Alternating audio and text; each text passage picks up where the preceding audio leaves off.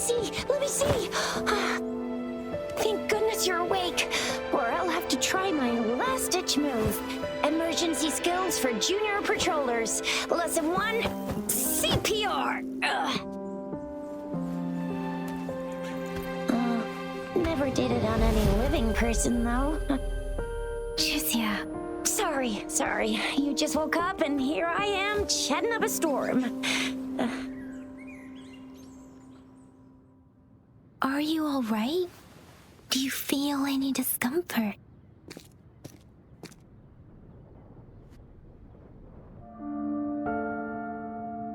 You can call me Trisha, and she's Yang Yang.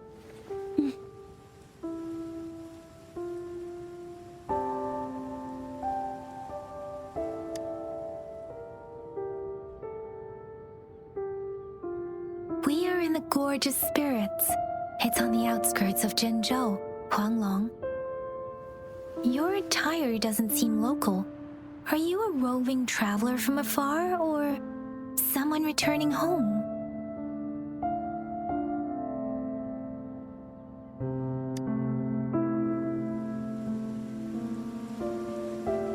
So you don't know why you're here, where you're from, or who you are. Baizha didn't tell us you'd have these after effects when you wake up.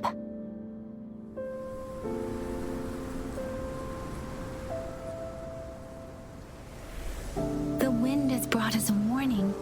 The etheric sea is converging. It seems a new tacit field is taking shape. That means it's probably gonna get dangerous here soon.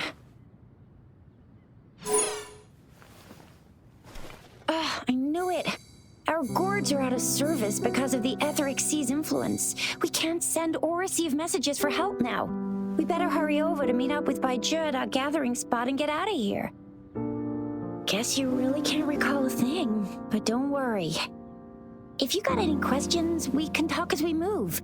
Yang Yang and I will give you the full scoop, every little detail from the get-go. Rover, can we call you that for now? Before you remember your true name?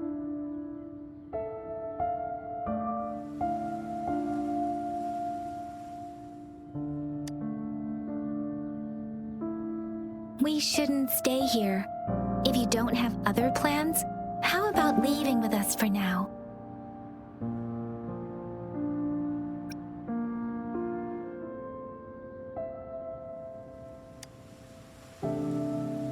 The terrains are complicated here, and we usually take that one route. If you don't mind, perhaps we can leave together for now. You can decide your future plans once we leave here. Yeah, let's get going.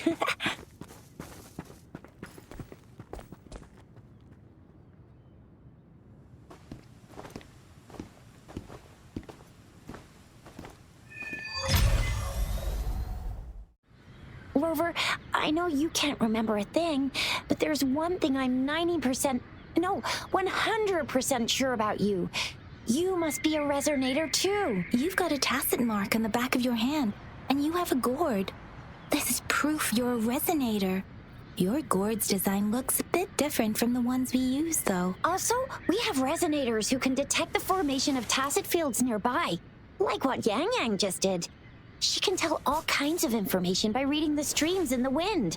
That's her resonance ability, while I couldn't feel a thing. Plus, not many people are gonna hang out in the wilderness these days, unless they're resonators.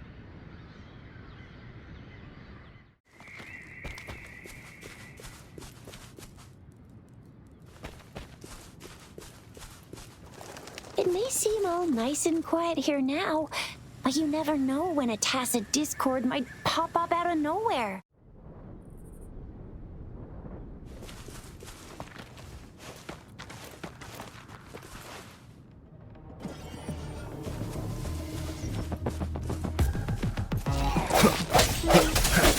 Sounds come forth.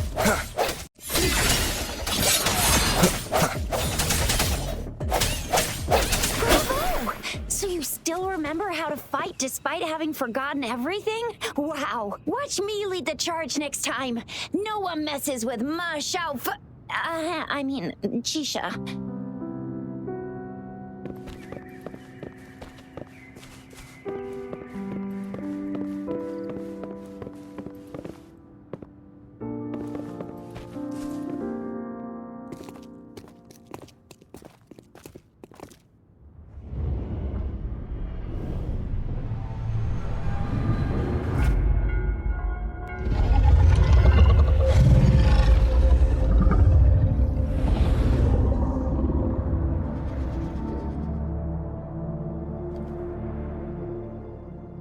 What's wrong? Are you injured from the fight?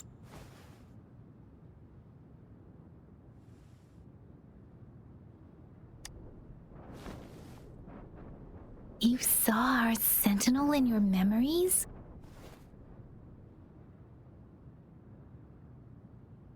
Yes, the one we built this statue for. The Oracle Engine Sentinel in Zhenzhou.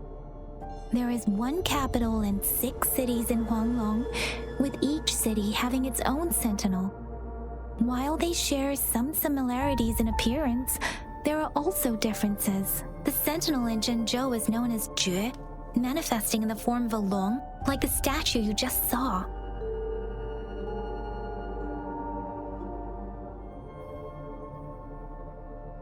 Sentinels are present where civilizations thrive. Huanglong stands out with the highest number of currently coexisting sentinels because of its long history and vast land. Records state the sentinels in Huanglong were once a single entity. Now they are each responsible for a part of Huanglong. Naturally, there are sentinels in other regions too, but fewer compared to Huanglong.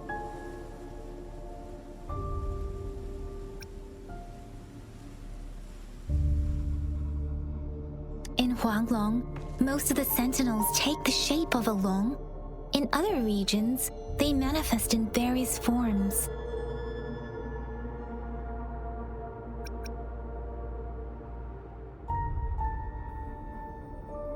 You were standing face to face with our sentinel?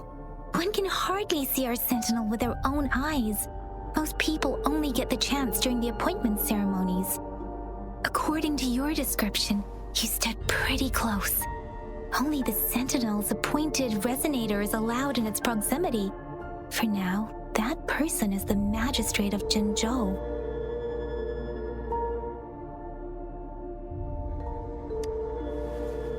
Whoa, darn! That must be an elite class! Chixia might be in danger. Rover, please.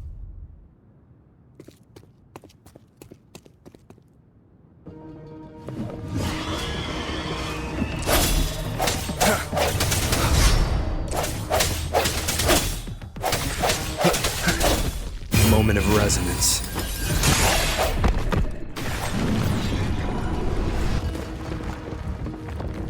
Rover, watch out!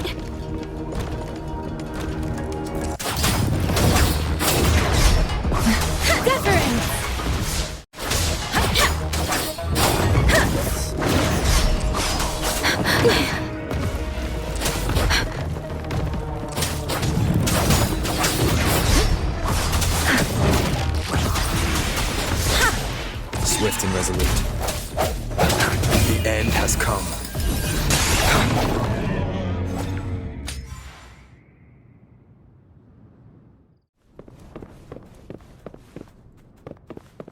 That was close. You fought so well. I didn't even get a chance to help, and Yang Yang just rushed over to protect you like a Anyway, Yang Yang was trying to shield you, and then bam! The Tessa Discord was taken care of before I could get a good look. Chixia. Oh, by the way, speaking of Baizhi, we're almost there. The place where we said we'd meet with Baizhi. She's the resonator I've been talking about. Baizhi can heal with her resonance ability, and we found you together at the bottom of the gorge. Baizhi did some first aid for you. You seem to have drowned. But your airway was clear. Your clothes were dry and clean too. Oh, and of course it was Yang Yang who investigated your clothes and mouth by feeling it through the streams. She kept blushing and apologizing to you as she did while you were out cold. Yeah.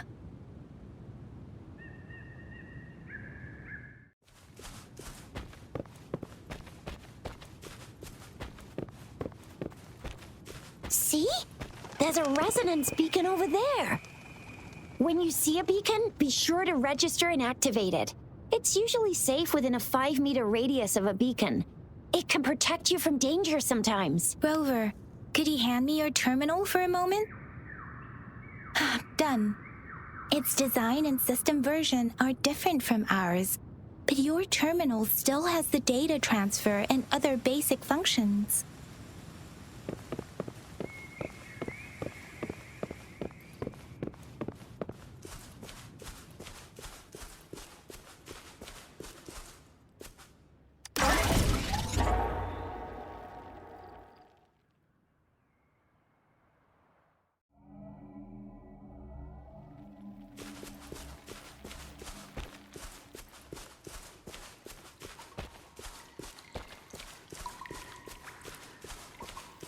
We are almost at the gorge's entrance. There will be a descent, but if your terminal's glider module still works, it will make things easier. I will show you how to use it.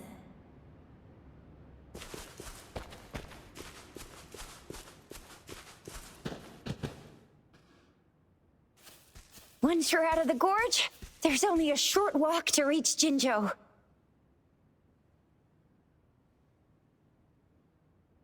Jinzhou is the safest place around here.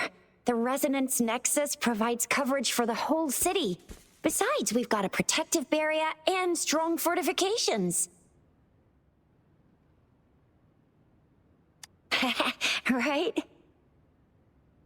Jinzhou sits between the Desert Highland and the Northful Barrens. It's a border city and a fortress.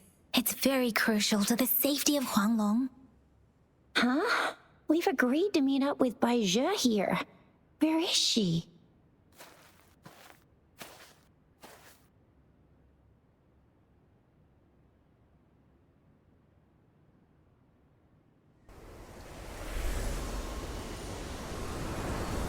This is the center of the Etheric Sea. A tacit field?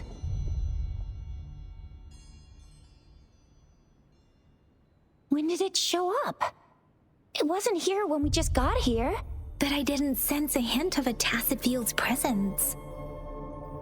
So it appeared while we weren't looking? Like in the blink of an eye? Or maybe the Etheric Sea can tell where we are. Could it be following us? The center of the tacit field.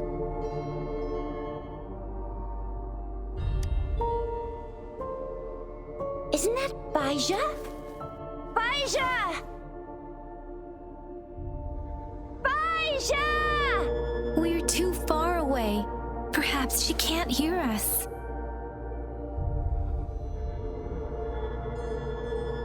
Freshly formed tacit fields have a dormant period. During this time, it is relatively safe.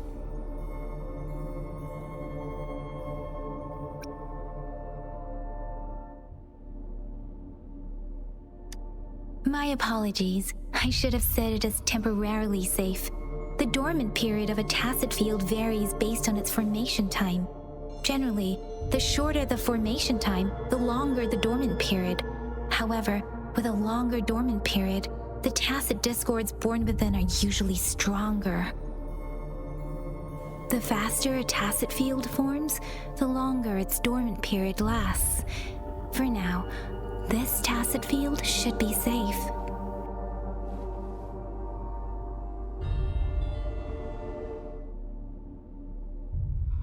According to the hero plays, yes, there's a chance for that.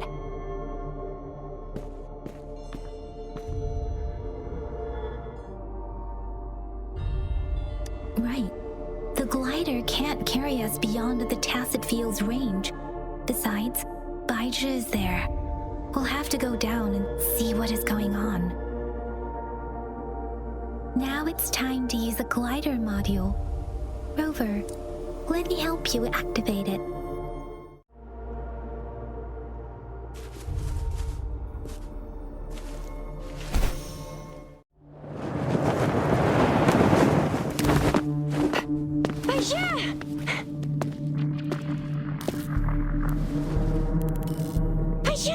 We're in a dormant tacet field, right? Why did you come here by yourself? Baisha, you know we...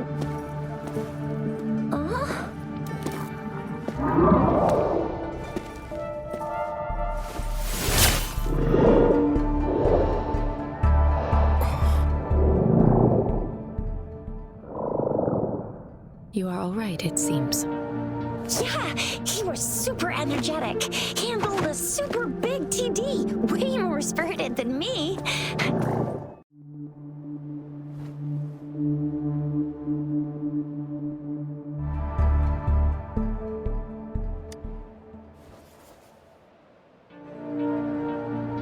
Baija is just concerned about your condition. She must think we shouldn't be letting you move around that much, since you've just regained consciousness.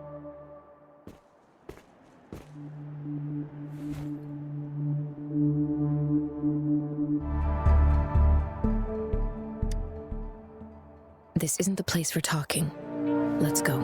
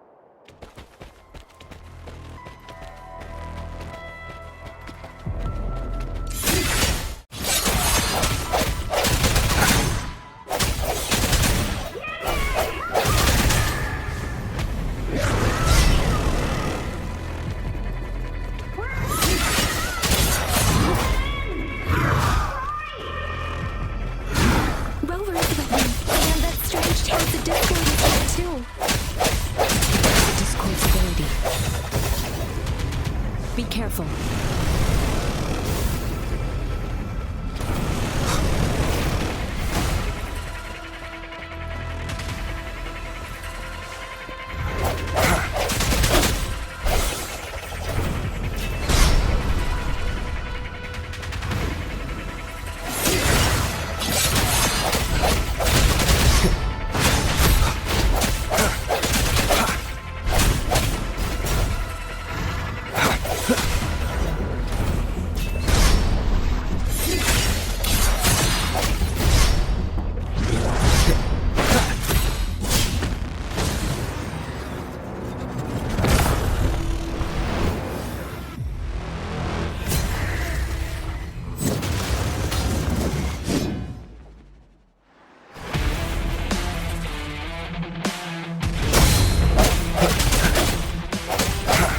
Moment of resonance.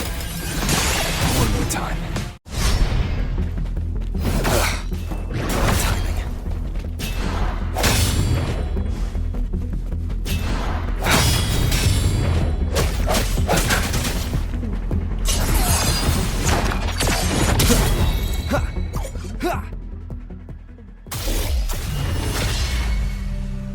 Yang! Rover! Are you all right? Are you hurt?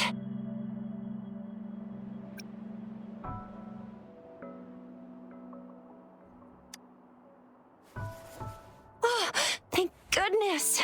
We could see that darn barrier, but couldn't lay a finger on it. I'm fine too. I've never seen such a formidable tacit discord before, but Rover was able to completely defeat it.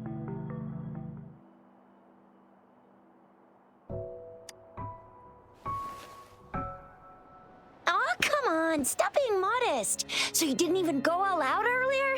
I saw how you took down that fella with both of my eyes.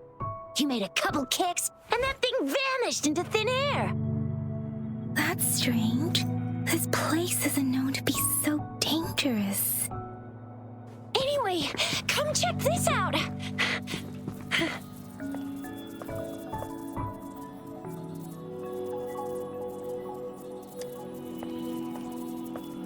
Oh, this is an echo. Wow, an echo of the elite class. Someone got lucky today. My apologies. We got a little carried away. Does reverberation or echo ring a bell to you, Rover? Everything in our world is made up of frequencies, and every sound generates a reverberation. Those echoes are the lingering reverberations of tacit discords after they disintegrate. We can absorb them into the databanks in our Pangu terminals. Oh, by Pangu terminal, she means the gourd-shaped device every resonator has, developed by researchers in Huanglong. But you see, it's not always we get to find these. Also, there's a limit to what your gourd can absorb. Absorption is only possible when your databank's level is equal to or higher than the tacit discord's level. The terminal can then convert its reverberation into an echo for use in battle. My terminal issued a warning when it detected that tacit discord earlier.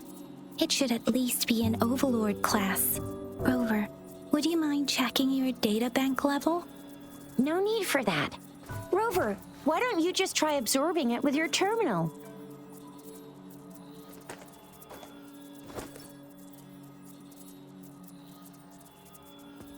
Oh, so it doesn't work.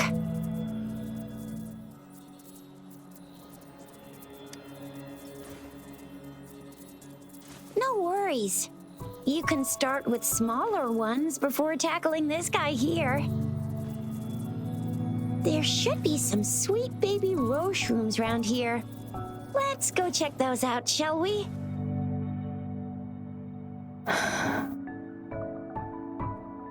We'll need to report the unusual phenomena here to the City Hall and the Academy. Let's make our exit.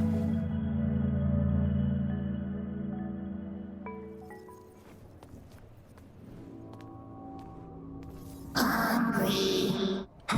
I'm starving.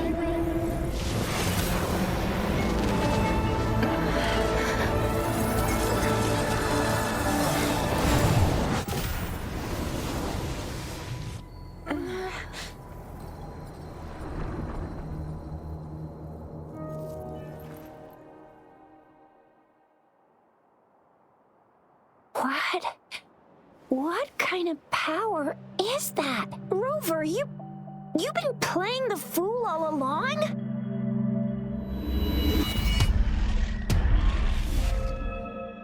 I've never seen a resonance ability quite like this. You got any other tricks up your sleeve?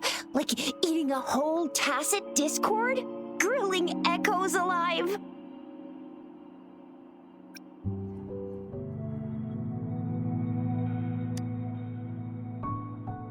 Could it be related to your lost memories? Can you recall anything now? Rover, are you feeling all right? Any discomfort? Could it be the side effect of fighting that tacit discord? Daiju, can we take Rover to do a checkup at Huashu Academy's Resonance Medical Department?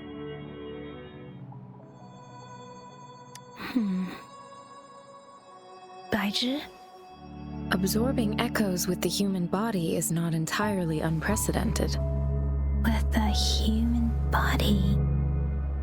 I remember Comprehensive Mirror for Historians mentioned this in the Huanglong section's opening. A celestial being descended, commanding the Tiankun's boundless power.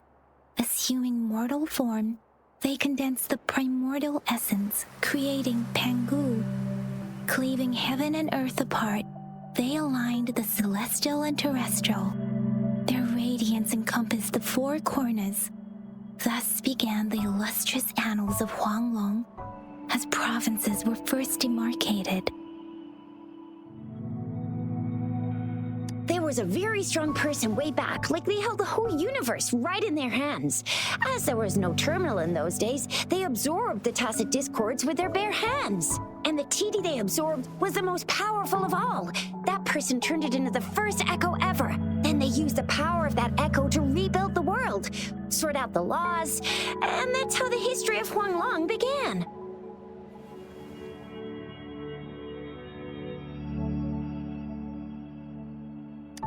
Actually, I'm not.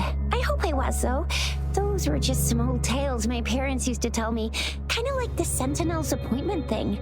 Yang Yang's got an impressive memory for the ancient texts. Me, I just happen to roughly remember what the story's about. Whether it's true or not, that story happened a long time ago, when Jinzhou didn't even exist.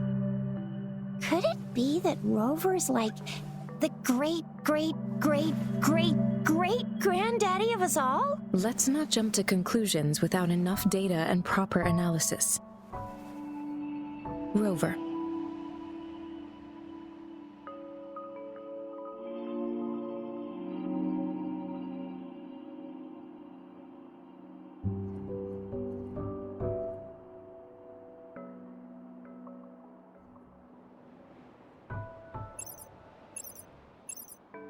Wait!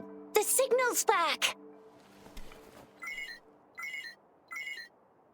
This is a holographic message to all of Jinzhou from the City Hall.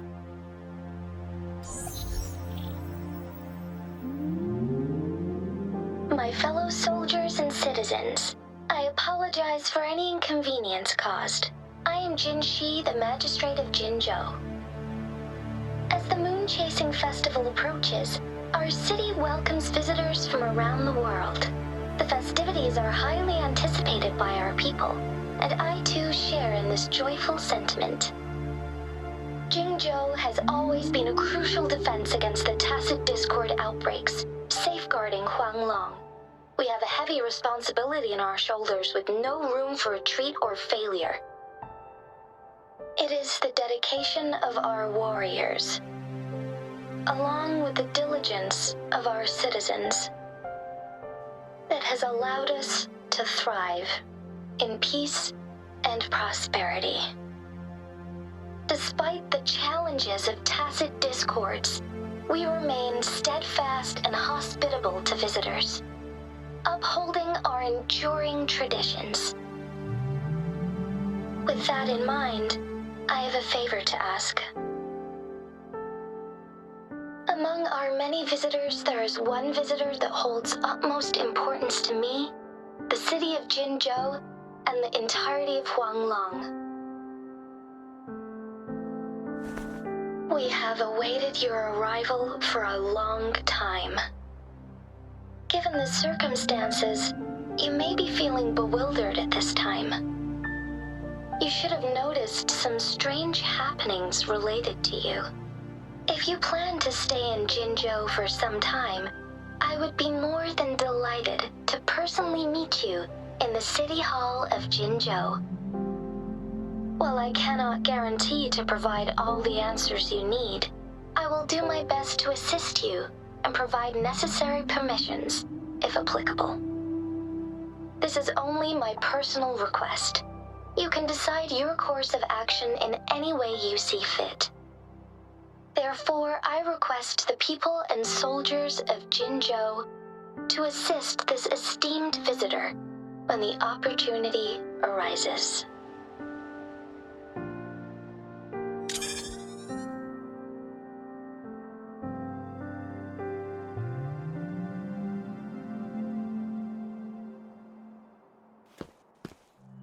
Why do I get this feeling?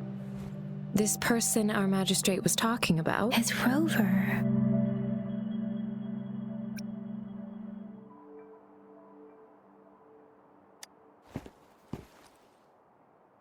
Now you're talking a little like Baizhi, Rover. Hey, that ain't the point, okay? What are your plans now, Rover?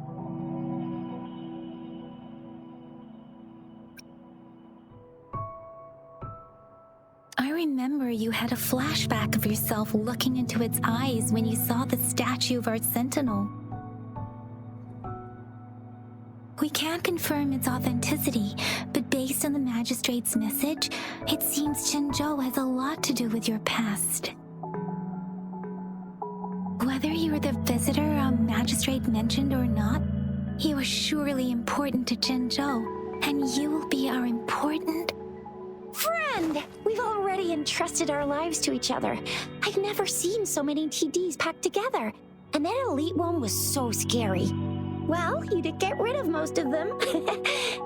Anyway, once we're back in Jinzhou, I'll treat you that famous specialty from Panhua's restaurant.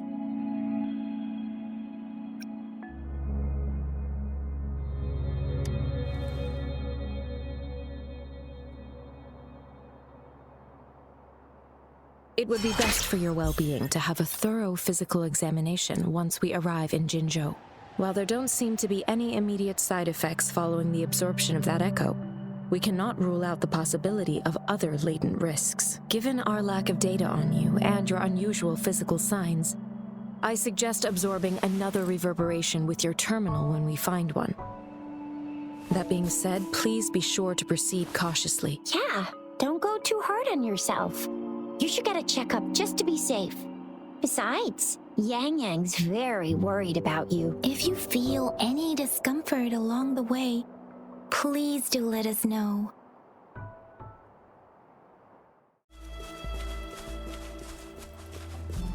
I'm gonna get you one you can absorb. I never go back on my promise. Your hero Chisha's on the hunt.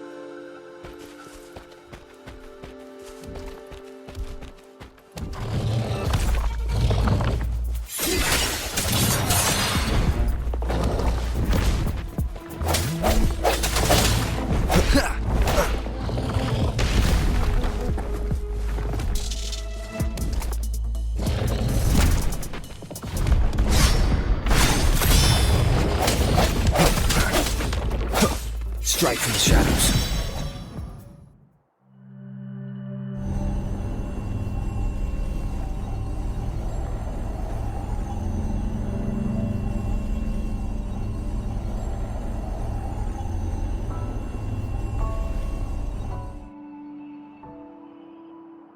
Can you reenact what you did before?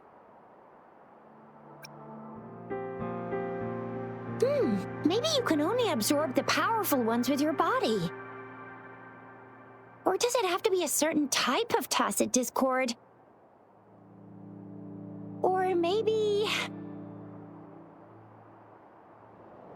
we should give your terminal a whirl.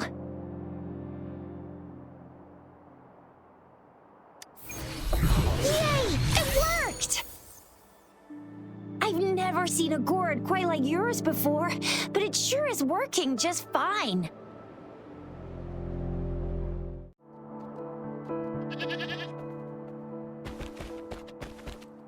One with the sounds.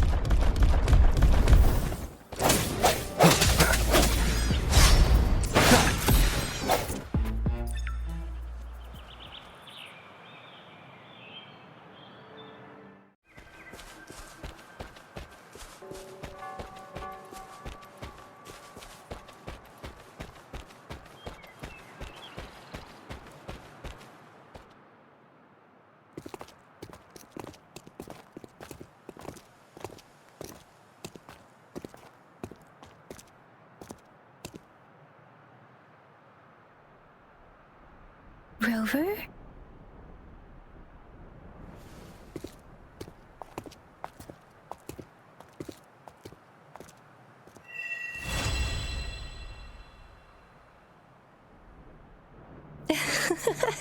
There you are. My dearest, seed of fate.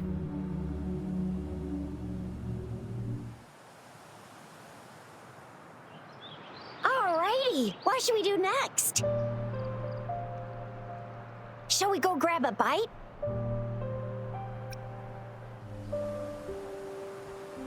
I am to return to the Academy. The anomalies of the Gorges of Spirits, the resurgence of that tacit field, and the many wave-worn phenomena occurrences. I should report them in time. Then I'll go submit our report. and prepare the documentation needed for Rover's audience with the magistrate while I'm there.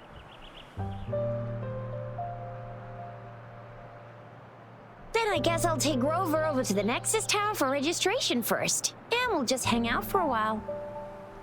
Being new to Jinzhou and all, he can't be left standing outside the city hall with nothing to do. Hospitality is our local specialty, you know.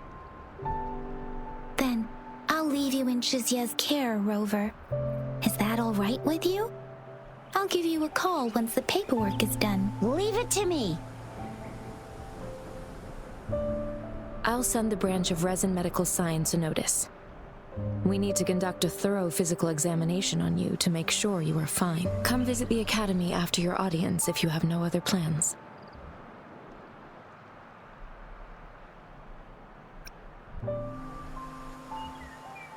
The unique nature of your condition requires specialized treatment only available in the Huashu Academy. And your body is bound to arouse the interests of many researchers. Myself included. Baizhi, I think your last sentence could be worded better. I see. I agree that my phrasing lacked the attention to detail. Please allow me to reorganize my words. You guys done yet? What's the holdup? Let's move! Then I'll have more time to show Rover around. We've got loads of fun in Jinzhou. We can go watch lion dances, hero plays, stand-up shows, and then maybe the martial championships. Plus tons of different treats to try out. You think it, we have it.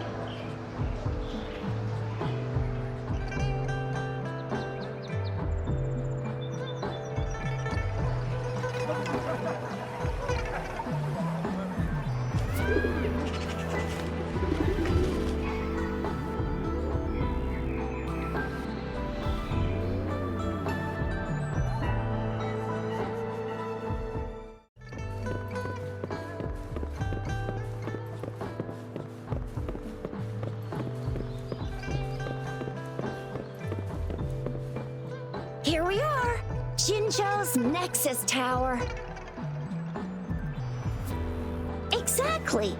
Let me see, think of it as Jinzhou's largest service station, or an integration hub.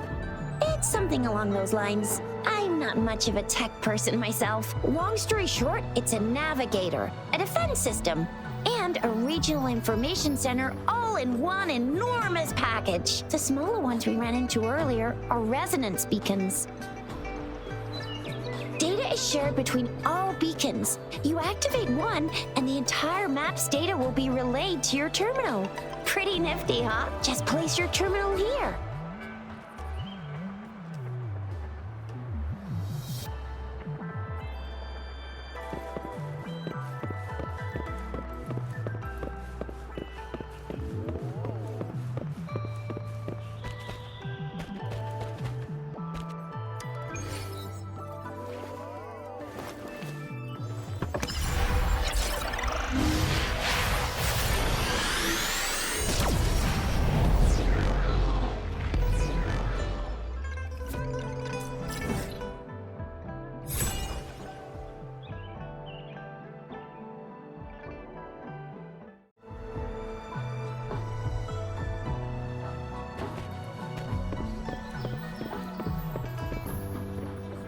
I have the arrangements in place.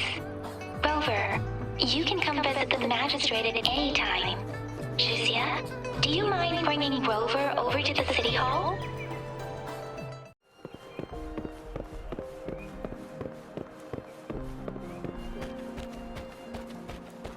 What do you mean I'm not the VIP the magistrate's expecting?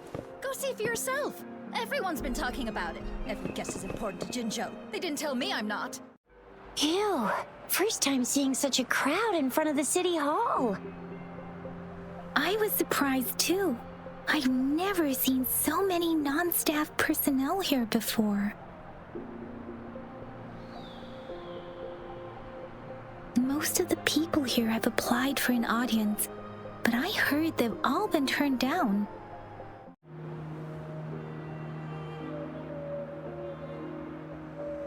Most people were advised to leave by the magistrate's bodyguard upon sending in their applications. The ones staying here are either trying to apply for some other people or just too stubborn to leave. The few that made it inside said it only took one freezing look from Lady Sanhua and they were compelled to leave. What kind of description is that? Sounds like they've met some snake-haired lady and got turned into stone. She's the magistrate's personal bodyguard.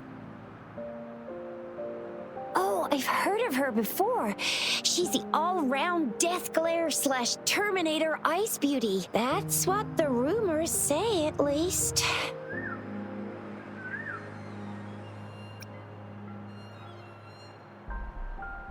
There is a small chance she's not in the city hall, but it's very unlikely for her not to be in Jinzhou. Or rather, it's nearly impossible for the magistrate to leave Jinzhou at all.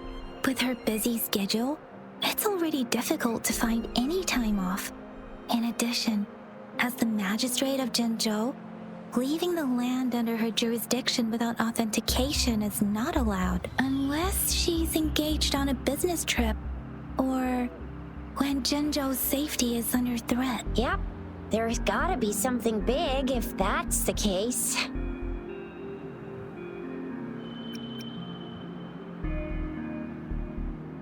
So this is the true confidence of our rover.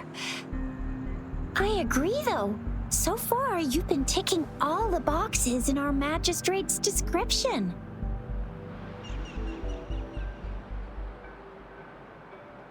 Sure it can. Have you thought of something, Rover?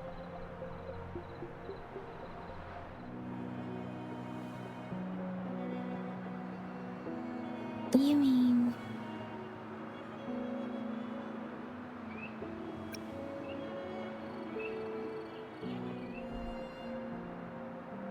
I can't really keep up with your thoughts, but I think a meeting with a magistrate wouldn't hurt. Same here. Anyway, our magistrate's the best lead we have for now, no matter what she has in store for Rover. What do you think, Rover? Are you in a hurry to recover your memories? In that case, how about meeting with the magistrate first? She may have the answers you're looking for. We're not allowed to go with you. Shizia and I will be right outside the city hall. We'll be waiting for you. That's right. We're not going anywhere. Just give us a shout if anything goes down. Wait, no, we won't be able to hear ya. Plus, they've got this rule about not yelling inside the city hall.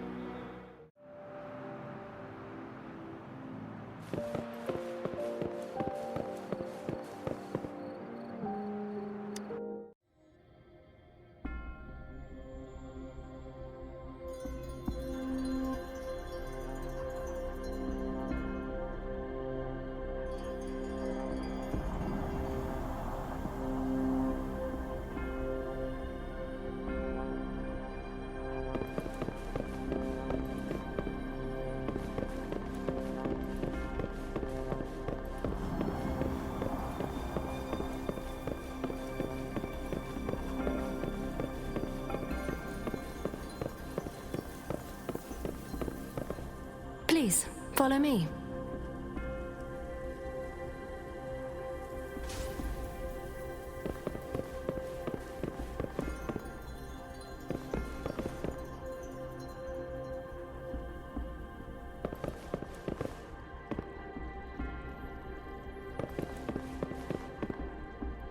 Kindly have a seat.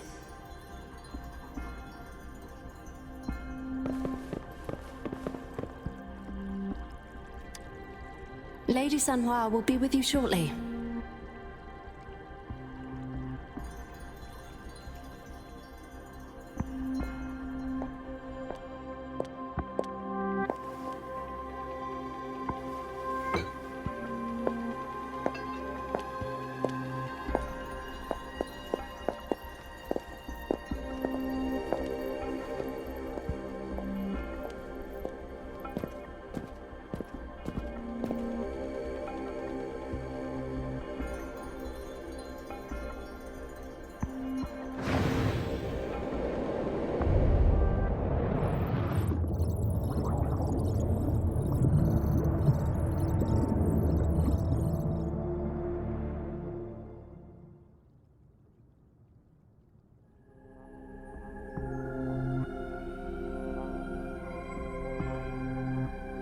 Pleased to make your acquaintance.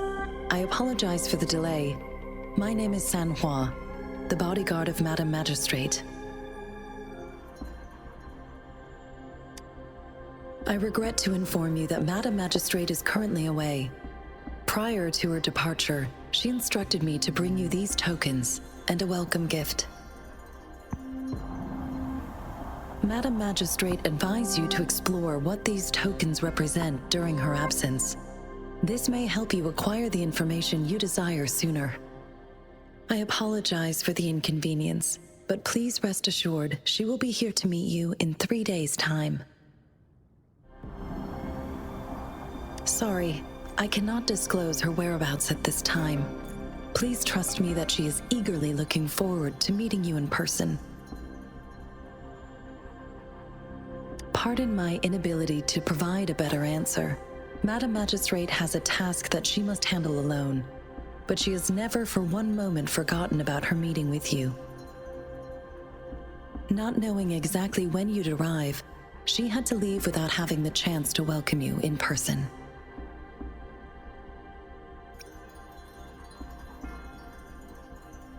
Because she will require at least 3 days to complete her current task, Madam Magistrate wanted to assure you that in 3 days, by any means, she will return to meet you in person.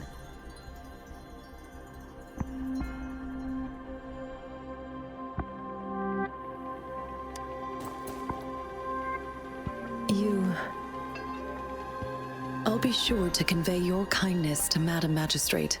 Please accept my sincerest gratitude. Yes, Madam Magistrate does hope to have your assistance, but there is no rush for a decision. She does not want to pressure you into anything you may not desire. We invite you to learn about our situation before making a final commitment.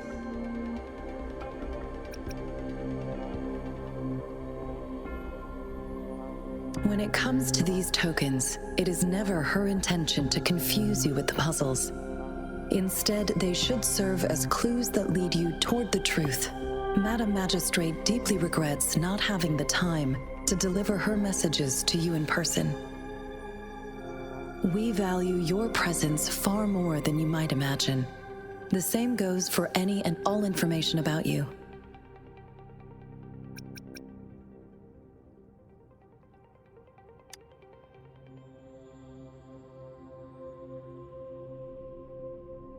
Since Madam Magistrate is currently away, I cannot make the final confirmation on her behalf.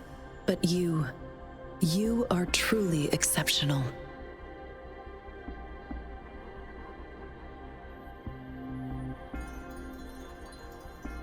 Regarding that, my eyes can see the frequencies of all living beings. Or rather, those frequencies are the only thing I can see. You share the same frequency with Madam Magistrate.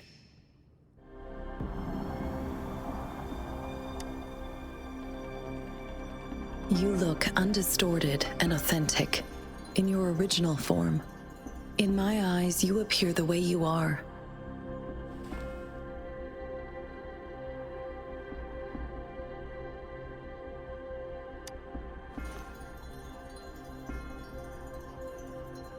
They all look different.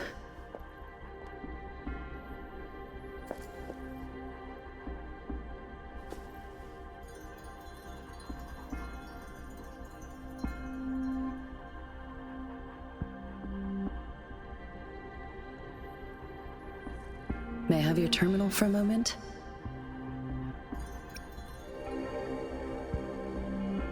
Yes, it's the gourd on your waist, the device every resonator carries.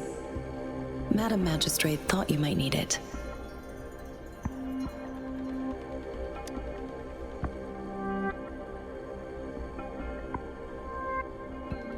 The utility module on your terminal has been upgraded to the latest iteration. Now, all the utilities, including sensor, levitator, and grapple, should be fully functional. You are now granted unlimited access to all regions in Jinzhou. I have sent your terminal ID to every border pass and residence beacon. You will only need to display your terminal ID or activate a beacon with your terminal for entry. You are free to visit any part of Jinzhou. Yes, including the City Hall. You have full access to its facilities. Also, may I ask, have you decided your place of residence in Jinzhou? If not, Madam Magistrate has arranged accommodation for you in advance, here in the City Hall.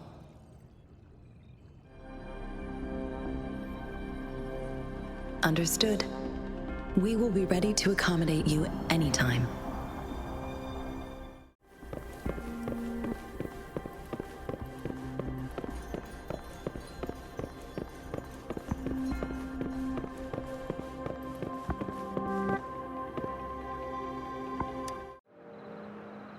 Rover! It took you so long! What gives? Was our magistrate a chatterbox?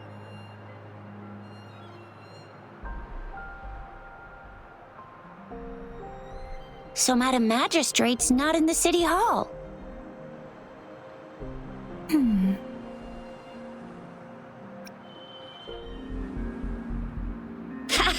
It sure is. Zhixia. The increasing tacit fields, uncannily powerful tacit discords, and now, our magistrate's absence. Plus, the mysterious Rover. I'm afraid.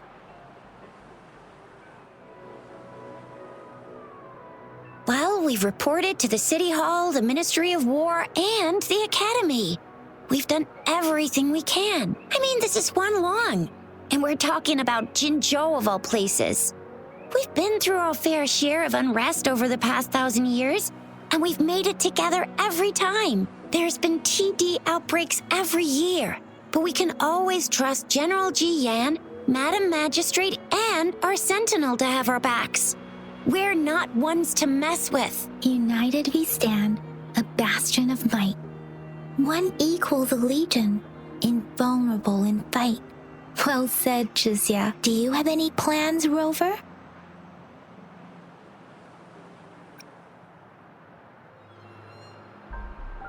Rover, do you mind if we have a look at the tokens?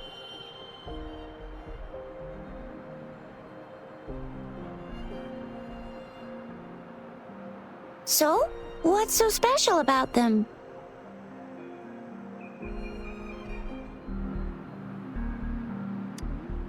A candy? Oh, I've had these when I was a kid. I think they were called sugar pearls, but I haven't seen anything like this in a while. Went out of trend, maybe.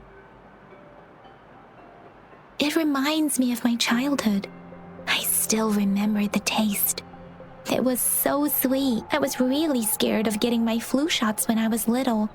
And sometimes the nurse lady would hand out candies like this as a prize for being good. But what does it mean as a token?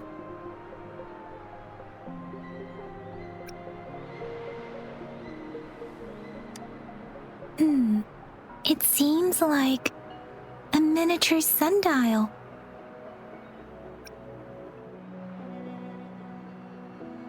On this sundial, time seems to be represented by the 12 earthly branches drawn on the outer ring of its surface, and its inner ring shows the 4 symbols, each representing one cardinal direction.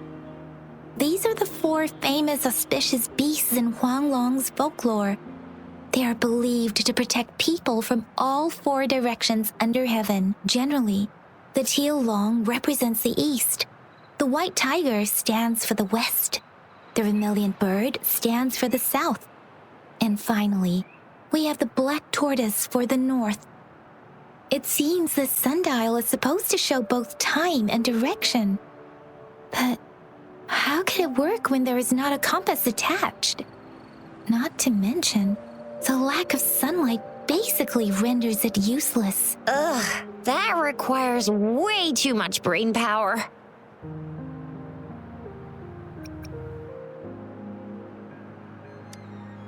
The color of this leaf seems a bit odd. Can't tell what tree it is.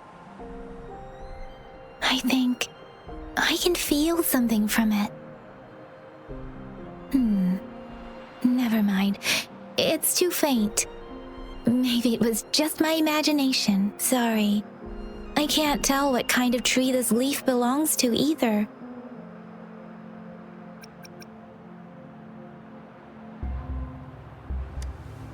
This is a mangosteen fruit. Mangosteens are not native to Zhengzhou. They are usually imported by boat.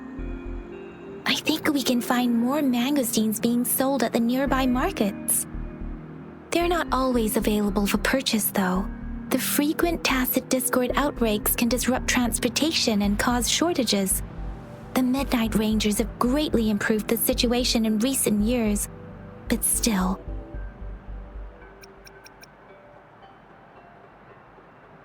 So Zhixia and I share similar childhood memories of the sugar pearl. Do you remember it too, Rover?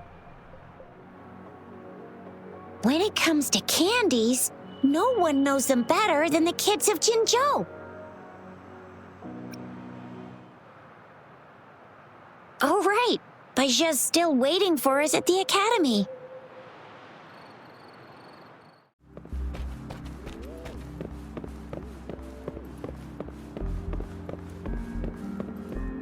There's still some distance to the Huaxiu Academy. Let's see who reaches there faster.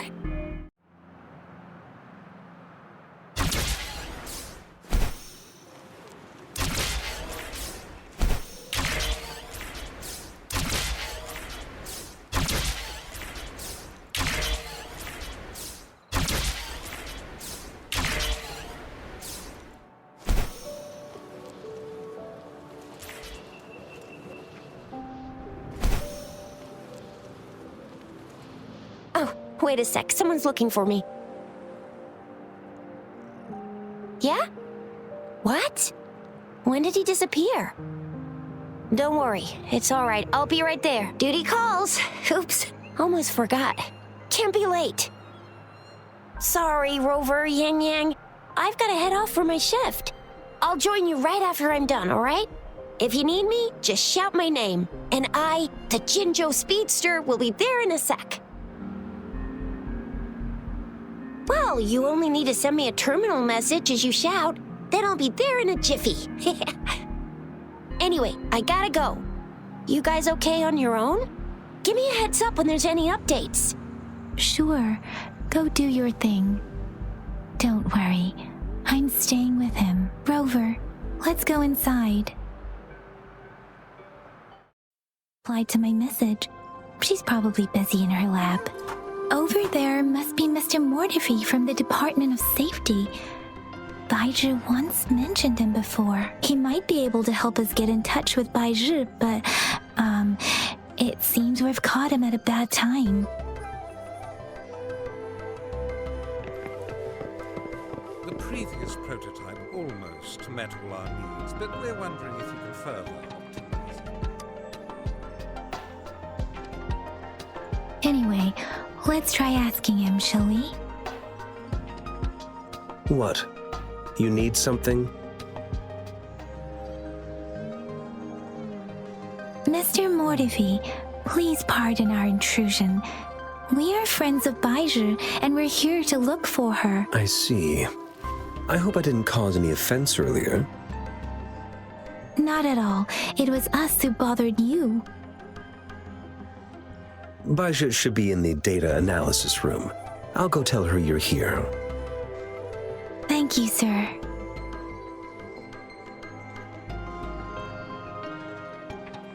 This is Mortifi, a renowned figure in the Department of Safety.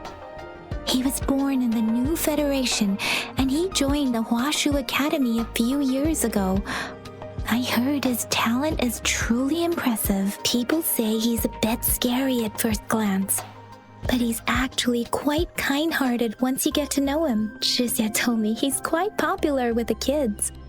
Children have been pestering him for all kinds of fancy toys, and he's always open to their requests.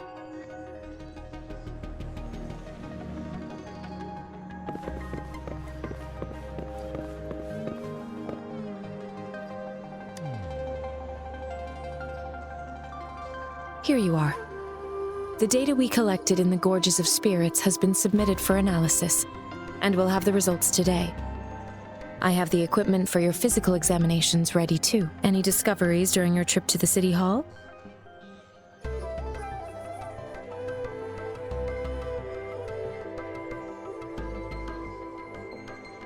What do you think, Baizhi?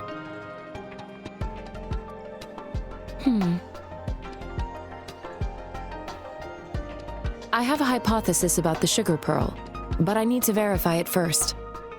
If possible, I recommend conducting non-destructive tests of all these tokens you have.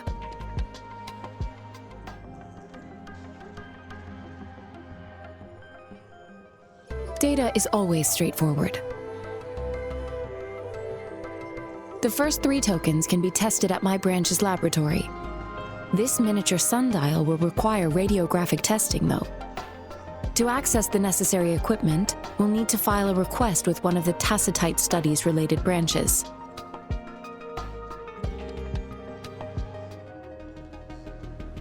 Yes, Mortifi is the branch of Tacitite Weaponry's head within the Department of Safety. One moment, please.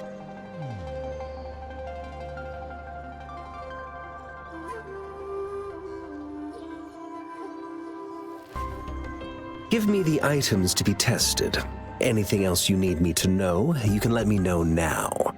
You may retrieve your items in 20 minutes, and the analysis report will be ready 5 minutes after that. Take a right, and you'll find me in the testing room.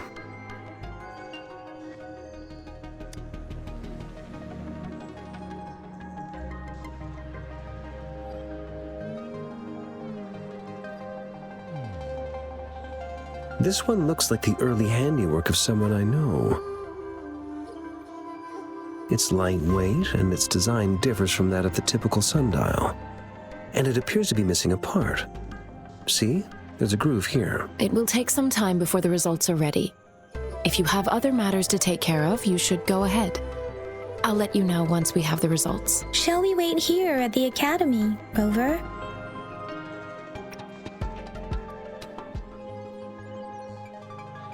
Sure you can. But don't forget your physical examination. I'll see you in a while for that.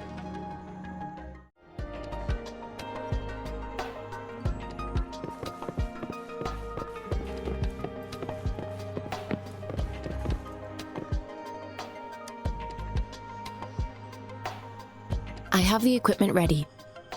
I'll need to check your health status and see if there are any unusual fluctuations. Now let's begin, if you're ready. Do you have any questions before we begin?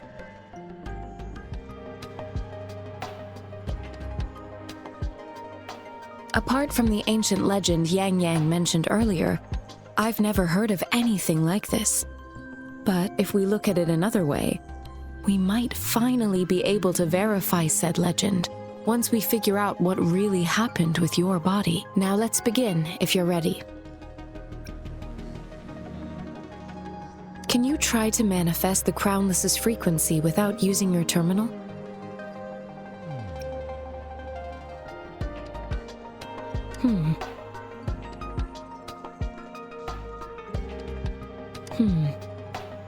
I am not seeing the Crownless's data in your terminal.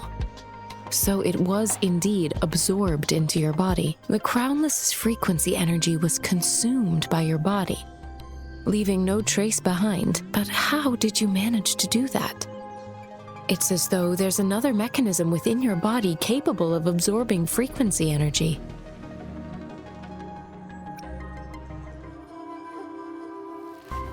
I can't say without sufficient data. To put it simply, it seems there is another dimension or a creature hiding inside your body.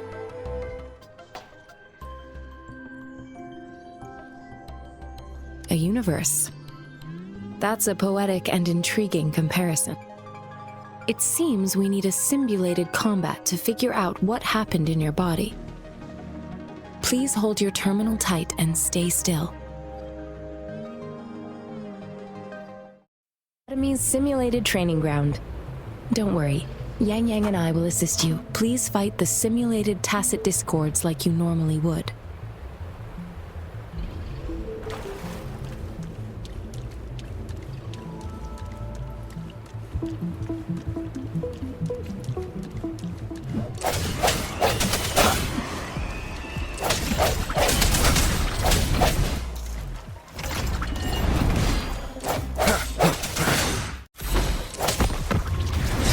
No hesitation. Let me be your blade.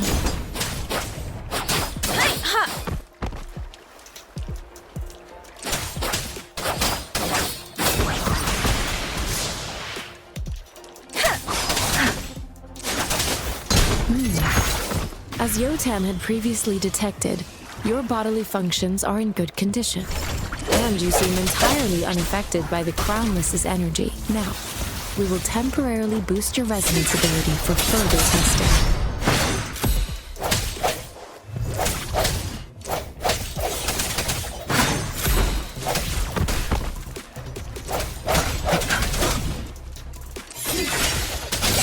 The hour is upon us.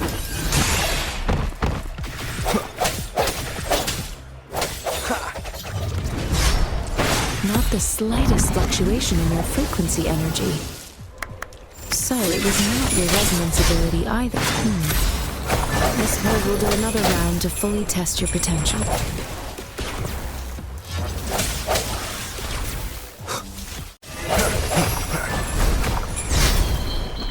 The end has come.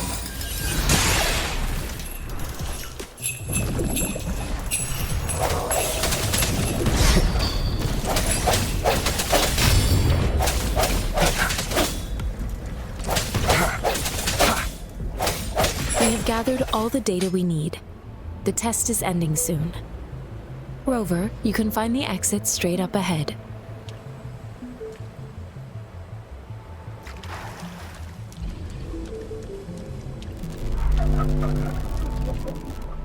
Rover, can you hear me?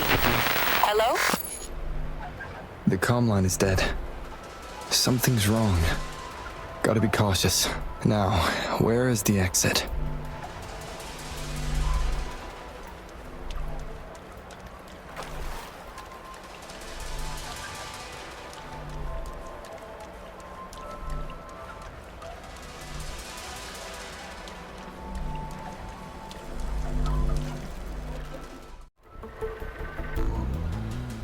Are those tacit discords?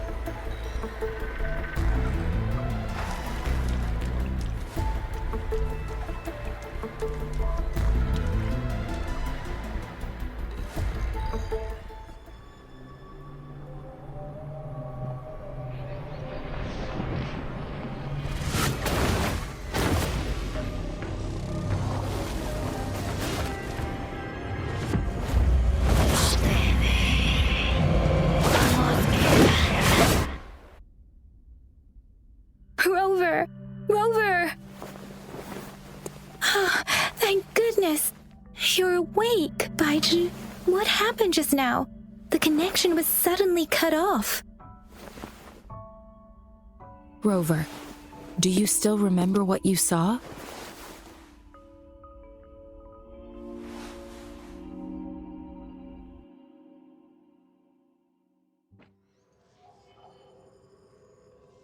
Can you give us some more details? A giant tacit discord with a scythe. It doesn't sound like the Crownless. Might be even higher ranked. This is the first time we've run into anything like this since we put the training ground into use. The sonorosphere captures everything that once happened in a specific time and place, be it good or bad. We built this simulated training ground after the structure of sonorospheres. Our goal was to extract pure remnant energy with the simulated sonorosphere. But we cannot guarantee that all abnormal frequencies were eliminated. Your arrival may have revived the abnormal frequencies we accidentally captured. Remnant energy sometimes gives rise to memory manifestations of sentient beings. You may have encountered one such manifestation. I suspect it could have something to do with your unconscious mind. Such anomalies could have been hiding in the simulation, and they resonated with your subconscious. Or perhaps they were lifted from your subconscious in the first place. I'm afraid I can't give you a conclusion yet. Not until we've run a thorough analysis on the data collected. I'll also check the simulated sonorosphere again to see what on earth happened to it. In terms of bodily functions, you seem to be in perfect health. In fact, all the data look quite good, but if you feel anything unusual, please come find me anytime.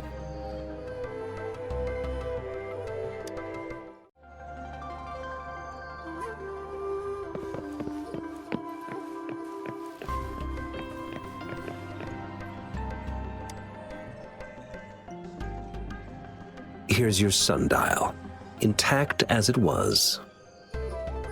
Mr. Mortefi, can we have the test results? Simply put, it's hollow.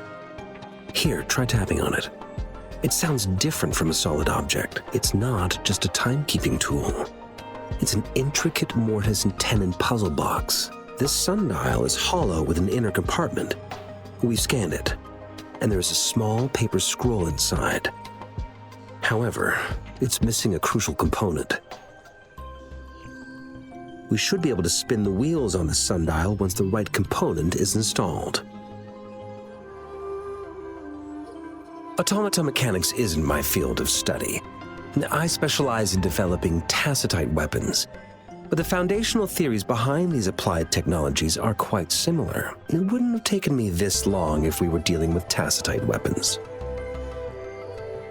Install the missing part, then rotate the wheels to their correct positions, and you should be able to solve the puzzle and access the paper scroll. However, I still have no idea what the missing component should look like.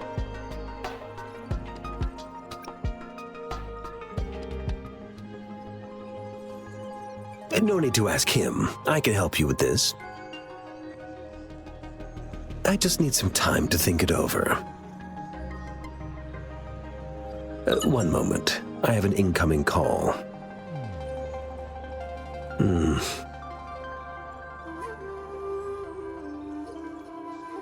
What is it? You certainly are well informed.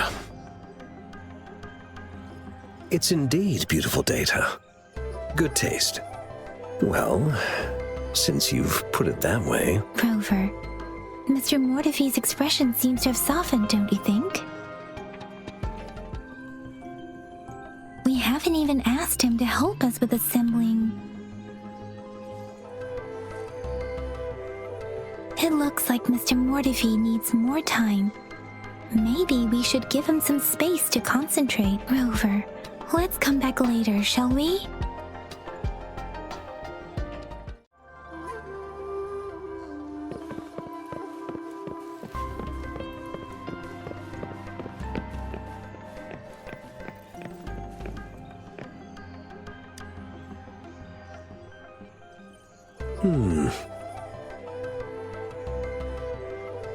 Yes, of course.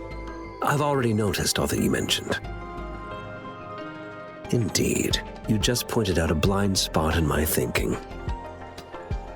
Your workshop? That hellish place?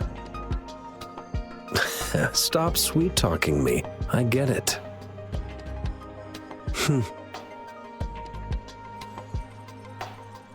Sorry for keeping you waiting. Let's get back to the sundial. It's a mortise and tenon-based puzzle box. The missing component in the middle needs to fulfill two entirely different structural requirements at the same time. Considering its entire structure, this component needs an automatic buckle that goes down on top of an embedded pointer. I'll draw up a design for you. The parts you'll need can be found in Jiang Li's workshop. I've already informed him about it. You'll only need to go fetch the parts in his place. He keeps a box full of them. Division of labor is more efficient in getting things done. Besides, I would like to avoid stepping foot in Jiang Li's workshop ever again. The mere thought of that place brings me migraines.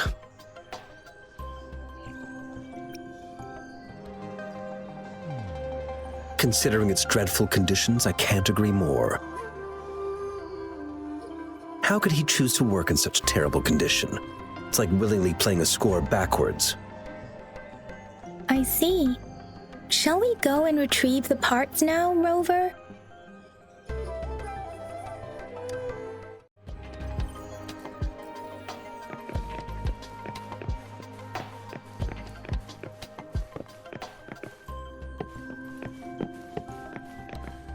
I mentally prepared myself for the worst, but this place looks much better than Mr. Mortify's description, though it is a bit hard to figure out where we should start.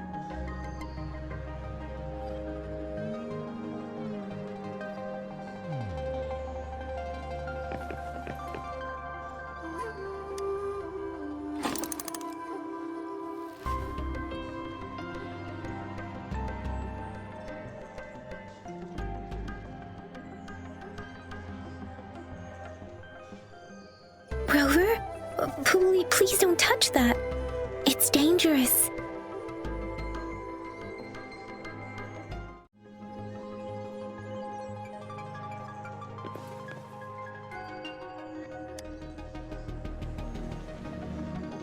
This should be it. It's quite a box full. Let's go back and show it to Mr. Mortify.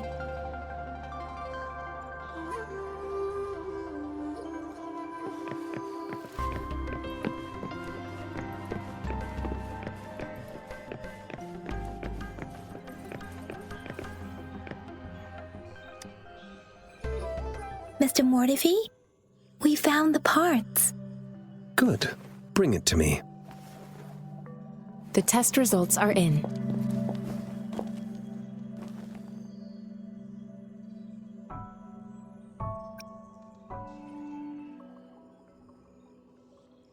The mangosteen is just an ordinary fruit. It's suitable for regular consumption.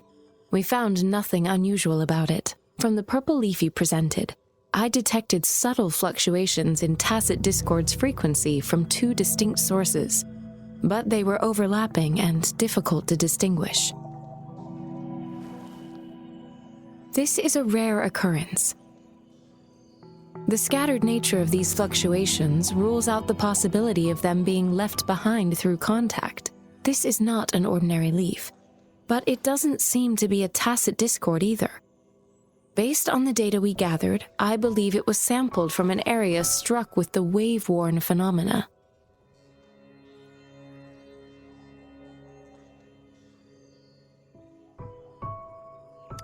Yes, the anomalies that occurred after the lament, including the formation of tacit fields, etheric sea, retroact rain, and gravity loss. These are collectively called the wave-worn phenomena. And the lament was the start of it all. As for the sugar pearl, it has been determined to be a type of oral vaccine. This sugar pearl expired over 20 years ago. The low-temperature storage life for this vaccine is about 2 years. A 20-year-old vaccine. Could it be related to the children's epidemic in Zhengzhou 2 decades ago? The archives in the Academy should have information on the sugar pearl. The archives here are organized in a unique way. You can start by searching the keywords at the lobby terminal.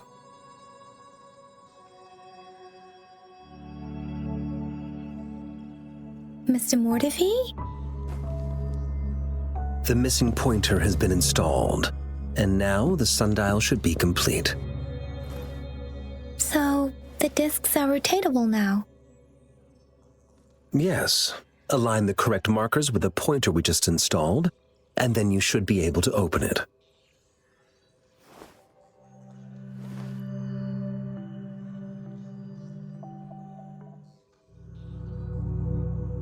The earthly branches and 4 symbols. These symbols are related to the sexagenary cycle. It's an intricate way of recording time in Huanglong. Nowadays, it is mainly reserved for calendars, numerology, and indexing, but it's falling out of daily use now. What kind of information could it represent? It's the filing system. Most of Huanglong's libraries and databases still use this method to organize their archives, namely the Grand Libraries.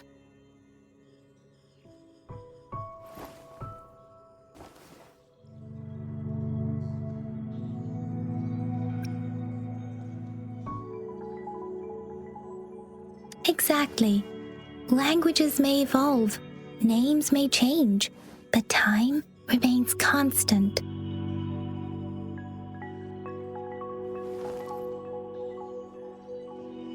It's an elegant system indeed.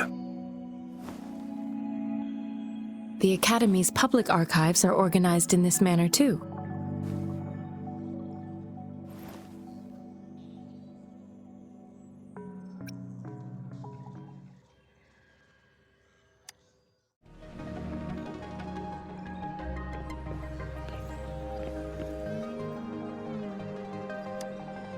I found it!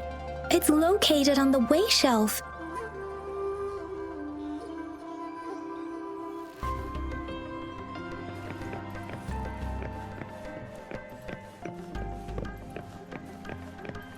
Mao Cheng Si Wu Wei. Rover, it's here!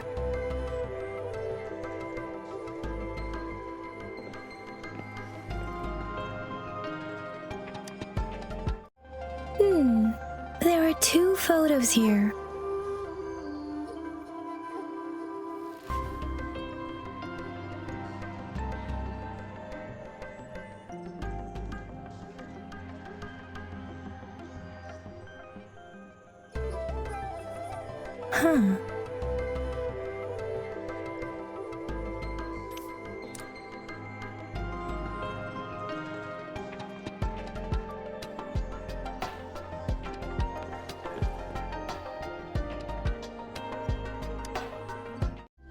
If I remember correctly, Zhenzhou was established during a year of Wei, several cycles ago. The Zhenzhou City Hall and Huashu Academy were built in the same year. The Gorges of Spirits battle sparked Zhenzhou's founding. And the formidable tacit discord described here? I believe it is the Crownless.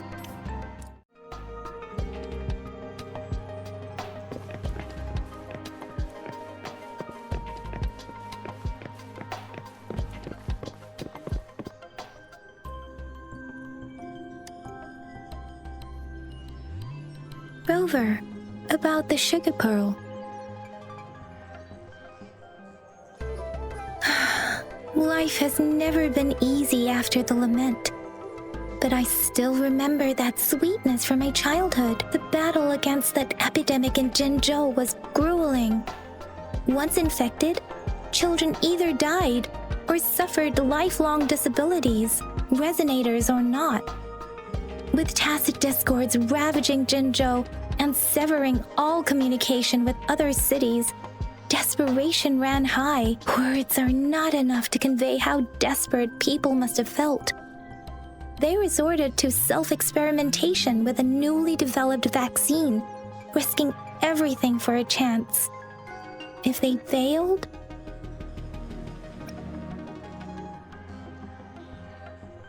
we owe our presence here to those who came before us. It's important to remember their sacrifices. If the sugar pearl points to the information and reports we have just read, What is Madam Magistrate trying to convey? Is it related to your past? Or is it...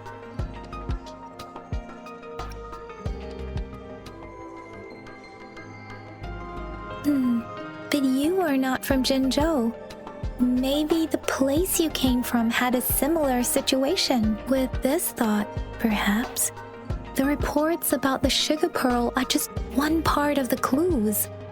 The other part about your past and memories is hidden in the documents on the way shelf. What do you think, Rover, about the sugar pearl?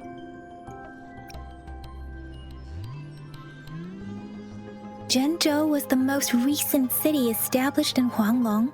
The mountains of spirits running from north to south divide Huanglong in two.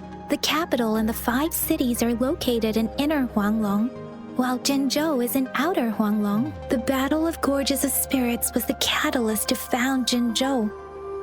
Tacit discords were born in the Norfolk Barrens, and their invasion route was originally traceable. However, the emergence of the Crownless changed it.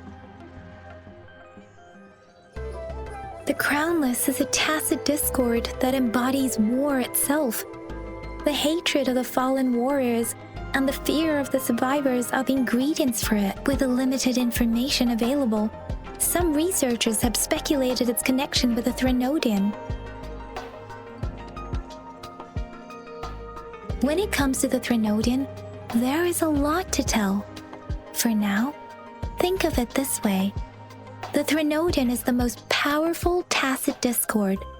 The Battle of the Threnodian that happened long ago was to fend it off. According to the reports, the Crownless is very similar to the formidable tacit discord we encountered.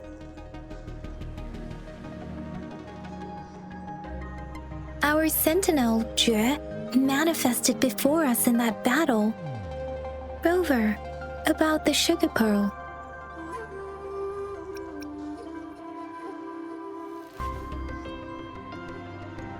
We have the symbol Wei now. This should go with the time part. But we can't yet solve the puzzle with this alone. Maybe we can figure out the cardinal direction part by looking into the tokens again. It might have something to do with how we got one of the clues.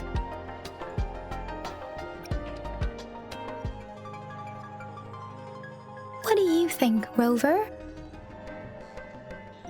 I've only seen our magistrate once at the appointment ceremony, so I can't comment on her personality, but her policies have proven effective and greatly benefited us since she took office.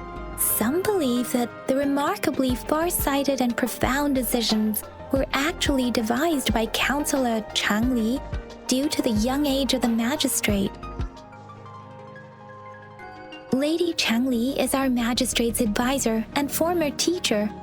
She once held a high position in the Central Secretariat, but she requested a transfer to Jinzhou. I've also heard rumors painting her as a cunning manipulator rather than a loyal servant. Let's look back on what we've gathered so far. Our clues point to the sugar pearl as a key in solving the sundial's puzzle. Simply put, one token can lead to multiple targets, and one target may hold several pieces of information. We both had a reason for meeting. The magistrate had information to share, while I had questions to ask. However, her tokens contain both what she wants to tell me and what I want to ask her, making it seem like she is complicating matters. Or maybe she was running out of time. That's why she could only offer us scraps of the puzzle, instead of actually putting it together. Or perhaps she's indeed a master strategist, leaving breadcrumbs for us to follow. The initial clues may simply be a test to... She needed to ensure that those who may come across these tokens without understanding their true meaning would not be able to use them for access. If it were you, Yang Yang, what would you do to make sure the recipient gets what you mean? I would emphasize my true message by repeating it again and again.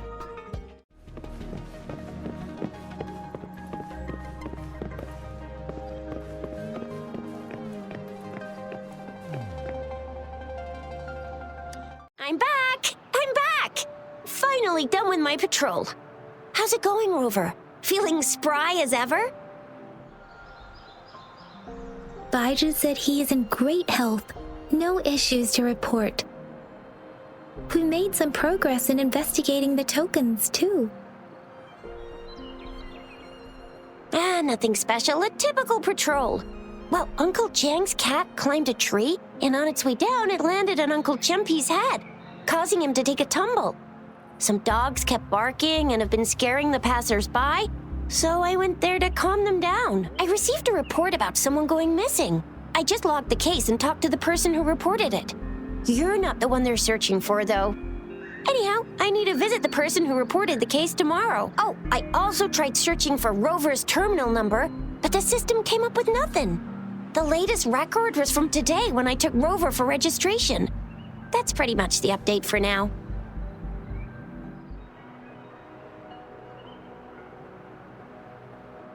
You betcha. All right, I still owe you a meal. The night markets are closed, though. Let's grab breakfast at Panhua's restaurant tomorrow before my shift. Meet you guys there in the morning. Be there or be square. Do you have a place to stay, Rover? Talk about hospitality. All right, enough chatter or the sun's gonna come up. Let's get Rover back to the city hall, and we'll leave the rest till tomorrow.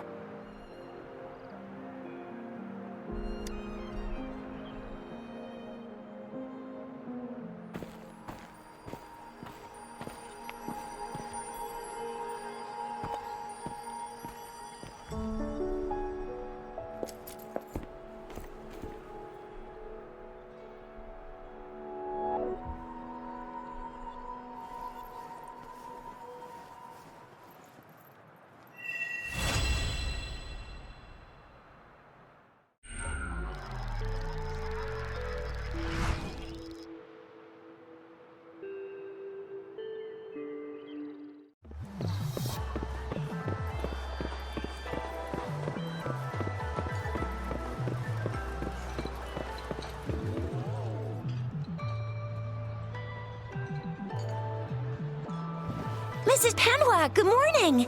3 bowls of extra spicy noodles, please.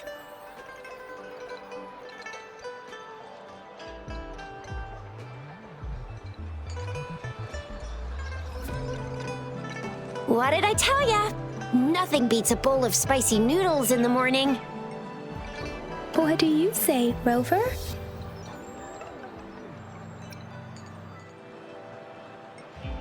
Looks like Baiju's locked herself in the lab again.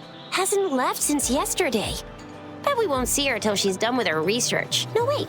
Since you're the subject of that research, we could use you as bait to lure her out. We can tie you up at the Academy's entrance, and with just a few tugs of the rope, I bet every researcher will come running at you with Baiju leading the pack. Hook, line, and sinker.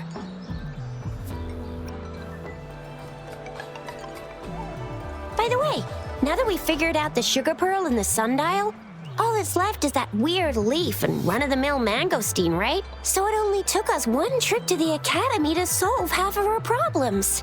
Either Rover's really smart, or Madam Magistrate was gonna make it easy for us to begin with. What's our next plan of action, Rover?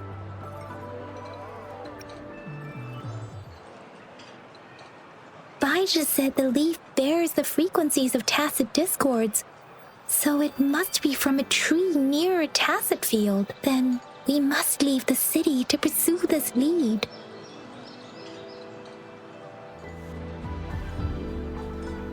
An ocean of stars, a dark-haired girl, an inverted etheric sea, and the resonance cord flowing from your tacit mark. And you said it was flowing in a certain direction, pointing to the gorges of spirits on the Norfolk Barrens.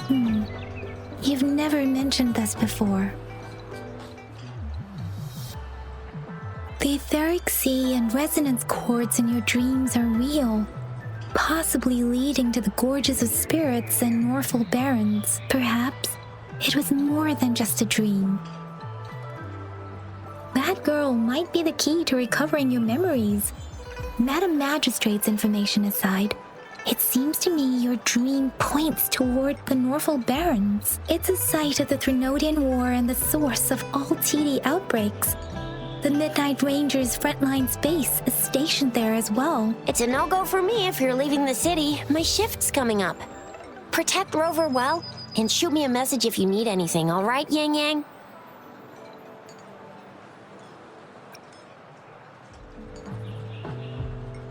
Without a doubt.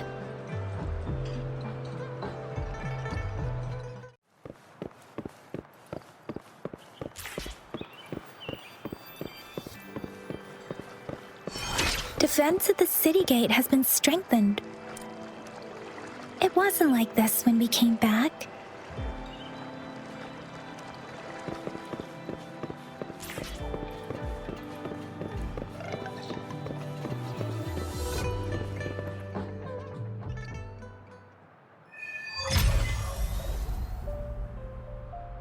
Access pass is required if you're heading to the Norfolk Barrens. That place is now off limits. What is your business, young lady? It's my third shift and you're still here. Oh, you must be the soldier on duty at noon yesterday. Nice to see you again. I'm a resonator and a trained martial artist. I can handle myself. Please, I need to go look for someone. I've promised the missing man's grandfather to bring him back. Would you let me through?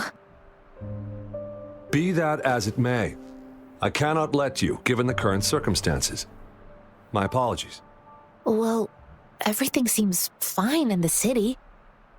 Are things really that bad on the front lines? That's why we must stay vigilant, so people in the city can go on peacefully with their lives. Besides, General Gian is currently there at the Norfolk Barrens base. Dangerous as it is, he will keep an eye on every soldier, including the one you're looking for. We have already sent a report on your case. You could just go home and wait for the good news. What's the point of staying here? Thank you, but I have already asked the patrol station for help and tried every method I could think of. Please let me through. I promised him, so I gotta give it my all. I understand your concern. I don't want to be a bother. Would it help if I hid my presence and stayed somewhere further away? How about 5 miles? Or maybe 100? Well, 1,000 might be too far, though. I wouldn't be able to see you clearly.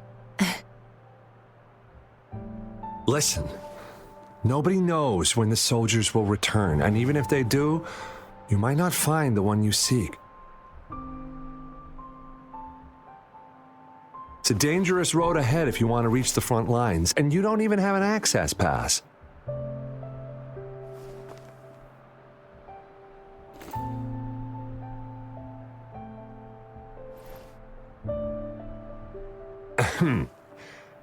Your access pass has been verified. Just you two?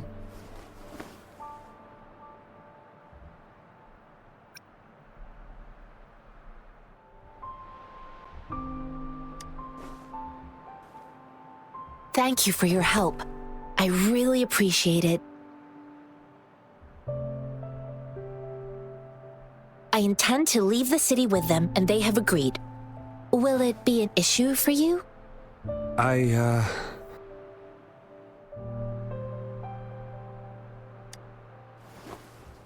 Well, it says you have the highest level of access, so no procedural issues here. Honestly, he could lead an entire troop out of the city with that access pass, and no one would question it. Sure.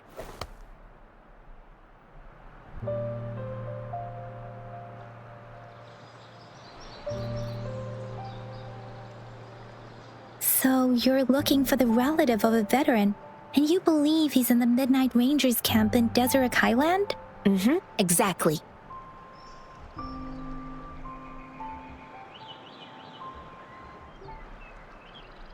His name is Ji-yuan. I don't know him in person.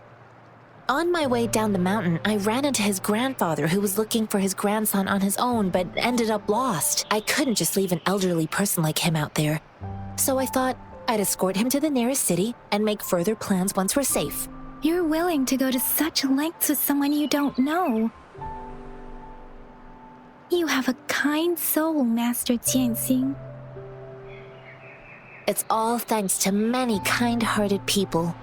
Without them, Mr. Zhongye and I wouldn't have made it to Jinzhou.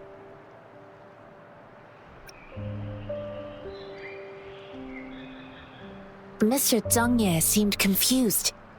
He's gone through a lot searching for his enlisted grandson. Lending a helping hand was the least I could do. I reported his situation to the patrol station, but with the chaos on the front line, Mr. Zhongye has been extremely worried about his grandson's safety. He'd sneak out to look for his grandson the moment no one was watching. I'm really worried about him.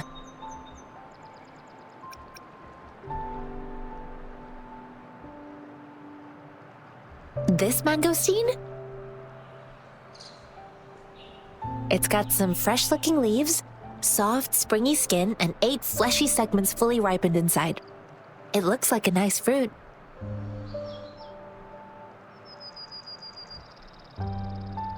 According to what I've gathered, Mr. Zhongye's grandson is very likely in the Desert Rock Highland.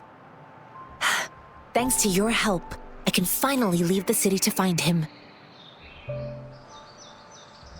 Of course.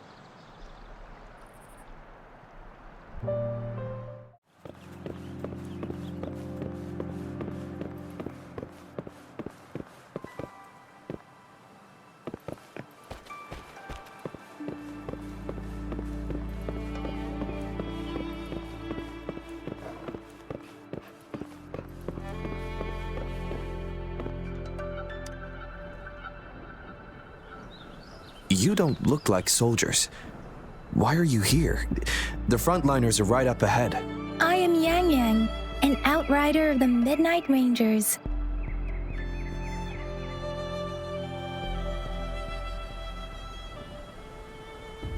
A missing person. Juyan. The one you're looking for. Is he an average person? Not a resonator, I suppose. Yes. Have you seen him? Is he all right? I met him once. He's not officially enlisted, but he seemed determined to join us. He's been secretly following our troops since last year. I think a quartermaster of the rear guards escorted him away, so if he's not in the city, he must be in the rear guards camp. He can't be anywhere else. The actual front lines are right up ahead, and we, the Midnight Rangers, would never allow non-servicemen to approach and risk getting killed. Thank you. Now, if you're heading that way, I have a request for you, my outrider comrade. On your way there, you should run into 2 detection beacons. They just went offline. Could you go check on them? Sure, we will. Great. I'll send the coordinates to your terminal.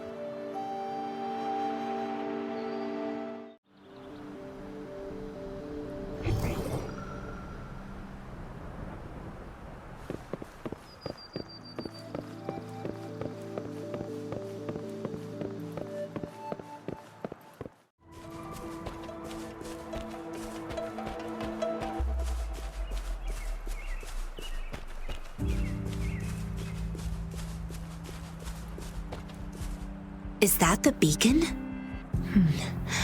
Why are there so many people? They don't look like soldiers.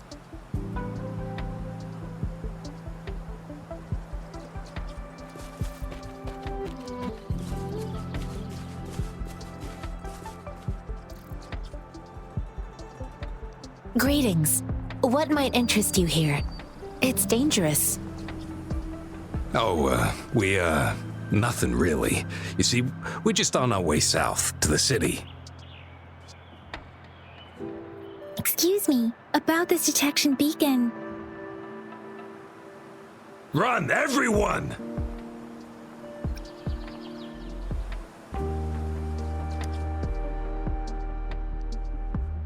I can't move. So hungry.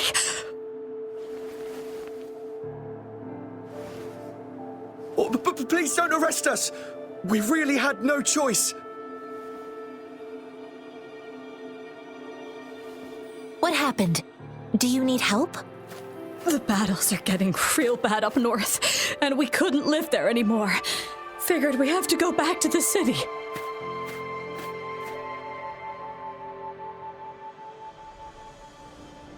We ain't eaten in ages, and we're broke. Some of us can barely move, 'cause we're so damn hungry. Then we found some expensive-looking stuff here. Now that the military's out there fighting and nobody's really using these things, we thought it might get us a few pennies. A damage detection beacon might result in a sudden TD invasion from the direction it covers.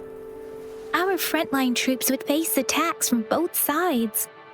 Have you thought about the consequences? We ain't got the time for that. If we don't steal, we'd starve to death before the Tacit Discords kill us. You shouldn't be stealing public property. Please, return the parts. There's still some distance from here to Jinzhou City. Here, you can have my flatbreads. Oh, and here's some money. This should be enough for you to reach the city.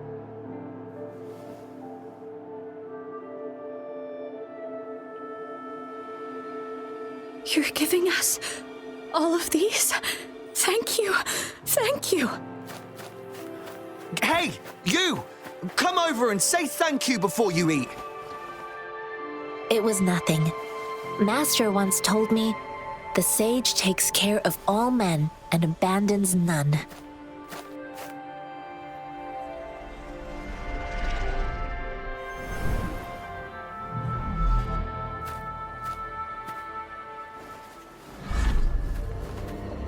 Watch out!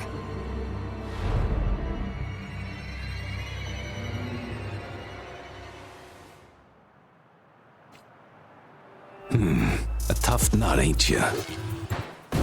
I just helped you. Why did you attack us? You're not feeding us all with your bread and pennies. Hand over your goods and grub, or face the consequences. We ain't messing with no kids, but don't test our patience. Just do as you're told. Don't make it tough on yourselves, or you'll be lucky to leave in one piece. I will not bend to injustice. Rover, Yang Yang, please, step back as I handle them. Fine, you asked for this.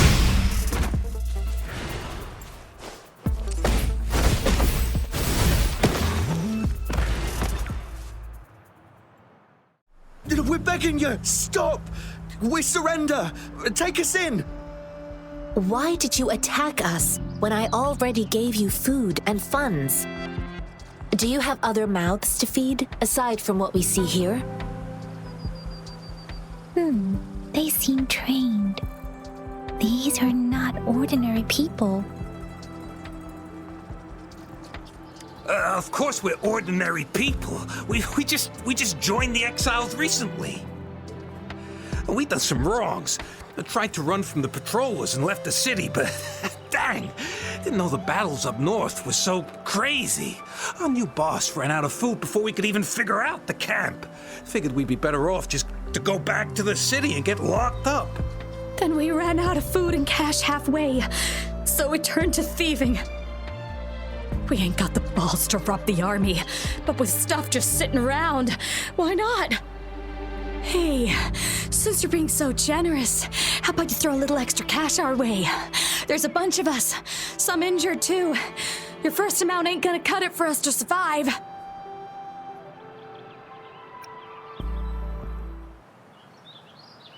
Wait, what I gave them was enough for them to make it to Jinzhou even when they are so many. I used to travel alone when I left my master. I know how much it takes for someone to survive. Hey, what's wrong with you, girlie? It won't hurt to give us more. Pain comes with coveting.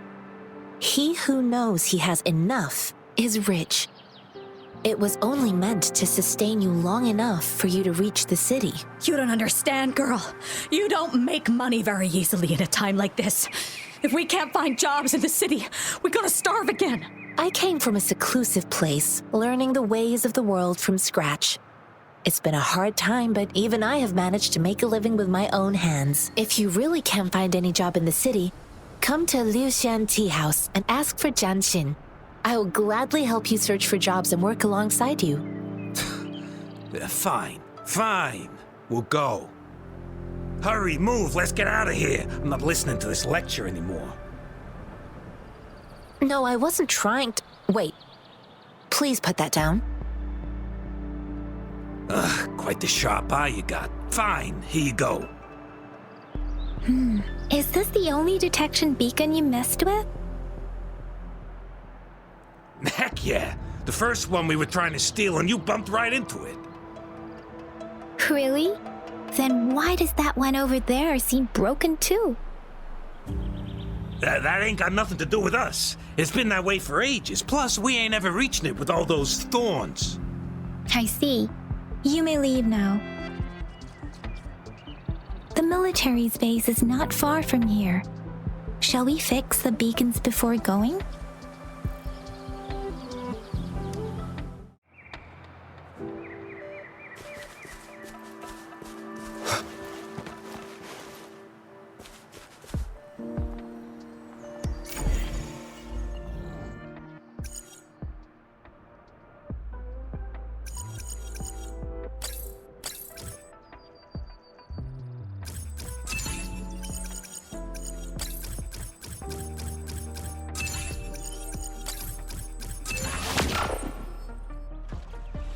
Stopping to relax once in a while serves for a stronger resonance with the world.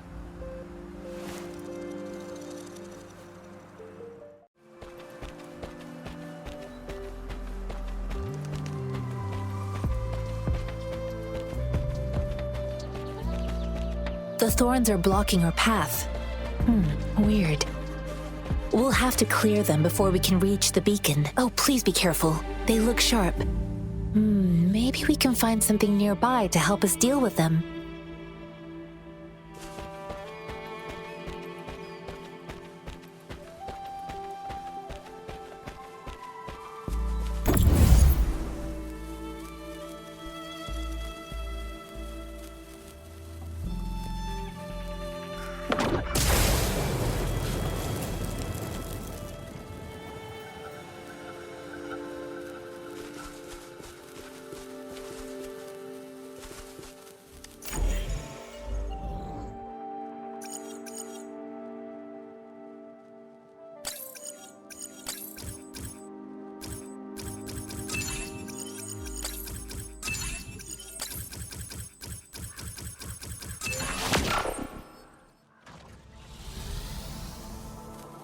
This is a testament to my connection with the world around me, and it's very much my companion now.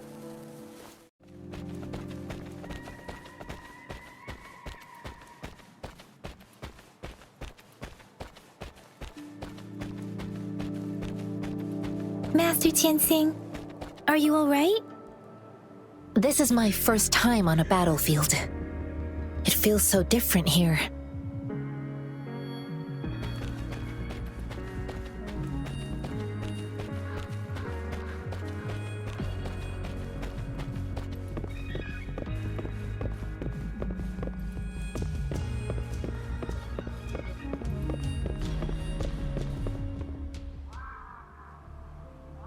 I know another shipment of supplies has just arrived. I've confirmed it, but it's not nearly enough.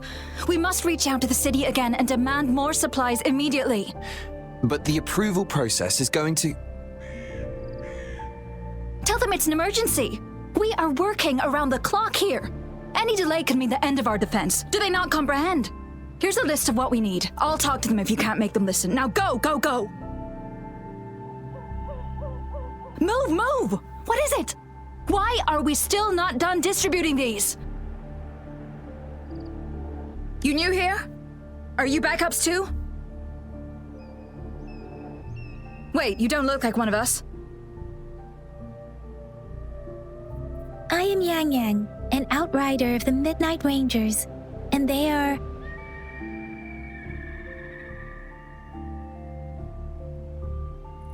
Excuse me, one moment, please. Careful! This chest holds vital medical supplies. If the wounded return and find no medicine, it's on you. Handle with care and precision. An outrider. So, you were part of the backup force, right? Now, I've got wounded soldiers coming soon, and you're just in time to help. Oh, sorry, have to answer this. Yes, what is it? An overclocked resonator. Understood. I'll be there immediately. I'm sorry, could you do me a favor? The wounded soldiers are being sent back from the front lines. We need someone to escort them to the medics, but I've got to deal with the overclocked resonator now. Could you please take care of them? What exactly do you need us to do? Just make sure they are safe. The medics will take care of their wounds. Thank you.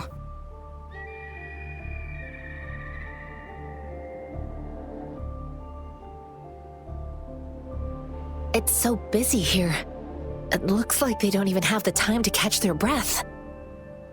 Supplies, medical care, equipment maintenance, personnel management, and logistics. They must carefully manage these matters to provide vital support for our fighters. So this is what a real war looks like.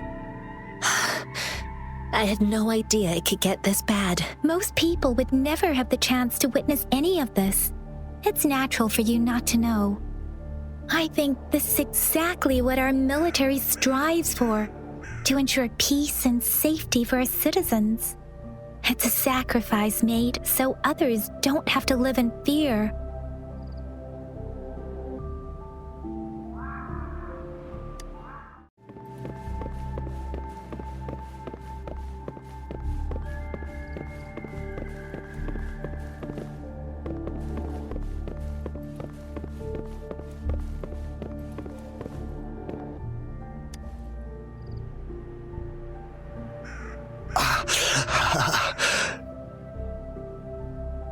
Are you all right? I'm okay. I'm just a little out of breath. It's okay. I'm fine. I'll go find a medic.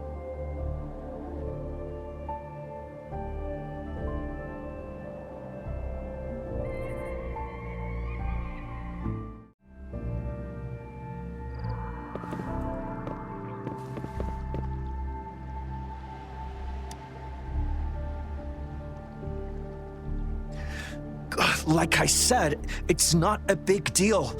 No need to fix me up. Let me go. Please calm down. Your wound is still bleeding. That's barely a scratch. You can't stop me. That's not bravado. My wounds can close on their own. It's my resonance ability. The medics should go take care of other people in need. Stop squirming, will you? We're here because you need our help. Calm down and stay where you are. Please hold him still for me. Sure.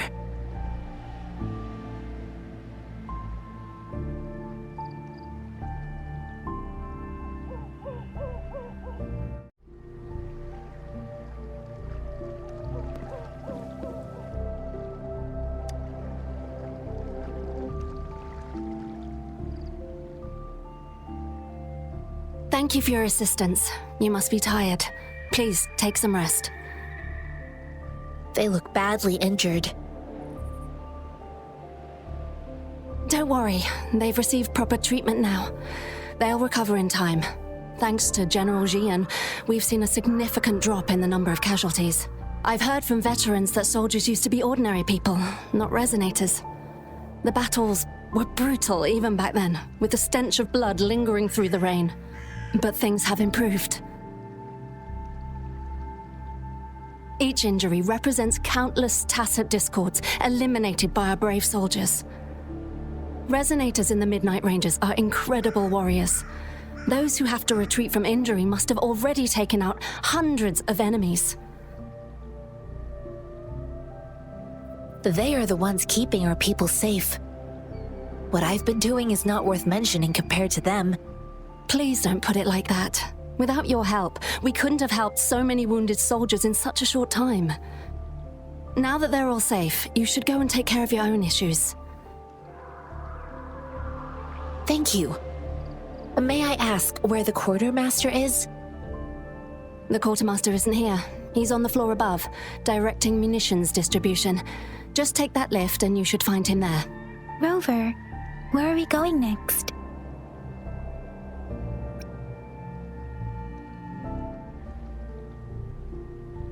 Here are some recipes for dietary supplements from my sect. They might help the wounded recover sooner. Oh, great. You have my thanks.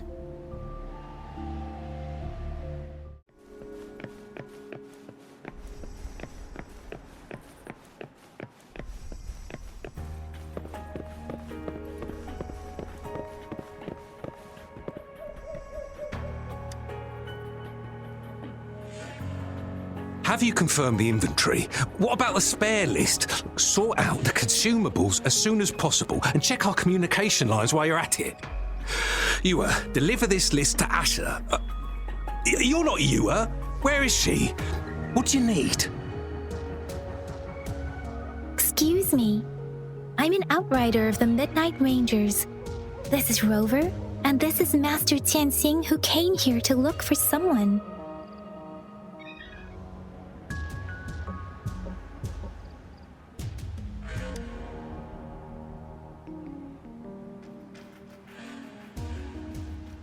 Juyen. So, he never sent a letter home? Not even once? The Midnight Rangers are no longer recruiting non-resonators lately. But Juyen was a stubborn boy. Last year, when the battles hadn't gotten so intense, he would trail us rearguards, eager to join the front line. We sent him back to the city time and time again, and he just kept finding ways to come back.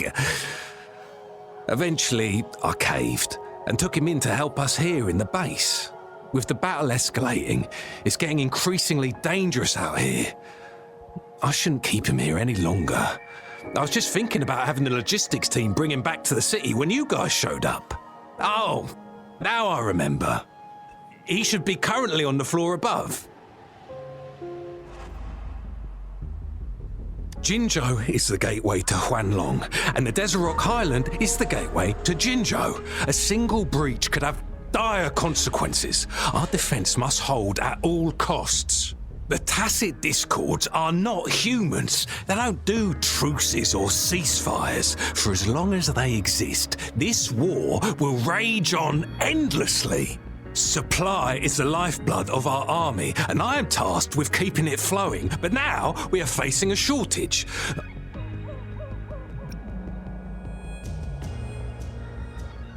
I saw you help arrange the wounded there. Yasholan would need your help more than I do. Thank you, but I must remain to oversee vital military supplies.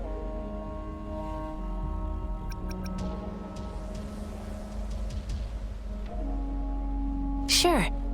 Please excuse me. I'll join you later.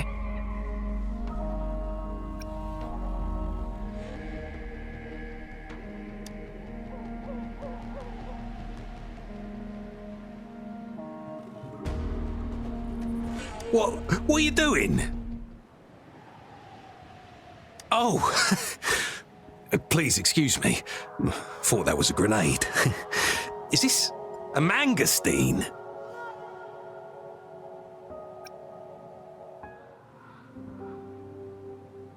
Well, it's not a local fruit, so we can only get it through imports. But with the recent Tacit Discord outbreaks, we've had to prioritise bringing in the essentials. We'll get back to importing more of these after General Jian makes his triumphant return. Now, currently, there's only one waterway open, from Port Gunchao in the south of the city. Now, the rear guards would regularly go there to escort goods. What more do I know? The military rarely buys this fruit for rations due to its short shelf life. Plus, it looks too much like a grenade, and that could cause some issues. It's a type of old-fashioned explosive. The lament caused a global technological regression and shortage of resources. While tacitite weapons were being developed, most people had limited knowledge of tacitite as an energy source. As a result, primitive products combining old and new technology emerged. The hand grenade was one of them. With the rapid growth of tacitite weapons, these crude explosives were eventually phased out in favor of more advanced weaponry.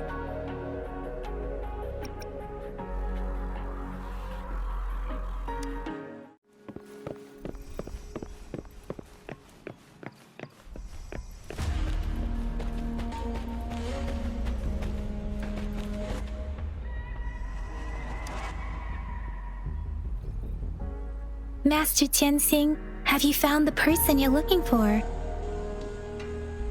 Yes, I found Zhiyuan. We will return to the city with the logistics team. We will go find Mr. Zhang Ye to let him know he is safe. Zhiyuan is a man full of courage. Influenced by his veteran grandpa's tales, he longs to join the military and aid in humanity's battle against tacit discords. The journey with you has exposed me to immense suffering, but the battles on the front line must be even more brutal than what I've witnessed. Countless lives have been lost in this war.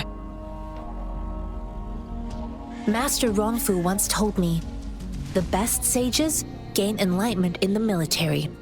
The mediocre sages gain enlightenment in the bustling cities, and the worst sages gain enlightenment in seclusion. I do share some of Zhiyuan's feelings. However, Zhiyuan disagreed with the intense training and tests required to join the military. He saw no distinction between ordinary people and resonators, and believed he could contribute on the battlefield, however small that contribution might be.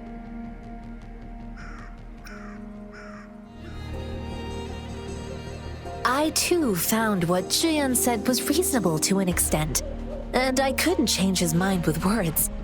So I tried to imagine what my masters would do. They'd set up a spar in this case, and if I won, they'd let me do what I wanted. I didn't mean to beat him up for nothing. My masters taught me valuable lessons through sparring, and I gained important insights from those fights. Now, who do you think won that fight? All tangles untied, all glare tempered, all dust smoothed. It is like a deep pool that never dries. How true! I've come to understand this line more. I promised not to use my forte in the battle, but Zhiyuan still couldn't take a single blow from me. After his defeat, Zhiyuan seemed to realize his weakness. Talking about confronting the tacit discords on the battlefield would be mere lip service, he said. He was just trying to convince himself that he could make a difference, not wanting to acknowledge his own limitations. I heard you two still have other matters to attend to. When you have the time, let's catch up at Liu Shan Tea House. It's my great pleasure to have met you.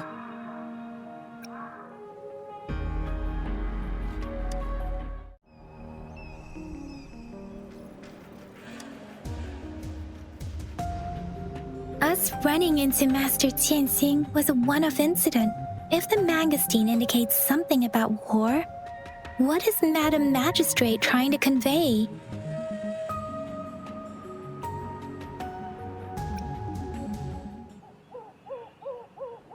Have you thought of something, Rover? I think.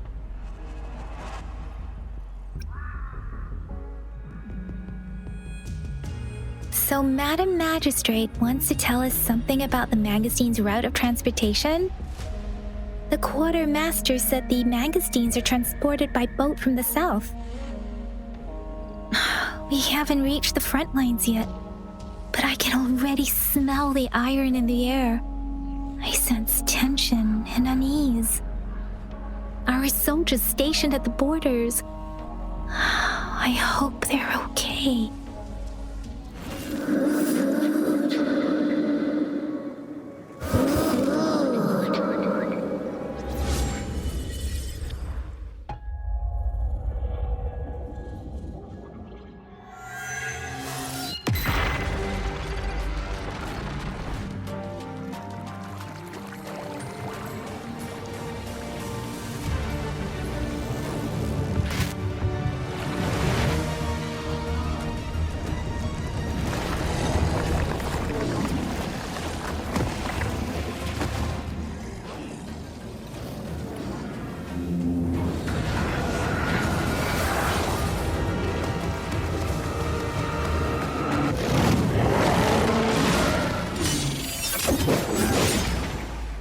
General!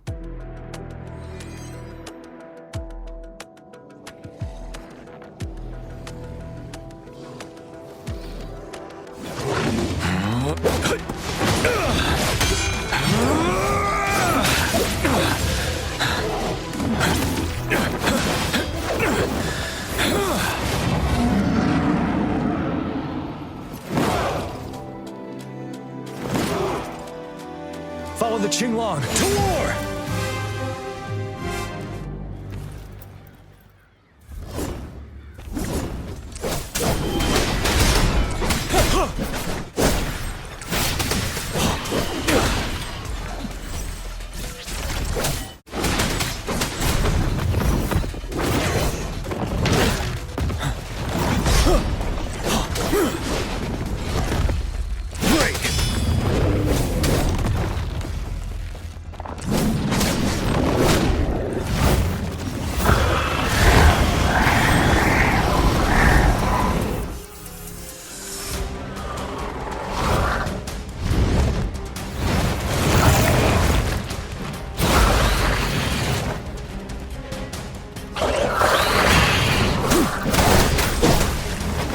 Retreat to advance. 7.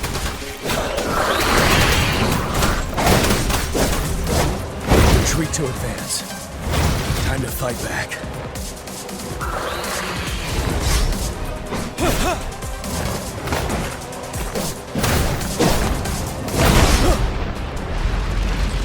Stop.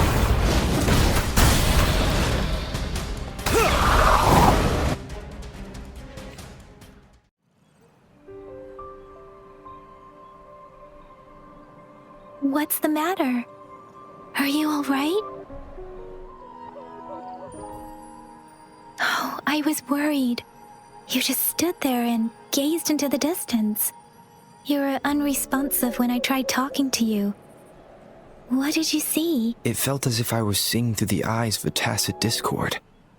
I think I saw what was happening in the Norfall Barrens. An imposing warrior wielding the power of a Qinglong.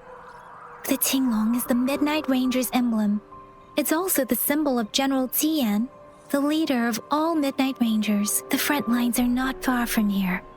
General Tian must be there, fighting alongside our soldiers to keep the tacit discords away. It doesn't seem like a coincidence. We arrived near the battlefield right when General Tian was leading an attack against the tacit discords. Your vision. It might be what was happening on the battlefield not far away.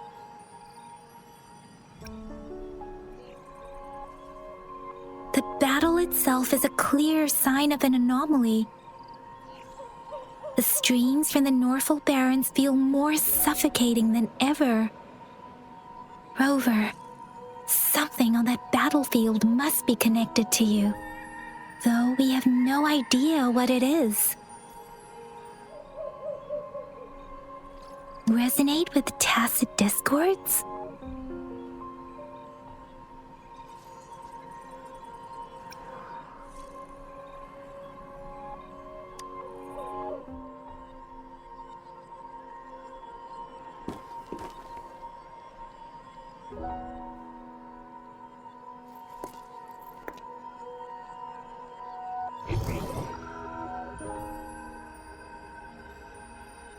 Rover? According to Baija, the leaves showed residual fluctuations of tacit discords. Those fluctuations pointed to a certain set of coordinates. And that is Siege Village in the Central Plains.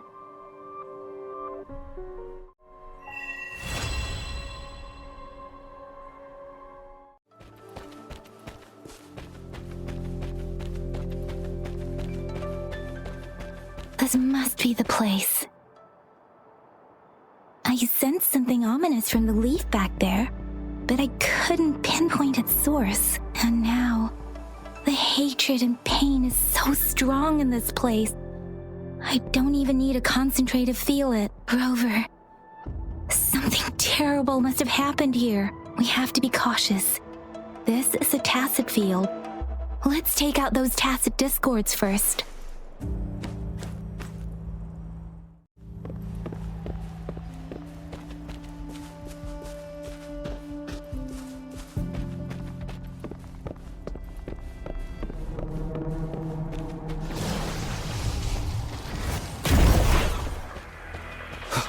Strike from the shadows.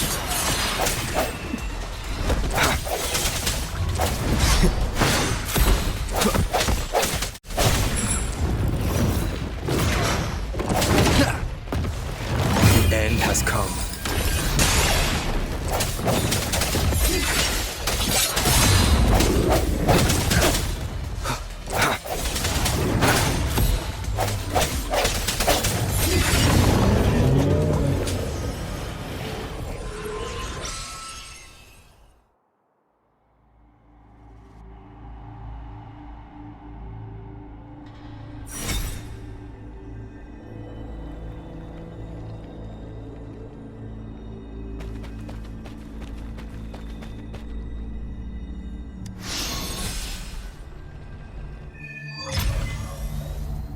I think I found something, Rover.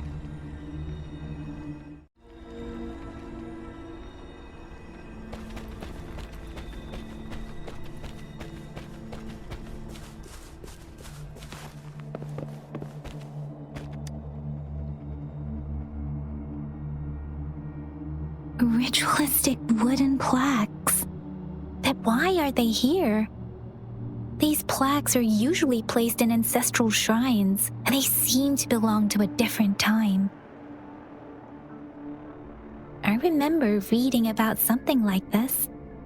People held large-scale ancient rituals periodically in their villages, driven by certain beliefs. I see. Let's check somewhere else.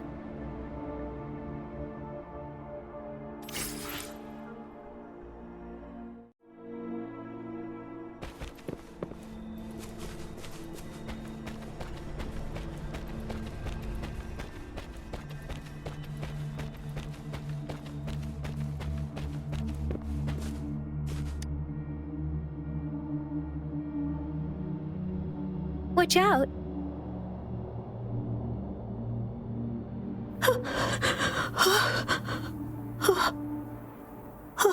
Something's not right. Why wouldn't it attack us? Brother. Help. Help. Brother. Brother. Help! Help!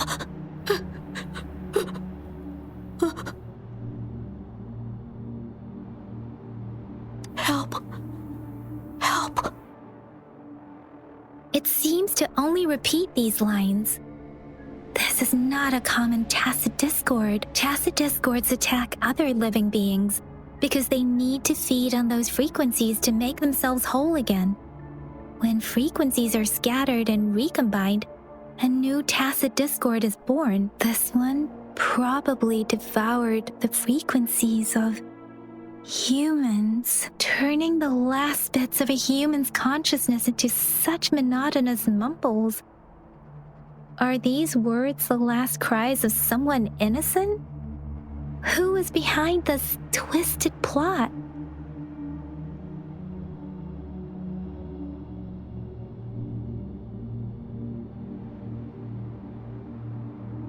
I'm sorry. No, that's beyond my ability. I just sensed some complex feelings from it. A mixture of deep sadness and eager anticipation. Rover, I think I know what's going on here. It seems to be begging for help, but it's not asking us to help it. I can sense the pained cries of this tacit discord. No, the cries of this whole village. The village is crying, waiting for rescue.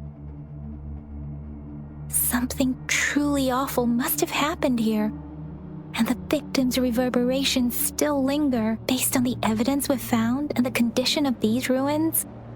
That didn't happen all too long ago. I can still feel it in the streams. Perhaps the tacit field has kept this village from being discovered.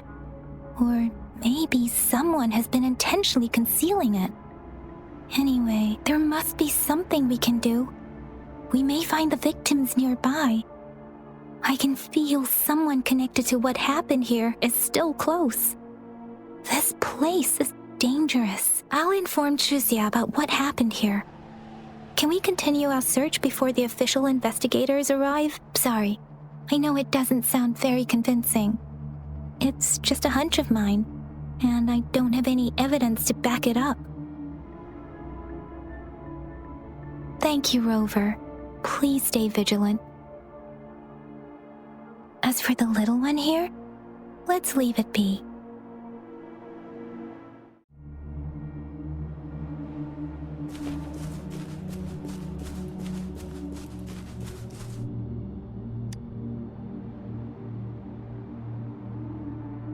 The area is a mess, but it doesn't look like a war zone. Someone was hurt and dragged away. Look, there are many footprints here. These are traces left by a fight. Someone was injured.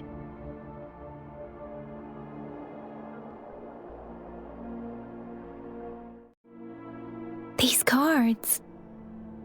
I see. The Fraxidus is likely behind it all. The Fraxidus? Yes. I don't know much about the Fraxidus, but as an outrider, I've worked on related cases. It's a group of extremists obsessed with fusing humans with tacit discords. They've caused terror attacks of various scales around the world. Fusing humans and tacit discords. We've seen signs of their presence in Jinzhou, left by lower-ranked members called artificers. Above the artificers are the overseers, leaders with eerie abilities and unknown intentions. They pose a far bigger threat. No one knows their true intentions. Some members speak of world destruction, while others claim they seek eternal power, and there is one particularly insane overseer. He's crazy even by Fraxidus standards. A man who sees no order and revels in destruction. I've seen similar cards in the physical evidence file of the Fraxidus-related cases. They belong to this one overseer I'm talking about. They call him Scar. If he's responsible for what happened to these villagers, who knows what kind of cruel and twisted atrocities he's capable of?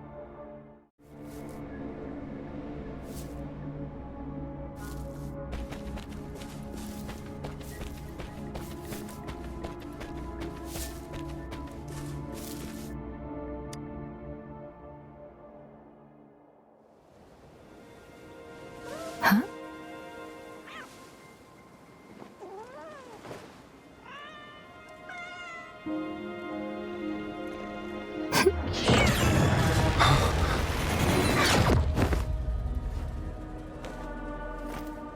Guess you won't need my self-introduction.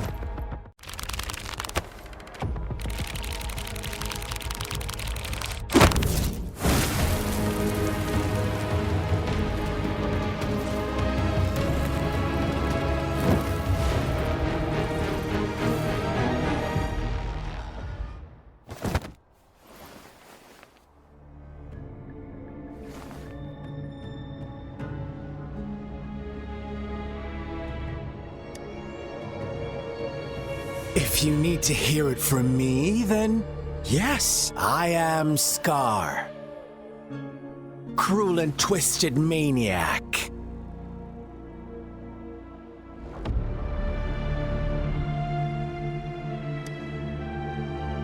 We deserve a meeting free of such disturbances, don't you agree? The girl, she's gonna sway your judgment.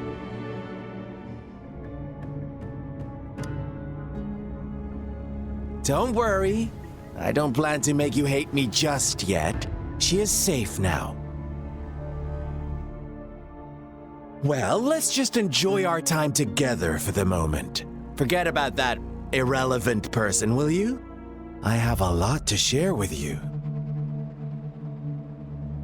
To begin with, I heard you've lost your memories.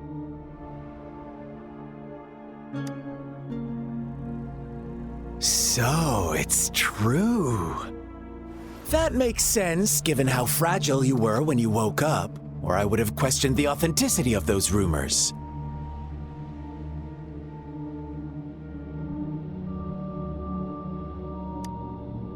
So you noticed. Oh, I am flattered. No need to be so on edge. By now, you should have realized I'm just one of the onlookers. But out of all the onlookers, I'm the only one who came forward to meet you with absolute honesty. Before you knew anything about this world, you were already the center of conflict. You are the unknown variable we've been waiting for. Forces have been fighting for possession over you. From the moment you opened your eyes, everyone you've met, including that girl you care so much about, they all knew how valuable you are. The world is a cruel place. You are a living, breathing person, but you're just a pawn to many. That's why I'm here, because I see you as a dear friend, and I want to tell you the truth. I am so sorry for everything you're about to face. But truth hurts sometimes.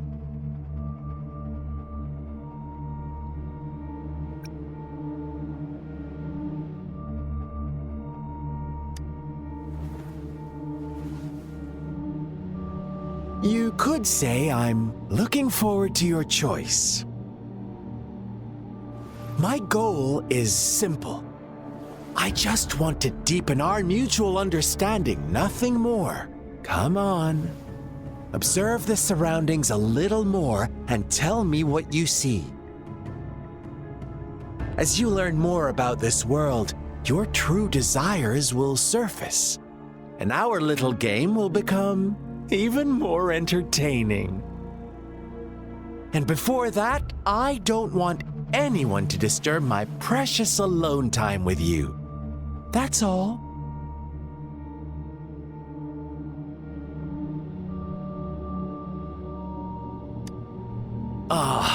Why do you have to assume we are the culprits? Maybe you should be asking me what actually happened here. I won't tell you everything just yet. That's too boring. As I said, why don't you take a look around and see for yourself? So go ahead. What do you see?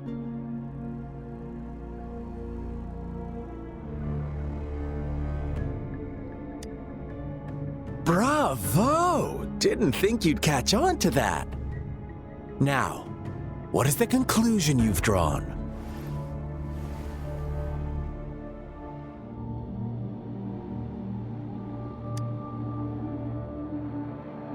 How typical. The age-old tale of savage wolves and helpless lambs. Good and evil as clear as day. It's a tired story that people cling to in their mundane lives. Oh, how it keeps them in check. But let me ask you this. Do you truly believe the real world can be that simple? Let me give you a couple more tips. The truth is far more complicated than you think. First, who are the players in our tale?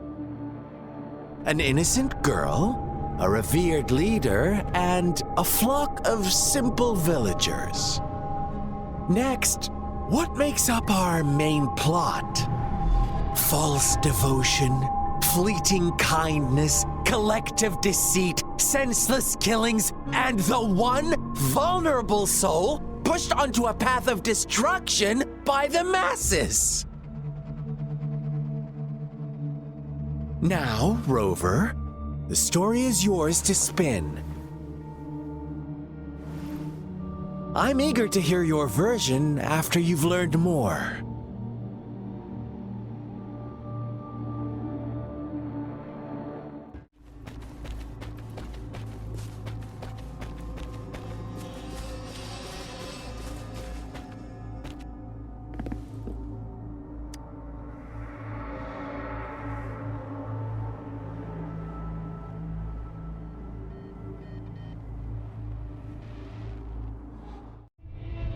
Our story begins here. Once upon a time, in a peaceful village, lived a flock of carefree lambs. In the day, they toiled for food, and when evening fell, they sought refuge from the looming threat of wolves. Fables, stories told and retold through the ages. The ancient art of conveying hidden truths through fiction, but they always draw from real life, don't they?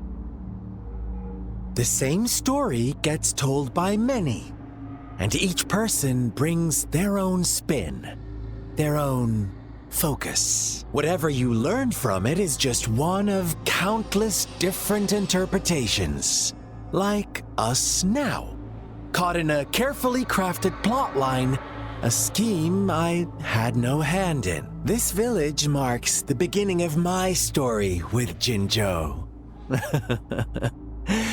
So that magistrate led you here to meet me. Ha!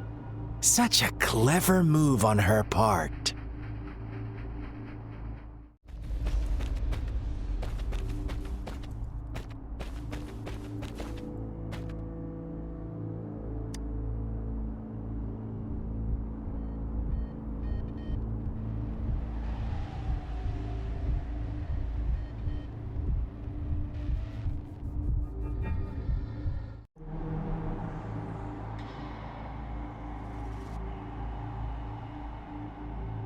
One day, a shepherd visited the village. The shepherd brought them promises of abundance and protection. The lambs, drawn in by his words, soon lived in comfort and security. Nope, quite the opposite. The shepherd's arrival is only the beginning. With a wave of his hand, the shepherd could grant their every wish. His flock obeyed, bowing their heads, pleading for better food and shelter. They no longer had to struggle for survival, as their once meager lives were replaced with endless luxury. The flock worshipped their shepherd-turned-god, praising him and holding him in the highest regard. What's wrong? Does my story make you uncomfortable? Imagine you were one of those lambs, facing irresistible temptation and pressure from your peers. Wouldn't you bow down and beg for food from your master?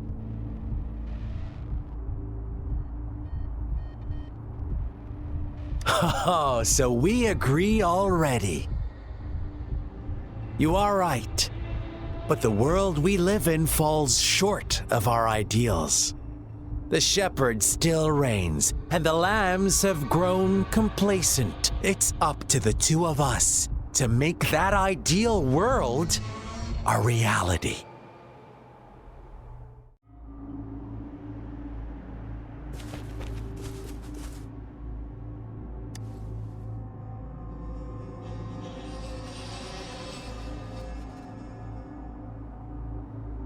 The lambs reveled in endless bonfire parties, celebrating their new god every night.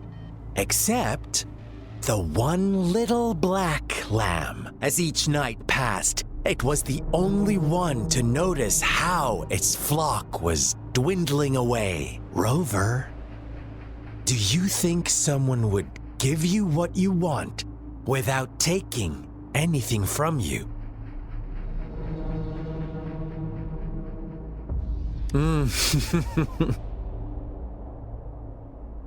I once believed that too.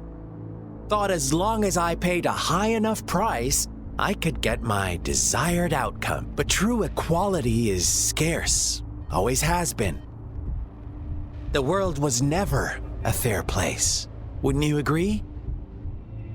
To receive equal retribution, one must give more and more.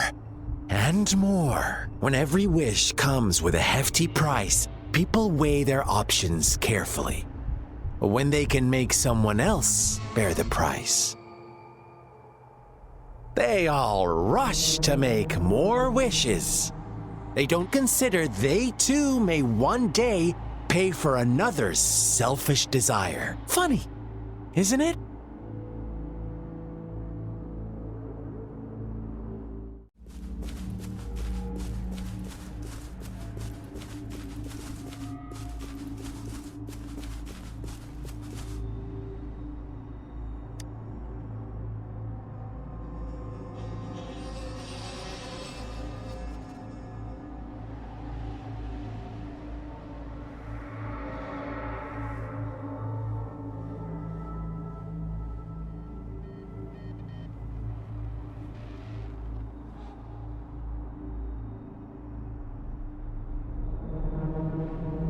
Later, the shepherd openly blamed the black lamb for the flock's decline. On the next day, the white lambs welcomed the rising sun as usual.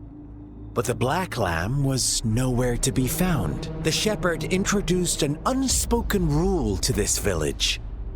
One that our black lamb violated by telling the truth. Suddenly, the once doting god stopped fulfilling wishes, because no more sacrifices were being made. After witnessing the black lamb's actions and hearing from their almighty shepherd, what do you suppose the white lambs did?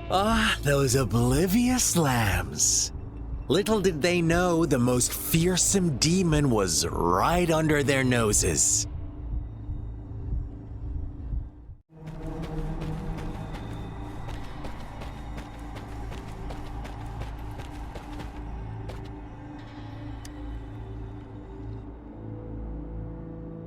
Well done. You didn't let any details slip. Now, I wonder, what is your takeaway from this story? Answer me and I'll reveal the truth of what happened. Who was the real culprit behind the diminishing number of lambs? Indeed, the direct culprit was the shepherd. He held all the power, fulfilling wishes at a price. The lambs knew the risks, yet succumbed to temptation. Unfortunately, in the face of such temptation, they disregarded all the hidden risks, as disaster had yet to befall them. If they were given another chance, I believe they would still choose the same path. Inevitably, they accepted their fate and paid the price when their time came. Now, my second question. What price did the lambs pay for their wishes? Of course, as always, life was the most valuable thing they had to offer. Here's my final question. What happened to the black lamb? Don't rush, Rover. Take your time. What is the truth you've uncovered?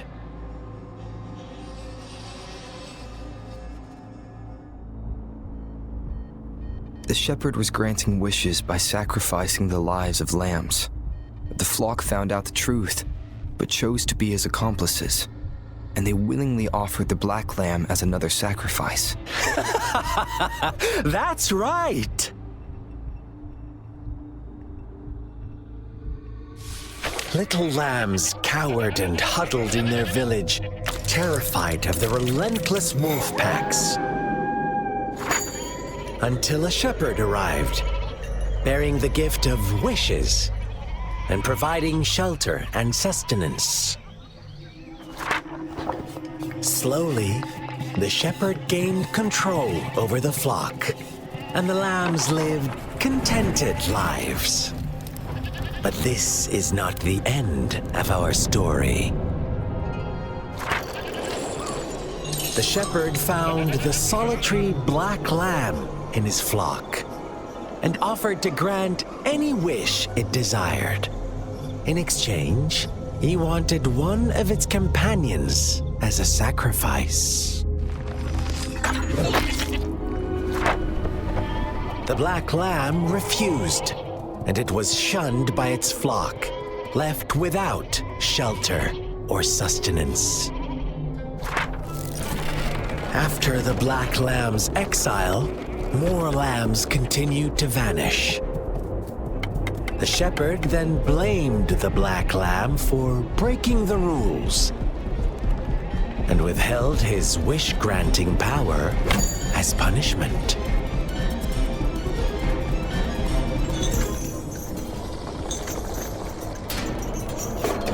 From the very beginning, the lambs knew the risk of making wishes.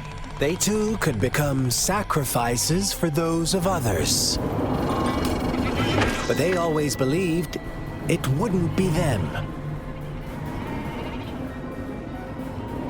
Meanwhile, some lambs reasoned that since they had already risked being sacrificed for someone else's wish, it was then only fair to pass on that risk for a chance at fulfilling their own desires. And so they continued to play the game. They all knew the consequences, but chose to remain silent. Fearful, yet greedy, they followed the shepherd's orders and made wishes again and again. Until one day, a brave black lamb spoke up, shattering the flock's facade, their illusion of a peaceful and happy life.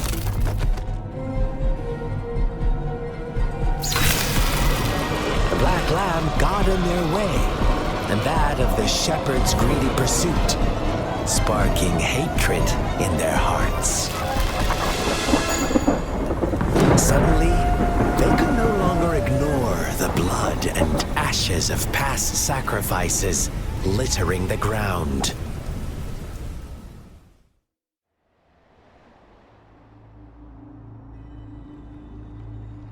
How do you like my story, Rover? What really happened here? I suppose you already have it figured out? The black lamb who rebelled against the rules, and the white lambs who succumbed to their greed. The innocent maiden sacrificed, and the villagers who turned on each other in a ruthless frenzy. They had it coming. All the shepherd had to do was execute the rebel. That's how he kept the flock in check and maintained the status quo.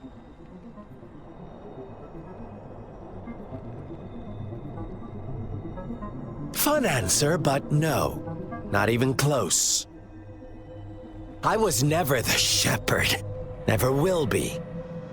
You and I, we are the black lamb, the one who breaks the rules.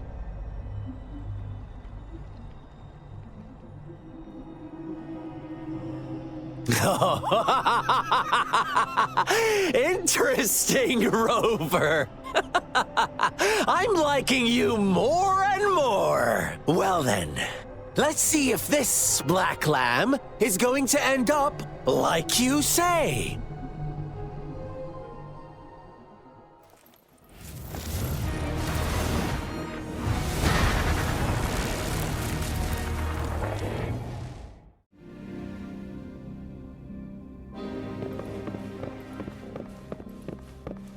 Welcome to the realm of endless chaos. Now is your time to think, Rover. What is the right path to take? Oh, you found us already.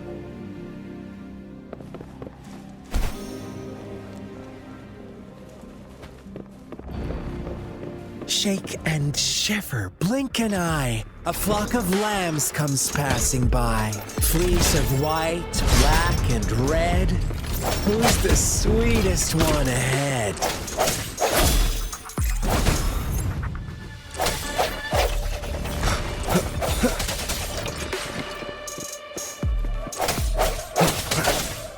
Watch out, my dear. Your pioneers are lying at your feet. Don't look back. Join them on this right path, and I've got a scorchingly delightful welcome for you up ahead.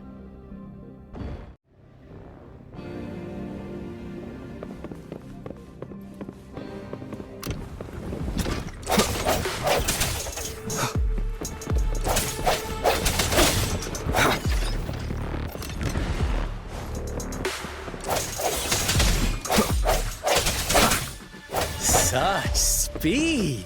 Such brutality! Can't you see? We are kindred spirits after all. Shh, don't be so quick to deny it.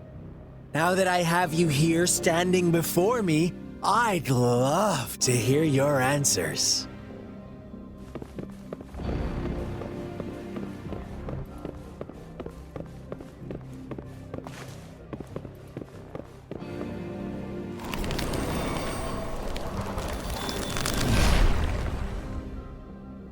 Tell me, do you want to be the rule-setting shepherd or the rule-breaking black lamb? If a sane person manages to survive in a realm of lunatics, would you call them the last one of reason or the sole apostle? Think about it.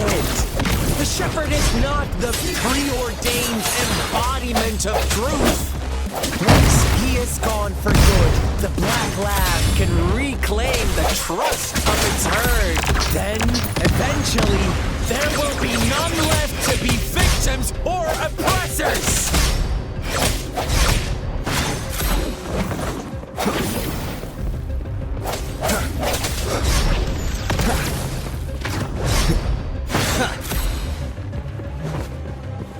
I see your weakness.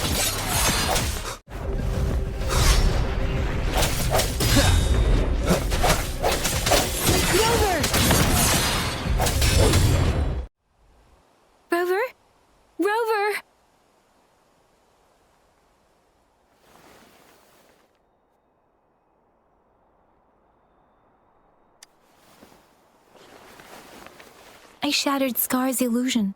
That should have injured him. Oh! Should I thank you for showing me mercy? Stay away from him!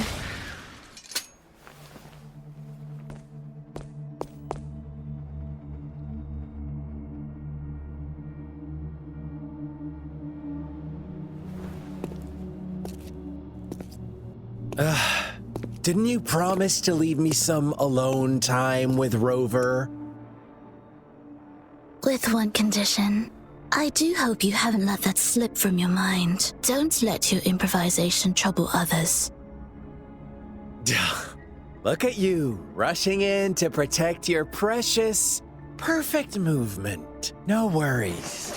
I know all the do's and don'ts. I don't need you to tell me what to do. Rover, it seems our happy little date must come to an end.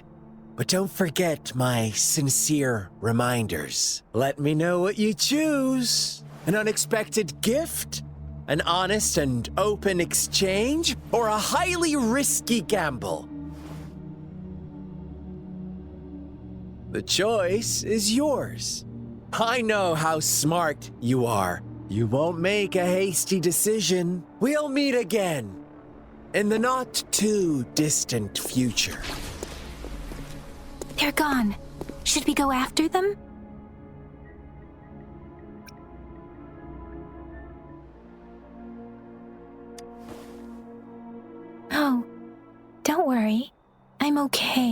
Scar's resonance abilities appear to involve teleportation and the manipulation of space. He trapped me in confinement, and I could only sense that it wasn't far from here. It took me some time to break that barrier. Sorry, Rover. If only I could have reached you sooner.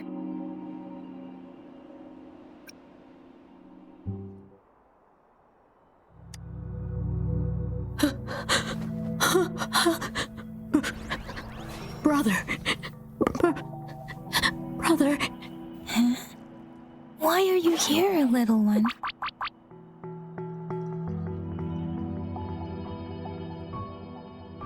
I've never seen any tacit discord display such vivid emotions. The brother had mentioned. Could it be...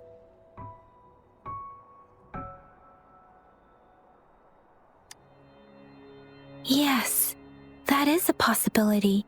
Since Scar had been here before, let's talk about it later. Rover, can you fill me in on what happened? It seems all the tragedies in Tea Tree Village were linked to that ritual.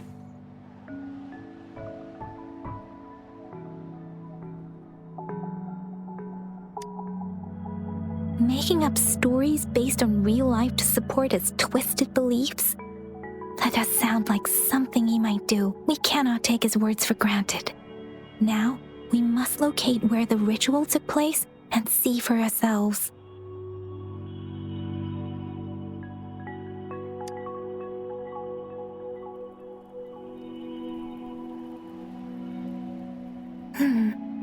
What's the matter?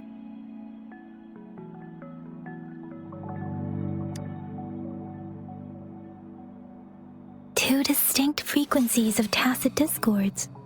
I see. I can feel it in the streams. Over there. Follow me. In the south.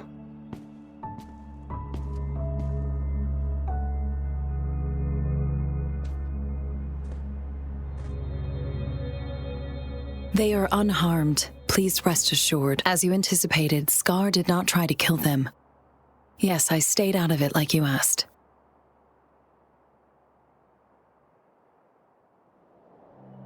Is everything all right on your end? Please be sure to stay safe, my lady.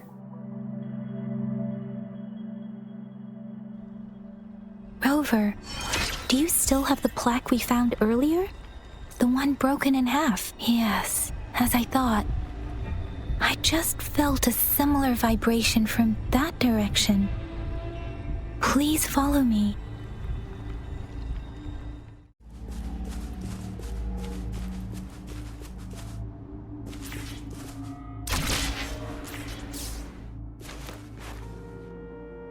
It's the missing half.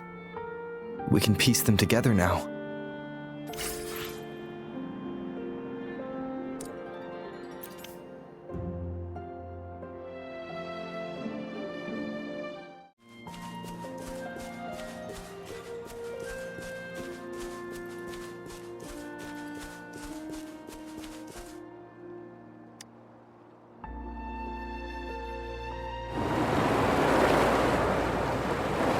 Look, the water is going down.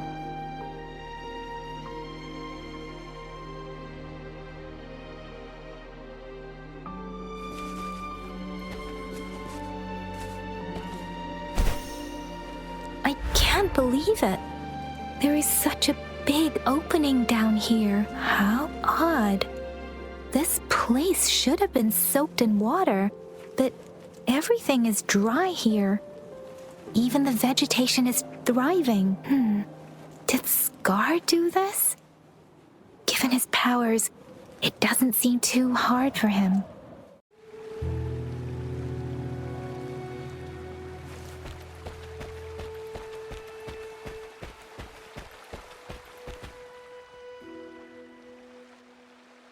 That tree. It's stunning.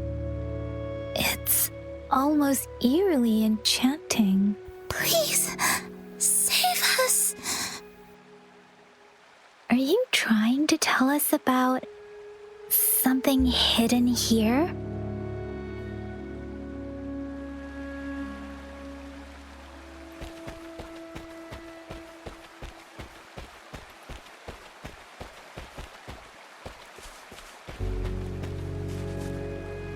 Where did it go?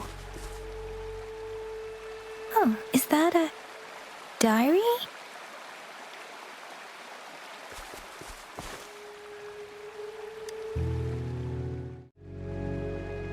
That girl just wanted to save her village. But those sacrifices didn't lead to redemption. I guess the tacit discord we saw stayed here to convey her last wishes. Please excuse me. It's getting a bit too cold here. Can we head back now?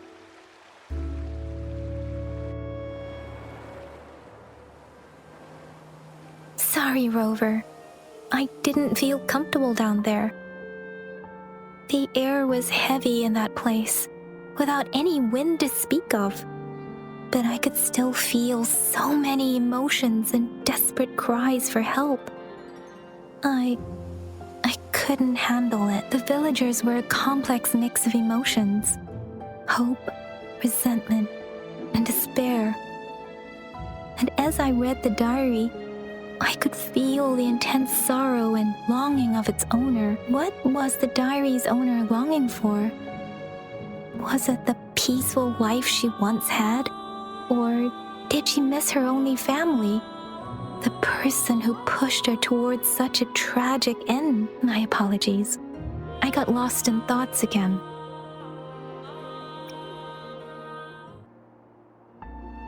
I wish I could say such tragedies won't happen again.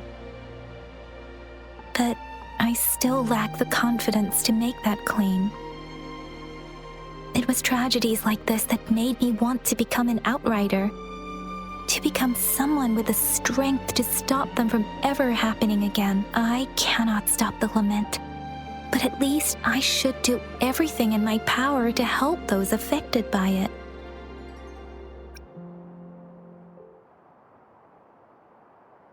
Really? Thank you, Rover. Dwelling on it won't do us any good. Let's go. I'll compile a report on what happened here and send it in along with the clues we've gathered. Yes, let's go back. Together.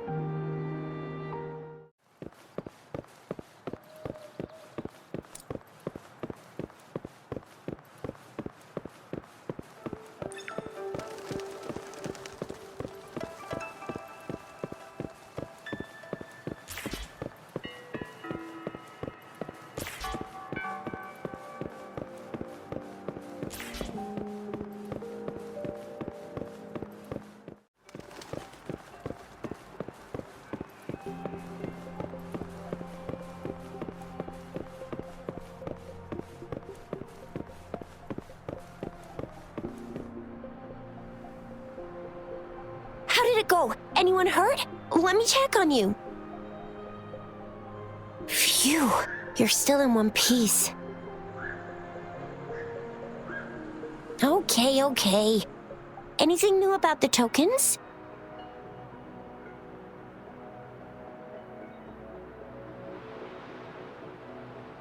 So those Fraxidus goons are here in Jinzhou now?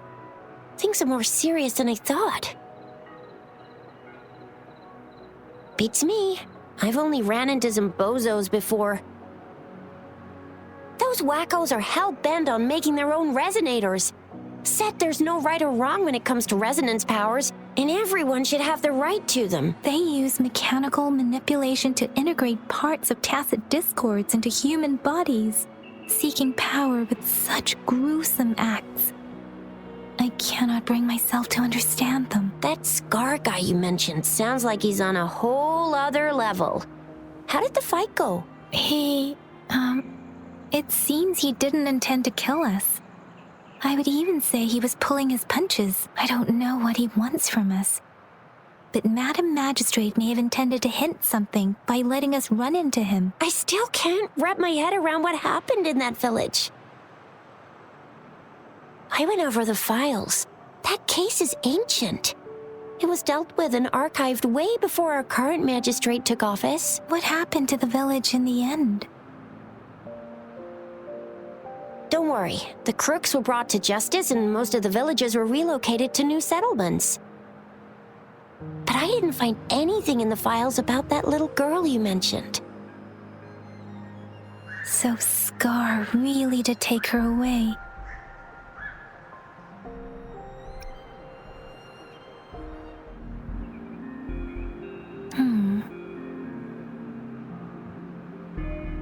If only we could capture him. I'm so lost. Why did Madam Magistrate point you to Chi-Chi Village anyway? What did she want to tell you with that? And that Scar went there to tamper with the site and mislead you with fake clues.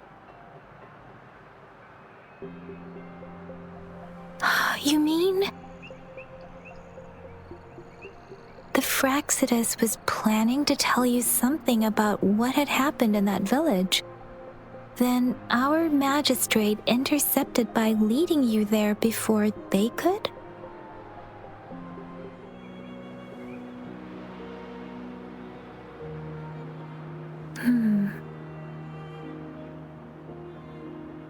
Madam Magistrate knew they were going to lure you to the village, and she knew they weren't planning to kill you. Her token was a warning that the Fraxidus had their eyes on you.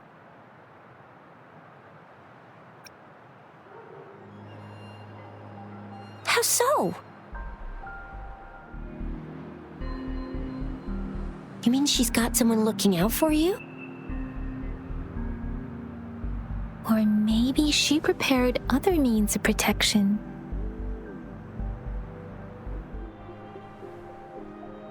What's the matter, Rover? The legendary figure who changed Jinzhou's history? A looming war with the resurrecting Thernodian, and the Fraxidus acting in the shadows. If all of these have something to do with your true identity, then who exactly are you? Come to think of it, the sundial's the last token we need to work out. Mr. Mortefi said it's an intricate puzzle box. Madam Magistrate might have hid a real message inside.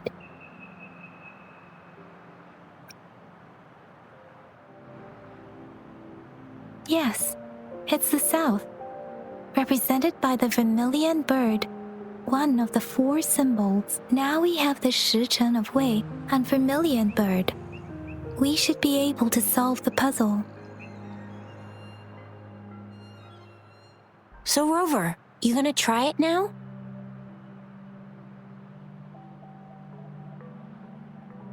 Symbols on the larger disc represent time, and we need to align the correct symbol with this pointer. It should be...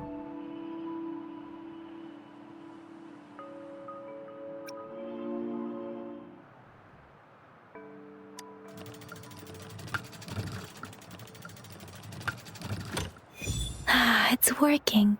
And now? Symbols on the smaller disc represent direction, and we need to align the correct symbol with this pointer. It should be... We have Tielong of the east, White Tiger of the west, Vermilion Bird of the south, and Black Tortoise of the north. According to the clues we've gathered, it should be...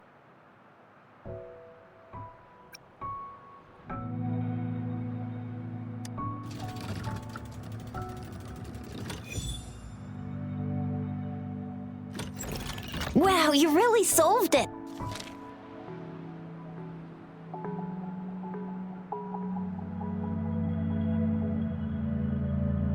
Wait, I don't think it's something we're allowed to see. Quick, Yang Yang! We should turn around.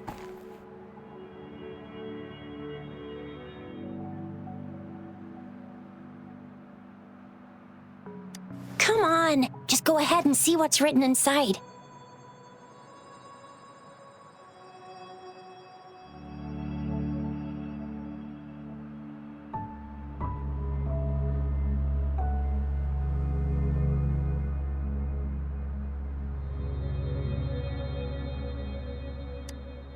I see.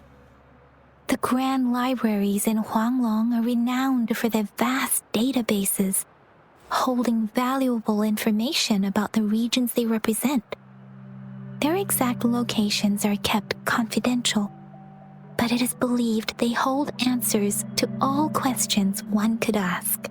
The grand libraries are vital for Huanglong's data security, managed by the regional sentinels, accessible only to the magistrates. They're rarely open to the public. Kinda like a big piggy bank inside the city hall, data-wise. Yes. You'll find the most comprehensive and accurate information there.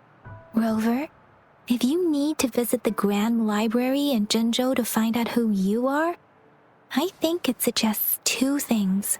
First, there is a strong link between your past and Jinzhou's history.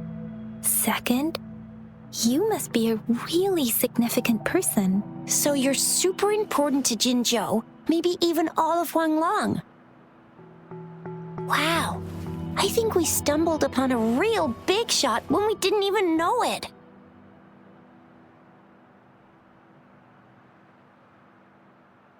What's the matter, Rover? Something wrong with the sundial?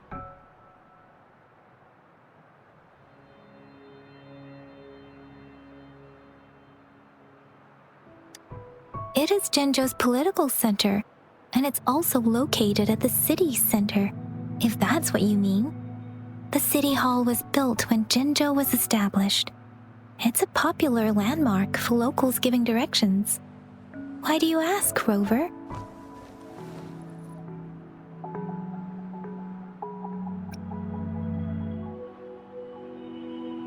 See, what did I say? Covert ops. Real confidential stuff going on.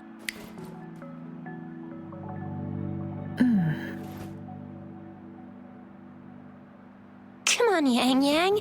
It's just a one-on-one meeting with Madam Magistrate. What's the worst that could happen? Relax, relax.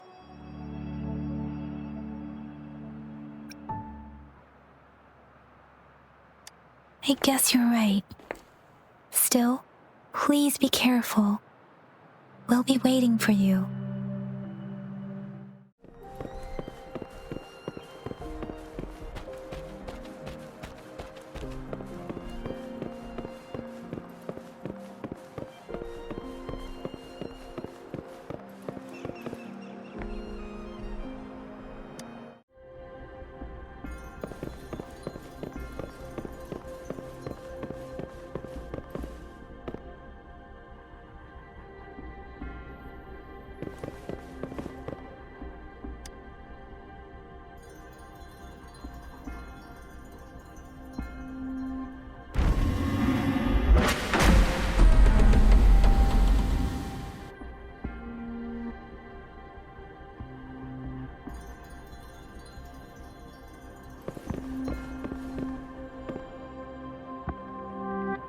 That must be the entrance to the database.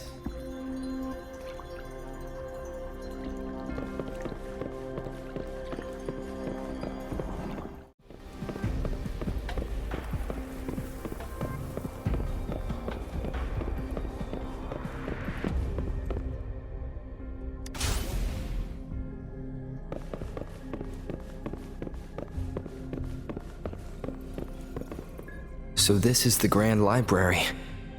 It's said to hold the answers to every question imaginable. I'm not seeing anyone here. I guess the magistrate is yet to arrive. Well, it wouldn't hurt to browse the archives for a bit as I wait for her to show up.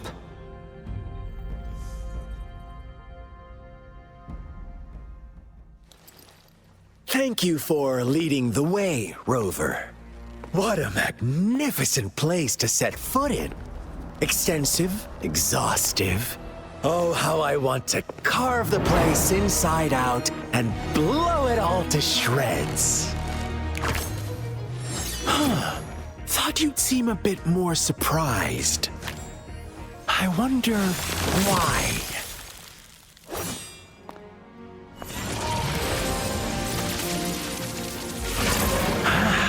So you've laid a trap for me.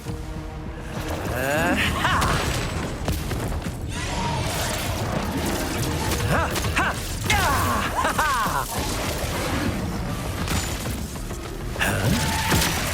Interesting. Do you really think you can trap me here? You will not escape. What a shame I can't stay and play with you a bit longer. Till we meet again, dear friends. You're not going anywhere.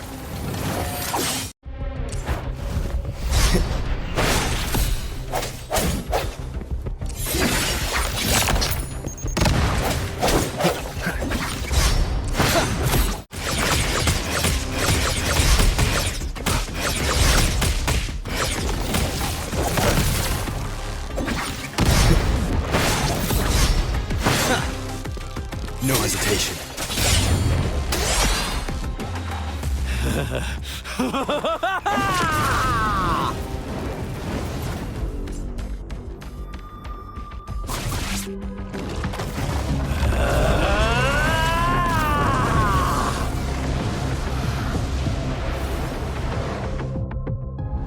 Did you just offer yourself up to be my prey?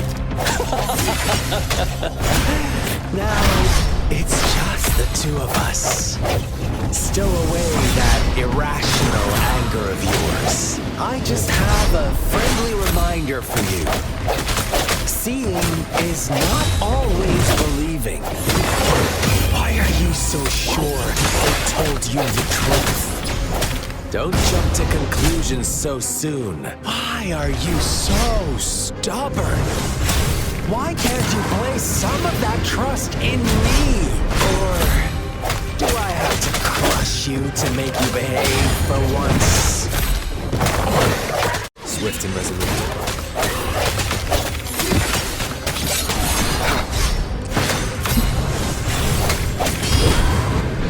No hesitation.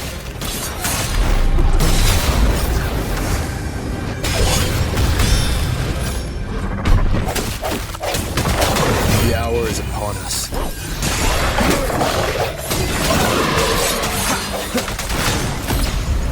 Swift and resolute.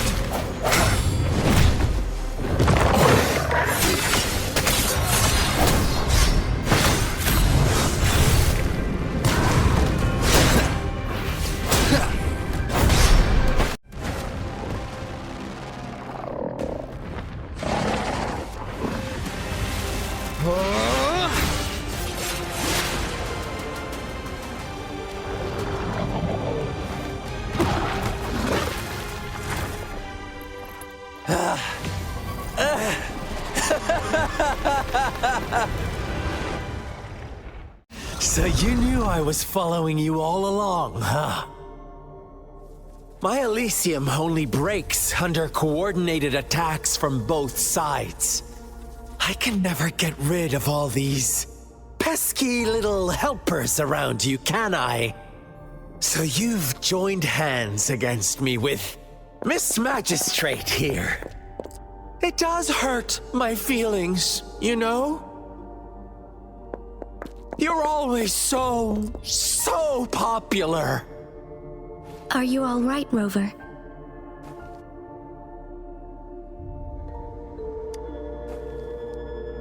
Of course he is.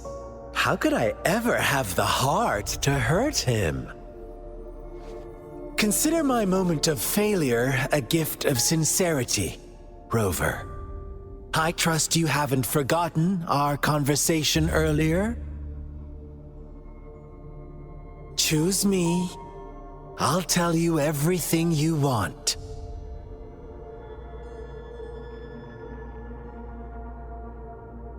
Huh. I see. So she made the move before I could, and told you all of it already.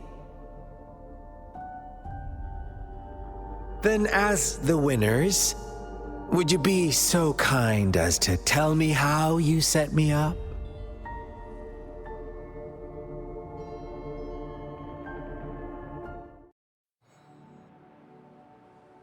And now I have retrieved the Magistrate's message for me from the puzzle box. I've solved the puzzle. The discs have been rotated, and the two symbols are now glowing. With this glowing light, a shadow is cast onto two other symbols. The Black Tortoise of the North. North to the City Hall. And the time reads the Shichen of Cho in the wee hours of the morning.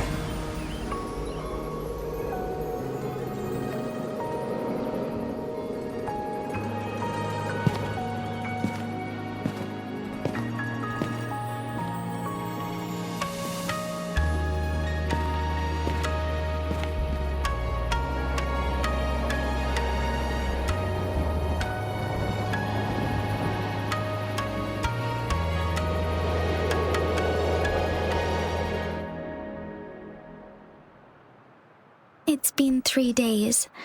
We both made it on time. Allow me to formally introduce myself. I am Jinshi. It brings me great joy to see you, Rover.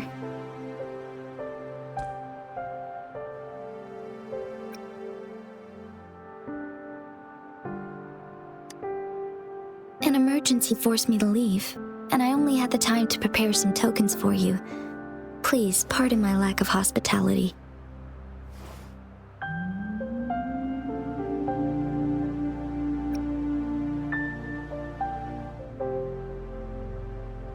Yes, the Sentinel of Jinzhou is currently absent.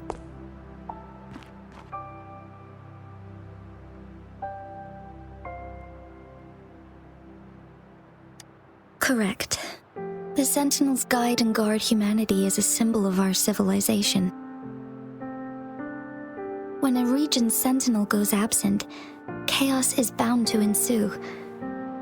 As this news could lead to civil unrest, please keep it a secret. Jinzhou's Sentinel Jue is being held captive by the Fraxidus. I had to postpone our meeting and put all my effort into finding its whereabouts.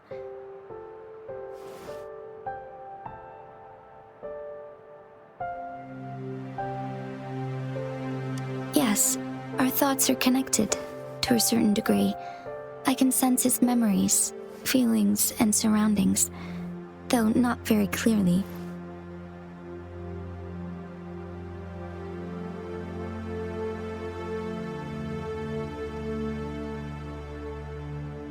Unfortunately, I haven't. I can feel Jue is in danger. The good news is, I have figured out the culprit behind all of this.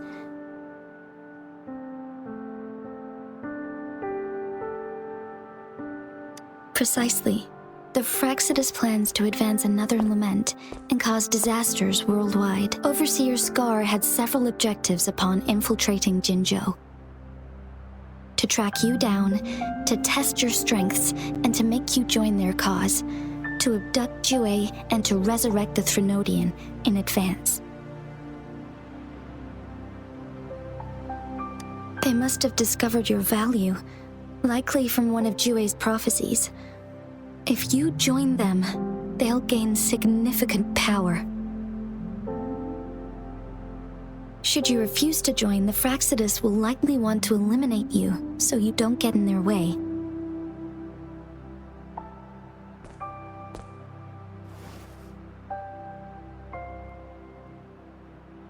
I have a plan to apprehend Scar. Once we capture him, the Fraxidus won't be that much of a threat to you for the time being. If you are willing to lend us a hand, I will ensure your safety during our cooperation.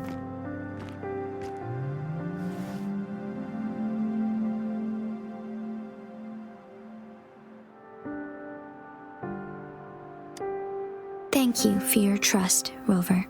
Speaking of which, you seem to have already gathered a lot from the tokens.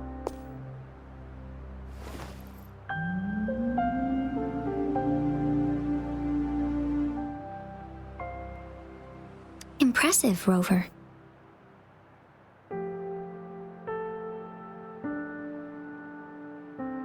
The threat Jinzhou is facing is far worse than meets the eye. One of the Threnodians will soon be reawakened.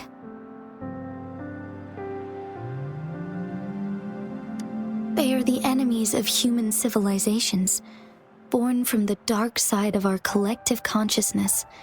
We must defeat them to protect all of humanity. We have been doing our best to prevent the disaster, but the Fraxidus is accelerating the Threnodians' revival.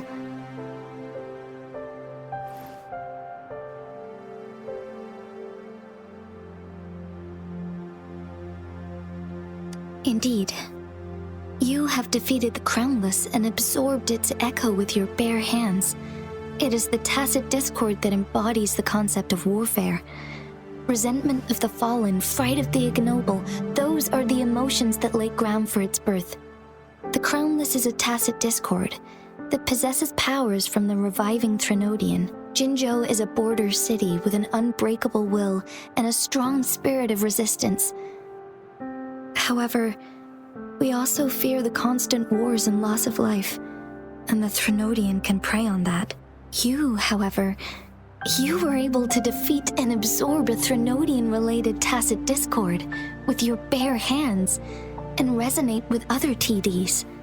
Meanwhile, Huanglong's records mention a hero with similar powers who saved our nation during the Threnodian War. He is mentioned in literature dating back to Jinzhou's establishment. To uncover your true identity, this could be a helpful lead to pursue.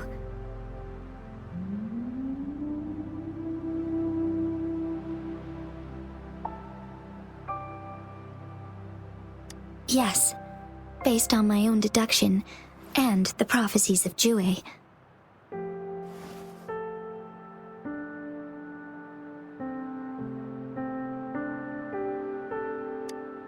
You mean the unfinished statue of Jue?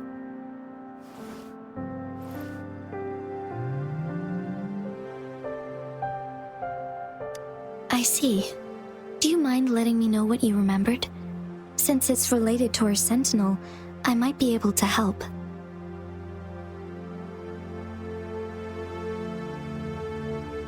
Rover, the memories of which you speak.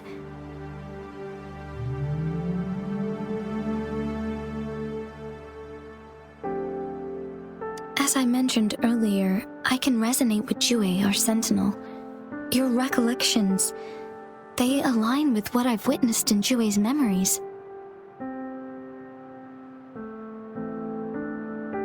Yes, I do remember seeing something similar.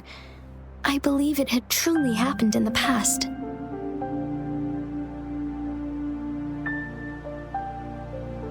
In other words, you may be the person mentioned in our records. The unwavering presence by our sentinel's side, bonded by an unbreakable trust.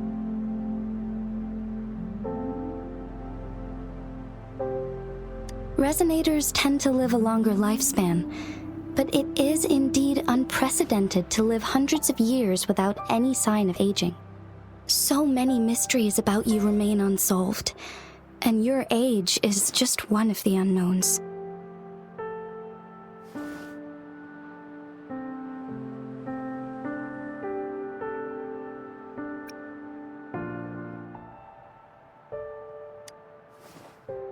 Sorry, but I don't know. Jue's last piece of information pointed to the Northfall Barrens, where you should find the Threnodian. I pray you will find your answers there. A Threnodian is resurrecting, and our nation is in grave danger. This reminds me of the Threnodian War all too much. Perhaps this has something to do with your mysterious appearance in Jinzhou.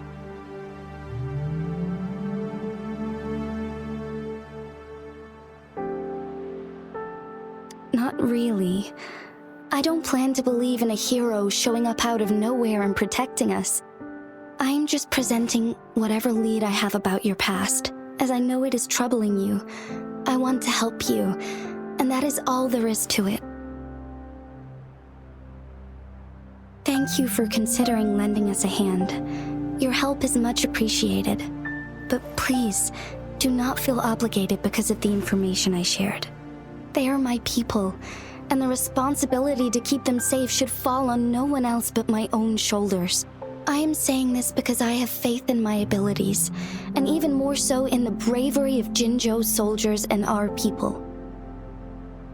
You deserve to make your own decision about this after uncovering your true identity. I appreciate everything you've done for us during the past few days, and perhaps even longer ago. Once it all settles, I am ready to accommodate and assist in whatever future decision you make. You can leave Jinzhou or the entire Huanglong if you wish. If you ever need me again, you need only ask. Let's keep this a secret between the two of us. How does that sound?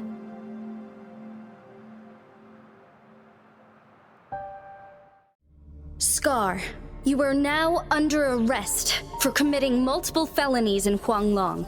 Do you have anything to say? What do I want to say, huh? While I'd love to tell you another story, I guess that's not what you want to hear. Let's cut to the chase, Madam Magistrate. I'm getting bored already. Very well. You will answer only our questions from now on.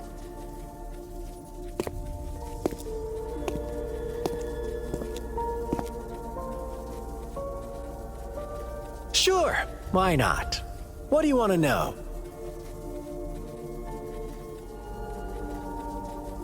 A sentinel such as Jue can predict and correct future events. It gets in our way of achieving our sublime vision. We merely wanted to topple the set future built on lies and take control of our own destiny.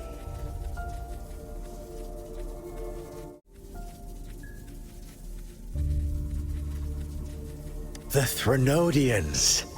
They hold the key to our ideal. Together, they will bring us the promised true lament.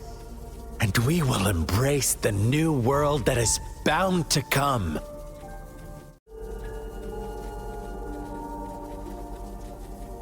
What is the lament? Disaster? Curse? Some kind of punishment? People only see the surface. The lament brings death, destruction, and countless reverberations. Reverberations that will be reflected, overlapped, and interwoven during the lament. They will be our salvation. The only path to a new life form and a new civilization. Our goal has always been the same. We want you to join us.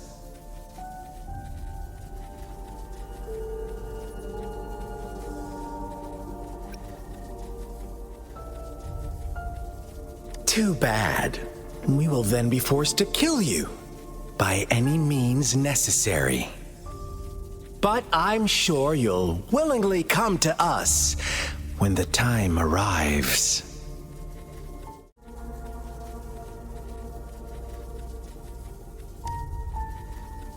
You kidnapped Jue and revived the Threnodian, accelerating the next lament. This is proof enough that you are the enemy of Jinzhou and all humanity. Stop dreaming you can force Rover to join you. He is our honored guest, and I will not allow any harm to come his way. How confident you sound. As the Threnodian's resurrection approaches, Jinzhou is barely holding on. How much longer do you think you can keep up this facade? Thank you for your concern. We have crushed your schemes once, and we can do it again. I have one last question for you.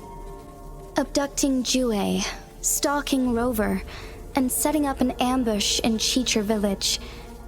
You couldn't have accomplished that all on your own. Unless I'm not the only overseer in Jinzhou, right?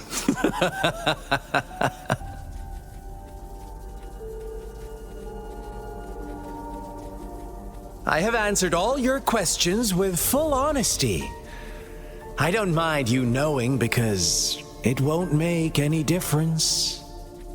You can try to stop us with all you have, but it's too late to change the course of history. Now, I have one question for you. You seem convinced we caused the disappearance of Jouet. What if I told you there was more to it? Would you be curious? About Jouet. What else do you know? Come closer and I'll tell you, Madam Magistrate. It's a secret for your ears only. How dare you! Madam Magistrate,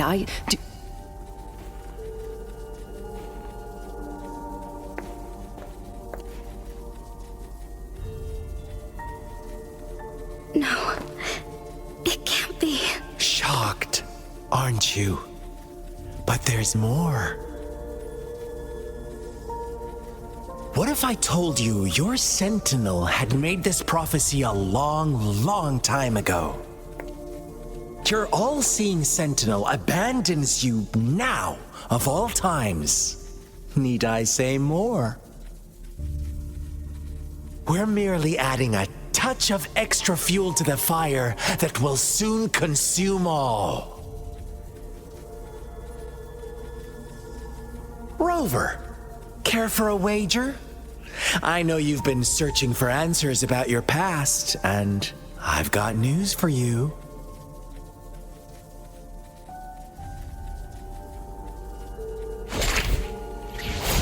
watch out! You are one of us, the Black Lambs, and you have been chosen to join us, ushering in the new world. Once you discover what you really are, you will come to us with no hesitation. The Fraxidus awaits your arrival with open arms, and I look forward to that day in sincere anticipation.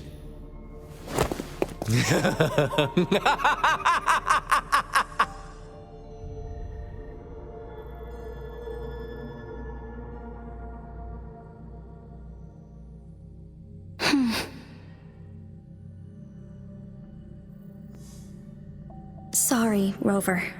What he mentioned about our sentinel is highly sensitive. I cannot disclose it yet. Not before verifying it myself. Is it a ploy to create distrust among us? Or... I must first find our sentinel to uncover the truth. Jouet is the guardian sentinel of Jinzhou.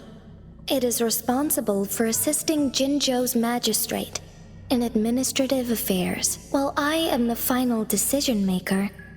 Without the assistance of Jouet, I cannot guarantee I am always making the best choices for my people.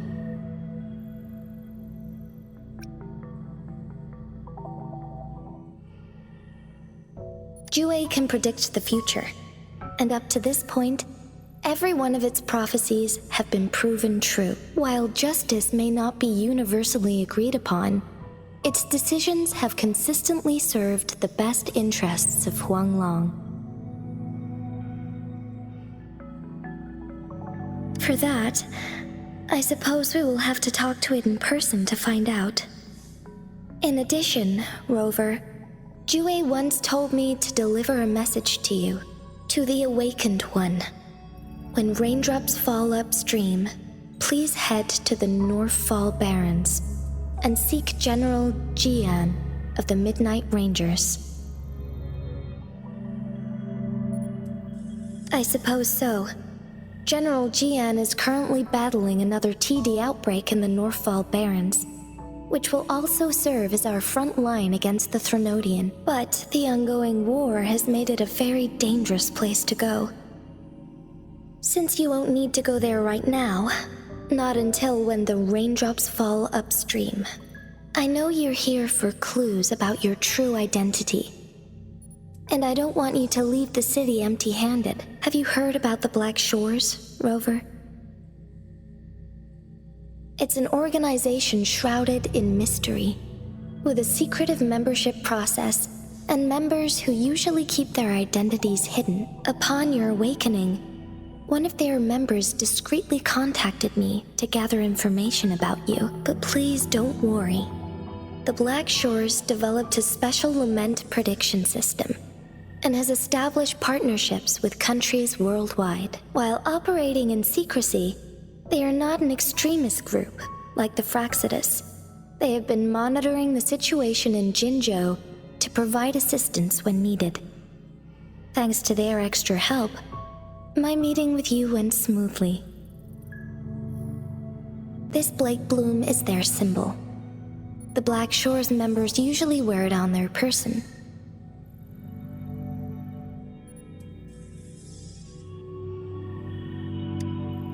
Yes, I suppose it does make them stand out.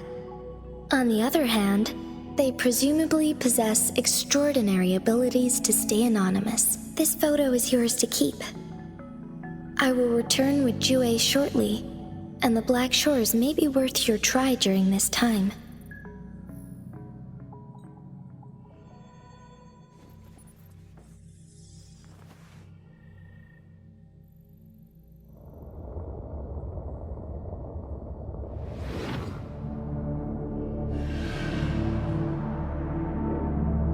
Rover, are you all right?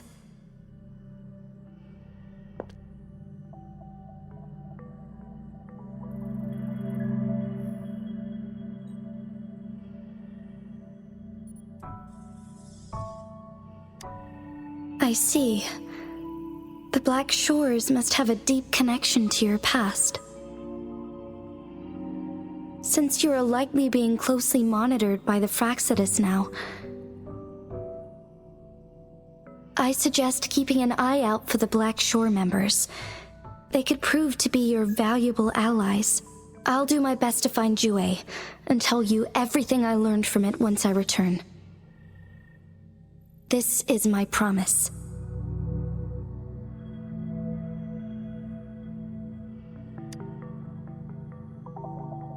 Yes, please leave it to me.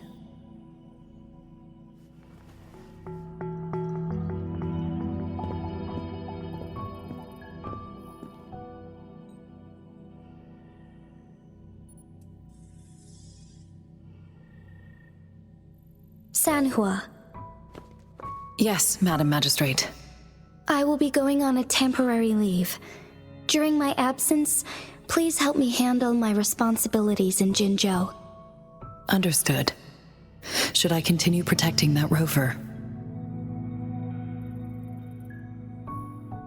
No need. Both Chan Li and I will be away, and there will be more than enough paperwork for you to handle. Is Lady Chongli leaving for the capital? Please pardon my intrusion, but he just faced an ambush in the Central Plains. What if... Regarding that incident, we tried to warn him about the Fraxidus, but they were more cunning than we thought. If he runs into another powerful enemy like Scar, he'll eventually have to confront them on his own. Sanhua, you can place more trust in Rover and me. Understood.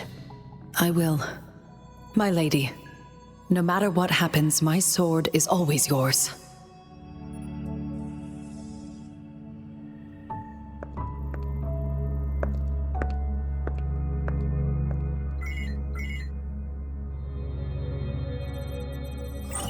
Both the interrogation and my appointed meeting with Rover have already finished.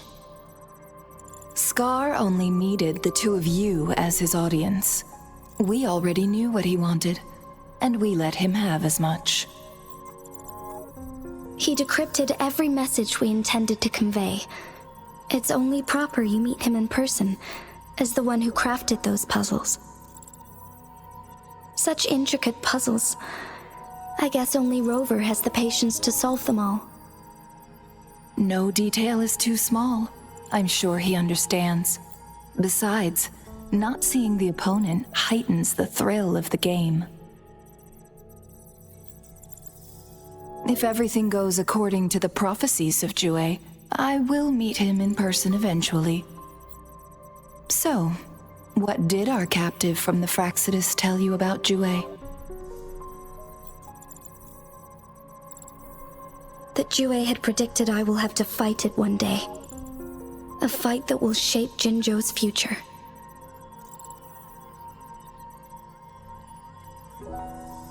Well, that is unexpected. But you don't seem all that surprised, do you? Can't say I am. I had suspected as much from our previous conversations, and the message it left me, his words only confirmed it. Where was it when you last sensed its presence? It was in Mount Firmament. Unlike Jinzhou City, that mountain is still resting in stillness. The place where the first people of Jinzhou lived, and where Jue first manifested before us humans. I see. I'll find Jue and bring it back as soon as possible. Our enemies could have planned it as a trap. We have a bigger goal to focus on, remember? I understand. I will not let anything or anyone disrupt the peace in Jinzhou. Would you let what you heard from Scar sway your determination? No. He cannot ever turn me against Jue. If anything, his words only confirmed my theory. I am the Magistrate of Jinzhou, appointed by the Sentinel itself. The prophecy speaks of a decisive incident for Jinzhou's future, where I will be a key player. The fight between me and Jue is only a precursor. My job remains unchanged. I will fulfill my duty as Jinzhou's magistrate with my own judgment. Is that your final answer? A single strand's neglect births mountainous upheaval. You taught me that, remember? The safest option is for me to go in person. Very well. Since we are already mid-game, I will let you decide our next move. This time, I shall be a pawn in your hand.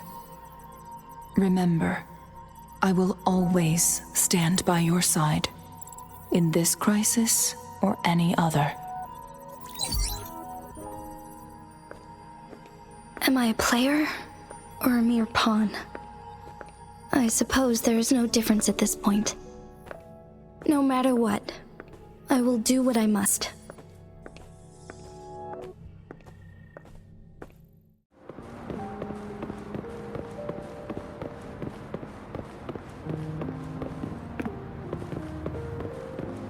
I see. Yes. I can feel the tension in the streams. I'm worried something bad is gonna happen. There you are, Rover.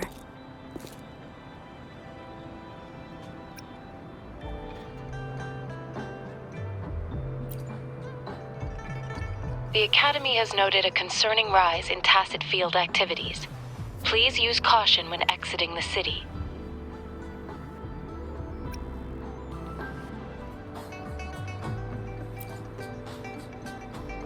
Remember to check your terminal signals and wear the Academy's protective suit correctly.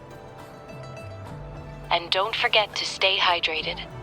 Now, I have experiments to run. Take care.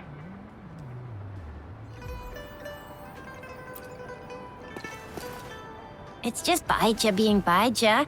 She's a little awkward with showing care, but I think it's cute. Anyway, Rover, quick, tell us what happened.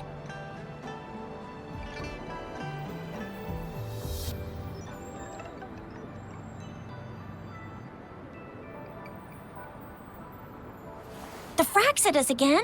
Ugh, those jerks! Jian the General, Jean C. the Magistrate. And Yue, Jinzhou's sentinel. Is there any kind of connection between them? Connection? No idea.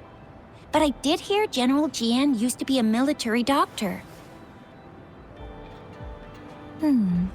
Speaking of that, I think we'll need to start with a bit of Jinzhou's past. A storyteller near the theater once told us something like this.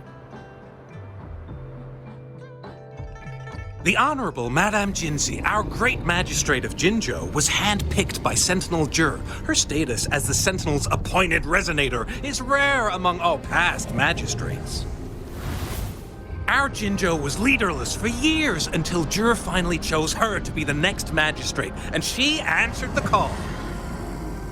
To further elaborate, we must start with the battle beneath the crescent. The Norfall Barons, scarred by countless wars, discarded weapons scattered like bones. Our soldiers had fought to reclaim the land for years, to no avail. Overthrax, the dreadful Threnodian monster, fed on the frequencies of weapons, turning our fallen soldiers into deadly tacit discords. General of the Midnight Rangers, Geshu Lin, bravely rose to confront the threat. As twin moons aligned, General Geshu Lin vowed to vanquish evil, raising his blade against the blood-red crescent that foretold destruction. His sword blazed with black flames, laying waste to all who dared stand in his way. Victory seemed certain. Until the retroact rain began to fall. Raindrops fell upwards as in the past. Monsters raged, loyal souls fell to blood-soaked sands, infernal carnage. Issuing his last command, Geshu Lin demanded all soldiers stand firm, no matter what happened. Sacrificing his body to the black flames for power, Geshu Lin charged at the Overthrax with all his might, and he was never seen again. After the fall of their leader, the remaining soldiers despaired, until the deafening roar of Qinlong struck like lightning. A lone youth bravely stood up to lead a hard-won retreat. After the battle, that young man who tamed the wind ascended to fame, becoming the new general of the Midnight Rangers, selected by Sentinel Jur. On the other hand, General Geshu was blamed for the massive losses that occurred under his command, earning him a notorious reputation in Huanlong.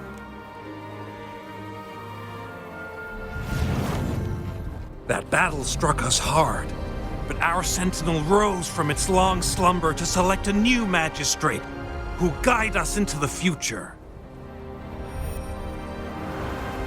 Despite the previous disaster, Jinzhou was off to a promising start under our sentinel and the new magistrate's guidance. The people held hope for a better tomorrow.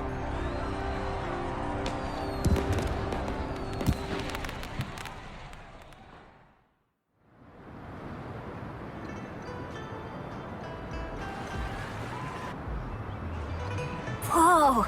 First time hearing about all that.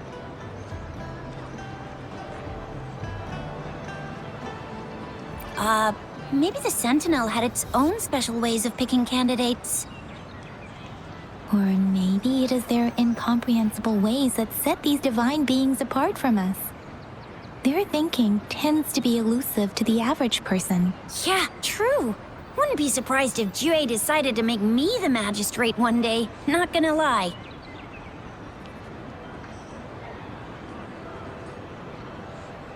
I understand your concern, Rover. Madame Jinshi was only a teenager, and she was suddenly selected to be the magistrate. It must have been so difficult for her. I remember people were skeptical when she first took office. Despite her achievements, Many believed she lacked the necessary experience and authority in the political realm. People only showed their respect to Madame Ginger because they trusted Jue's judgment. Seriously, Lord Jue knows how to choose him. Our previous magistrates were all top-notch at running the show. And Madame Jinsi, she's already made the city a well-oiled machine in no time. I'd have a mental overclock just trying to keep up with all that paperwork. She was made for this. What is that saying again? Real gold never loses its shine. Rover, since you were asking about this, did you get clues from your past from Madame Jinji?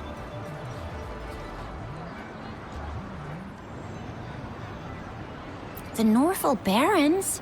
It's been a battlefield since ancient times. Rover, it's dangerous there. The Norfolk Barrens is the front line in our defense against the Threnodian. We must be careful about going there.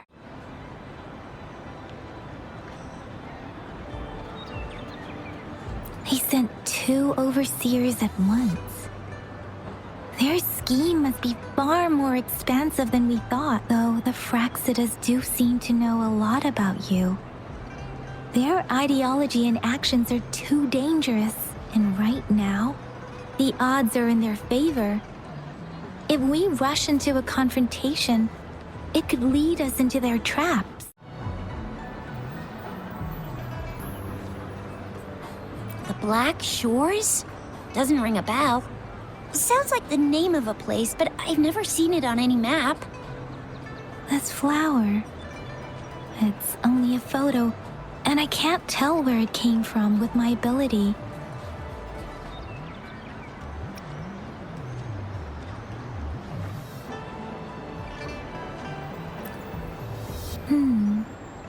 We're still in the dark about Fraxida's plans, and the Norfolk Barrens is too risky. The Black Shores seems to be our only option now, but if we are to look for them with only a photo of this flower, it's going to be difficult. Since it's about flowers, we should go ask Grandma Lynn. Yes, Grandma Lynn runs a flower shop. I'm sure she can give us some tips. You're making me blush a little. Grandma Lynn loves listening to storytellers. I think I saw her earlier. Let's go look for her.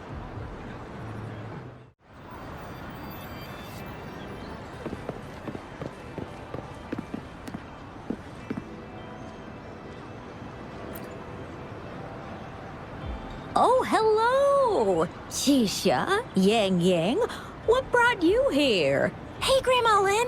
We're here for some stories today. And here's our new friend. Ta-da! We've got the ultimate badass here. The one who can crush TDs, cook up echoes, knock Inferno Rider flat, and KO Phalian Baringle with a single punch. The legendary Rover!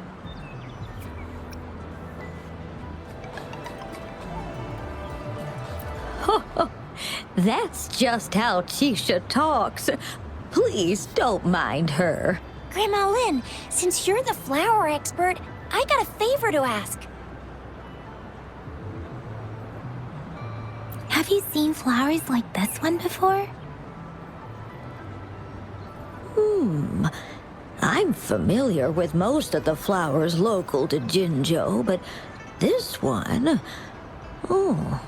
it doesn't match anything we have here. I don't think I've seen anything similar. Not even in the plant encyclopedias. Oh no. If not even a flower expert like you can recognize it, who else could help us? Oh, Chisha, I'm far from an expert. We've got a plant-type resonator here in Jinzhou, remember? She knows the plants much better than me. Oh, are you talking about that young lady? I always see her helping out at your store. Yes, she has been a great help. She knows a lot about everything plant-related, and she is such a sweet child. Her smiles always make me happy. She reminds me of the lovely star flowers. I'd call out to her, "Little Starflower, it's dinner time." And she'd always answer with her brightest smile. What a lovely girl. She's probably up in the back mountain doing some field research. I said I wanted a field in the back mountain to plant my flowers, and she offered to help right away. That's where she is now, checking it out. Go in that direction, and soon you'll see a waterfall. Walk right through the waterfall, then you'll reach the back mountain. Thank you so much, Grandma Lin. Oh, anytime, dearie.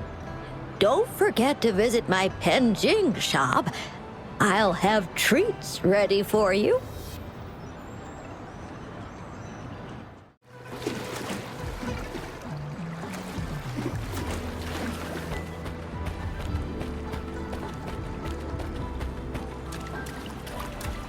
This should be the shortcut to the back mountain. Once we cross the waterfall, we'll reach Mount Pingting.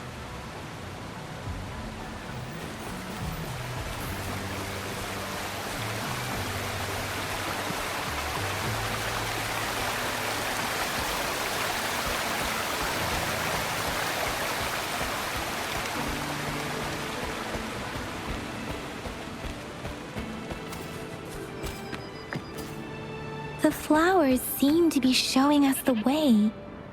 Let's follow it.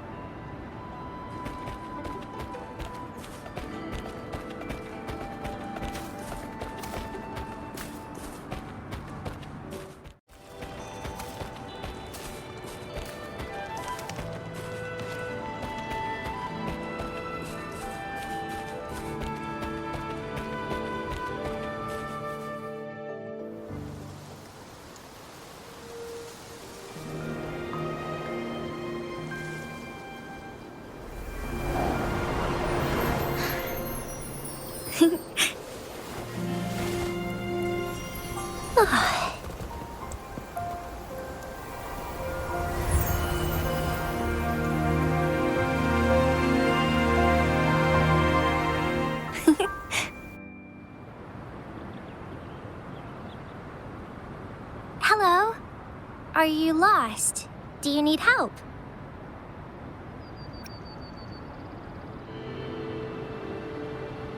Starflower. That's what my Grandma Lin likes to call me. Oops, sorry. I should have introduced myself first. I know it's a polite thing to do in Huanlong. It is. It is a delight to make your acquaintance. I am Verena. My pleasure to have the opportunity to meet with you today. My apologies. I used to live in the New Federation, so I'm not very familiar with the language here. Hi, Verena. I'm Chisha. This is Yang Yang, and he's Rover. Grandma Lin told us we should come find you. Oh, right. Grandma Lin talked about you. I left those flowers so she knows how to reach me. What seems to be the trouble? If there's anything I can help you with. We're looking for a special flower.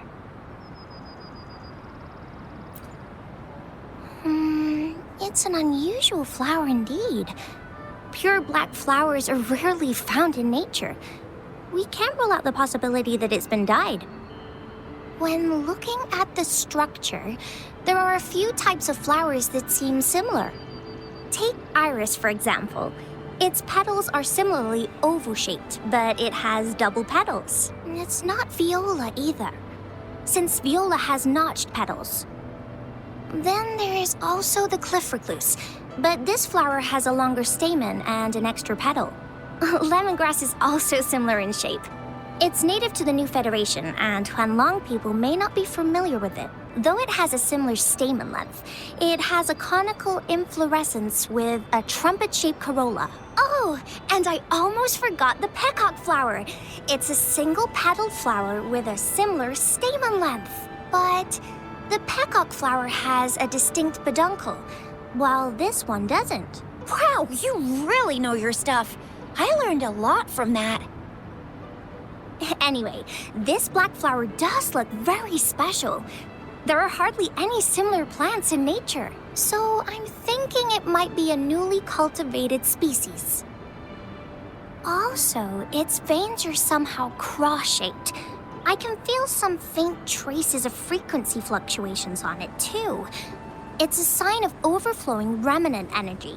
So, my guess is it should be a unique remnant plant, created by a certain type of resonance energy. But in order to figure out the right soil for it, or exactly what type of resonance energy it is, I need more than just a picture. Gosh, help us out, someone! We don't know what kind of flower it is, and we haven't seen anyone wearing it either. Speaking of that, how does it even work? If I wore this flower on me right now, do I automatically become one of them? Shizia, wait, what did you just say? Yeah? I was just saying, if I wore this flower, would they immediately see me as one of their own? If this black flower is indeed their symbol, the Black Shore members should immediately notice it on you. But to everyone else, it would just look like a peculiar flower.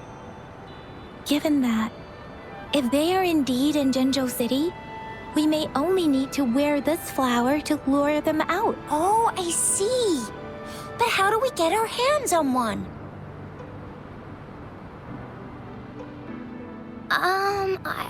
I could probably make one for you with my resonance ability, if you just need something that looks similar. Come on, Verena, you can do it.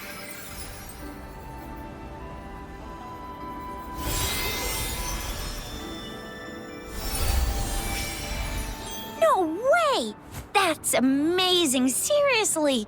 It looks exactly like the flower in that picture. Thank you. It's nothing. I'm glad I could help. It's friggin' amazing!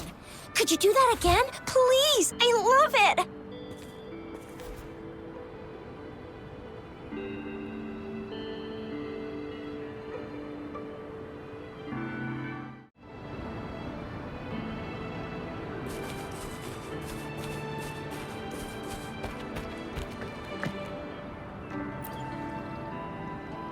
Rover, have you noticed?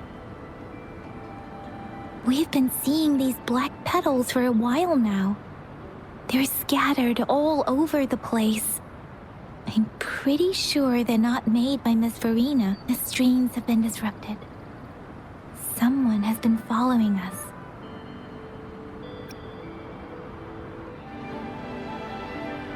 Rover, are you sure you want us to leave?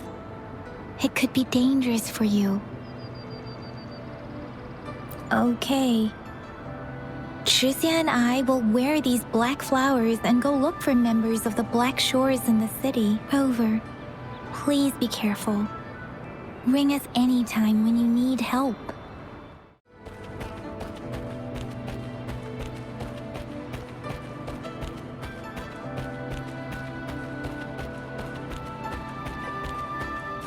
The Fraxidus? What are they doing in a place like this? Damn that woman.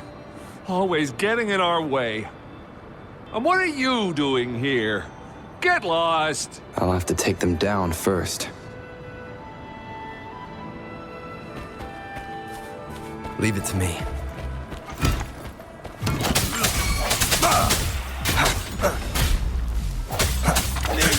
The weird noises persist. They're coming after me.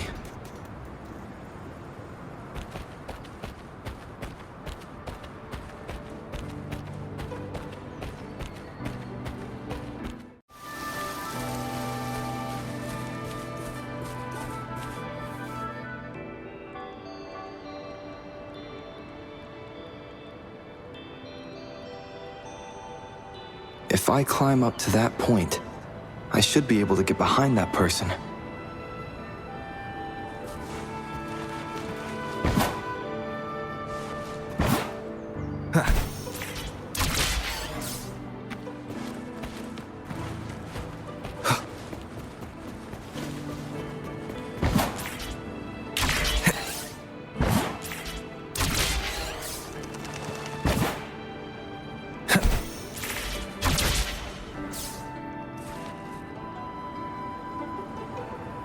hide here for now.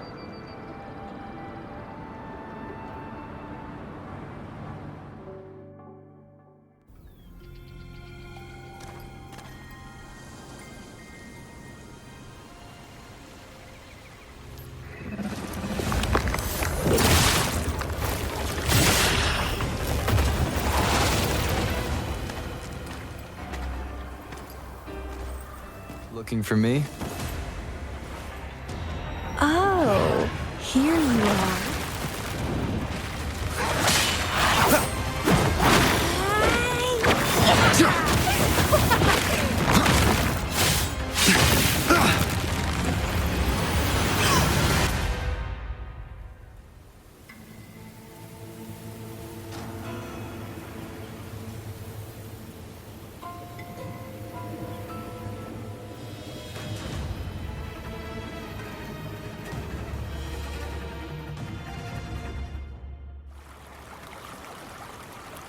You're such a box full of surprises. So we're playing Truth or Dare now. I see. Oops. Getting angry, are we? Sorry, but it's just so much fun to rile you up. You're the very first person to pique my interest like this. You have great potential.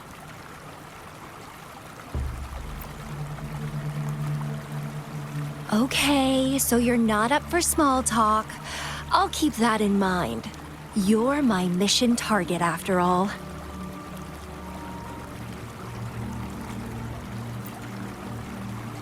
Bingo! I'm one of the bloom bearers of the Black Shores. This Blake bloom is our symbol. It represents our mission to save the world. That's what it says in the rules, at least.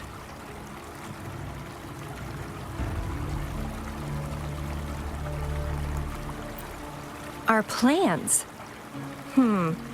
What is it again?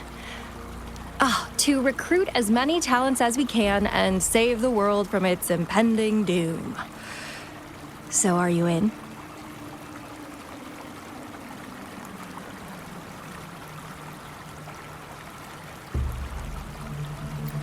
Nuh-uh, I don't. The world? Couldn't care less. If it's all going boom tomorrow, why not have fun while we can?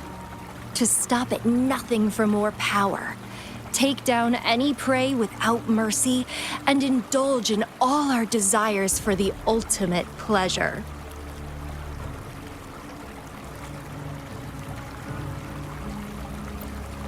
Well, I mean, I'd love to live that way. But alas, duty calls. The Black Shores, our garden, is home to many green fruits, and will make you the most special seed among them all. My duty is to nurture and safeguard seeds like you, allowing them to blossom into luscious fruits. Then, once the fruit ripens, I'll get to pick it and indulge the sweetness of my labor all by myself.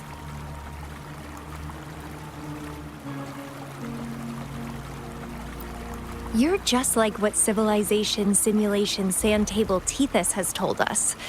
I can feel such explosive potential within you. One day, you'll surely bear the most beautiful fruit imaginable. No need to be so on edge. I won't do anything strange to you, I think. Actually, I've been diligently protecting you, you know. I got rid of all types of pests that tried to get in your way. Ew, don't mention me and the Fraxidus in the same sentence. I couldn't care less about their petty games, but if they even think of laying their dirty fingers on you, you're mine, and I don't like sharing. Just a couple tricks and I had those fools flapping around like headless chickens. What a boring crowd. Whoa, don't tell me you haven't noticed. Enjoyed your nightly rendezvous with that long maiden? You have me to thank for keeping those Fraxidus people away. Well, I've answered plenty of questions already. Now it's your turn.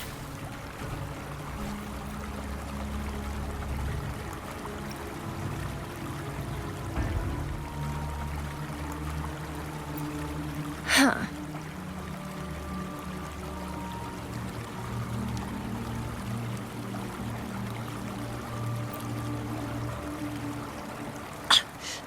Do you think I'd entertain your inquiries if I didn't have a blade on my throat?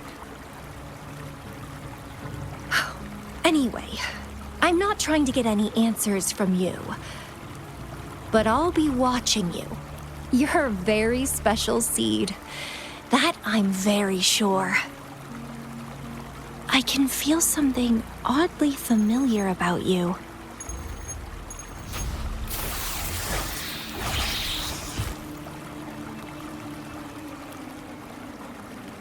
My name is Camellia.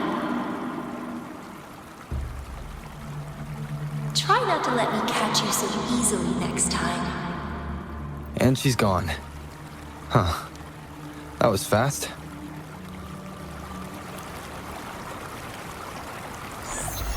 Rover, what took you so long to answer? Did something happen?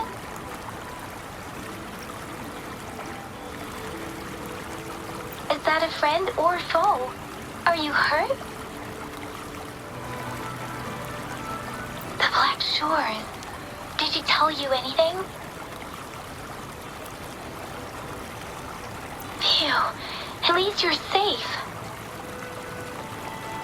Shuzia noticed a guy acting suspicious. I think she's keeping an eye on him. Sure. We are in the shopping district. See you then.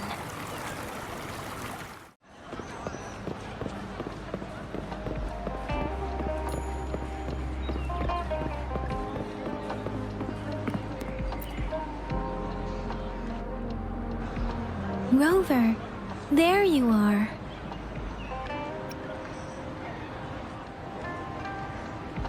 We walked the streets, wearing the Blake bloom like you said. Talked to various people, but I didn't hear anything useful.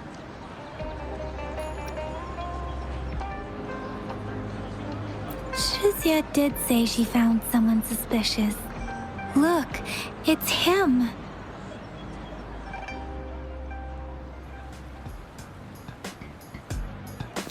Rover, perfect timing. This guy's been sniffing around here for a while now. He keeps trying to talk to the elderly and minors. I've been keeping an eye on him. And I saw a little girl with him. She kept turning her head and looking around, but now she's nowhere to be found. This is super fishy. Hey, I'm Patrol Letitia. Sir, business license, please. But business license? Uh-oh. I'm Alto, just a humble information broker. I've been traveling around, helping people out in my own small way. I see. So no license. I bet you don't have a fixed business location either, huh? Business location? Why would I need that? Now show me your organizational accreditation, please. Well, I'm an honest broker of information. Always open to negotiations at the right price.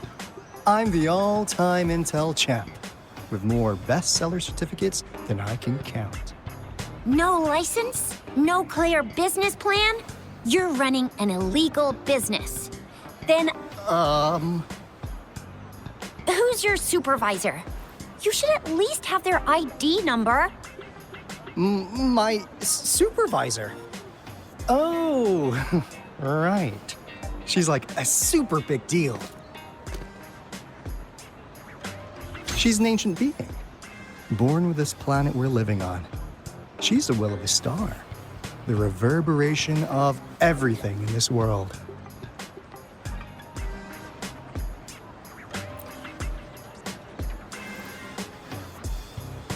So do you even have a supervisor or not?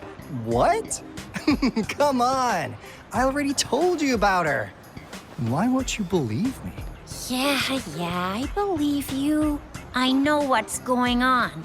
Now, sir, you're coming with me to the patroller station. Oh, come on. Please. I didn't do anything illegal. I was just looking for someone. A little girl. About this tall? She's the kind to stand out in any crowd. You really think I'm gonna buy that? You saw her earlier. It's that girl. Yeah, exactly. Wait, how do you know?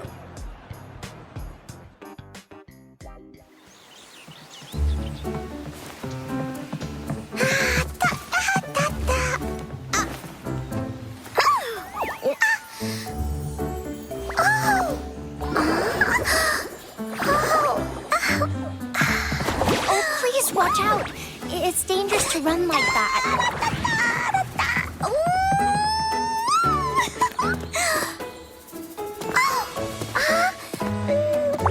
Here you are!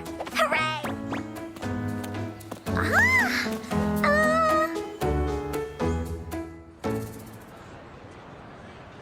Encore! I've looked everywhere for you. Back off! Leave that girl alone. Miss Patroller, she's the girl I've been looking for. Hello, little one. Is your name Encore? Do you know this person?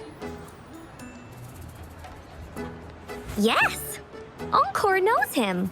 Uncle Alto sells stuff without a license. He listens in on people for commercial secrets, and he loves pulling pranks on us kids. But he's not a bad guy, really. Encore! Remember our little chat? What did I say about calling me uncle in public again? I am not that old.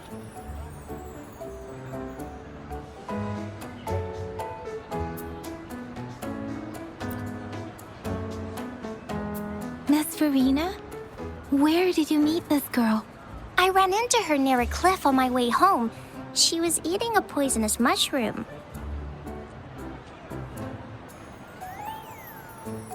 I managed to make her the antidote in time.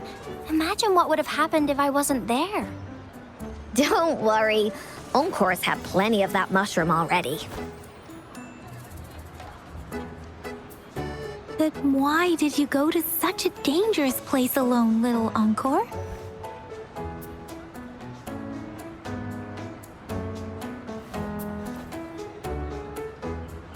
We got your back, little one. No worries. Just tell us what you know. Because Encore must keep an eye on him.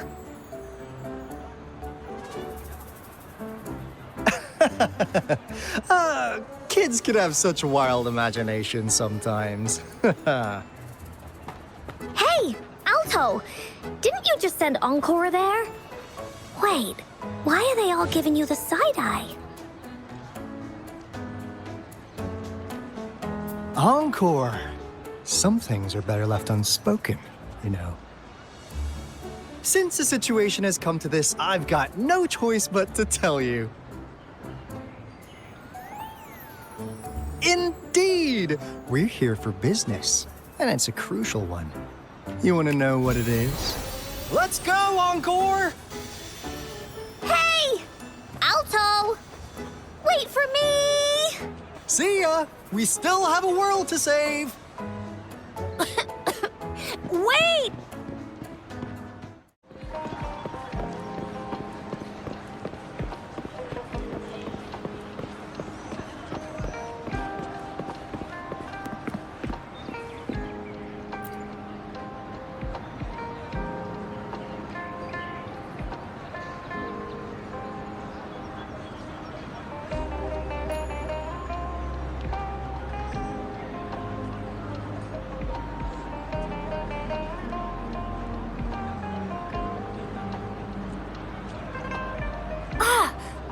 This?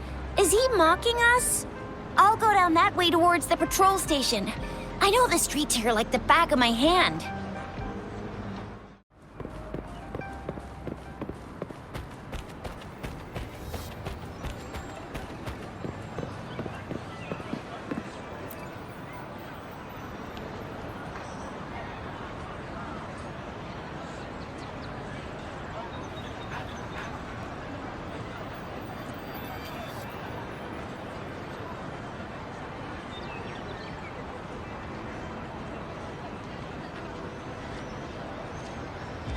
Here's another split in the road.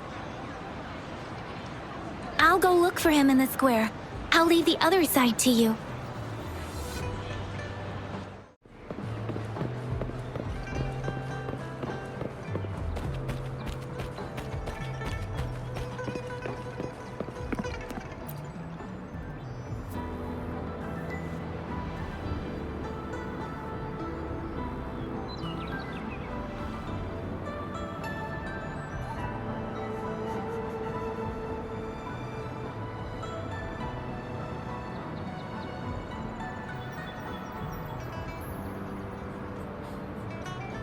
The gaps between each mist figure are shrinking. Over there, at the end of that alley.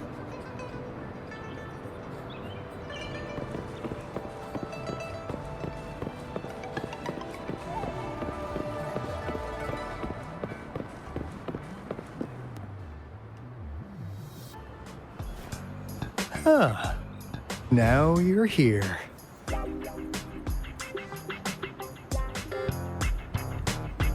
Well, we weren't really running from you. We just wanted to make sure you were alone. Be good, please.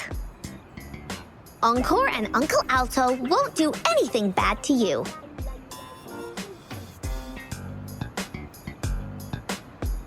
That's enough, Encore. You're freaking our precious client out. Encore just did as Alto said. Encore is usually a good girl. Don't be scared, Rover. We just have a few questions for you. Was it your idea to have those two ladies wear those counterfeit Blake blooms and attract our attention? I must admit, they looked quite convincing. If I was an outsider, I might mistake them for the real deal.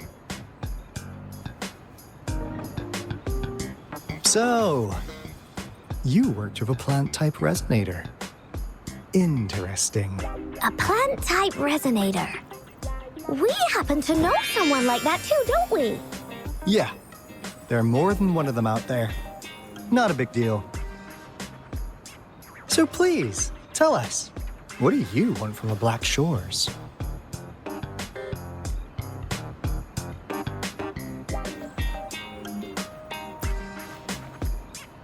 Why? Huh.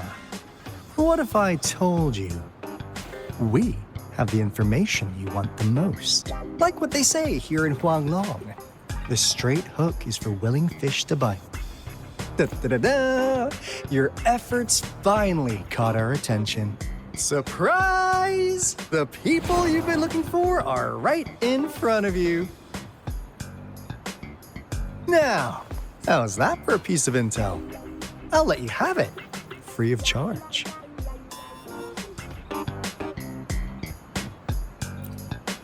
Oh, not that disappointed look.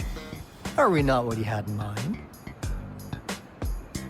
I know you must have a ton of questions for me, but one moment, please. As you already know, I'm an information broker. That means I make deals instead of passing out freebies. You want information from me? You gotta give me something in return. Relax, Rover. We just want to make a deal with you. We want you to come with us to an abandoned Court of Savante facility to help us recover a resonance beacon. In turn, I'll tell you everything we know so far.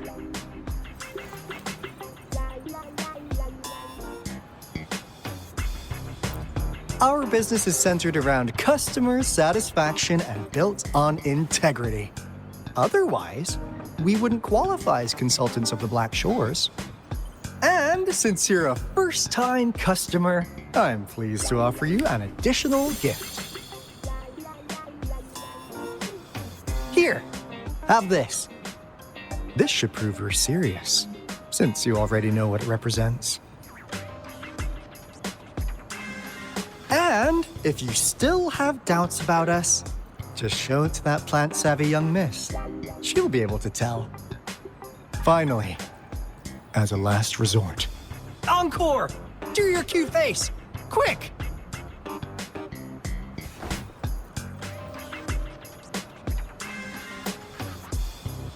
Oh, please help us. Pretty please. Look at this poor child, pleading to you like that. How could anyone have the heart to decline? The deal's settled then. We'll be waiting for you near this beacon in Whining Ix's mire. And don't forget to come alone, okay?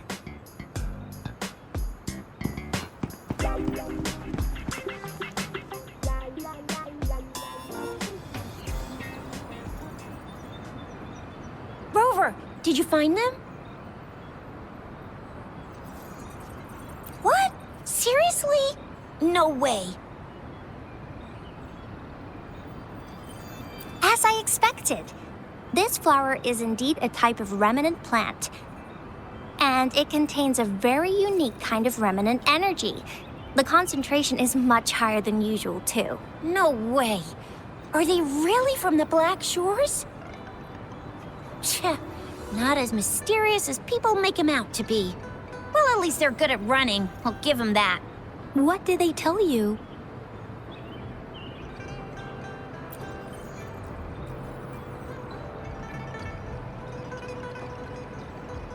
That place. I only heard it's an abandoned research institution. There's nothing special about it. Because of the dangerous weather conditions in Whining Ix's mire, it's been ages since anyone went there. Don't worry, Yang Yang. We all know how strong our Rover is. Okay, Rover, I'll tell the Academy about this, and they'll help transmit your data from the Resonance Nexus. Then, that beacon in the Whining Ix's mire should be unlocked for you. There have been frequent tacit field activities recently. If you're going there alone, please be careful. Just ring us whenever you need a hand. We'll come rushing.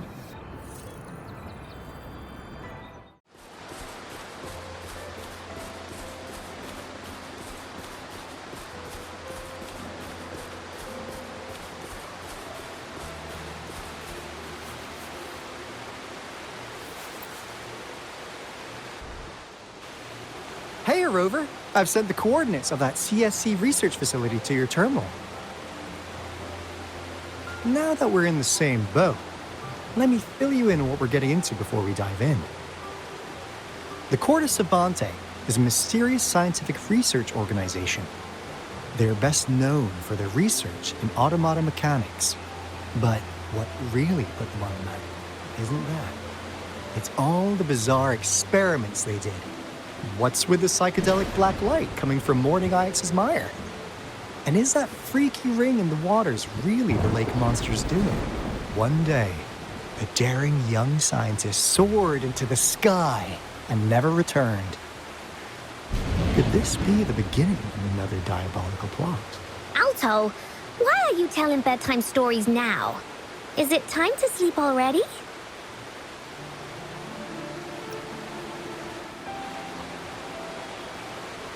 Ahem. My bad. Old habits die hard. But a big part is coming right up. One day, out of the blue, every single Corte Savante member vanished. The last words from that mysterious researcher, the Corte Savante Committee's chairman, was this. Ahem. You want my research? You can have it! I left everything I gathered in the Corte Savante's labs. Now, you'll just have to find it. What do you think, Rover? Aren't you curious? Ha ha! I knew you'd be into this like I am. But stories aside, we do have an important mission on our hands. I suppose the magistrate at Jinzhou has already told you what we do? We've set up resonance beacons worldwide to monitor the lament, collecting data in real time. This is how we predict when the next lament is happening. As the saying goes, one miss is as good as a mile.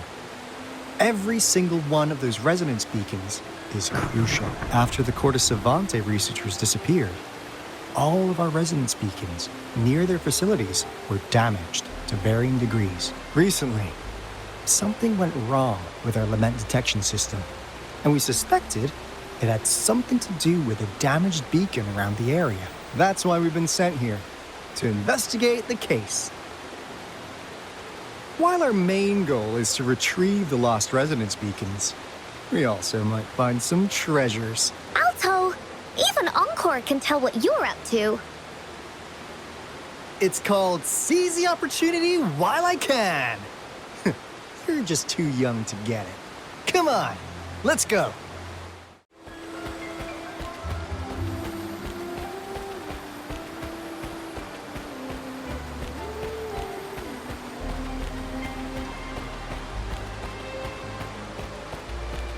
Huh. Is my TD detector working? How come it didn't warn us of so many tacit discords ahead? 'Cause they all just appeared out of nowhere. That's weird. Anyway, let's deal with that, shall we?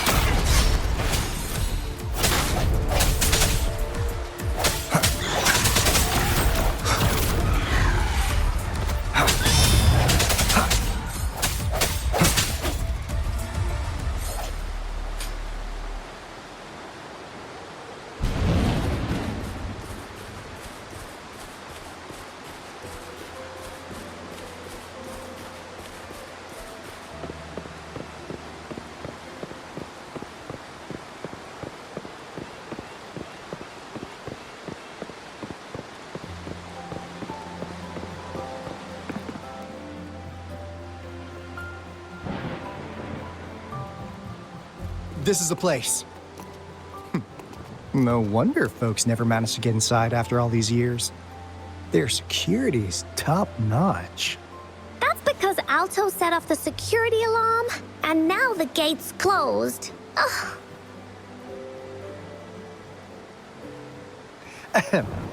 Anyway, we've got to figure out how to open it up again.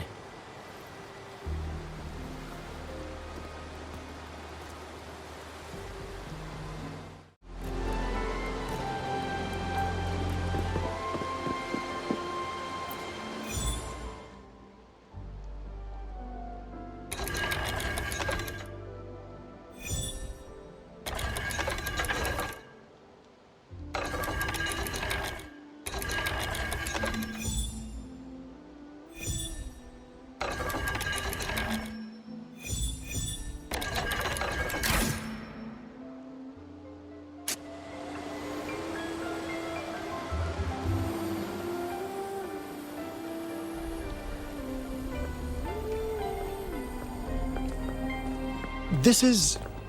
Oh, no wonder. Those crazy savants. They were trying to recreate the retroact rain.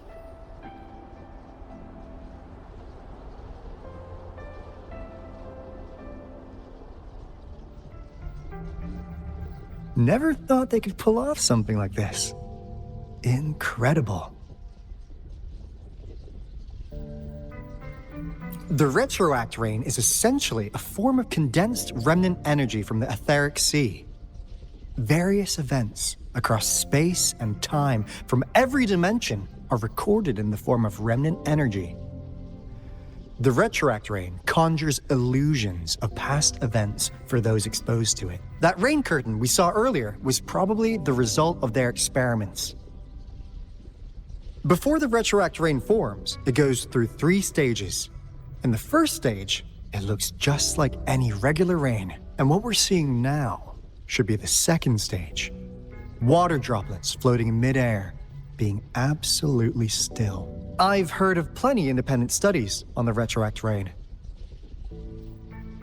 Most of the researchers were driven by their obsessions, while some wanted to relive a particular experience, and others yearned to reunite with their loved ones. But look at all these devices here. The sheer scale of this research is really something. It really makes one wonder. What on earth were they trying to bring back with such a massive retroact rain? The power system here might still work. Let's split up and find it. Hooray! Willie's that away!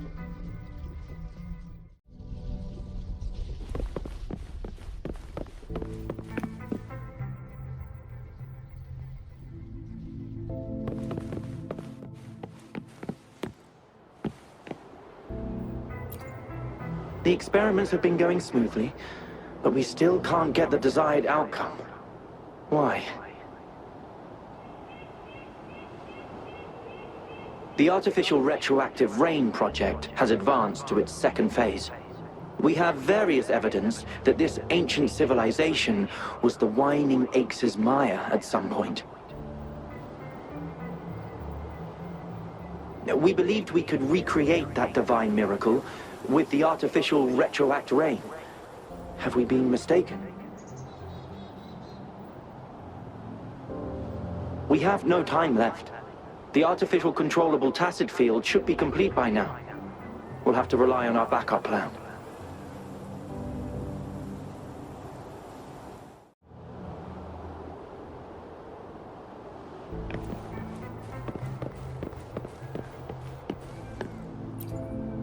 That Fraxidus Overseer has been really generous with his sponsorship. It would have taken us much longer to build this place without him. Though he loves to meddle with our experiments a bit too much. Well, he's our patron. Can't do anything about that. This lab's location is a bit too remote for me. But I'm okay with it, as long as we can keep doing our research. Yeah. Where else could us maniacs possibly go? The committee kicked us out like trash. They'll never understand. As Professor Hysen stated, we are embarking on a monumental endeavor with the power to redefine humanity's future. This time, we will make the divine miracle we saw happen again for all of humanity to behold.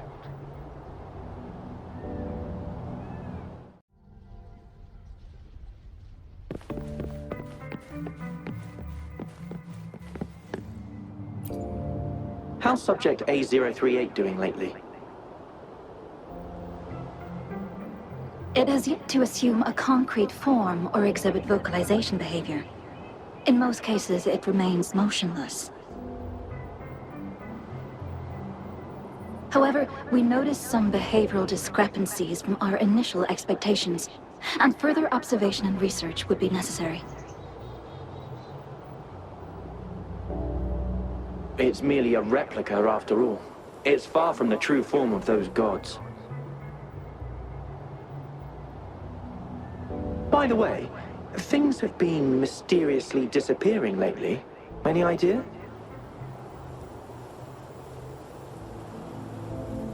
You noticed it too. Thought I was imagining things. And there's weird noises at the lab late at night. I suspect it is something to do with Subject A038. Lately, its frequencies have always displayed signs of hunger. But it's been under strict surveillance. That couldn't possibly be 8038, right? I'll go check the security cameras once more. Let's increase its rations. We can't afford to let it go hungry. After all, it's our last hope now.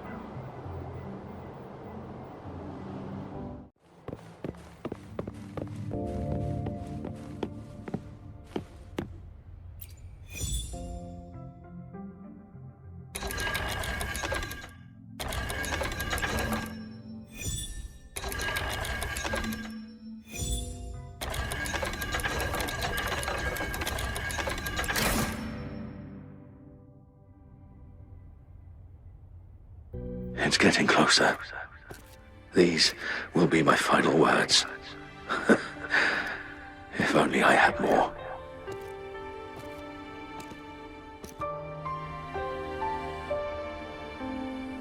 I thought my enemies were misconceptions, waning passion, and my own ignorance.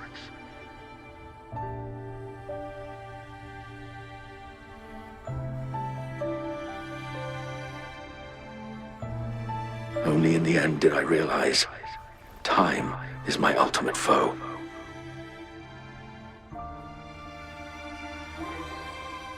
I became blindsided by my fear of death and insatiable thirst for truth, eventually derailing our research.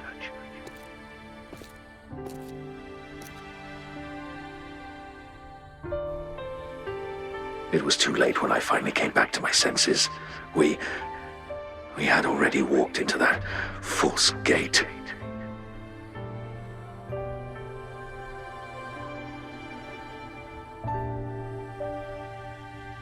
Now, I'm leaving my last realization behind.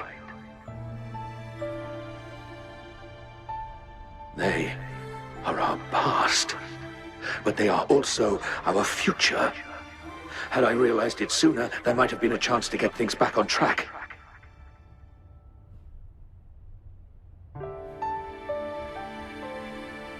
The future being hailing from our past, please save us once again.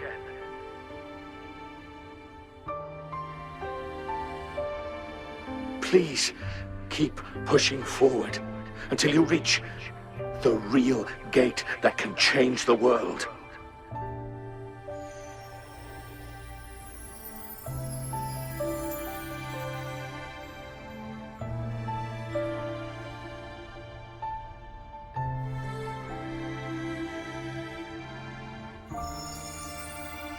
Wow! She's so pretty! Rover, about this person.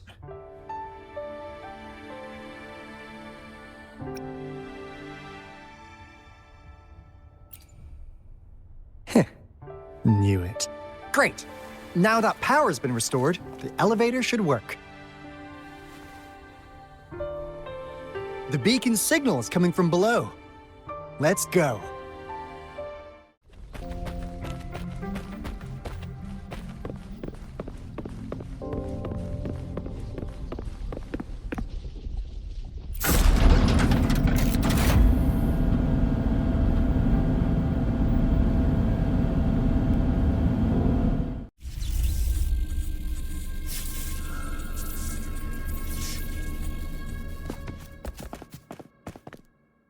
Wow! A big, clunky monster! Damn! Those savants never run out of new surprises for us. The signal's coming from it. Did it swallow our resonance beacon?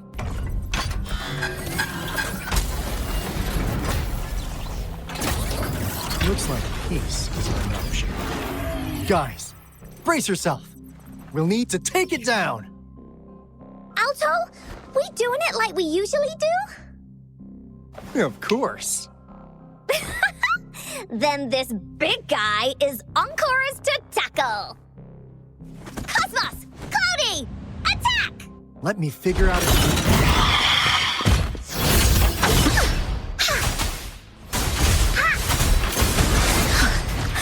See? It's coming together from different parts. We should target its joints. Use the fallen part to counter its destroy its unstable structure.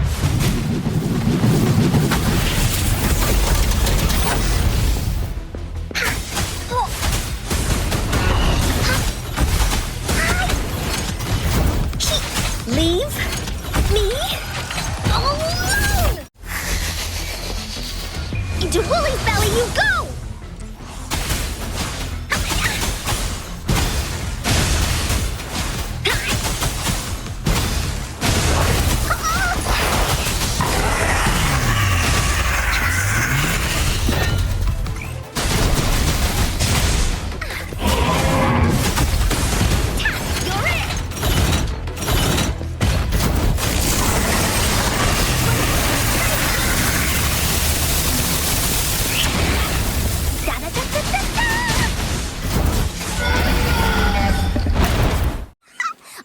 Is strong! Told ya!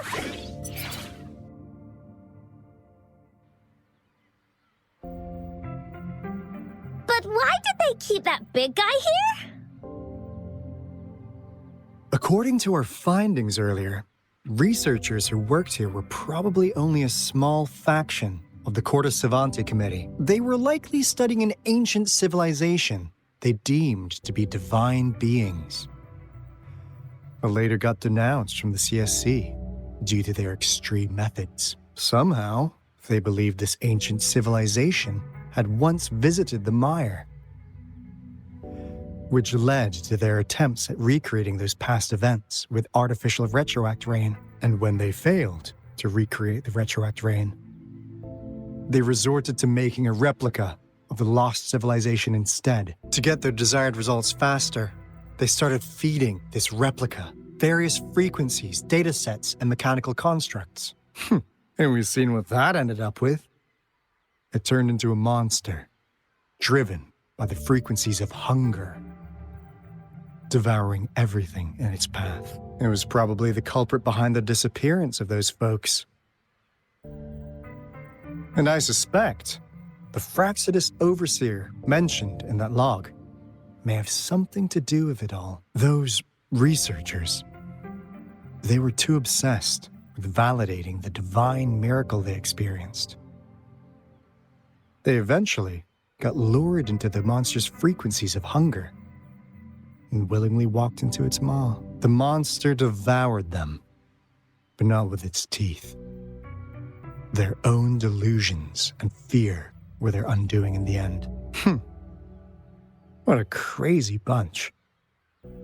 So, Rover, now it's time for me to fulfill my promise. What do you want to know about the Black Shores?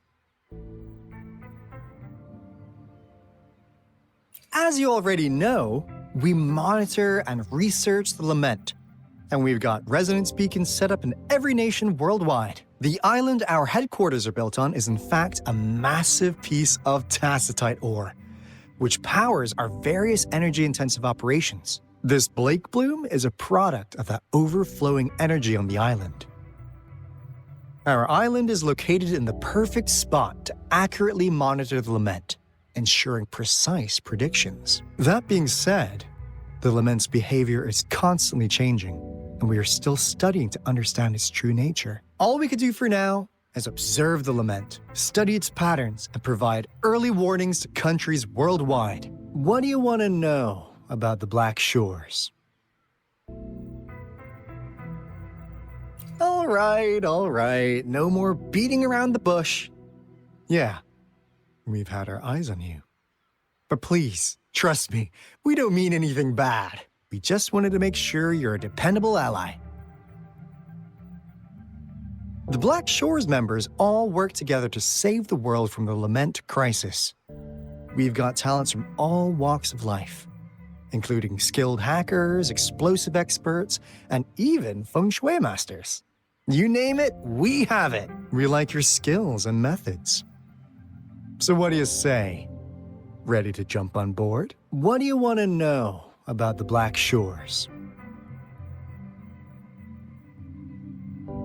Camellia? Of course we do! Yeah, she can be kinda unhinged, but she's indeed one of ours. Just so you know, she only took up this mission because of you. Quite the charmer, aren't you?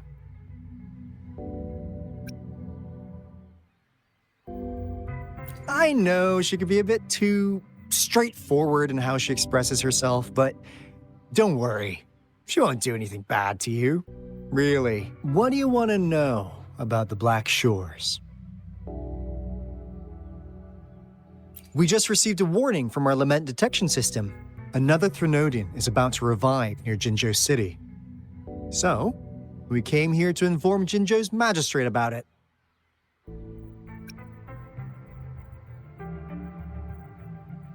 Yes, entire countries have been destroyed. We're not letting such tragedies happen again. What do you want to know about the Black Shores? I'm just an insignificant consultant at the Black Shores, so I don't know that much about all its hidden secrets. But I believe the piece of intel I'm about to share with you will make this trip worth your effort. This is not the first time you've been reawakened.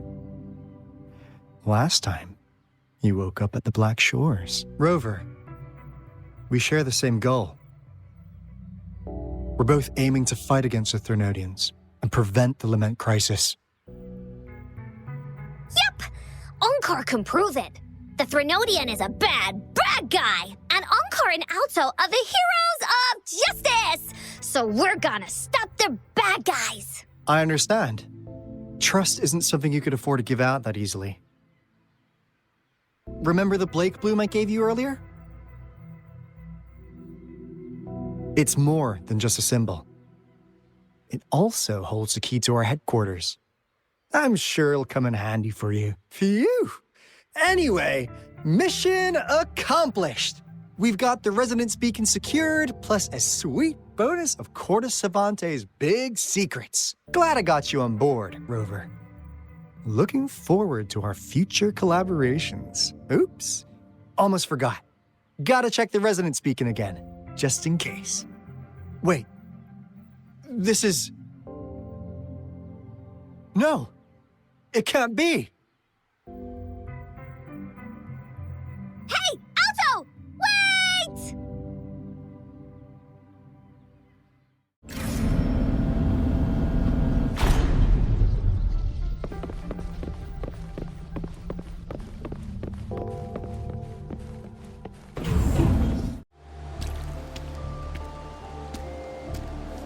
Onkar heard lightning. When there's lightning, it's gonna rain. And when it's gonna rain, Onkar should bring an umbrella. Oh, no. Alto said when it rains like this, we hide.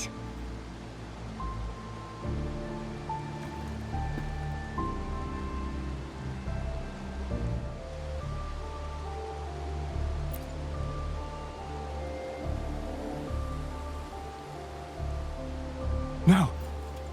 This is... It's the real Retroact Rain.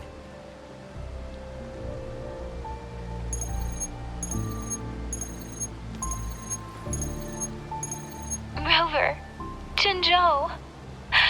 Jinzhou is under attack. It's a TD outbreak. This rain, it's finally happening. General. Yes, how's it going? We have 500 remaining soldiers prepared and medically cleared for combat. After receiving the antidote for Retroact Rain, they have reported minimal hallucinations and no adverse effects. However, a few veterans still reported sporadic sightings of phantoms in the rain. I see. Stay alert. We will continue as planned. Report any signs of potential TD outbreaks immediately. We march on to the Northfall Barrens as soon as the rain stops. Aye, sir.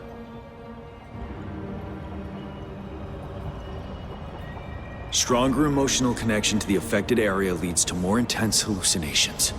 That's what they said. I should go for another round of inspection. Make sure everything is going as planned.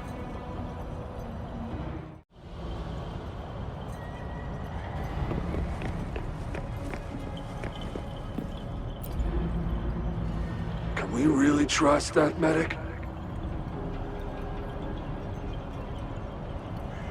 I do think we should be careful. Something's wrong with this rain.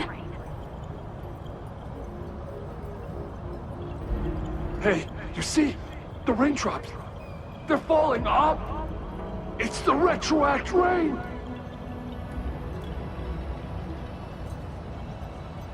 That day, as the rain fell, we watched in uncertainty. Unsure whether it was a sign of hope or disaster. The Retroact Rain should have been a harmless wave-worn phenomenon. However, the Threnodians' influence enhanced its effect, turning that battle into a brutal slaughter. Our city could not endure another tragedy like that.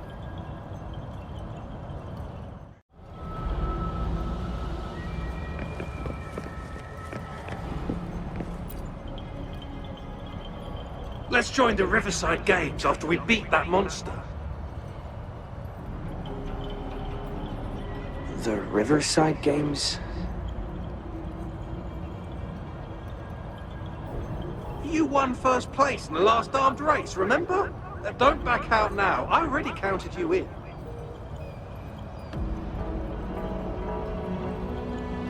We haven't held the Riverside Games in years. This should be another illusion from the past. If everything goes well, perhaps we can hold it again this year.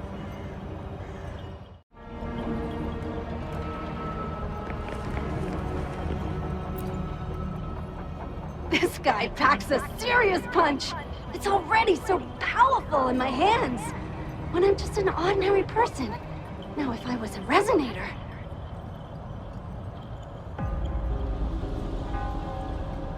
Careful. Tacitite weapons are not so safe to operate. Rest assured, I'll take out those monsters before it blows up in my face. The Ministry of Development once designed a weapon for non-resonator units to combat tacit discords. As non-resonators lack the necessary forte to control the weapon, and prolonged exposure to tacitite energy posed health risks, designers limited its output for safety reasons. That's why the weapons couldn't operate at full power. After taking over as general, I revamped the Midnight Rangers' recruitment tactics. Our primary combat units now consist of resonators, with a significant decrease in non-resonator members who have been reassigned to support roles. I still remember the admirable courage in those ordinary people's eyes as they volunteered to join the military. But I cannot let more unnecessary casualties happen.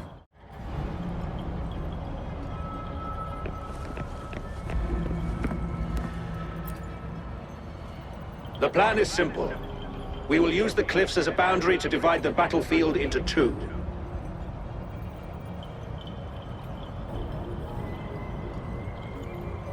Our ranged units will secure the high ground, while our ground forces charge through the narrow valley.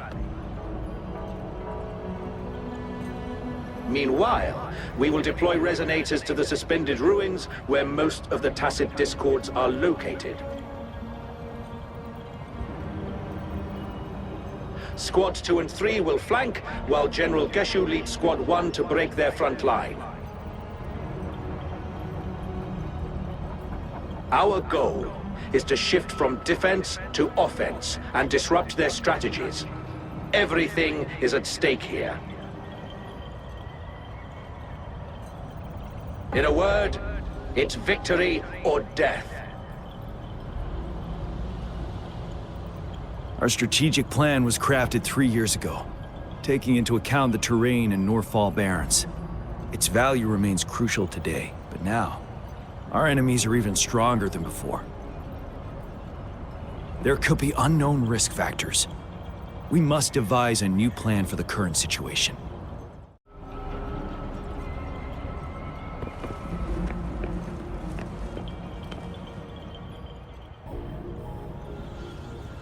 General. We've got all equipment repaired, tactite weapons adjusted and given to the resonators.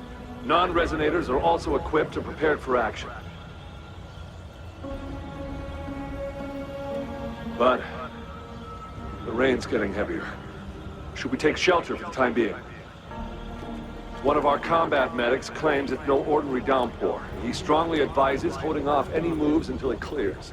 Though young, his sharp intuition has been proven in previous battles. You've seen it firsthand.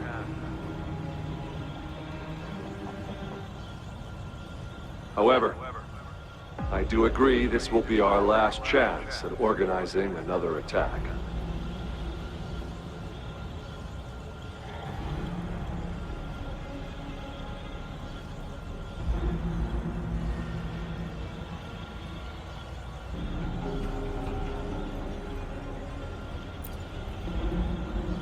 Sir, his name is...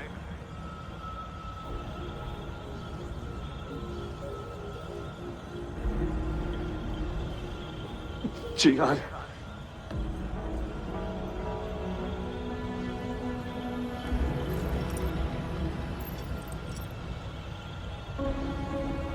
General, help. Please, help me.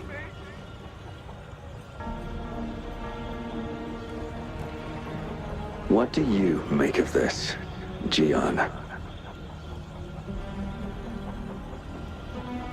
Maybe you are right.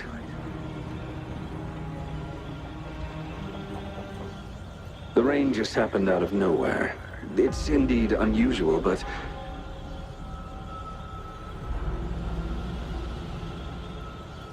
this is our only chance.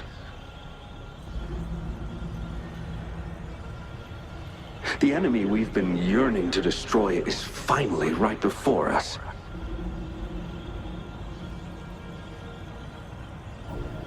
And now, you're asking me to sit back and do nothing because of some phantoms.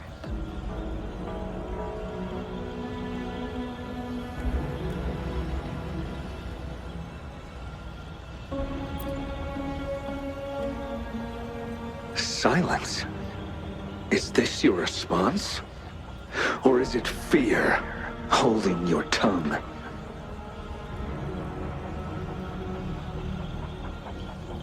No. I see. You're no different. We fear, we bleed, we suffer, and in the end, we'll all die on the battlefield.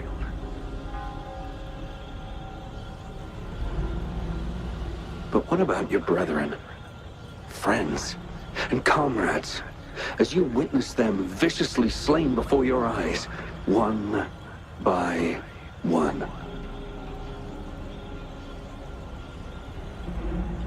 Will you still remain silent when their souls demand an answer?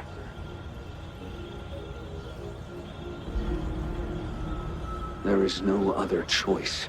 We must trample the pile of corpses at our feet and push on. Keep barking orders. Keep fighting until every last one of those monsters is gone. The retroact rain merely creates illusions of past events. My soldiers will not succumb to those hallucinations. I will not allow it. We'll crush anything in our path, no questions asked. And I will pave the way for us all with my forte.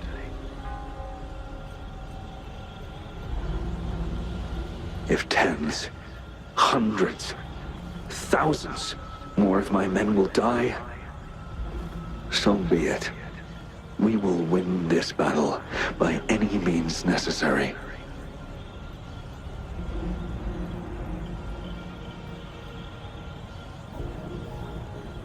John, I have a question for you. What would you have done on that day if you were in my position?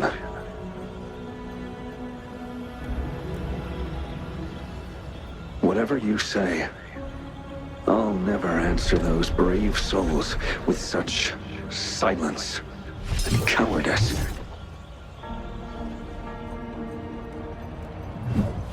Prove yourself to me, Gian.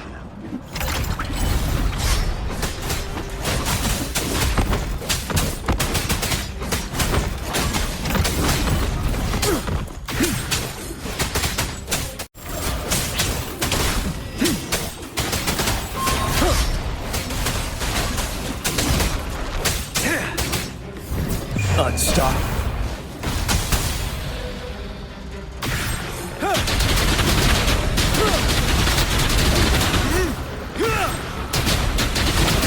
Fight!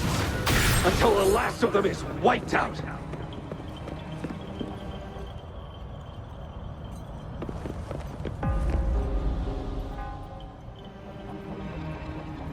General Ge Lin, we fight to protect what we cherish. We cherish our comrades not out of cowardice or fear, but out of trust. The trust in their lives' worth. I cannot assure you I am always making the right choice, General. But we should never build our victory on top of endless sacrifices. Is that so? As I see it, we're cut from the same cloth, you and I. Perhaps we are indeed, General. I share at least one thing with you. I too will draw my blade to fight for what I believe in. And I'll stop at nothing to see it through.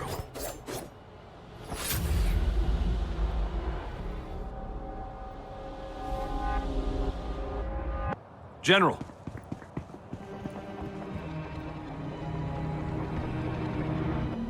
General, you look pale. I'm fine. Please go on. We just detected an intense frequency reaction from that tacit field ahead. That moon. It's gradually turning full now, as you predicted. The sky. It looks just like how it was during the battle beneath the crescent. It's time. Sir, the Midnight Rangers are ready. We await your orders. Attention all troops. Take position and get ready to engage. Sir. When the moon turns full, roving traveler shall return. The prophecy is being fulfilled. Here they are. They're not coming at us. Are they trying to protect something, or are they waiting for commands?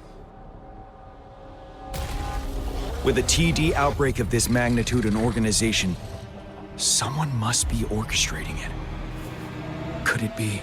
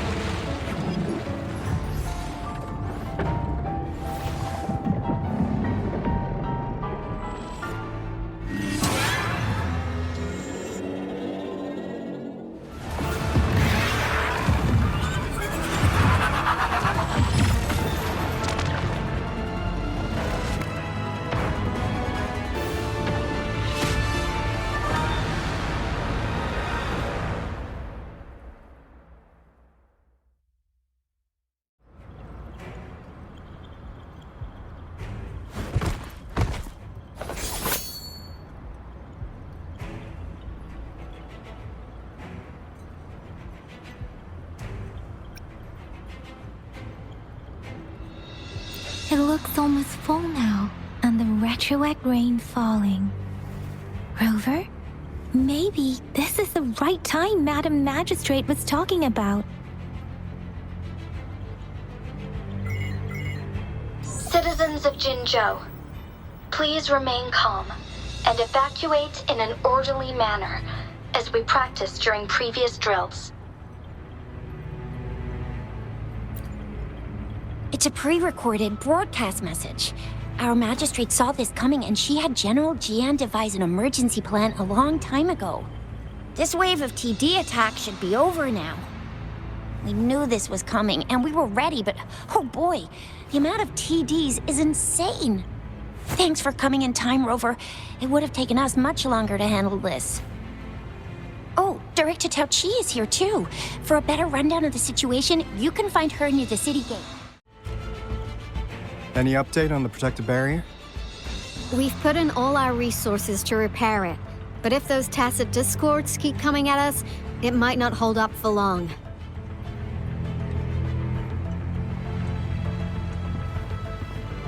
Ah, I presume you must be Rover.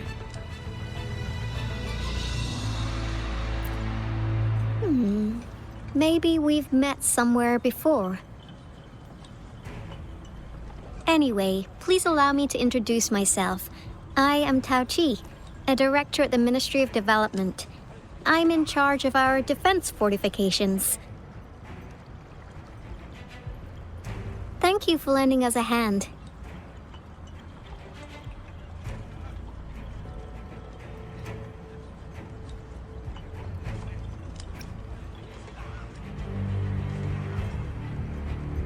What's more, the current TD outbreak we're dealing with is directly caused by the retroact rain.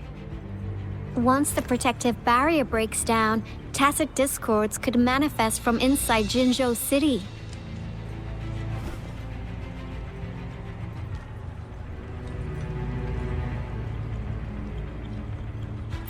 Rover, remember what I told you earlier? The retroact rain is essentially condensed droplets of remnant energy that fall from the etheric sea. This remnant energy makes it a magnet for tacit discords. It records events from all times and places, allowing those who come in contact with it to witness illusions of past events. That's what we call the phantoms of retroact rain. It kind of works like how resonators resonate with the world. The more you're exposed to the rain, the more realistic those phantoms become. Oh, and here's another interesting fact about the retroact rain. When it's raining across a large area, illusions pulled from the memories of multiple people can manifest at once.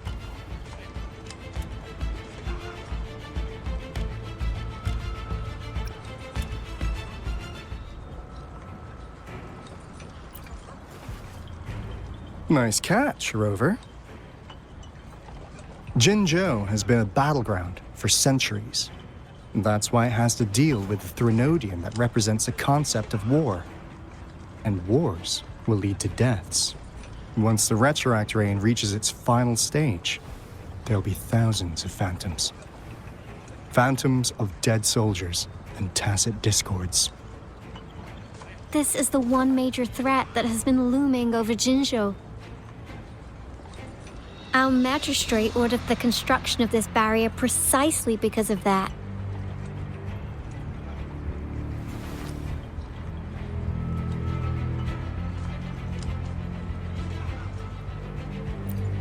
Indeed, the phantoms should only mechanically repeat what they had been doing.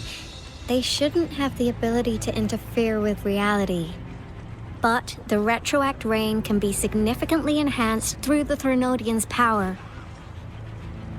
As a result, said phantoms become increasingly realistic, to the point of inflicting real harm on humans. In that battle 3 years ago, our soldiers got into a gruesome fight against countless tacit discords, either native to Northall Barrens or produced by retroact rain and endless swarms of phantoms. Phantoms of tacit discords and our fallen soldiers repeated their indiscriminate attacks on everything in their sight. Soldiers could not tell friends from foe. The relentless rain even recreated the brutal deaths of their comrades, etched in vivid detail. The Northall Barrens turned into a living hell, and to this day, we can still hear the desperate cries. The battle beneath the Crescent was humanity's first recorded encounter with retroact rain enhanced by Threnodian power. Your previous general sent back valuable video recordings of the rain. Those videos provided crucial information, which allowed nations worldwide to speed up their research on defense against the retroact rain. Our people at the Black Shores have theorized that the Threnodian abnormal moon sightings and the retroact rain may be linked.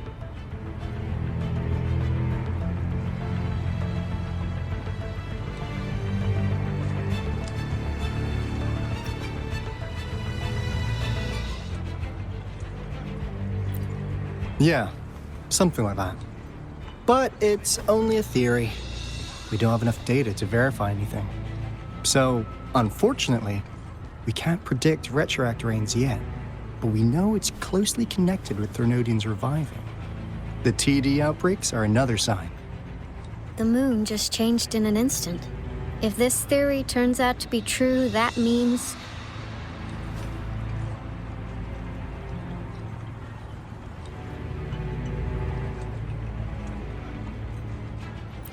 And Jinzhou's dealing with what happened 3 years ago.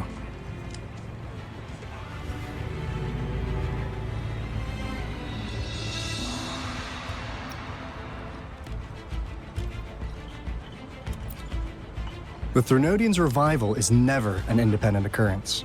They could sense one another through some form of telepathic link. The revival of a Threnodian in Jinzhou will trigger catastrophic events and affect other nations. We gotta hustle back to the Tethys base, recalibrate our lament detector, and warn them before it's too late.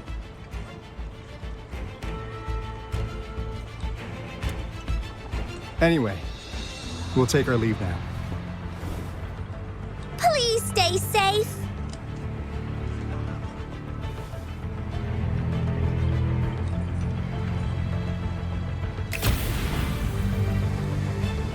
That's all we've gathered so far, Rover. The TD outbreaks won't stop before the end of this reign. We must stay alert.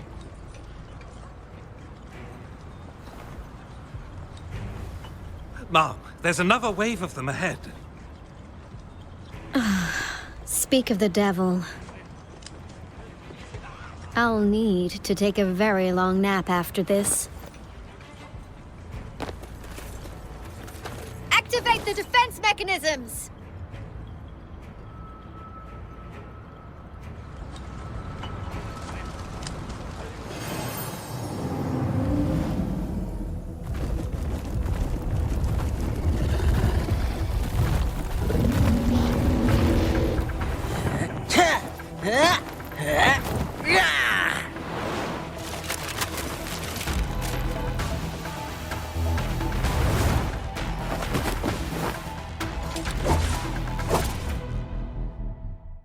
Everyone, hold your ground!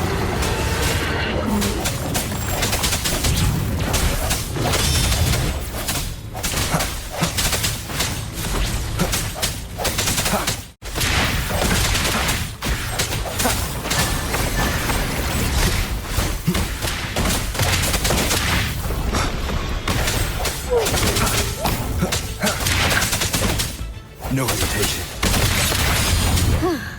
Finally. We made it! Oh, thank you so much! It's dangerous here. Let's head back first.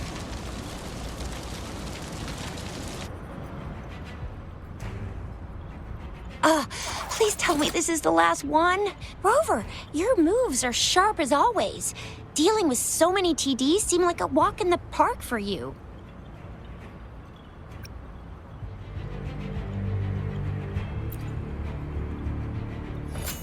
Rover, did you see that?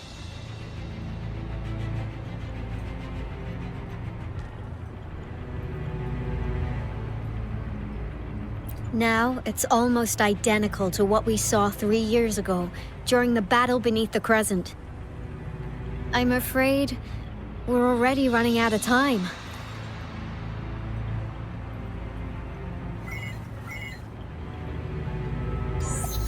Report the situation, please. Madam Magistrate, the barrier has been fully repaired, and we have evacuated all residents. We've successfully minimized the damage. Well done, Director Tauchi.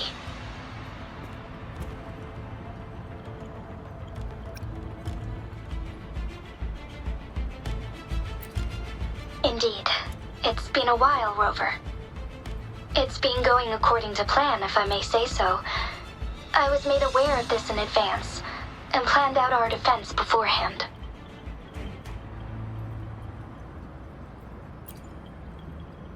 Now that we are facing such an emergency, I cannot sit back and wait for Jue to save us. I will act and see my duty through. This is my decision. I have secured some much-needed aid for our city during my visit to the capital. Also, our experts should be ready by now. Rover, do you still remember Jue's message for you? Now we have raindrops that fall upstream, and the Midnight Rangers general in the Norfall Barrens, ready to take on the Overthrax. This must be the right time Jue was talking about. Rover, it's going to be dangerous. You might directly confront a Threnodian.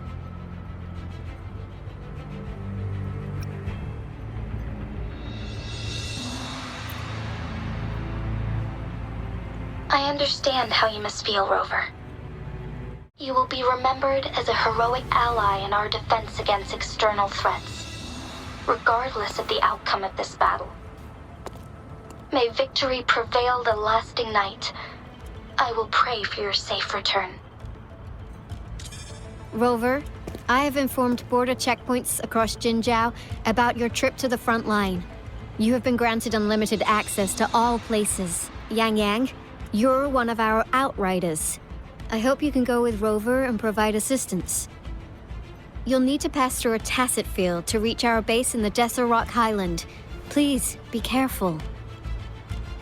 Rover, Yang Yang, I'll be keeping the city safe as a patroller. Do come back in one piece, okay?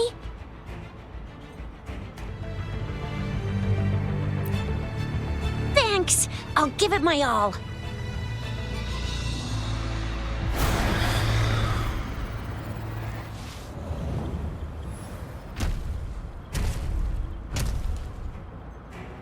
It seems the rain is not stopping anytime soon. The city. What if... Rest assured, you can count on me. I will keep everyone safe. Me too. Don't forget us, Lion Dance Troop! We got this! As you can see, everyone's ready to defend our city. Rover, Yang Yang, safe travels. I've informed General Jian that you're heading to his place. He will be meeting up with you soon. May victory prevail the lasting night.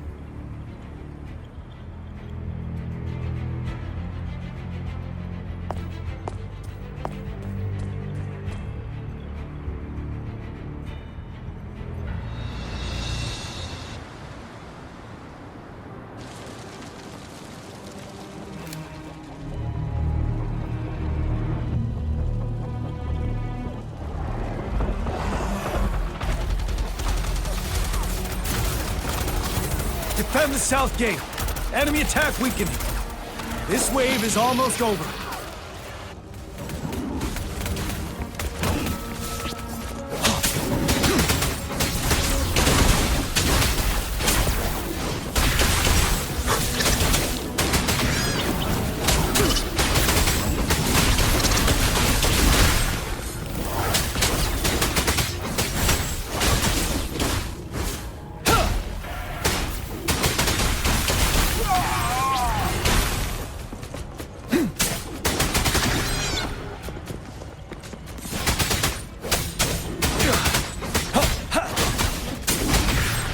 North Gate! TDs incoming! Our enemies are spent. Hold your ground! Stay sharp. Break!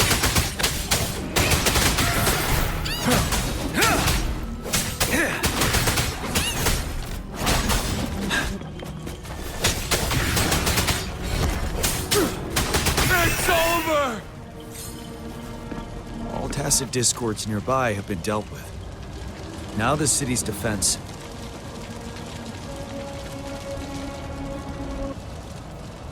Please update me on the situation in Jinzhou City. Under Madam Magistrate's command, the barrier has been activated, and citizens are being evacuated to the safe zone. Washu Academy and Ministry of Development are on standby for further instructions. Baiju is overseeing operations at the Academy, while Mortherfee has arrived at the Ministry. Rest assured, we are all safe in the city. And that Rover, he is heading over to meet you. Yang Yang is coming with him. I see. We have successfully contained the outbreak here at the base. I will go pick them up as soon as possible. The rain's getting heavier. There are signs of tacit discords reviving. Intense frequency fluctuations detected. They'll be passing through that area. I must create a safe passage for them. I need to clear the way for them as quickly as possible.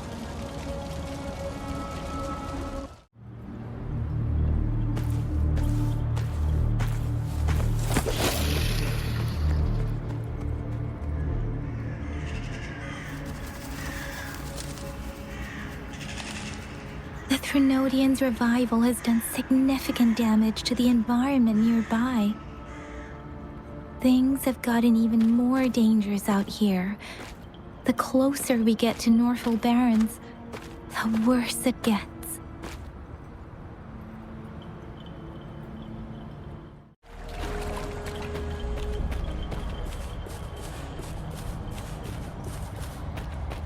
The retroact rain's effects are worsening. We must proceed with caution. There, another wounded soldier. The streams are stabilizing. I don't feel anything unusual about him. He's not a phantom. Let's go help him out.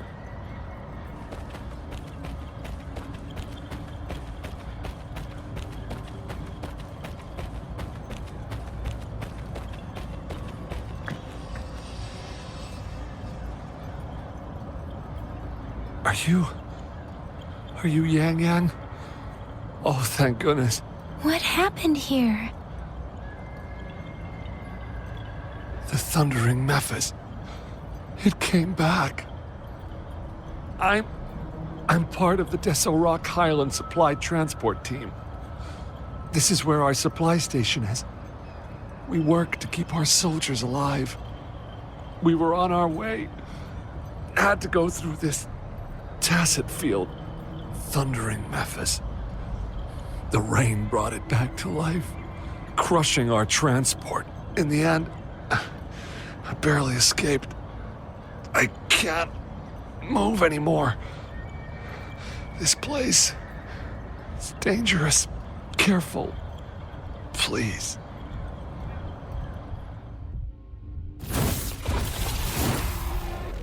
Watch out!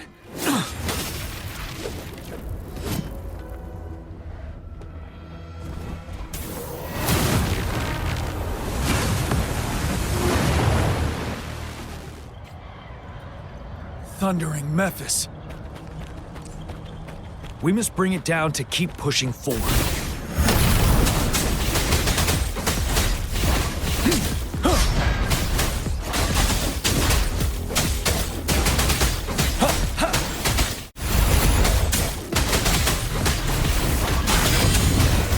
Unstoppable.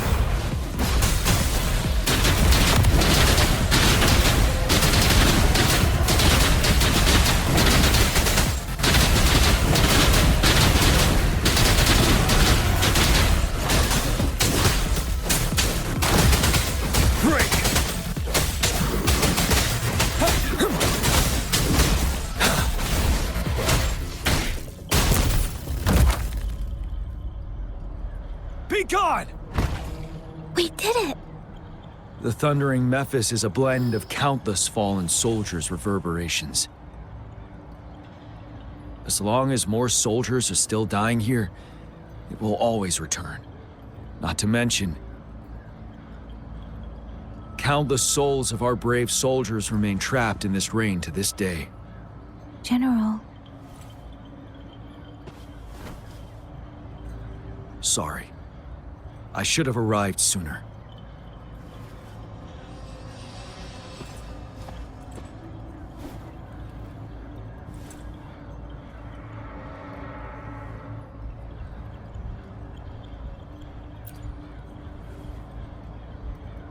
The honor is mine, Rover. Madam Magistrate and Tao Chi have informed me of your willingness to assist us. Thank you for lending us a hand. I should properly welcome you with Huang Lon's formalities, but as the current situation forbids that, I'll brief you on our plans as fast as possible.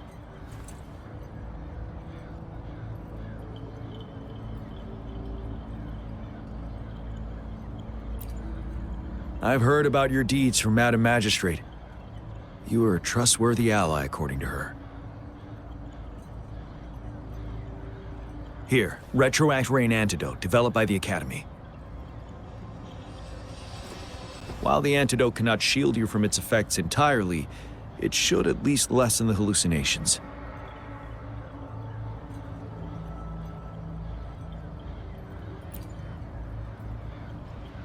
For someone to show up as a phantom in the Retroact Rain, two conditions must be met: prior exposure to the rain and a deep connection to the affected area.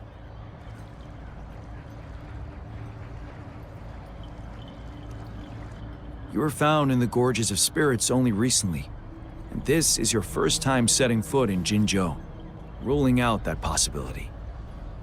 Moreover, you possess a similar ability with the legendary hero who once absorbed Threnodian. Jue prophesied about your arrival. I was told you'd come to the Norfall Barrens one day, to reclaim your lost power from Overthrax. I'll do everything in my power to help you make that happen.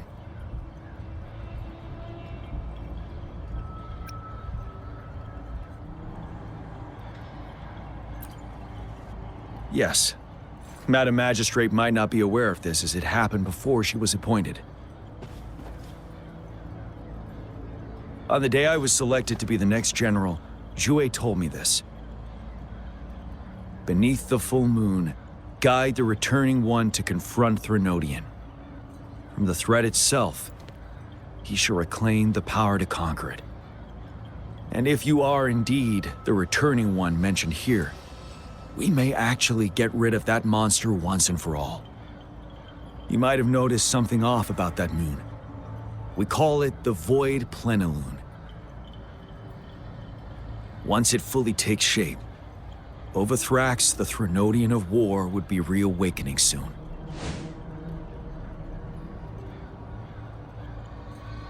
It is an ancient terror that reigns over our land, capable of devouring weapon frequencies to enhance itself. The Norfall Barrens have become a massive graveyard of weapons after countless battles. Those weapons would have made it even stronger than before. But we must act now. The Void Plenilune is already visible. We must contain the Threnodian swiftly. Any delay could allow it to recover and become harder to deal with.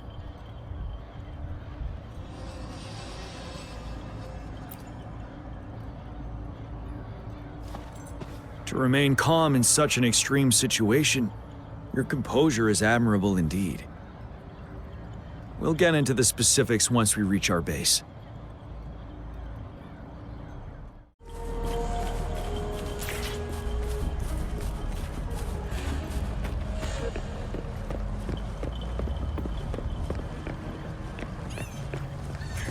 Stay sharp.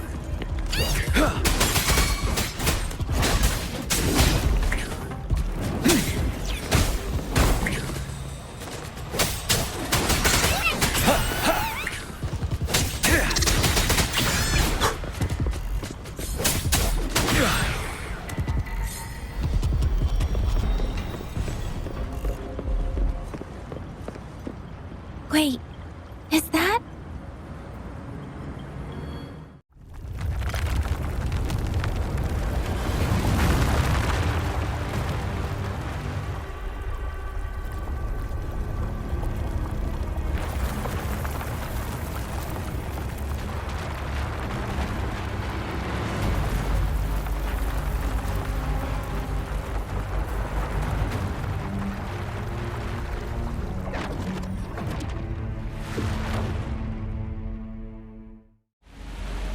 Overthrax's towering statue, built from repurposed weapons and debris, has long loomed over Jinzhou as a foreboding symbol of our ongoing struggle.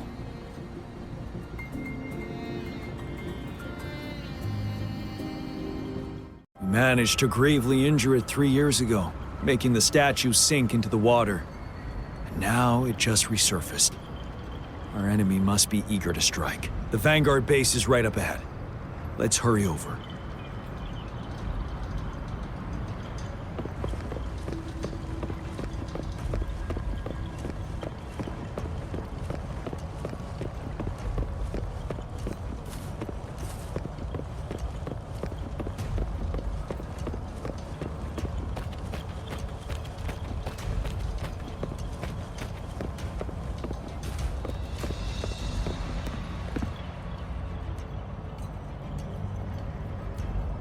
Greetings, General. Master Tianxing? Didn't know I'd be seeing you here. Jianqin recently arrived at our base with one of the supply delivery teams. She has been a great help. General, you flatter me. I've heard people comparing the Northall Barrens to a massive graveyard. Whenever it rains, cries and moans can be heard as if many ghosts are weeping. Master once told me, life and death should follow a natural course. The heavens and the earth form a vast chamber where spirits freely depart and return. Countless brave souls have been trapped here by the evil powers of Overthrax. I want to help set them free. Please follow me. Our main goal is to contain the reviving Threnodian, but we must beware of the tacit discords too. They have shown unpredictability in every past battle. The Academy determined they were not native to the Northall Barrens, and instead had been conjured by a mysterious power. After analyzing their behavior, I believe the source of said power is none other than that statue. While the Overthrax is still weakened, we must seize the opportunity to act. With looming danger from the continued onsets of TD outbreaks and many of our units injured and unable to fight, it is crucial to plan our attack wisely. Please, join me in mapping out the strategic plans.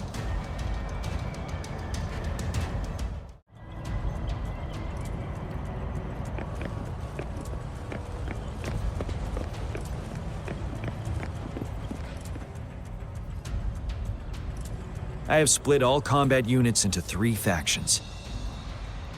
The ranged units team will provide fire support from afar, while the infantry team engages in close combat. Lastly, we have the special task force of Rover, Yang Yang, Janshin, and me. Allow me to introduce Kong Lin, leader of the ranged units team.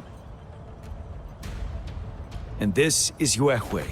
He's in charge of the infantry team. This is a topographical map of the Northall Barrens. The Overthrax's power limits our reach. Outrider scouts can't go beyond the Northall Barrens and Valley Junction. The deepest we ventured was 3 years ago, when we discovered the suspended ruins in its hinterland.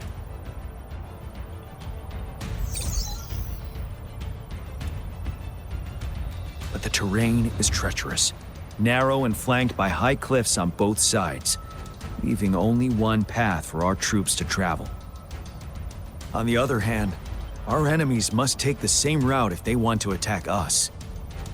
With the Overthrax reorganizing their frequencies and bringing them back, we will face endless waves of attacks.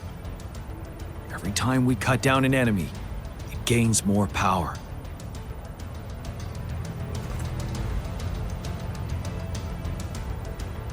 Time is of the essence. We cannot afford a prolonged battle. We must swiftly and safely get our strongest units in the heart of the battlefield, reach that statue, and take down Overthrax in time.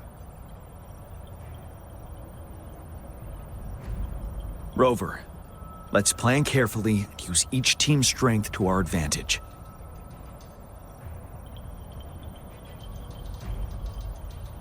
First, our ranged units. Armed with long-range weapons, they can strike from a distance. But we need to strategize based on the terrain, topography, and enemy forces. If we manipulate the terrain to our advantage, our strikes will be more effective and cover a larger range. Where shall we deploy the ranged units?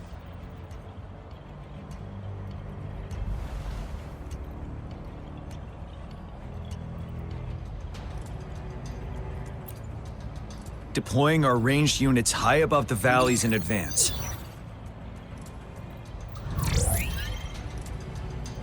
This way, they'll provide cover for our close combat forces while staying safe themselves.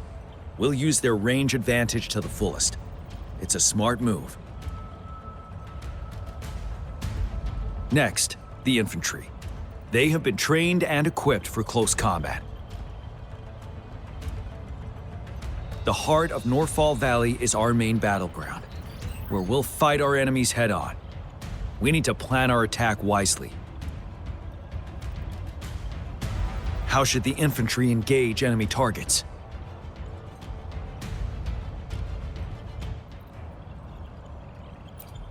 Now that the narrow terrain has dictated an inevitable confrontation, the infantry will attack head-on, breaking their line. Then our task force can strike where they're vulnerable. A reasonable choice.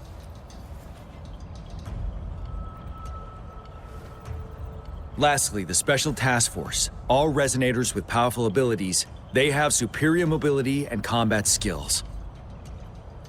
If the chance arises, they will be responsible for taking down the Overthrax. What should the Special Task Force do?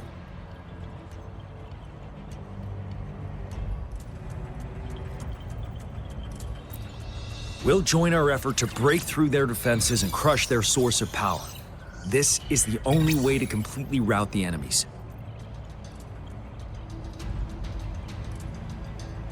It's a risky, but necessary move under our current circumstances. Thank you, Rover. The battle plan is clear. I will now recap our plan. Kong Lin, your team will take the cliffs for fire support.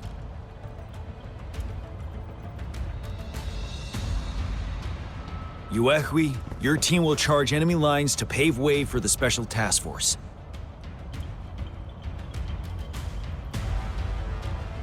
Yes, sir!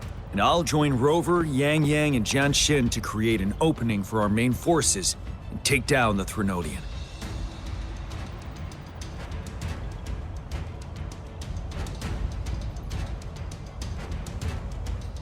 Good. Are we all clear on what to do?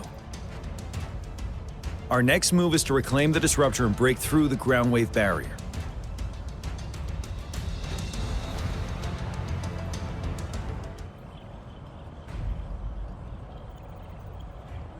Rover, do you see that iridescent veil? That's the ground wave barrier. Overthrax set it up to absorb frequencies in the Northfall Barrens without interruption.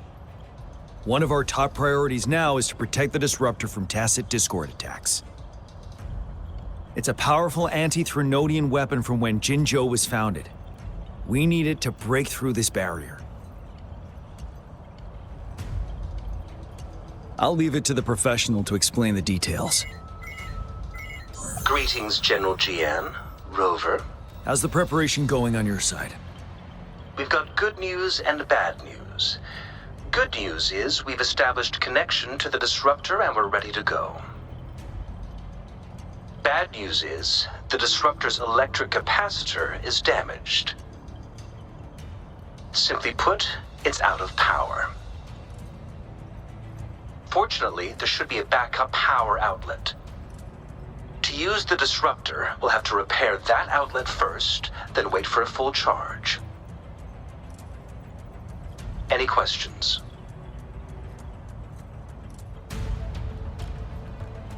In theory, we could. In practice, it's difficult. First, it could dodge our attack. Not even a perfect hit can kill it. It will be gravely injured, but not dead. Threnodians have been proven to be way stronger than we imagined. Our disruptor can't handle the Overthrax, but it can certainly break through that barrier. Any questions?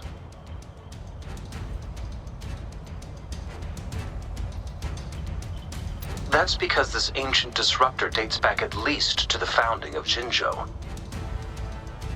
Creating such a powerful weapon with limited technology back then, whoever did it was truly a genius, I must say. If we were to unleash its full power on Jinzhou City, it might launch the entire place into the air. Any questions?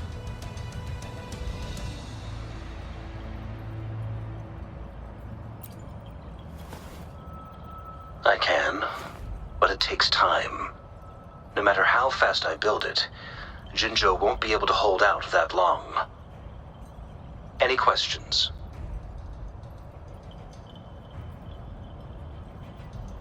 By the way, this is a weapon of mass destruction. The capital would want strict control over its use, I assume. Will they really approve our application? The Magistrate and I have it covered. Trust me.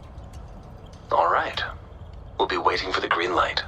Lastly, we've got more bad news. Baija, please fill us in. Yes. Rover, I am currently monitoring the tacit discord attacks from the Academy to design a safer route for you. We just received word from our soldiers at the emplacement. A large number of tacit discords are targeting the disruptor, and our troops are doing their best to defend it. The disruptor has been surrounded by the tacit discords, with more of them slowly closing in. After we recapture the nearby emplacement, it will take some more time for the disruptor to recharge. You may need to hold out a little longer. I'll send you the coordinates of the disruptor and its backup energy port. We wish you the best of luck.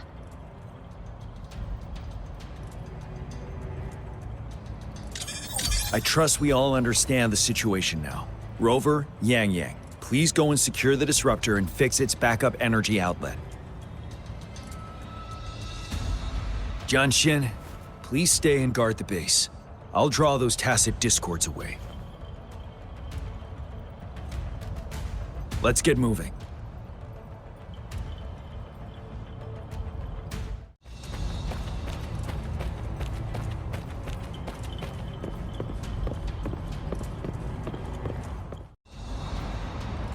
You must be... Yang, an outrider. General Jian sent us here to help. How are things going? Those monsters have occupied the emplacement with a surprise attack, but a few brave troops are still holding on. We've blocked off access to protect our base, but I'm opening it up for you. Please, they need your help. We're counting on you.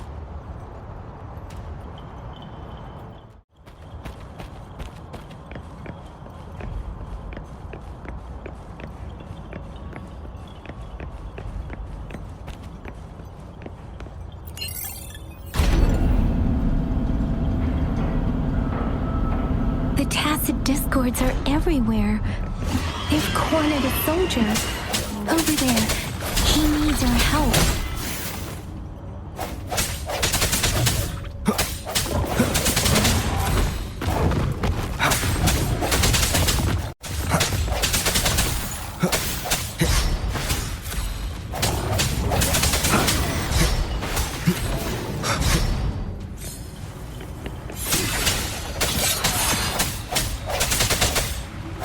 They should be safe now.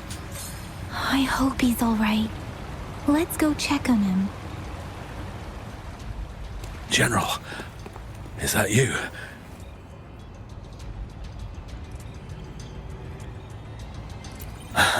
Is that so? Great. We know how important this cannon is. We kept it safe. Never let them have it.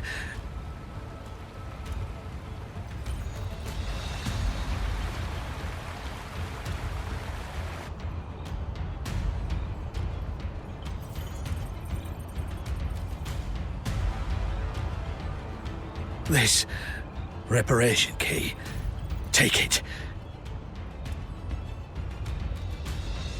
I may not see our victory in person, but please defeat that monster. For us.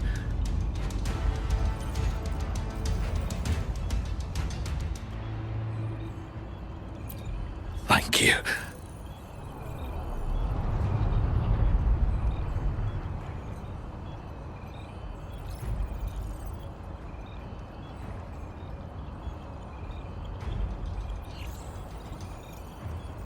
Yes, we will win. Please, rest in peace.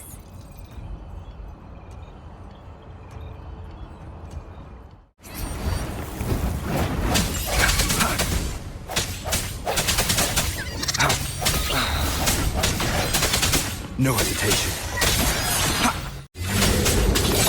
One sounds.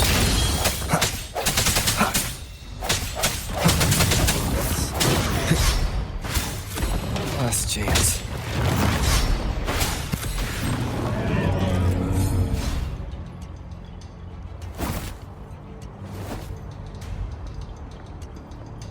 General. Well done.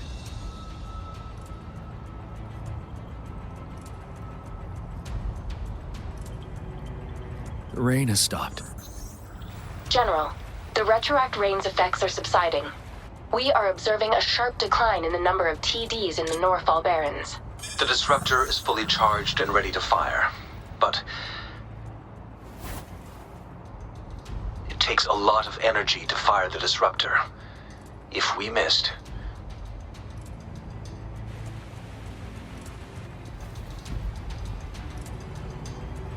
this is our only chance. Greetings. Can you hear me?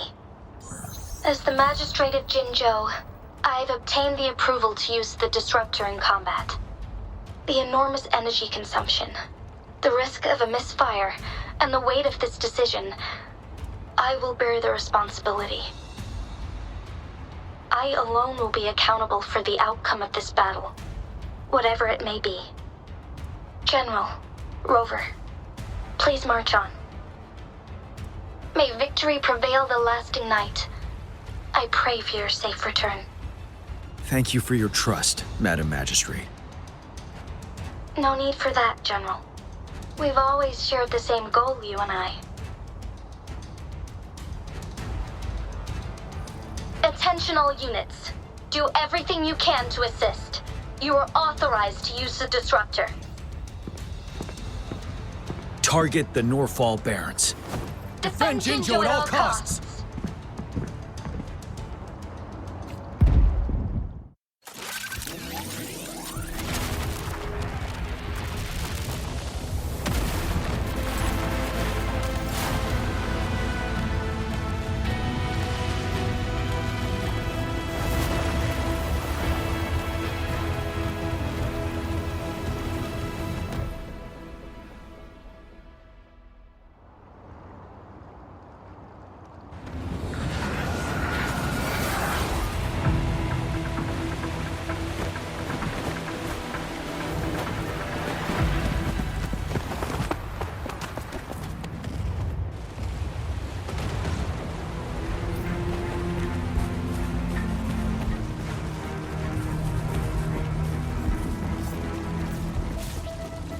Rux, 1 o'clock.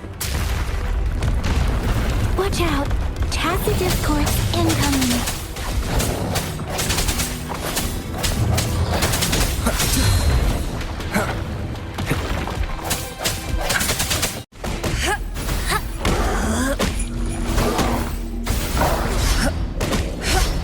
Tranquility.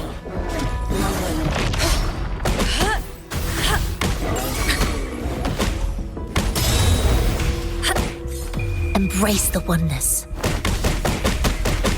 Swift and resolute.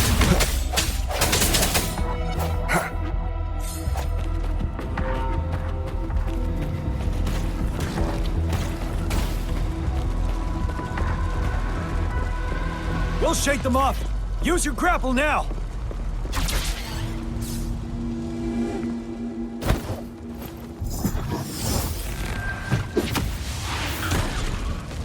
Master Tianxing. There's too many of them. Someone must stay behind to keep them at bay. Everyone, let's part ways here. Carry on with your mission. You can leave the rest to me.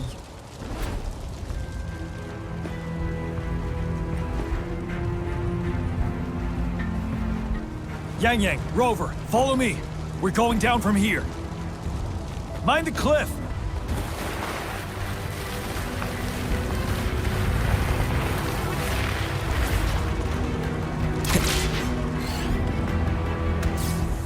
Wind, guide me.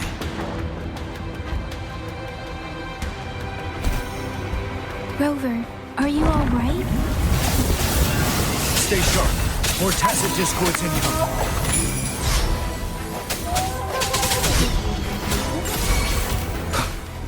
No hesitation. The end has come.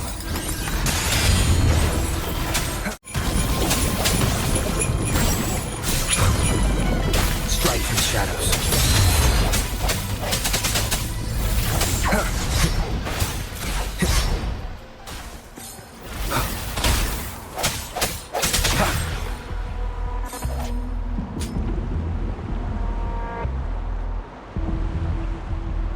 The suspended ruins are ahead of us. The resonance beacon here is still functioning, and the defense feature is intact, too. We can catch our breath here. The Overthrak's assault has been as brutal as expected. We've been cut off from our main forces. It's the three of us against all of them from here. Master Tianxing, I hope she's okay. I tried to contact her and our base, but nothing came back. The Threnodians' power is possibly interfering with terminal signals. We have no choice but to trust them now. Let's press on. We're bound to face a vicious fight.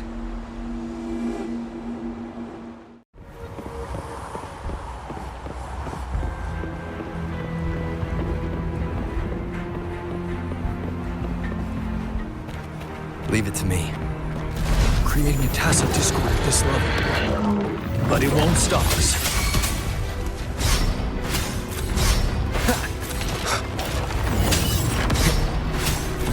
Moment of resonance.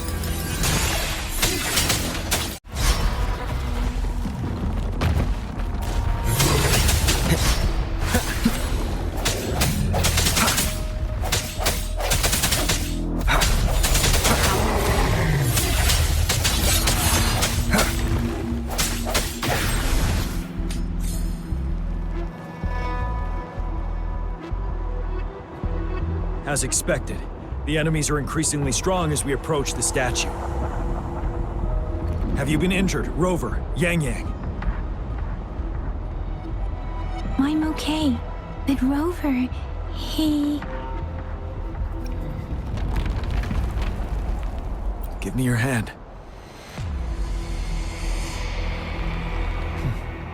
Knew it.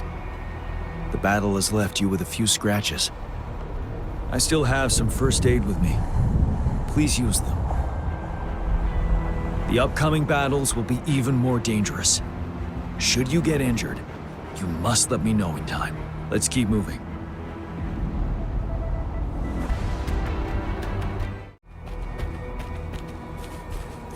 Leave it to me. Moment of resonance.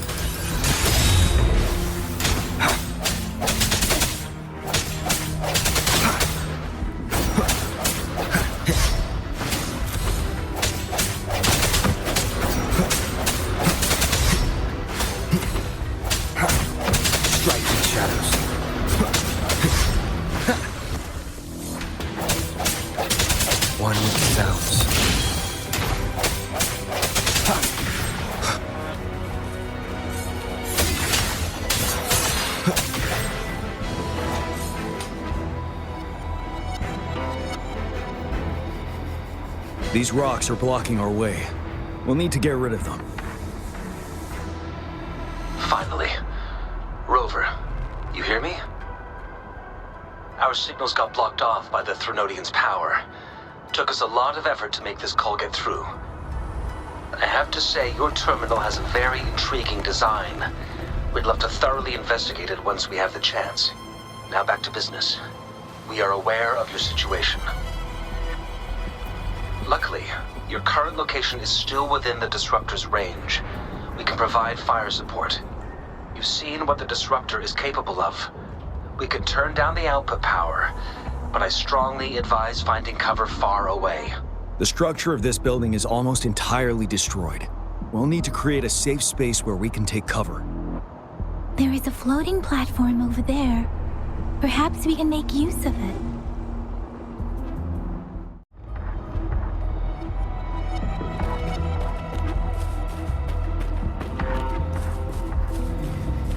Aim at that wall. We can pull ourselves over.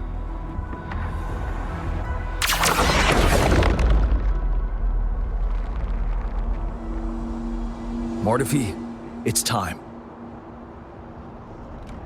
Understood. Watch out, everyone.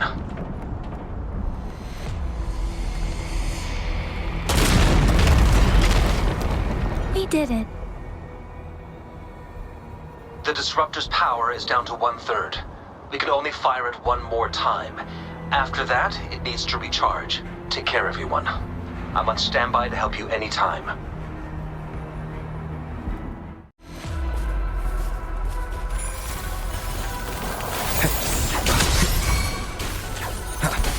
The hour is upon us.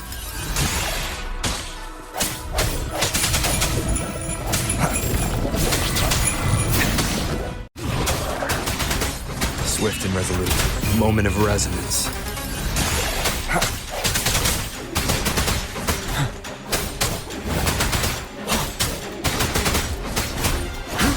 Unstoppable.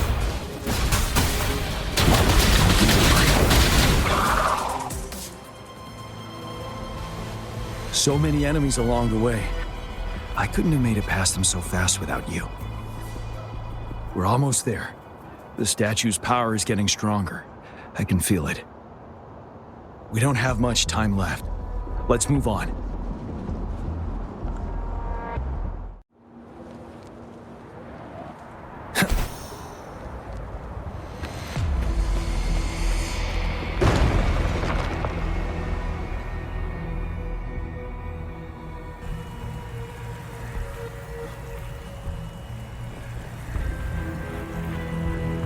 The road ahead is completely blocked off. You choose where the Disruptor's last blast hits. Make it count, Rover. May it cleave out a path for us.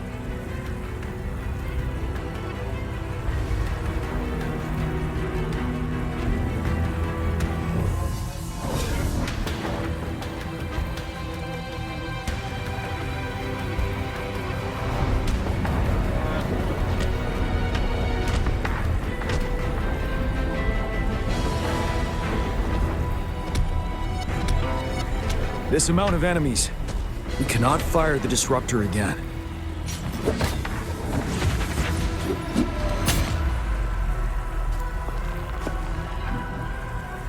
Yang, you... The Threnodian is only going to summon more of them as we go. We need someone to keep them away and escort the others into the statue. I understand you're planning to do it yourself, General. But I think I am better suited for this task.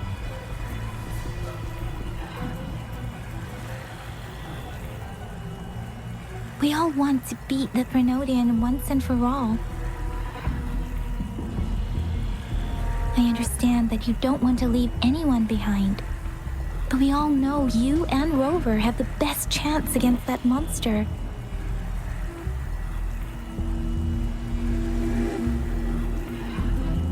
Now that our shared goal is within hand's reach, I do not want to let it slip away.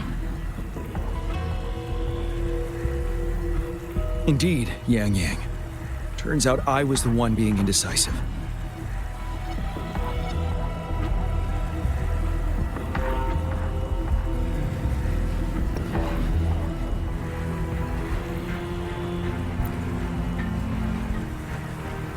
I've witnessed the faith and fortitude of so many on our way here. It's time I fulfill their trust.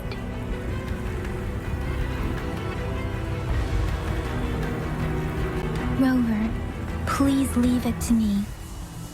I'll have your back. Now, Rover. Please make the call.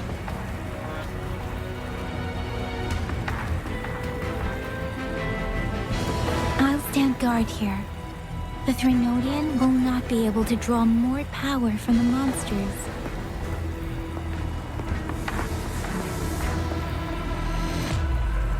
I'll leave the rest to you.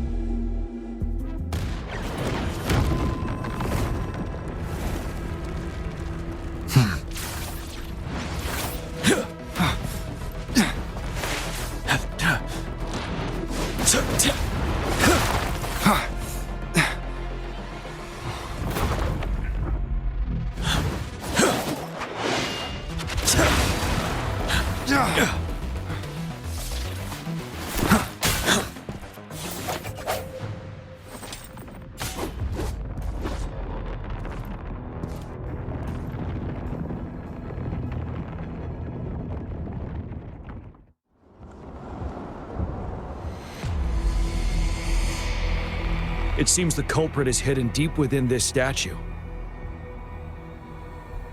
This will be our final battle with the Threnodian. Rover, are you ready?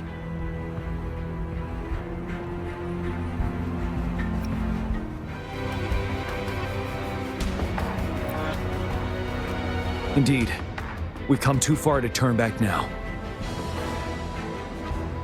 Let's bring an end to this war once and for all.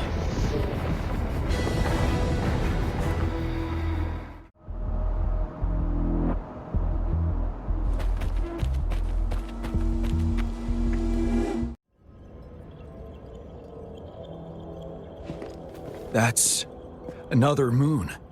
What on earth is happening?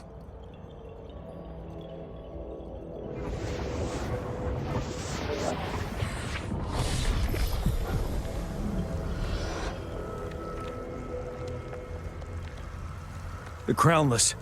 The Threnodian has reconstructed its frequencies.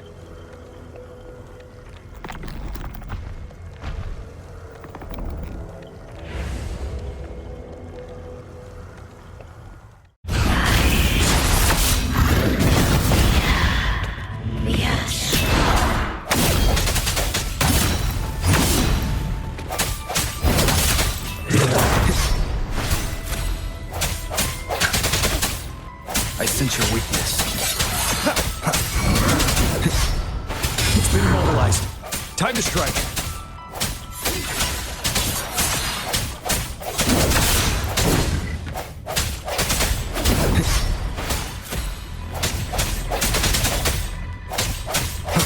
No hesitation.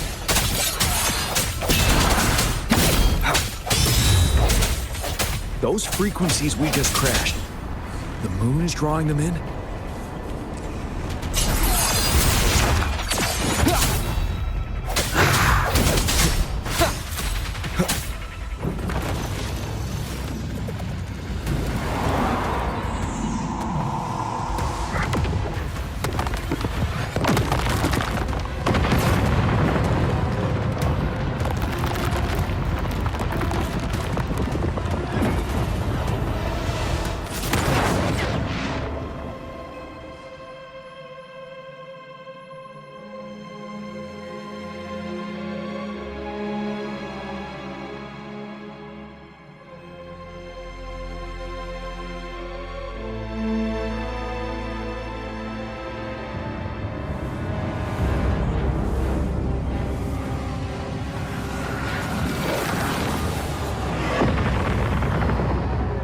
That moon has cannibalized the Crownless's remaining frequencies to create another monster. I remember I saw it during the battle beneath the Crescent.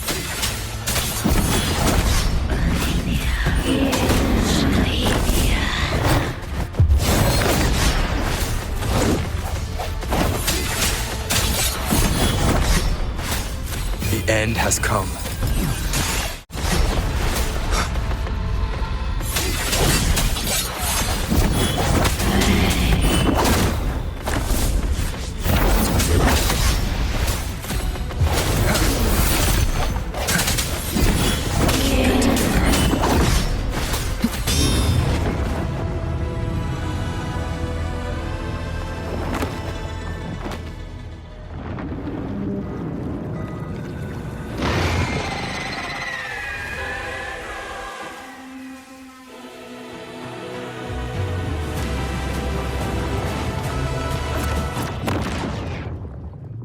Watch out for its ranged attacks!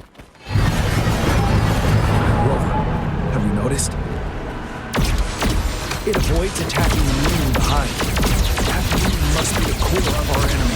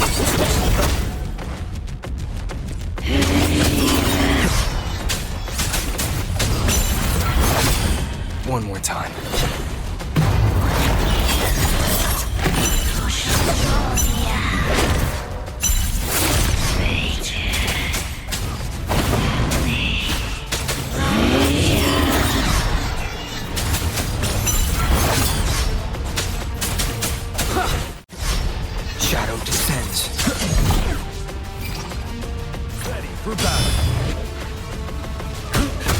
Time to fight back.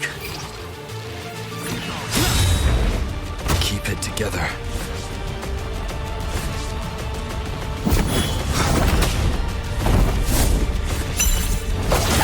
One more time.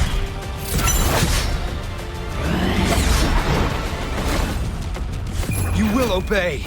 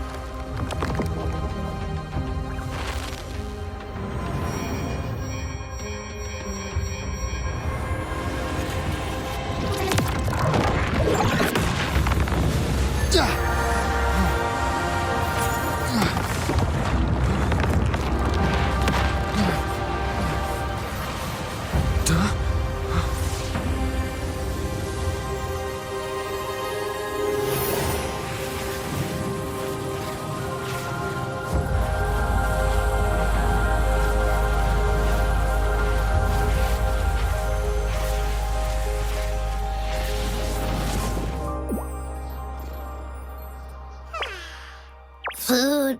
I want food. Huh?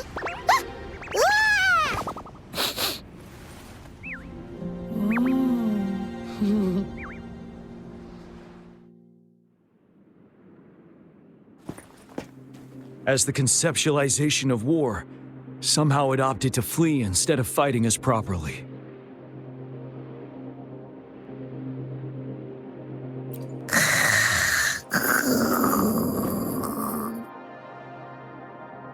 Rover, is that...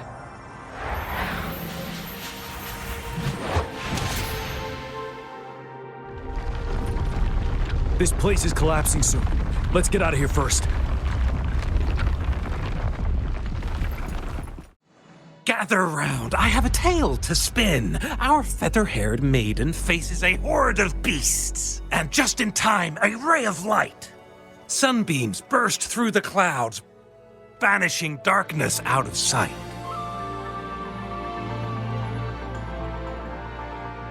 From the statue emerged two... Guess who we have? None other than General Jian and the legendary Rover. And lo, ruins fell, a colossus shattered, the Overthrax meets its defeat. Mountains and rivers exulted in glee as the war's finale came to be. As they say, why fear when fate is ours to shape?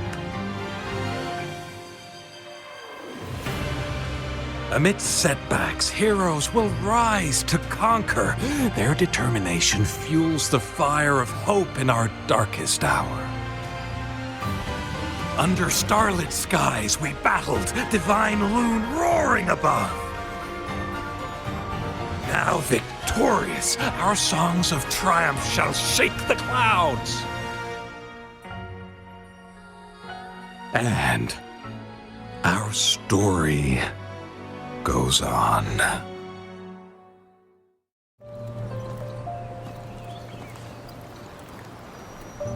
Over here. Been waiting for ya. I thought Yang Yang said you had a super cool little buddy to show us. Where is it? I don't know.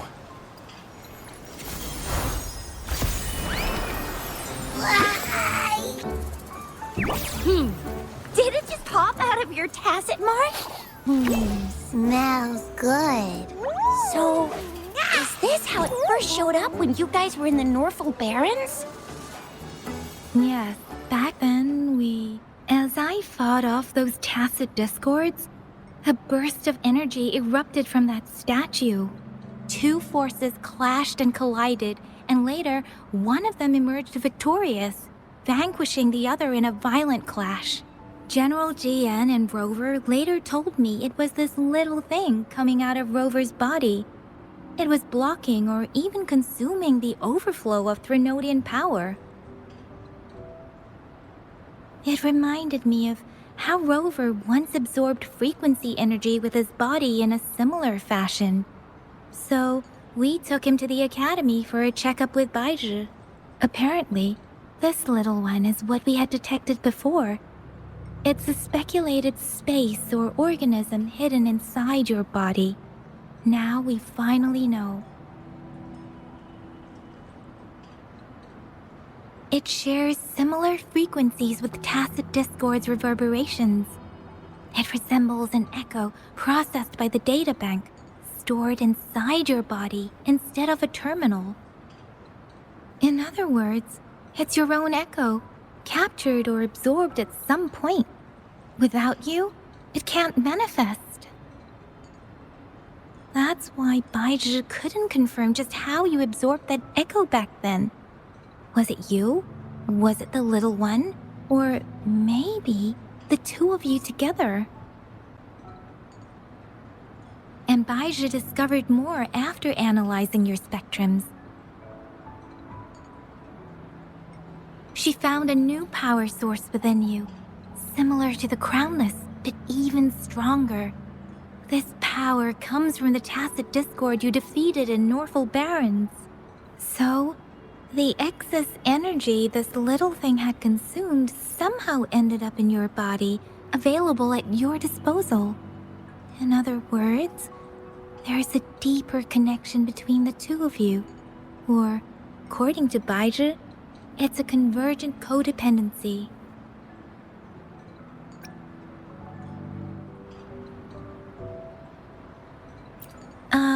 To put it simply, you are connected.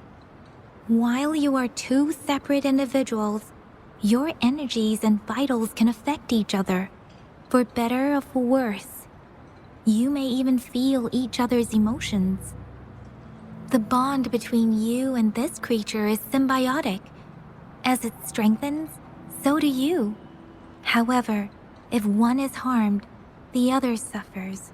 Fortunately, since it can't ever leave your side, it's not an easy target for attackers. And if they do strike, it can seek shelter inside your body for safety.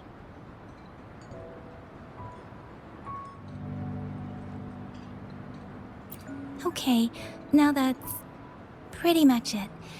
Baizhi was going to explain it to you herself, but she has to go check on a newly appeared sonorosphere in Zhaozhou. Wait. This is too much information for me to process. Let me get this straight. So, it helped Rover fight off the Threnodian? Seriously? This teeny tiny thing could do that? Seems unlikely.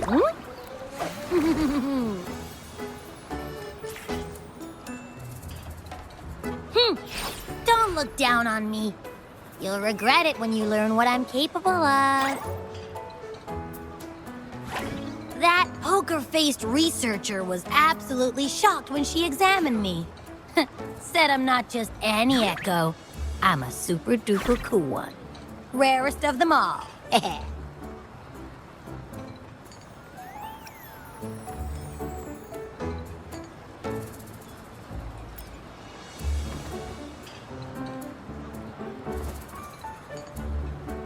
Yeah, no way Baizhi talks like that. She's more of a data dump kind of person. Super duper cool? Nah, too extra for her. Seems like you're trying to boost your ego a bit. Oh, actually, while those aren't Baizhi's exact words, that is what she meant. She mentioned highly intelligent echoes that can act on their own in other countries. Said they are involved in every aspect of human life, with unique abilities beyond our imagination. Those echoes are rare, though. Neither I nor Baizhi, an ecoacoustics expert, have ever seen one in person. But this little thing here, it could be one of those foreign echoes. Yeah, makes sense. Now we just gotta figure out where it came from. Who knows? We may find other cool echoes in that place.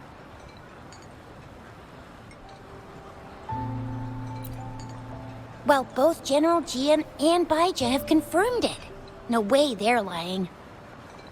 I'll admit the thought of someone else having an echo inside them sounds pretty crazy to me. But with you, anything's possible. You can absorb reverberations with just your hands, like the legend says. So maybe one day you just stumbled upon this little thing and soaked it up like a sponge. Sounds feasible, I guess.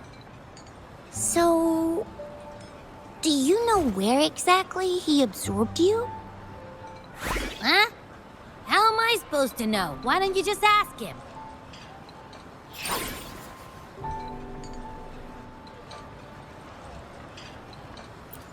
Yeah, it happened before he lost all memories, so we have to ask you. But even if echoes can have memories, they probably wouldn't remember things earlier than their first manifestation. I wonder if that's the case with this little one, too.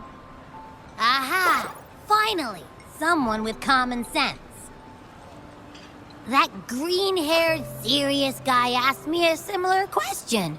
Sorry to disappoint, but I really don't remember anything before I showed up.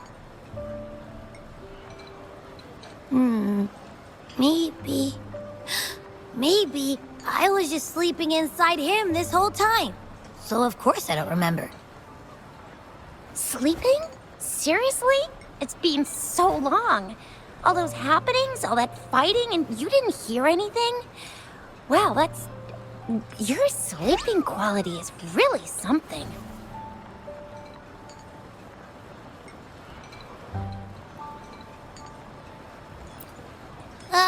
So you've got privacy to be respected. Don't worry. Your body's sound insulation is amazing.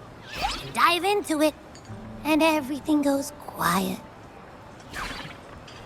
The only problem is, I never know when I'll wake up again. And when I do wake up, I get tired and hungry fast. So I have to crawl back in for more rest.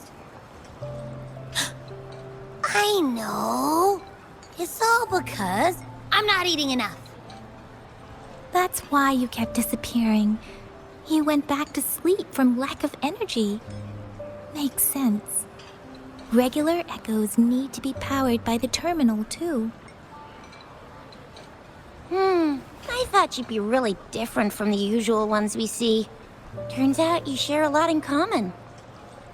So you probably don't know your denomination or a nickname. No wonder everyone's been calling you the Little One. Denomination? What's that? The universally agreed terms for special echoes, like names for humans. They're named based on their characteristics, abilities, and places of origin. My denomination. It's... I don't know. Do I not have a name at all? What? No way! No way! That's not fair! If all the special echoes have names, how can I not have one? I don't want to be called the Little One all the time. It doesn't sound cool at all. How about this? You help me come up with a name, and I will let you have some of the food. Oh. There's nothing left.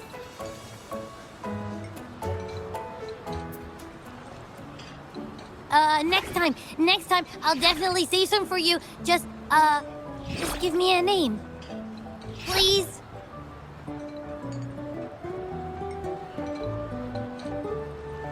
A name? Now? Yes, I want it now. Look, your name's Chisha, your name's Yang Yang, and you... your name is... That sounds interesting. Wait, didn't you forget everything? How do you still remember?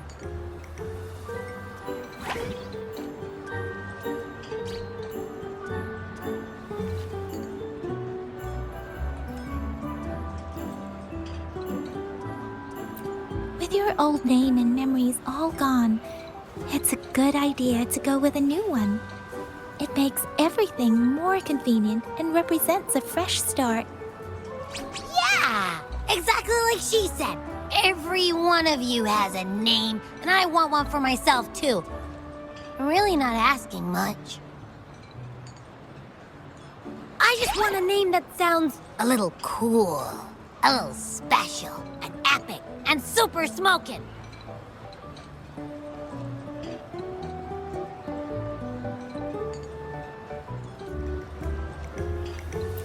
Names are a big deal, you know. Like once you have one, it's stuck with you for life. Gotta make sure it's a good one. Can't have people not scared of me when they hear it. No time for regrets here. That's true. Let's see. You want a cool one. What about Echo the Invincible? What do you say?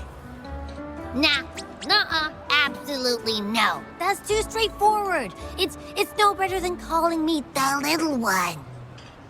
Hey, it makes every difference in the world. I am Echo the Invincible. That's what a hero play character would say as their transformation call. Or maybe, since you can fly, and you got those long ears, why don't you call yourself, Righteous Raptor, or Valor Hawk, Flying Fury? No, absolutely no. Why do they all sound so cringy? Why? I love it when people call me the Jinjo Speedster. Doesn't that sound awesome? Huh? Sure, if you say so. Anyway, they all sound like anything but my name. Absolutely no.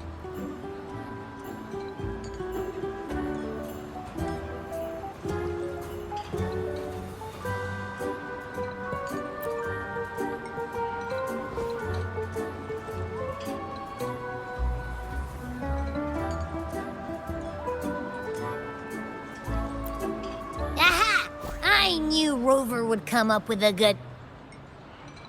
Wait, why does it sound so random? You didn't just pick two random syllables, did you?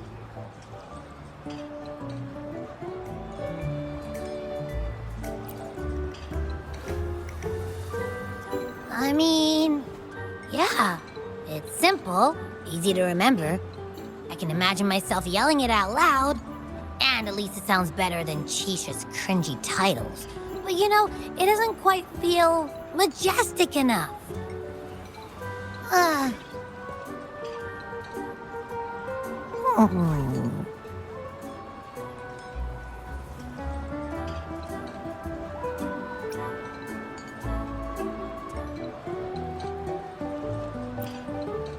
I meant to tease it as a joke, but I can tell it's upset now. On second thought, a name is indeed very important. Maybe I'll have to come up with a different one.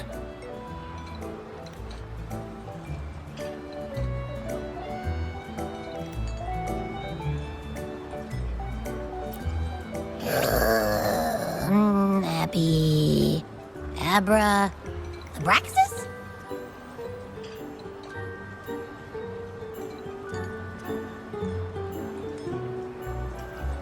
What's wrong? What are you muttering about? Abra... what? Sounds like you're reading a spell. I don't know, but I just have this feeling that this is what my name should be. Okay, ready?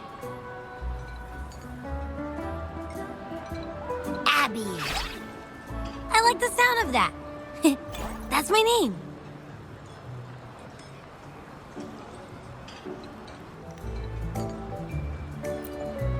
Of course I like it. You came up with it for me. I was just trying to get used to it, that's all. Besides, I feel attached to this name now.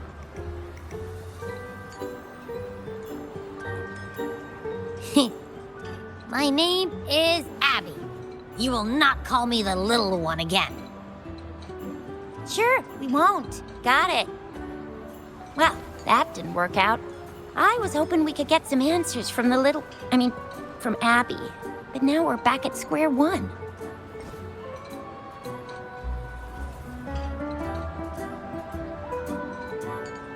I really thought we could figure out where Abby came from. It might not lead us to other special echoes, but it's at least a starting point to uncover Rover's past. Then we'll have something to do before asking Madam Magistrate and our Sentinel about it again. Maybe we can start with Abby's special abilities instead. Each special echo has a unique ability. We can compare what Abby does with our records of other echoes to see where they came from. Besides, it was Abby's power that helped Rover defeat the Threnodian, I suppose.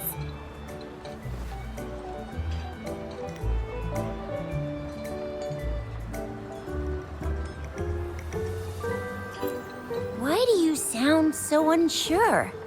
Didn't you see it all with your own eyes?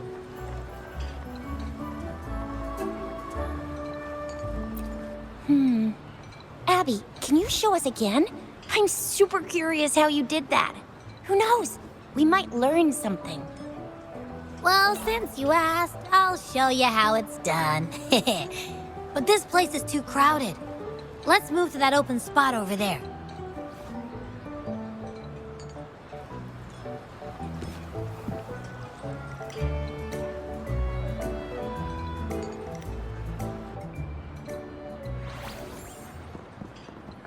All right, all eyes on me.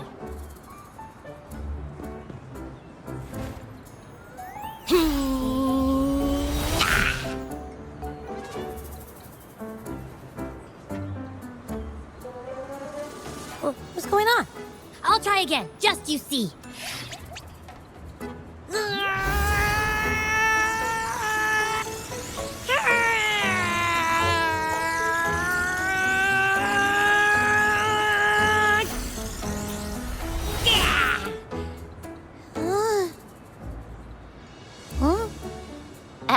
What? Did something happen? Just a little slip, that's all. I can do it. You gotta trust me. Back then, I just stood in front of him, and that big bad Threnodian monster thing just left. So, you didn't really do anything? Huh? No, I definitely did something. Like I said, I was asleep, and then all of a sudden, I smelled something really yummy, coming closer and closer. It was like nothing I ever smelled before. I didn't have time to think. I just had to show up and reach out for it.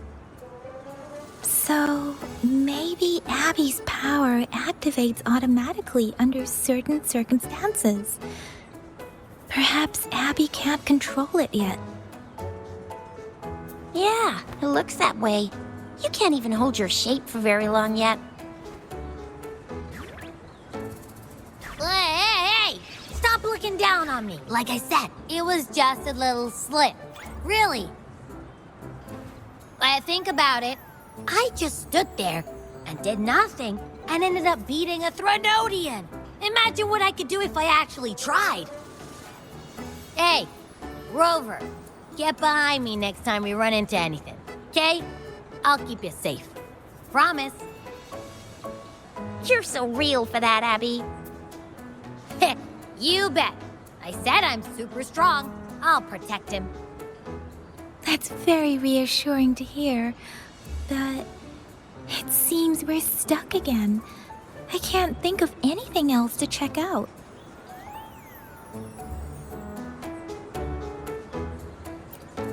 Knew it. Nothing about Rover's ever gonna be easy to figure out. Maybe we should bring Baija, Mr. Shangli, Yao, and all the researchers in Jinzhou? No, in the entire Huanglong together? They'll do a nice and thorough examination on Abby, and then... Absolutely no! I said no! Told that poker-faced researcher already! I'll make it clear. I am to stay with Rover. I agree. Abby cannot leave Rover's side, but we can't just trap him here for research.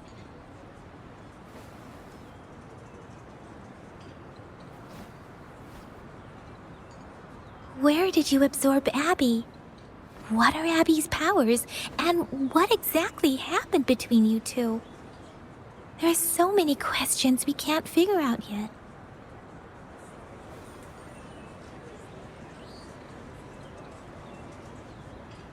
Our Sentinel Joy can look into the future. Nothing ever deviates from its predictions. It has already sort of guided you to the Norfall Barrens through Madam Magistrate's messages, right? Now that the Threnodian crisis is over, perhaps you can consult our Magistrate and our Sentinel again.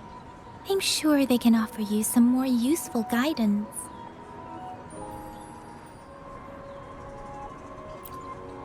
Relax, relax. You have me now, remember? Meeting up with that Jinshi person, getting your memories back. I've got you. Speaking of that, so this Sentinel can predict the future? That sounds cool. The name Jue sounds pretty cool too. It's almost as cool as mine. What does it look like? Where is it? Since we're paying it a visit, this Sentinel should treat us with food, right? I wonder how the food's gonna taste. Our Sentinel protects every one of us. Of course it's cool. But why are you talking about food again? Didn't you just stuff your face? What? Is your stomach a black hole? I can't help it. I'm always starving.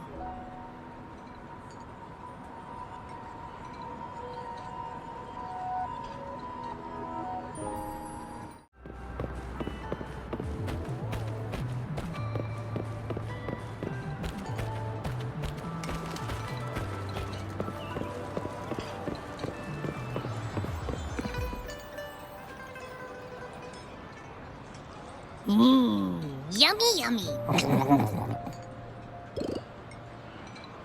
Hello? Are you with me? You seem a bit distracted. With so much delicious food right in front of you, aren't you gonna try any? Well, if you're not interested, I'll gobble it all up.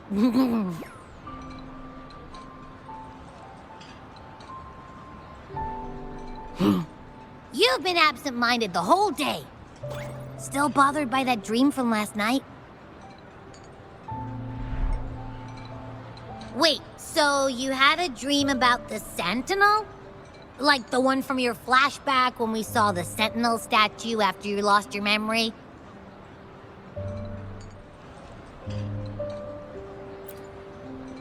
Hang on, so let me get this straight.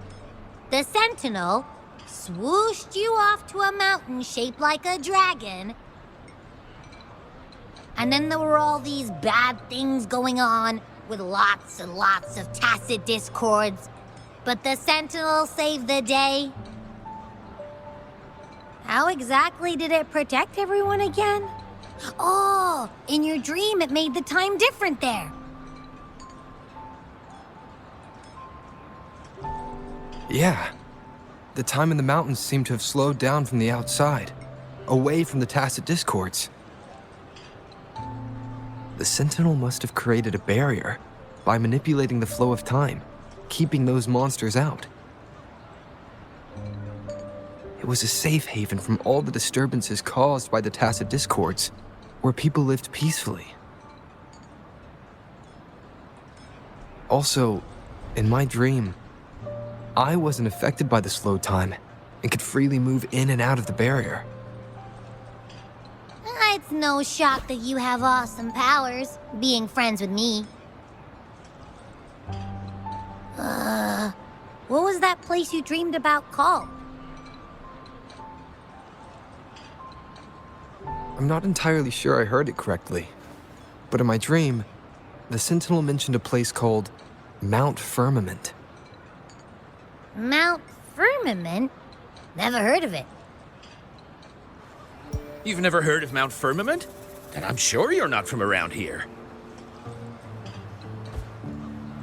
Huh? Hold on! Did you just say Mount Firmament? Oh my!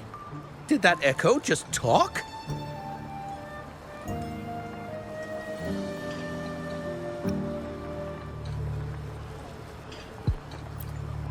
Come on, man, relax.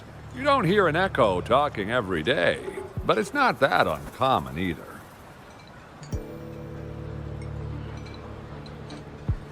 I heard there's a country called Rhinus. What?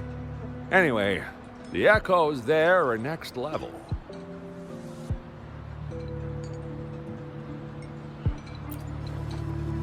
Oh, you're not from around here? Well, that explains why you don't know about Mount Firmament. Legends say Mount Firmament is where the first people of Jinzhou lived. It looks like a giant statue of our Sentinel Jue. I've never actually heard of anyone going to that place. They say those who try either get lost in the sea mist or never come back.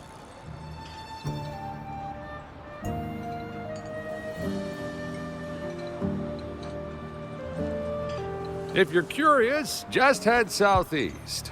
Mount Firmament is on the east side of Whining Ix's Mire, and you can see it from a distance. The southeast.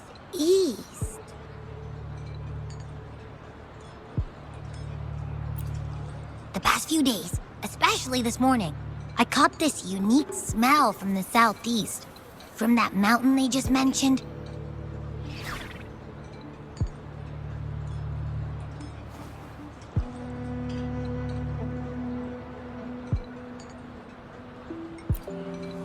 It's like a strong energy pulsing through the air, but I can't quite put my finger on it. It feels kinda weird, though.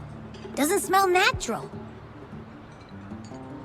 Could it have anything to do with what you said? A place where time passes slowly? Do you want to go check it out? I had a flashback about seeing their Sentinel. Perhaps that happened on Mount Firmament. I can feel an unknown force guiding me, urging me to go there and find something. Jinshi said she'll go search for the Sentinel and update me on its whereabouts. But so far, I've not heard anything from the City Hall yet. Then shall we go check it out together? It feels really suspicious.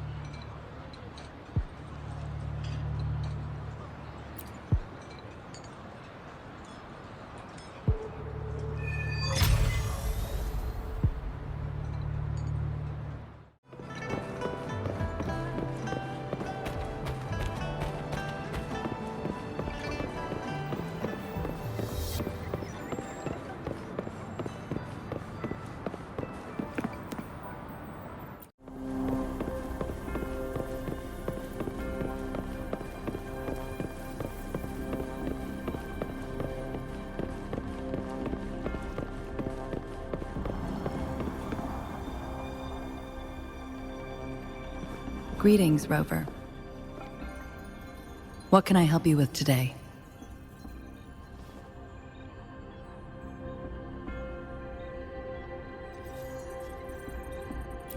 I regret to inform you that Madam Magistrate is not in the City Hall. She has left for Mount Firmament. In fact, we have not heard back from her for days.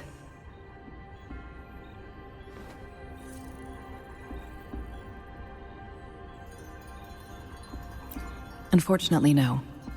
Please keep this confidential. The situation in Jinzhou is still unstable after our battle with the Threnodian. We must limit discussion of the Magistrate's whereabouts to a select few. When we captured Scar, he claimed that the Praxidus had imprisoned our Sentinel. It was around the same time that Madam Magistrate lost track of Sentinel Jue. If our Sentinel is truly in danger, or if someone with malicious intent obtains this information, the potential consequences could be as catastrophic as the previous Threnodian invasion. In order to investigate the Sentinel's whereabouts, Madam Magistrate has left for Mount Firmament, its last recorded location.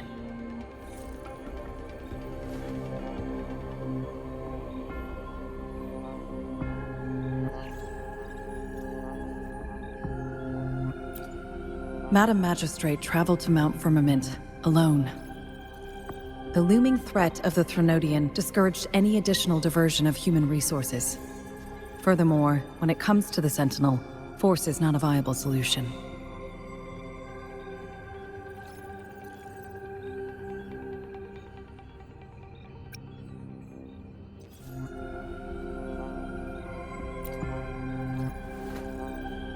Madam Magistrate trusts you.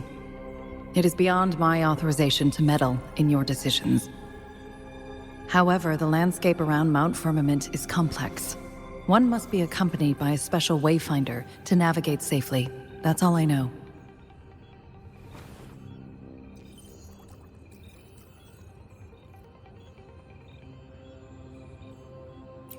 Currently, she's likely at the ferry terminal in Whining Ix's Mire. I'll reach out to her. To learn more about Mount Firmament, you can meet her at the ferry. I lack the same level of understanding of the situation there as she does. I trust Madam Magistrate's decisions. I will do my utmost to handle the public matters on her behalf while she is away. This worry about her safety won't leave me. In her last video message, I could tell she seemed weaker than usual, despite her efforts to maintain composure. Madam Magistrate's situation might not be optimistic. Rover, Mount Firmament is a dangerous place. Please take care. I have sent the coordinates to your terminal. Thank you for your kind help. I pray you will both return safely.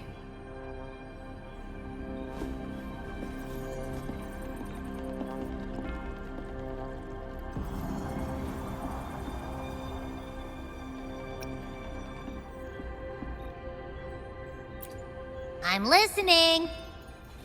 Hey, did you notice how the mountain has a strangely pleasant smell? It doesn't look edible, though.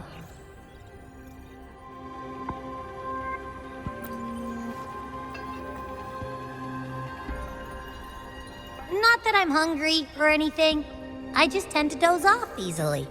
Feels like my body can only process what I consume while sleeping. And don't worry, if there's any danger coming your way, I'll wake up like clockwork, just like last time. Well, unless there's nothing that can even remotely challenge you. In that case, I probably won't wake up.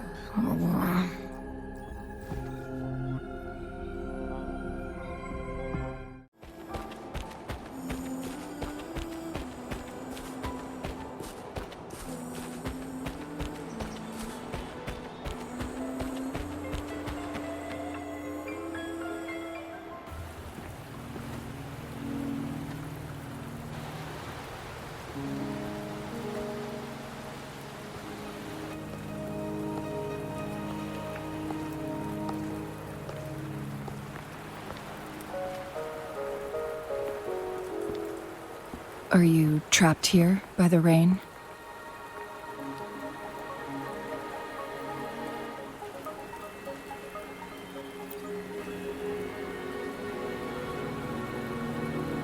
I happen to be waiting for someone too.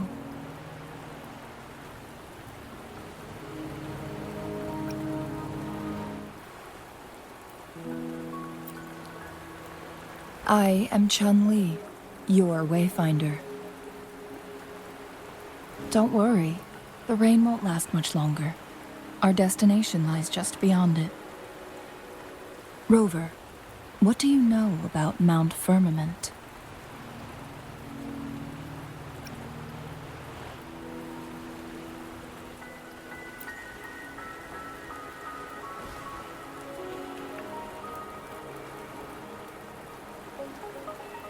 There is a certain folk tale. Have you heard of it? While hiking in the mountains, a woodcutter came upon two people playing Weiqi and became enthralled with their game. Upon his return home, he found a world transformed. Everything was different, as if in a new reality. That mountain was a secret realm where time worked differently. The woodcutter only spent half a day inside, but outside, a century had passed. Mount Firmament is such a place.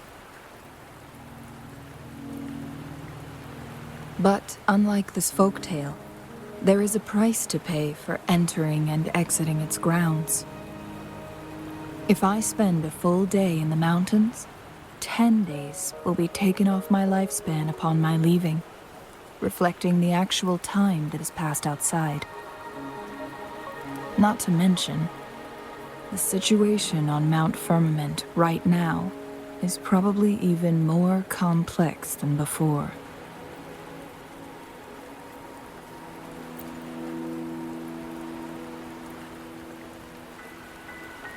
The strange time patterns of Mount Firmament are tied to the Sentinel's temporal mandate. Time ebbs and flows at its will.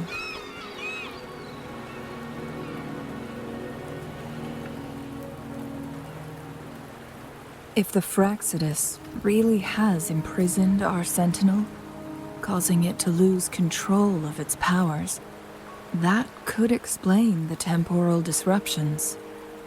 Which means Mount Firmament is basically a dead end, with no way out.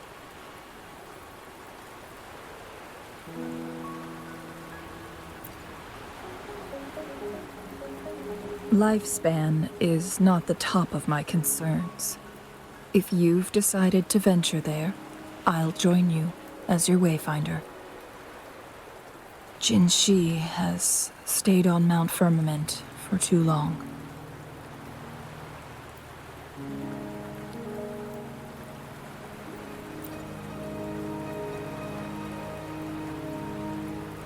She doesn't miss a thing, does she?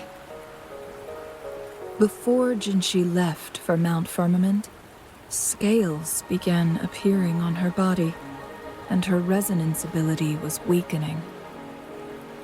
Those signs pointed to a dire situation for the Sentinel as well. That's why I must lead you there. You might have the key to solving our dilemma.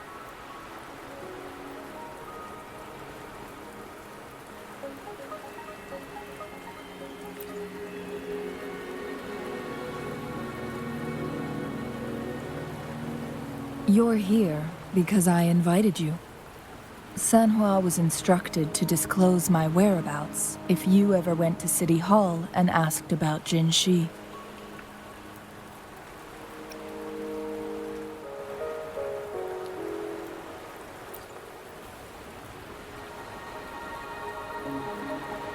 It's no surprise that you went to City Hall for answers, considering your memory loss and Jin Shi's prolonged absence.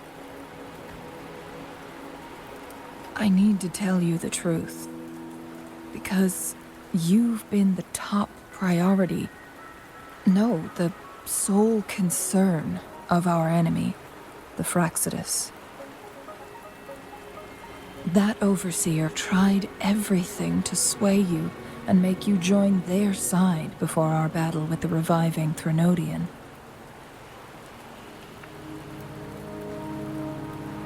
It's It's a clear sign that your involvement could disrupt their plans, especially at Mount Firmament.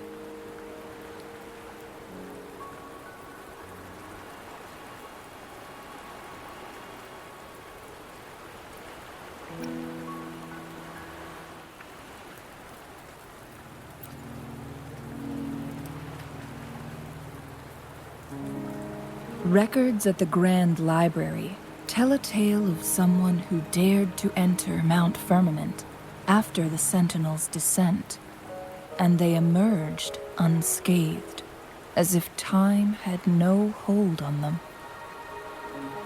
They were also said to have stood alongside the Sentinel. And here before me stands someone who bears an uncanny resemblance to that very individual.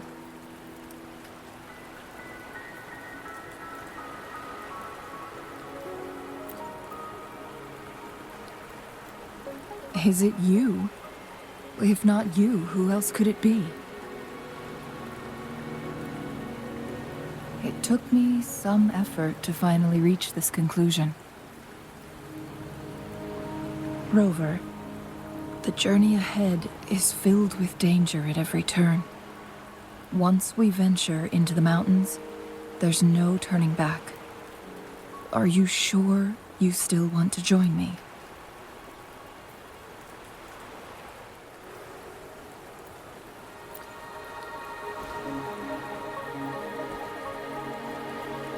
As your wayfinder, I'll lead you to your destination. What you do after that is entirely up to you.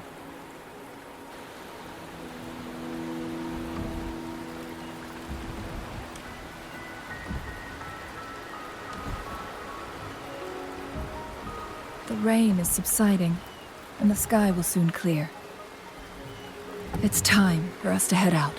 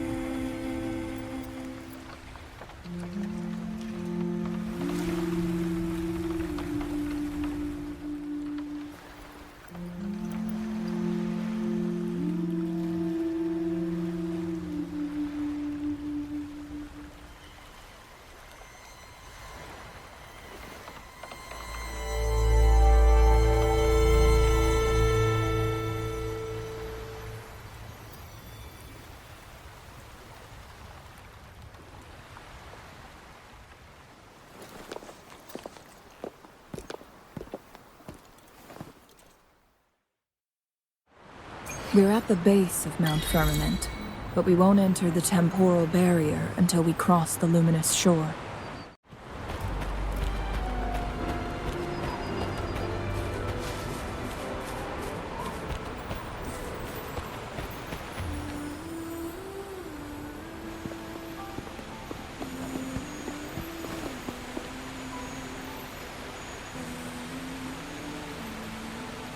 The bridge has broken.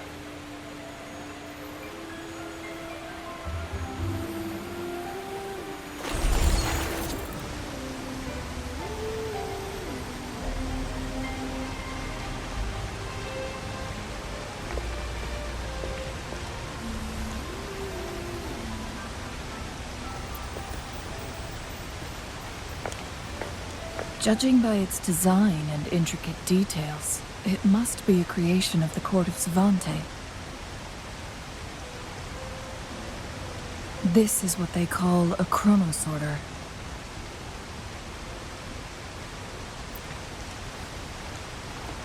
It mimics the Sentinel's temporal mandate, able to reverse small-scale events and restore objects to their previous state.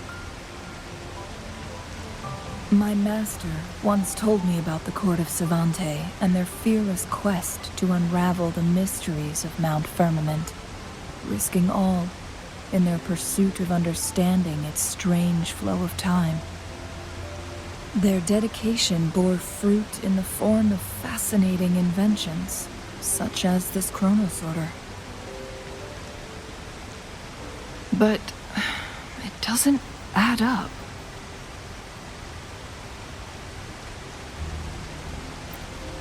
Why hasn't this brilliant invention spread beyond Mount Firmament? This chronosorter was built beyond the temporal barrier, so its creator must have already paid the price for leaving. But even if they died, there are countless other CSC members who could replicate it. How did such advanced technology become lost? Or do these chronosorters stop functioning once they are removed from Mount Firmament?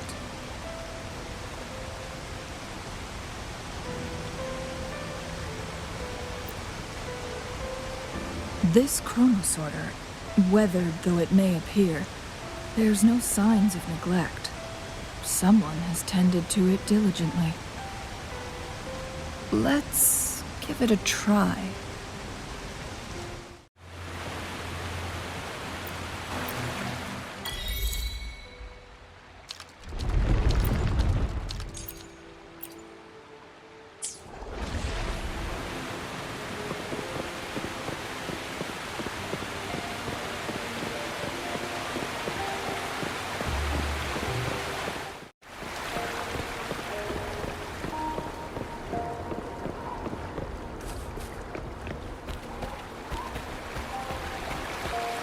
Rover, it's the Fraxidus.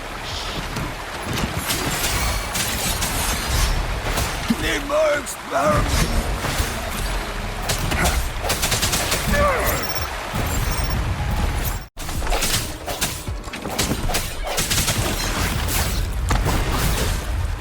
Strike from the shadows.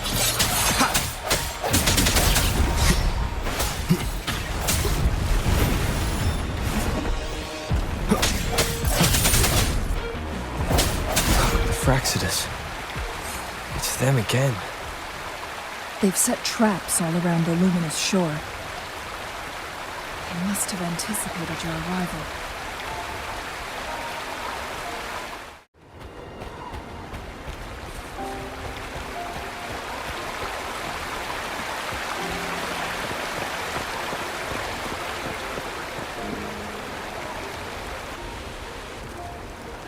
The entrance is sealed. It's the photon barrier, another invention from the court of Savante.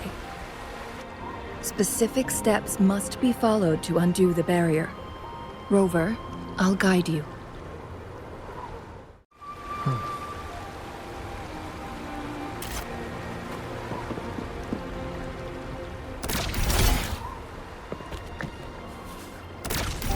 Once we've reached the cave's end, we'll enter the domain of Mount Firmament. Proceed with caution.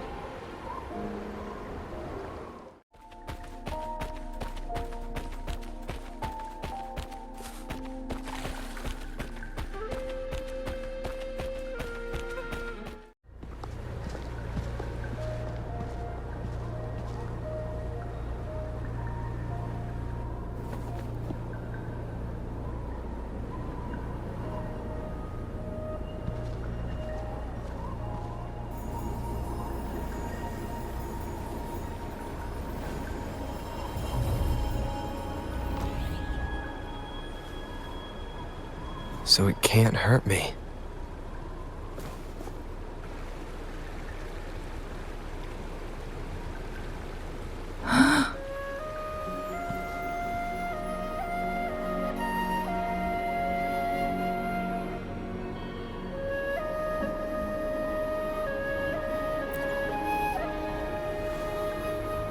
Time on Mount Firmament used to simply flow slower than in the outside world. Visitors were safe as long as they remained within the temporal barrier. But what we're seeing now is different. The flow of time has gone haywire. This is what we call temporal disruptions. What was once slow and steady has become chaotic and turbulent. Some areas are frozen in time, while others speed up or slow down unpredictably. No one knows how much they'll age after leaving Mount Firmament, but aging from youth to old age may be a blessing compared to the unknown fate that awaits. Leaving Mount Firmament could turn any mortal to dust in just a moment. Such is the power of time within its walls.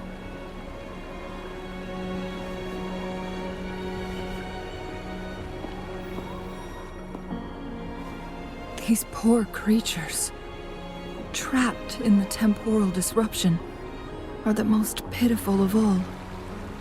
Their bodies and minds have been ravaged by the chaotic time, leaving them in unimaginable suffering.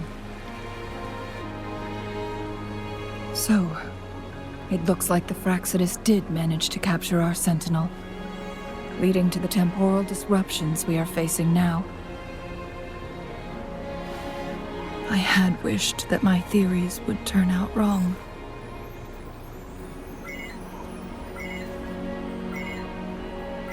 As expected, my terminal isn't working. We can't reach Jinshi. The temporal disruption is preventing it from functioning.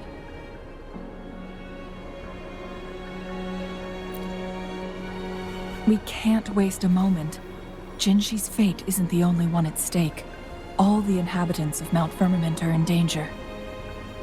We need to hurry to Hongjian, a town nestled at the heart of Mount Firmament.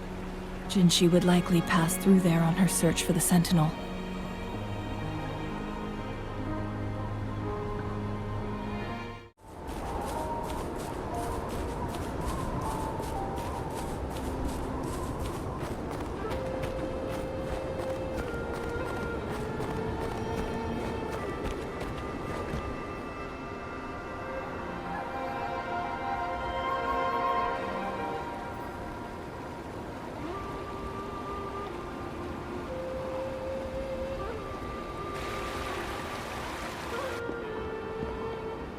What's the matter?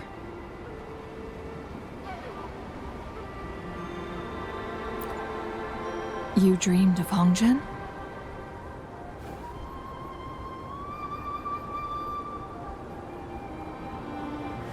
It sounds like you did dream of this place.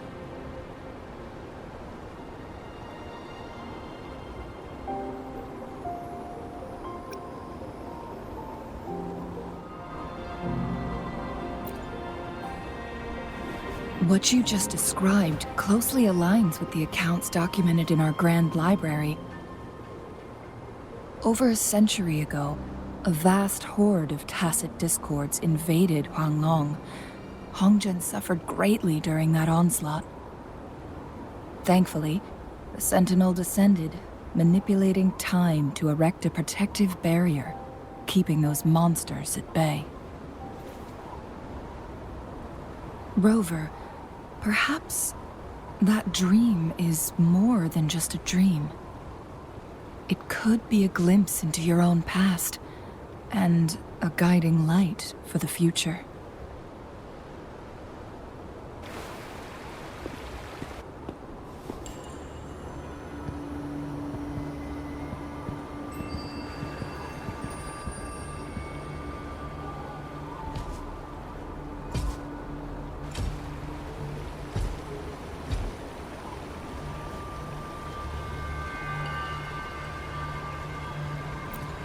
Hongjian is a pivotal location, linking various parts of Mount Firmament.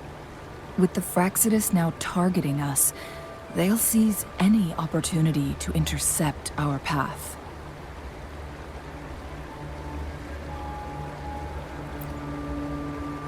But every trap has its weak points.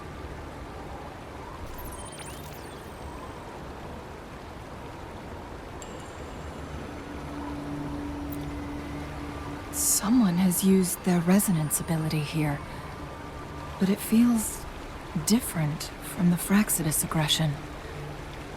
It's Jinshi, and it seems like she used it in a dire situation. Could it be related to the people of Hongzhen? The traces lead deeper into the heart of Hongzhen. Let's keep moving. Don't let your guard down.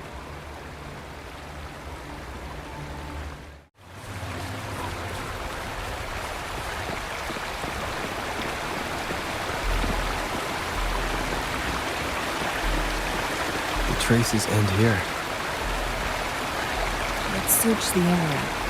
There should be no clues nearby.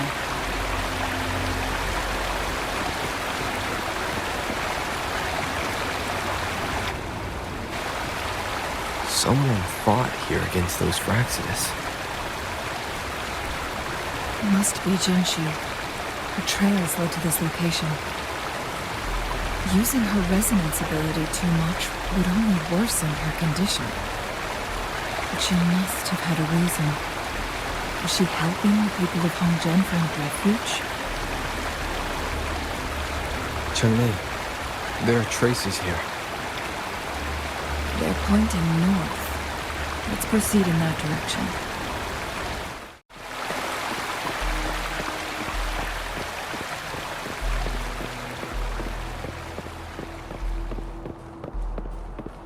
The traces disappear by the pond. Rover, we need to keep an eye out for anything unusual.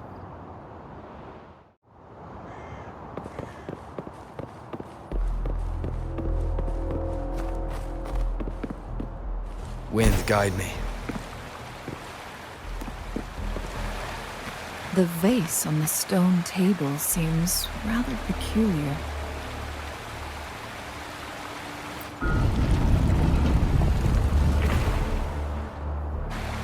There's something behind the waterfall. Let's go take a look.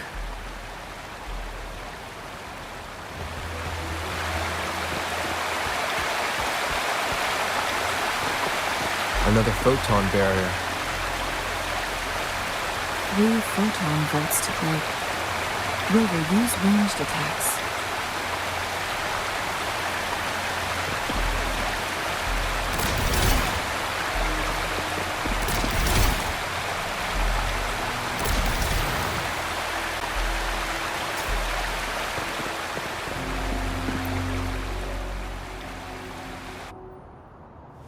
You two, halt!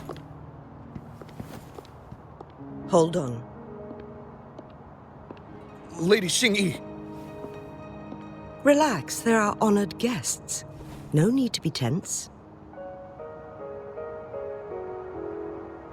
In a single day, we've greeted both the Magistrate of Jinzhou and her trusted counselor in Hongzhen.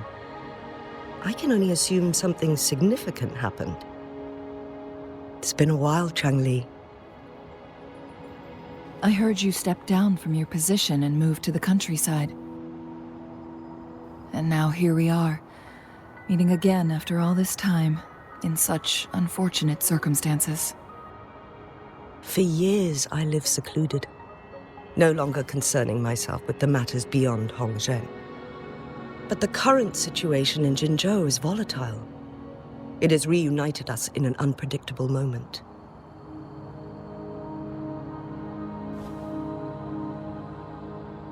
And you, young sir? What shall I call you?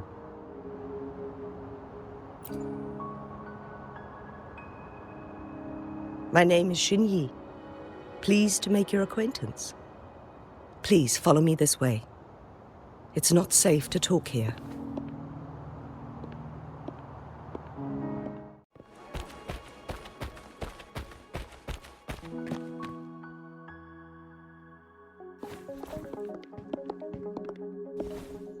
I believe you are here for Magistrate Jinshi.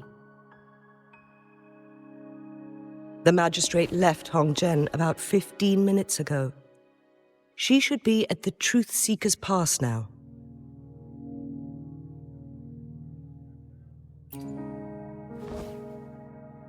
That's what they call it in Hongzhen. You might know it better as the ruins of a Court of Savante facility.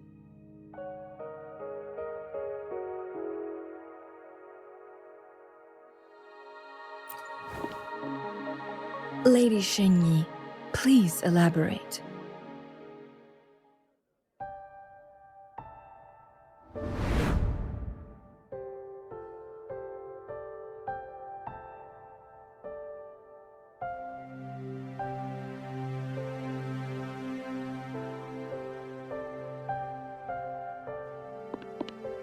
Madam Magistrate, are you... I'm fine.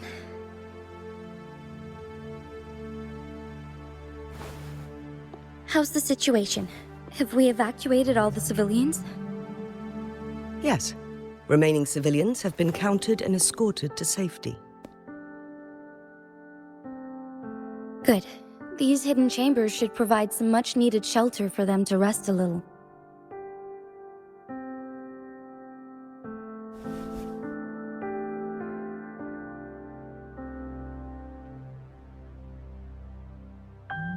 Despite being the Sentinel's appointed resonator, I haven't been able to sense its presence for some time now.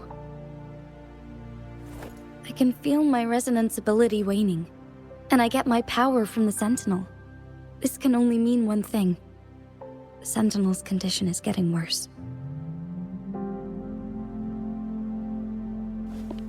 Lady Xingyi, I need to know where the Sentinel was last seen. I can only fix the temporal disruption within a confined radius. It's already pushing my limits to keep this small pocket of space secure. Mount Firmament is in serious trouble, and we can't waste any more time. We need our Sentinel to stabilize the time flow. The Sentinel was last seen flying towards Mianlung Chamber, where it would normally rest. The Fraxidus likely swarmed it soon after. But little did they know, we had a defense system in place, built with the help of the Court of Savante. It was reactivated as soon as our Sentinel made it back inside. This mechanism has allowed us to locate their troops, and we've already eliminated some of them outside the Mianlung Chamber.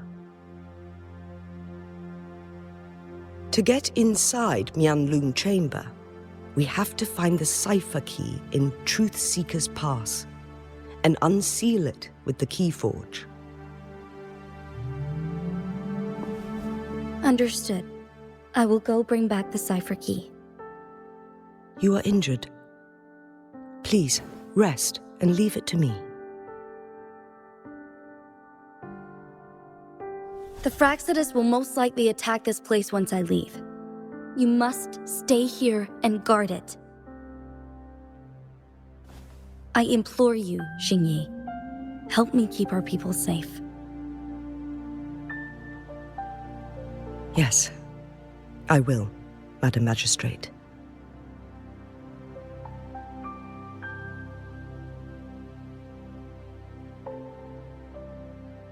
Before I headed to Mount Firmament, the Fraxidus revealed a prophecy from our Sentinel. A fateful clash between the Sentinel and myself that would shape the fate of our city. I never intended to believe their baseless claims, but I was not surprised to hear it.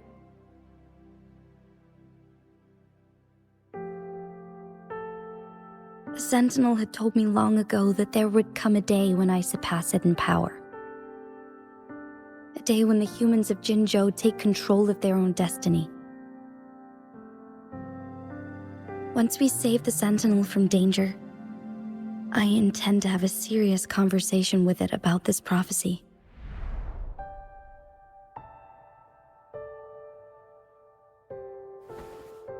And then she left.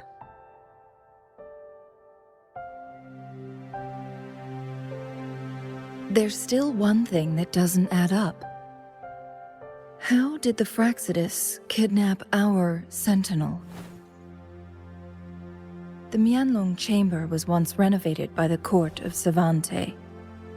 Do you think their research could be involved somehow?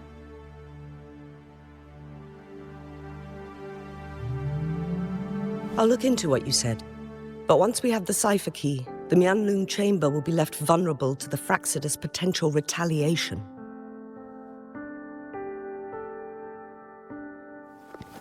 We must keep them at bay. Rover and I are headed to the Truthseeker's Pass to meet up with Jingxi. We'll distract the Fraxidus main forces, giving you an opportunity to stage your ambush. And the locals will handle the rest. I will send some men to open up the side exit for you. Head south and keep walking a couple of minutes, and you will see the Truthseeker's Pass downstream. Thank you, Lady Xingyi. Please, leave it to us.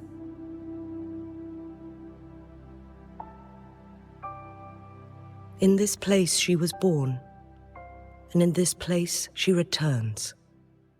Our magistrate's fate is bound to Mount Firmament.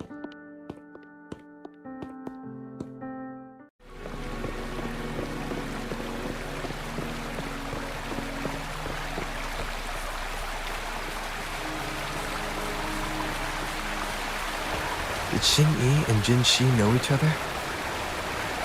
Jinxi was chosen as a baby for her resonance ability, and raised in City Hall to become the Sentinel's appointed resonator. All the government workers there helped care for and teach her at some point, including Lady Xingyi. She grew up with immense responsibilities, forced to suppress her true nature from a young age. Thinking back, Jinxi was only a teenage girl when she became the magistrate. She's been burdened with unimaginable weight that most cannot fathom.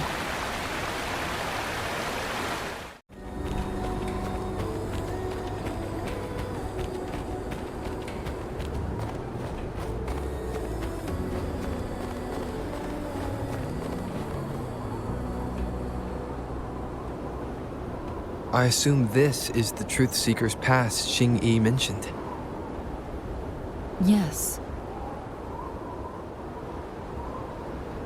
This should be another chronosorter. It should work in similar ways with the one we saw near the luminous shore. The entrance is built on that cliff, and it's been blocked. We will need to break the 3 photon vaults with ranged attacks first.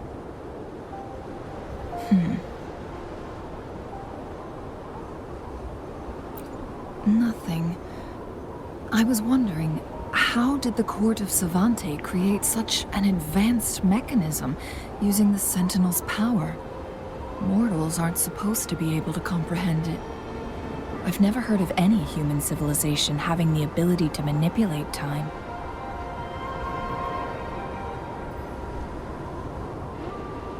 Unless the Sentinel willingly taught them. But why? We need to focus on items related to the Court of Savante in Truthseeker's Pass. Maybe we can find some clues there.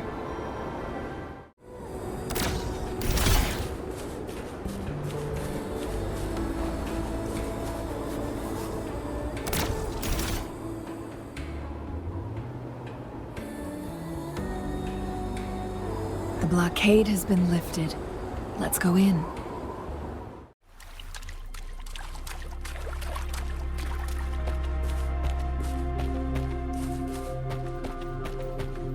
Why are there tacit discords here? No. These monsters, they don't look like the usual tacit discords. These also look like the works of the Court of Savante. Did they create these simulated holograms to protect this place?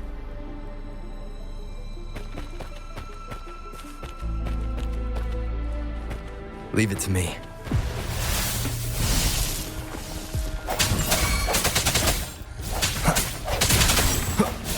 No hesitation.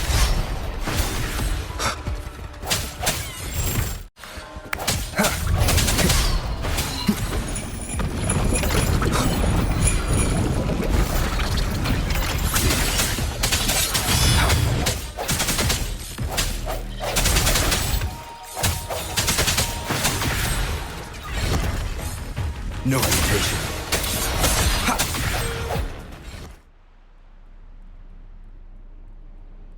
That thing up ahead, is it another mechanism? It seems to have unlocked after we got rid of those holograms. Let's go and have a look.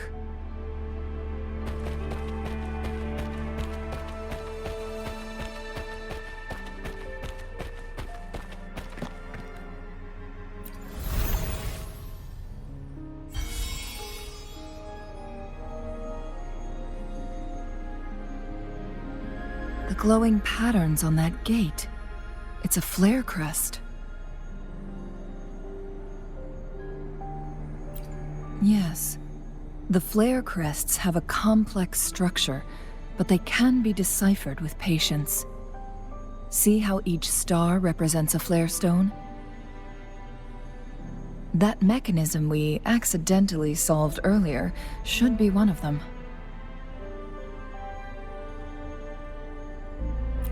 Yes, we still need the other 2 flare stones to open it. Wait. The blood and scales here. It's Jinshi. She is likely teetering on the edge of overclocking now. We are running out of time.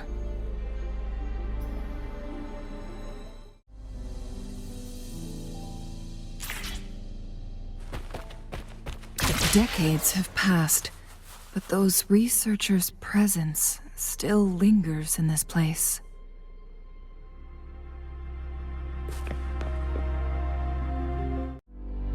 The Sentinel's situation is worse than we thought. It had already sustained severe injuries when it descended upon Mount Firmament.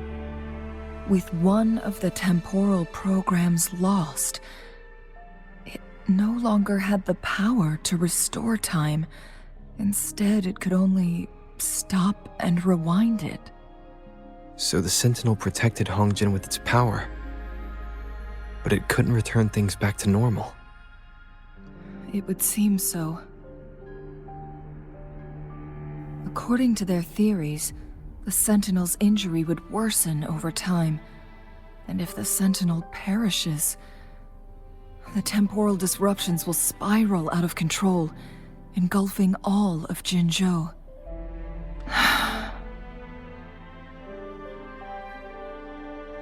So the Fraxidus just added a pinch of salt to the already gaping wounds on Mount Firmament.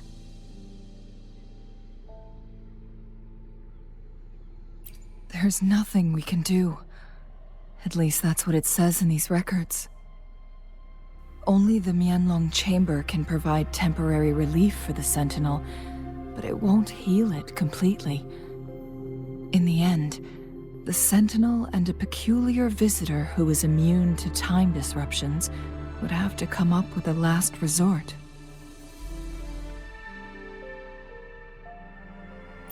The Sentinel couldn't be fixed, so they decided to replicate its power onto a resonator through induced resonance.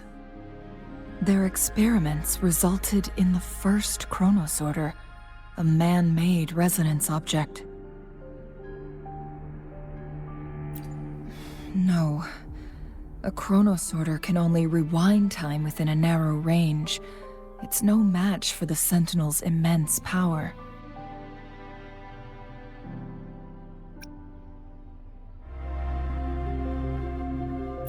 We are getting closer and closer to the truth. 2 more flare stones left. Everything aside, first we must find Jinshi.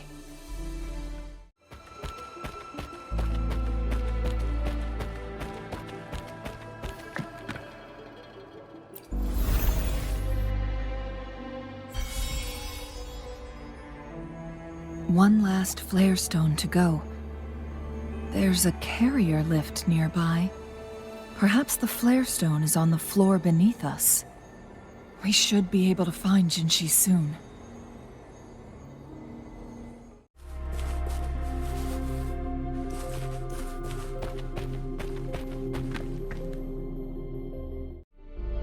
Is that so? So this file confirms that the chronosorters are artificial resonance objects. They activate when hit with a strong impact to create the corresponding resonance effects. And this also answers my previous question. The chronosorters rewind time through resonating with the Sentinel.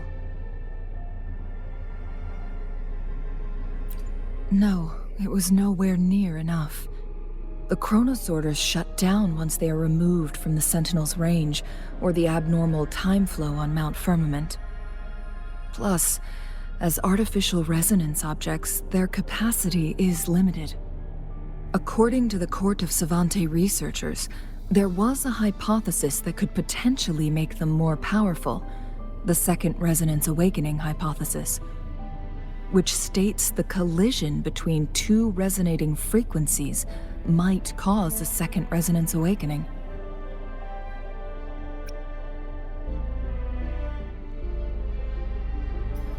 Yes.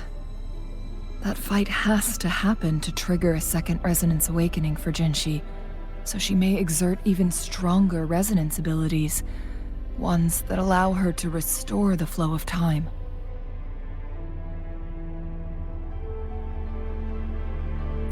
Countless chronosorters were made to collide with the Sentinel's frequencies, but they were no match. All the machines turned to dust.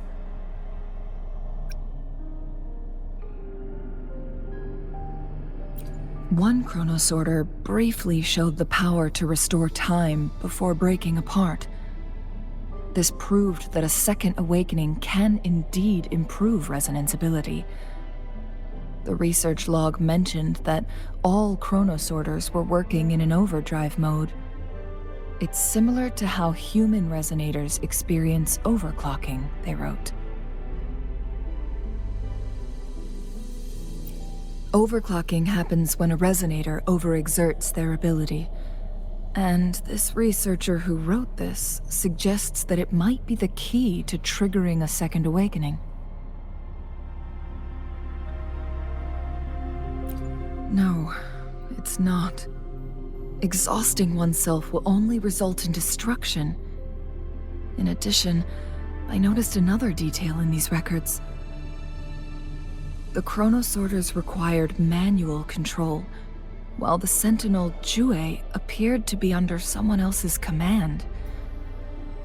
In the only incident of success, just as the chronosorter was about to break down, that peculiar visitor gave an order to the Sentinel, and the Sentinel successfully transferred some kind of energy to the chronosorter thanks to that order.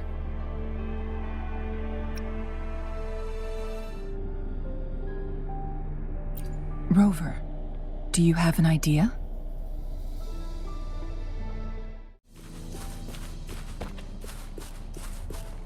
Jinshi.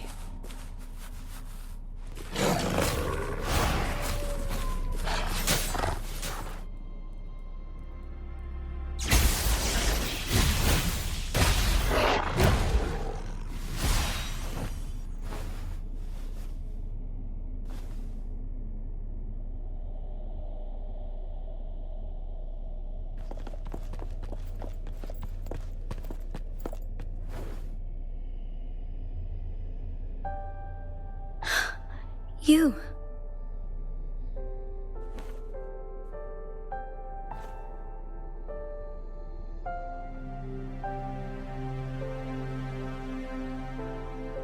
Don't worry.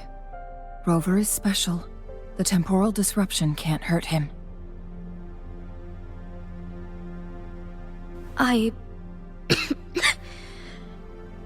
But Changli, you're...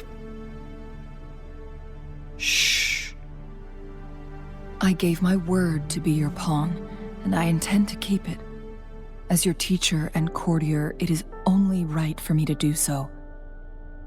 And let's not forget, without me playing the Wayfinder for Rover, we wouldn't even have him here. Rover has a strong connection to this place. You need his help to resolve Mount Firmament's crisis.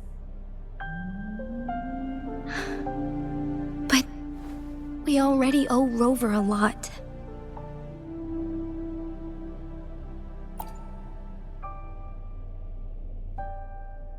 Thank you, Rover. Thank you. Rover, I will do everything I can to rescue the Sentinel as soon as possible.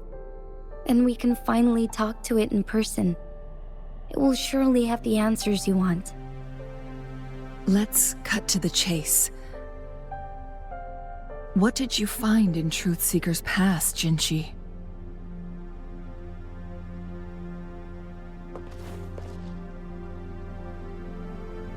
According to the Court of Savante's records, the Sentinel was already injured upon its arrival at Mount Firmament.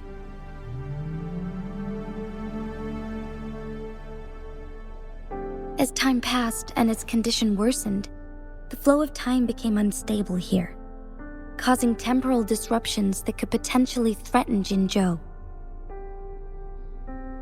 Only the Sentinel's appointed resonator can restore its temporal mandate.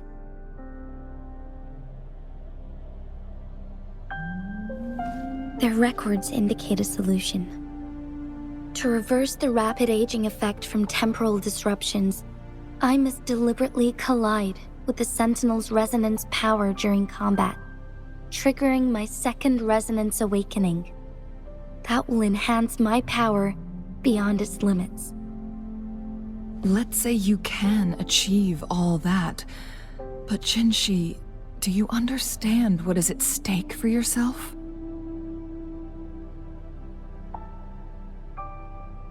I understand. I share a resonance connection with Jue, but I never took the time to truly get to know it. I've been blind to its suffering for so long. Sentinel Jue has been guiding us since the city's founding with its wise words and well-crafted decisions.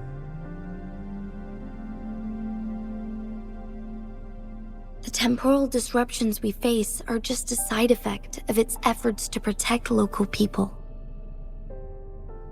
Without the Sentinel blocking out tacit discords through its time manipulation power, Jinzhou would be a barren wasteland today. So what do you plan to do, Jinshi? If the Sentinel's condition is indeed incurable, nobody knows how far the temporal disruptions will continue to spread. Today it's Mount Firmament, but tomorrow it could be all of Jinzhou. I will. If it truly comes down to that, I'll fulfill Jue's prophecy myself. It's the only way to save Mount Firmament, protect Jinzhou, and help the Sentinel. Have you thought about the consequences, Jinshi? Trying to trigger a second awakening by fighting the Sentinel, it could make you overclock at any moment. We both know what that means.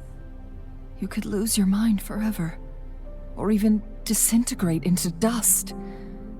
You don't want to end up like those chronosorters, shredded under immense pressure.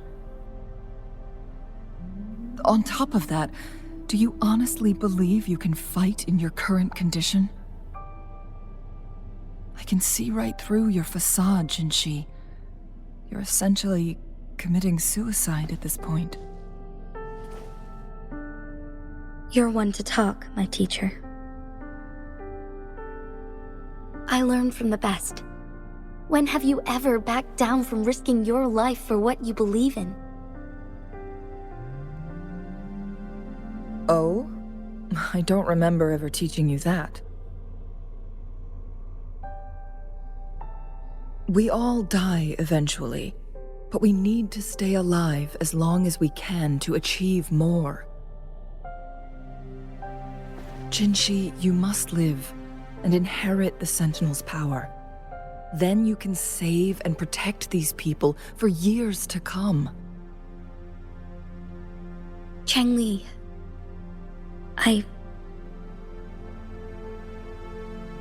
Jinshi, I don't intend to stop you. I know you've made up your mind. That's why I brought Rover here. You may have already guessed it. Rover is indeed the hero who fought by our Sentinel's side during Jinzhou's early days. He is also the mysterious visitor spoken of in tales about Mount Firmament. All evidence we've gathered points to this being true.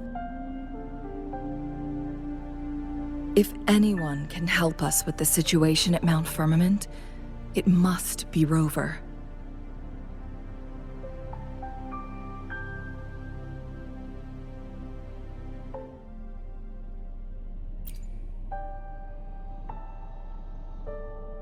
Thank you, my teacher. Jingshi will keep your words in mind. Lastly, we still don't know for sure how the Fraxidus is keeping our Sentinel trapped. This will determine if you can actually meet it face to face.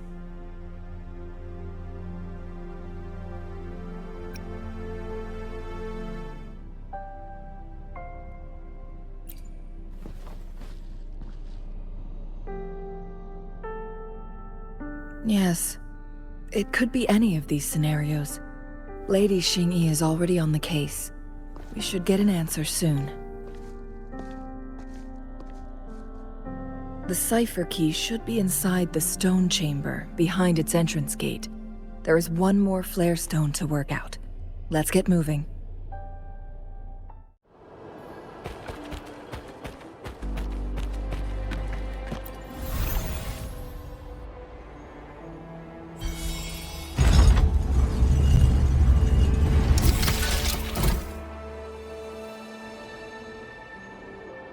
I'm done with all 3 flare stones. Good. Let's head back to the entrance. We should be able to access the cipher key now.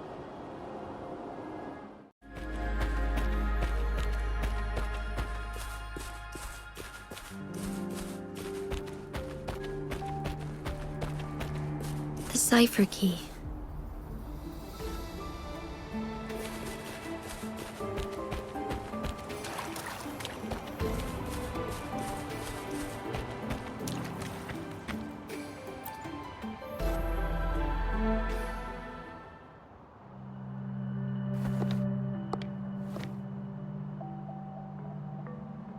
Rover, take good care of the cipher key. I'm leaving the rest to you and Jinshi.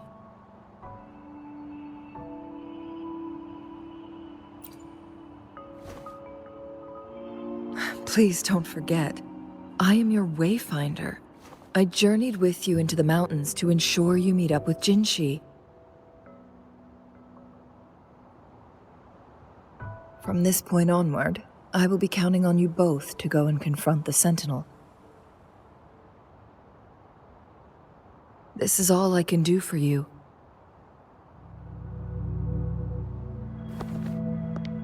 I'm here to guide, not intervene. The path is yours to choose. Not to mention, the Fraxidus has been pestering us non-stop. You'll need someone to keep them at bay.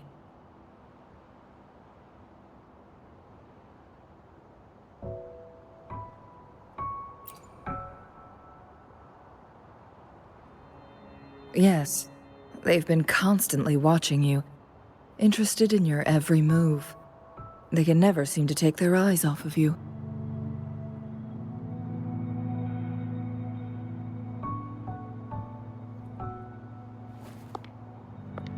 By all means, please carry on without me. As for myself, I have a more fitting location to make my contributions from. Oh, speak of the devils.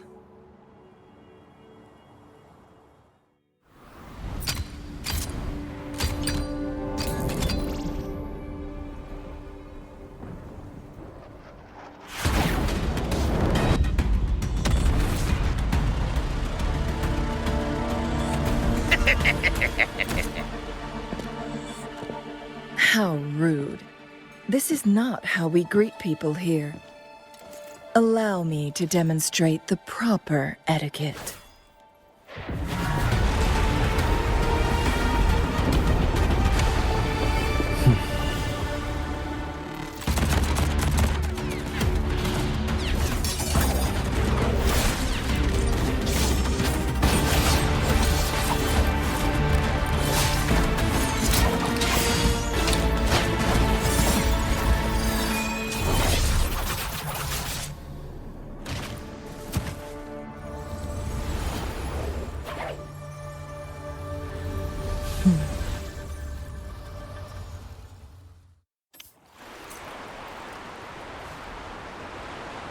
Changwei.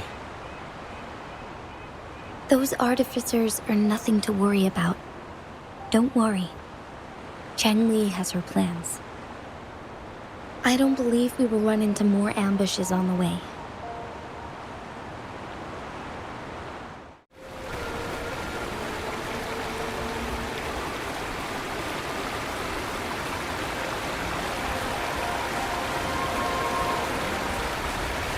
It's Madam Magistrate! She's back! I must go tell Lady Xinyi!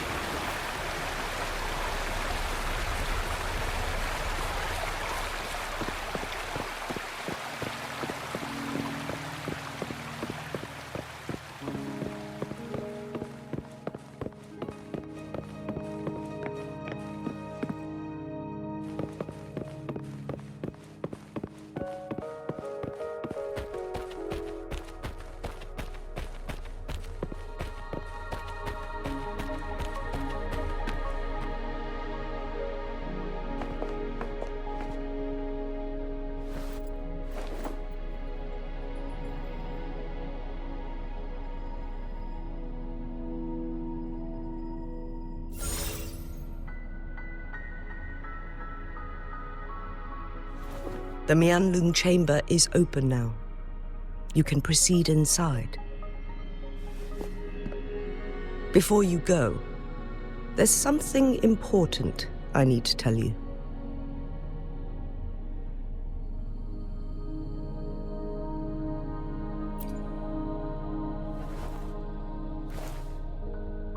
Changli was right. They used the Court of Cervantes' research to trap our sentinel in its resting chamber.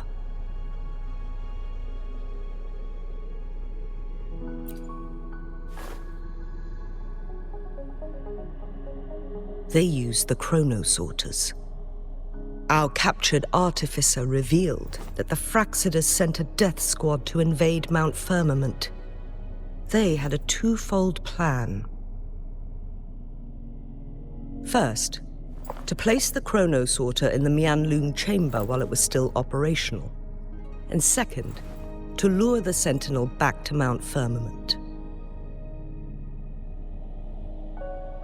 Although their death squad was no match for the Sentinel, by forcing its hand, the powerful resonance ability of the Sentinel would clash with the energy of the chronosorter. This would ultimately cause harm to itself.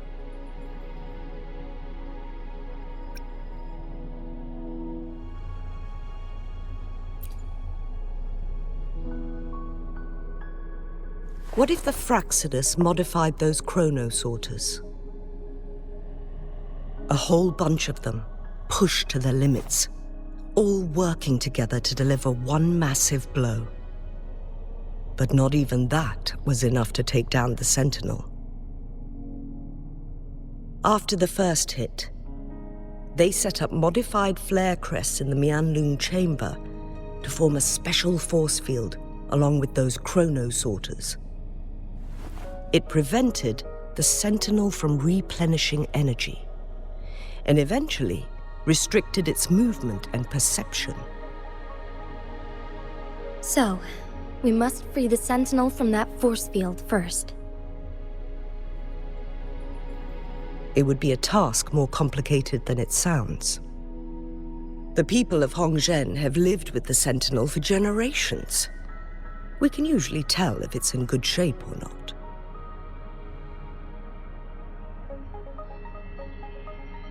But now, the Fraxidus want to capture the Sentinel. They won't just stop at Mount Firmament. Madam Magistrate, I'm sure you didn't come here just for the Sentinel. Please tell us what you know, Madam Magistrate.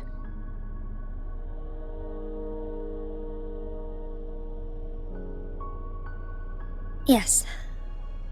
I will tell you everything.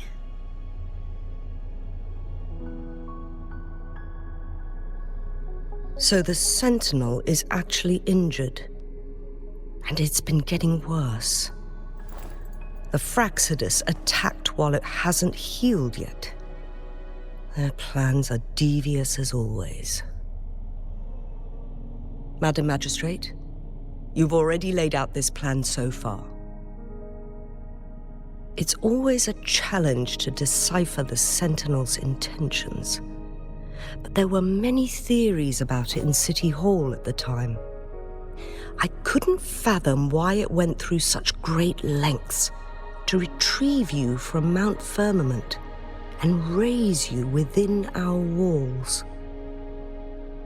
But now that I reflect on it, perhaps the Sentinel saw in you the potential to one day restore the temporal program and ensure the survival of Jinzhou's inhabitants.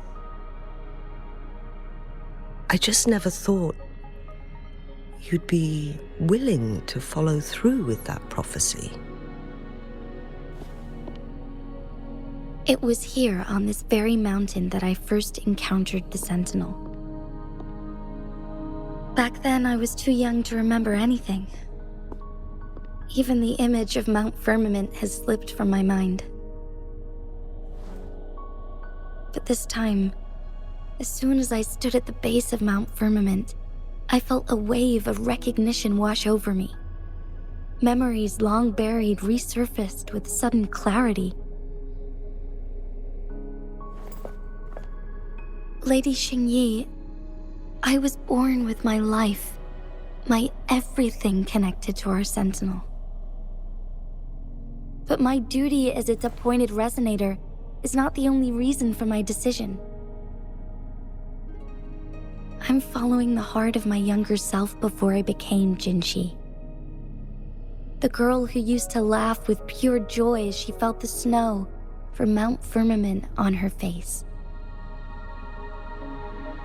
I am a seed born on Mount Firmament, carried by the wind to every corner of Jinzhou.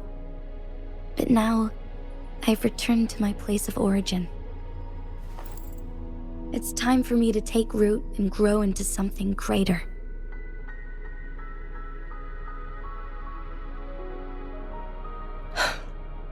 No matter what happens or what choices you make, please remember, the people of Hongzhen will always have your back.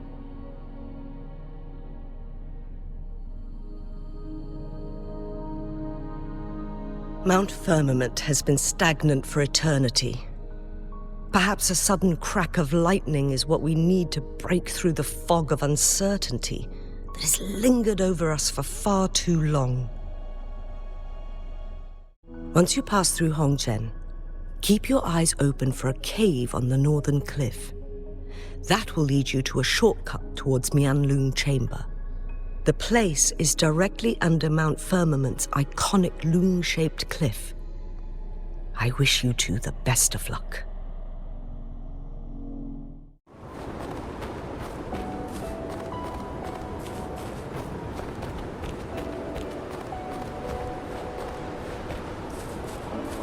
The Mianlun Chamber should be deep in the cave.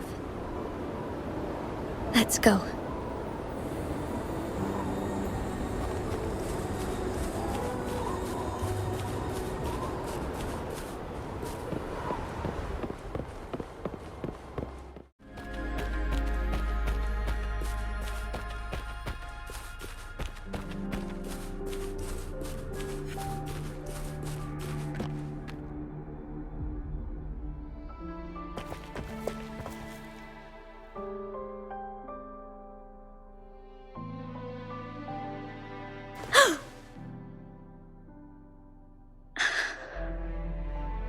This must be the Mianlong chamber.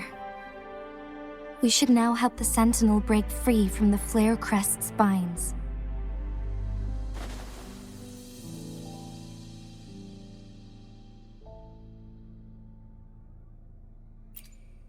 Chronosorters nearby may have frozen this body of water in time. Or it could have been caused by the temporal disruptions here.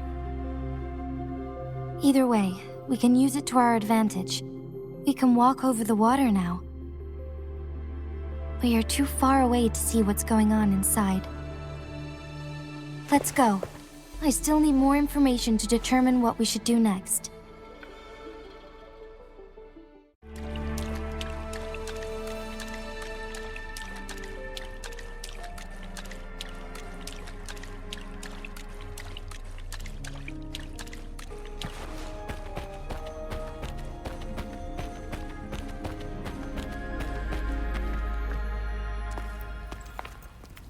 I can feel the Sentinel's presence inside, but it's not responding.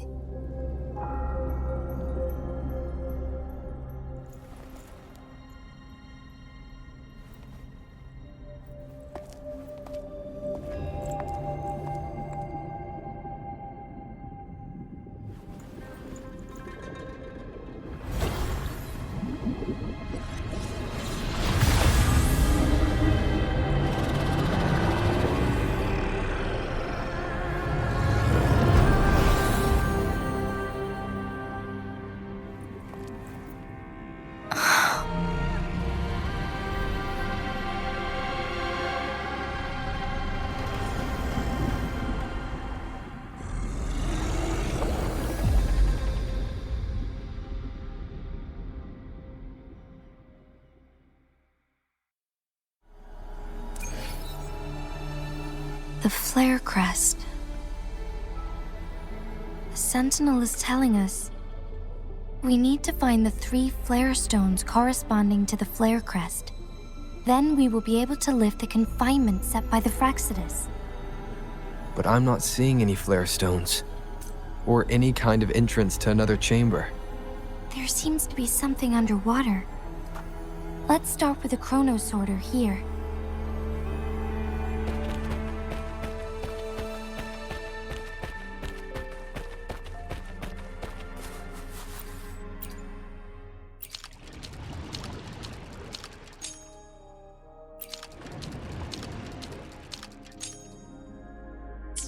The water level has dropped. It's the flare stone. On that rock. Let's go retrieve it.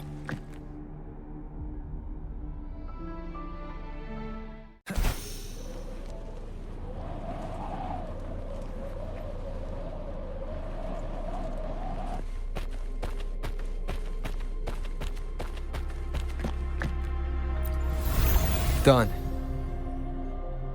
2 more to go. Let's look for them nearby.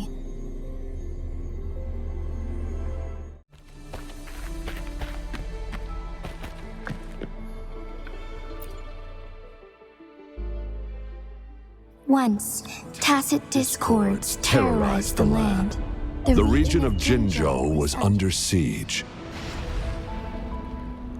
A mother and her newborn child were hiding in ruins, trying to avoid the deadly creatures. They weren't safe for long, as the tacit discord found them. The mother sacrificed herself to protect her child. But with her gone, it was difficult for the newborn to survive. In a couple of minutes, its loud cries gradually died out.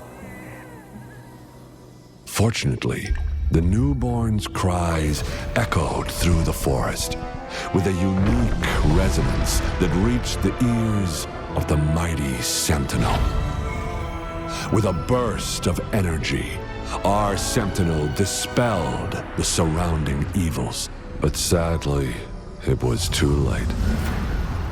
That night, Mount Firmament shook with the roars of a lung, and dark clouds gathered. The Sentinel returned with a dead infant in its embrace.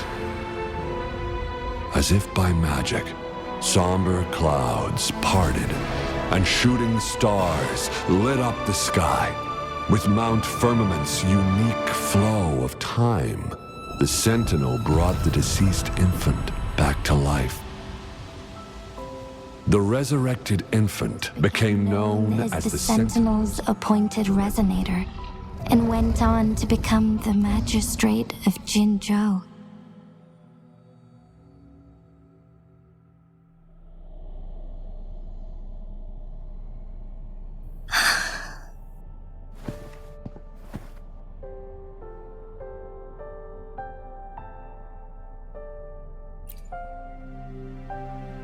Yes, it's me. I've lived in Jinzhou my whole life, and never ventured into Hongzhen. Yet even I know of the legend. To me, Jue is more than just our sentinel, or a revered divine being. It raised me and saved me from certain death. I've been thinking about it on our way here. If the Sentinel predicted our fight, why would it even bother saving me in the first place? Now I understand why. Because I am the Sentinel's resonator. I may not have any extraordinary abilities, but I do possess the temporal program that it accidentally lost.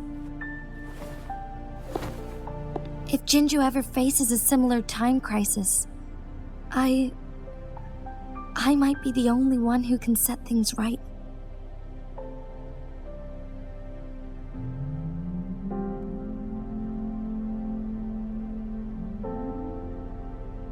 In our Sentinel's prediction, the battle between us is supposed to happen in the distant future. It had been waiting for an opportunity, a right moment to tell me the truth. That's why it didn't explain. Now may not be the opportunity the Sentinel has been waiting for, but my body cannot hold up much longer. I have to go and face it while I still can, to learn about the truth, or complete our destined battle.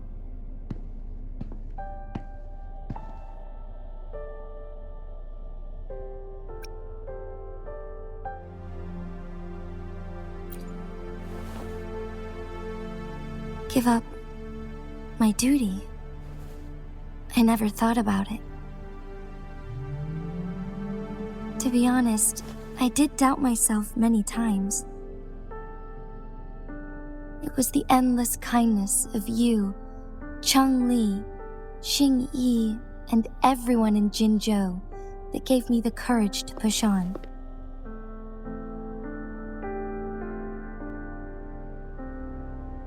Even Jue's decision to bring me back to life, whether out of pity or not, I am truly grateful. The thought of it warms my heart every time. Jinzhou holds everything that's dear to me.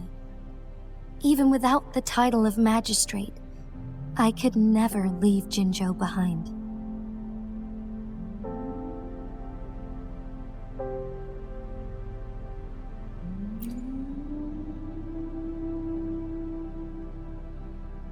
I'm okay. The pain I'm feeling is nothing compared to those trapped in the temporal disruptions. I must find the Sentinel as soon as possible. We draw from the same source of power. Saving it means saving myself.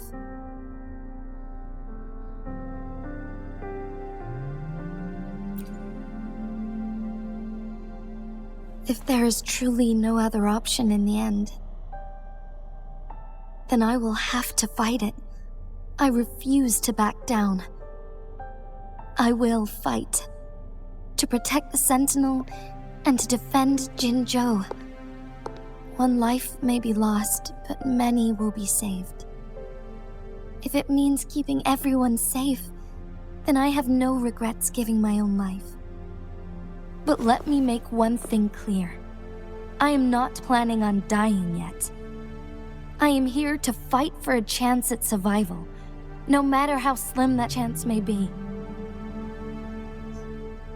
We're not in a situation where death is our only option, are we?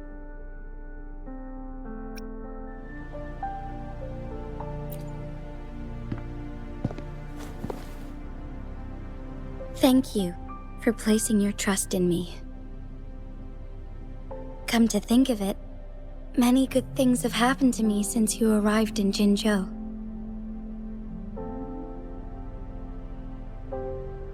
Thank you, Rover.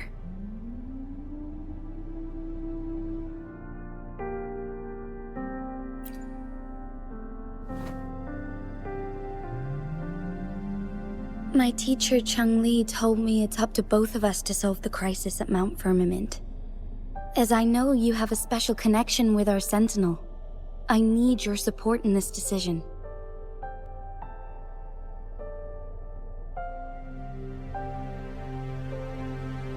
But don't worry, I'm prepared. This isn't about succumbing to destiny, it's about embracing it fully.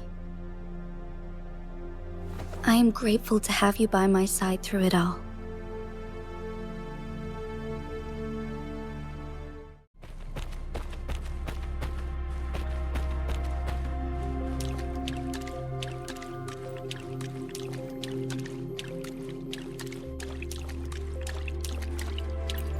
One last flare stone to go.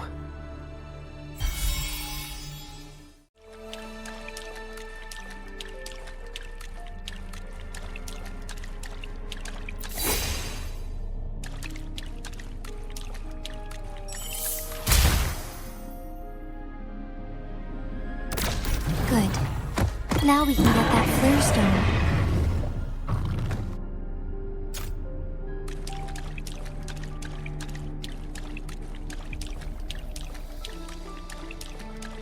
Leave it to me.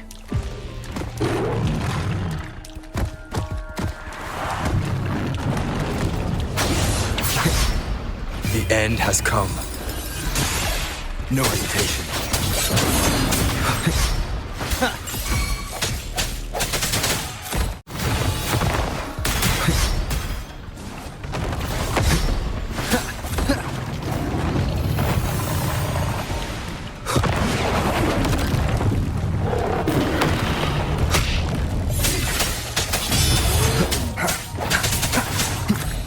Moment of resonance.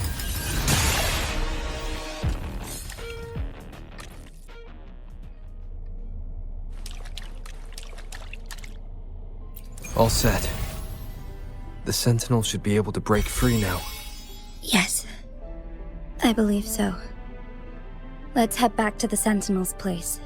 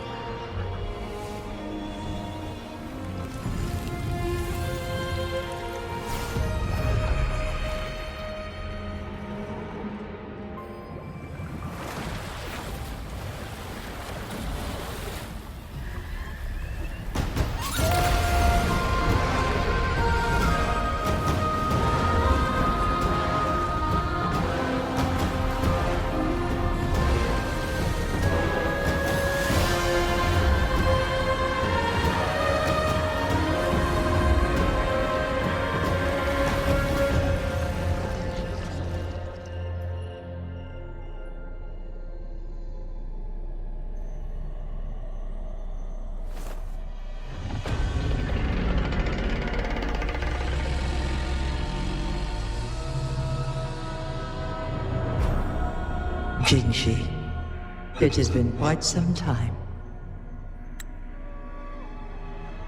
And Greetings, Lord Arbiter. Or should one address you as Rover now?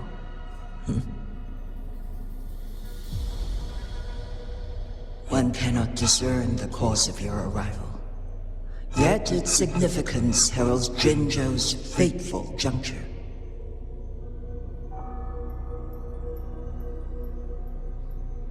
Shall a child who has lost their memories take up arms and fight for their fate? Or shall they retreat to their cradle and slumber? The seed of the future shall be sown in this very moment.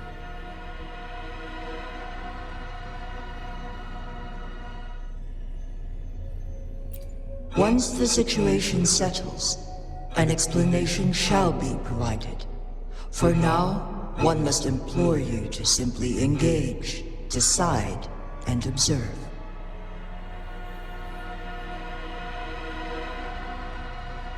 Jinshi, your journey has been an arduous one.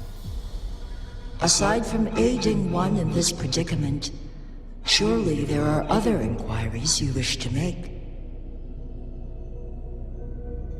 I cannot bring myself to ask for more. All I seek is the truth. Mount Firmament is in grave danger. Regarding the temporal mandate and your injuries, please do not keep the truth from me any longer. One understands your concerns. The timing may not be optimal for this disclosure. Yet in the midst of crisis, one must act with expedience.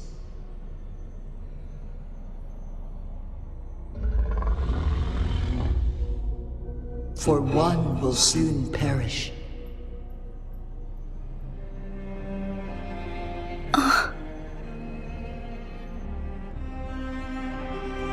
One such as this, of immortal nature, is designed to endure for all time.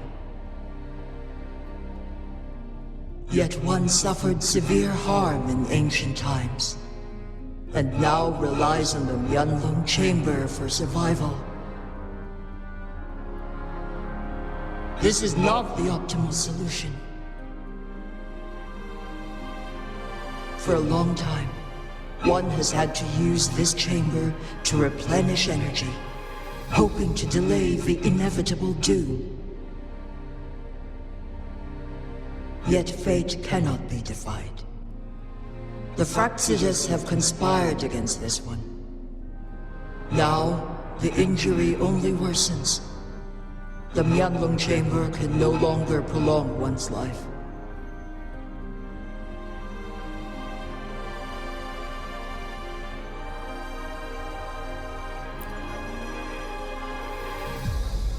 Jinzhou.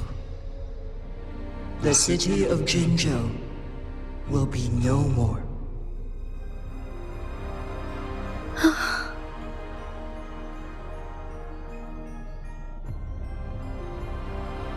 Ever since one descended upon Mount Firmament, using the power of temporal mandate to repel tacit discords, time has been in disarray within this location.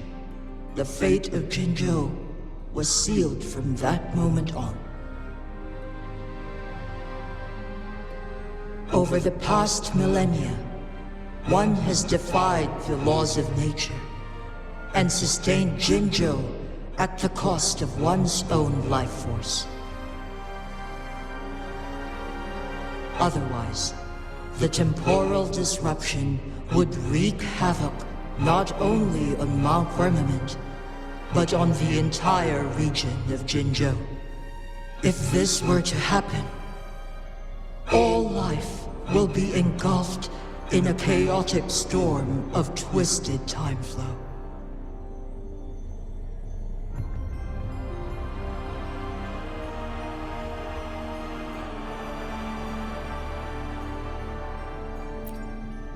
Jinzhou shall forever remain frozen in time. The past and the future meld into one, rendering life indistinguishable from death. the ceremonial rituals and endless battles persist, intertwining joy and sorrow into an eternal blur. All inhabitants of Jinzhou shall endure this perpetual fate until time itself ceases to exist. It is this one's own doing, and one must put an end to it. In the coming days, one will exert every ounce of strength to freeze the time in Jinzhou at the cost of one's remaining life. In that moment, Jinzhou will fall into stillness, but not perish. In the distant future, the people of Huanglong may discover a method to rescue Jinzhou. Is there truly nothing else we can do? This is not the optimal solution, but it suffices as an option.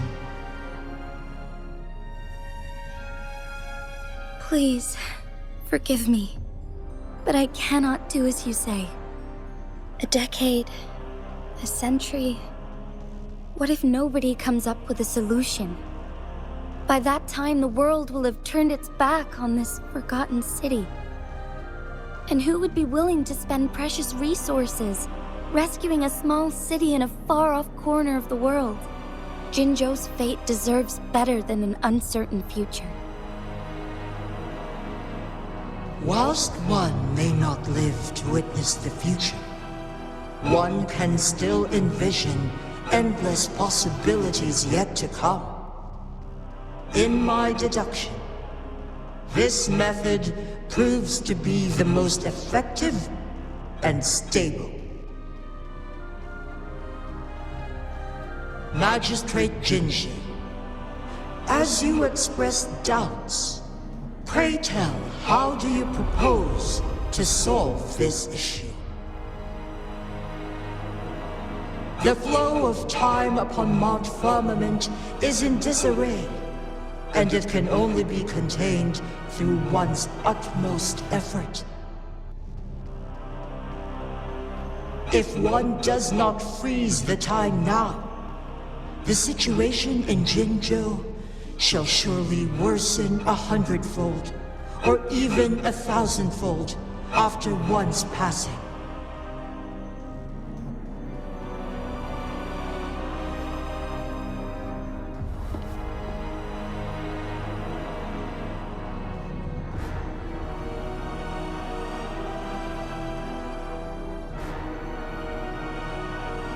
You once predicted a destined battle between us. Is it true? Correct. I was lost at first, struggling to grasp the prophecy's meaning. Only when I learned of your actions alongside the court of Savante did it all become clear. By clashing two resonating powers, a second resonance awakening can be induced. Through this, I am able to push my resonance ability beyond its limits and invoke the temporal mandate to restore the flow of time. Though I will be forced to raise my blade against you.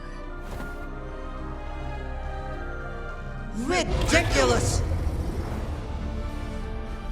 If you clash with my resonance power, even the smallest mistake will result in overclocking and leave you nothing but an empty husk. You are well aware of its excruciating effects. The pain you feel now is but a faint scratch in comparison to its true torment. Moreover, you will be trapped within the fissures of time itself. your being will be relentlessly shredded and mended day after day, denied any respite for eternity. But I can restore the errors in the flow of time. Isn't that why you saved me all those years ago? I'm just doing what you've been doing all along. Going against fate to keep Jinzhou safe.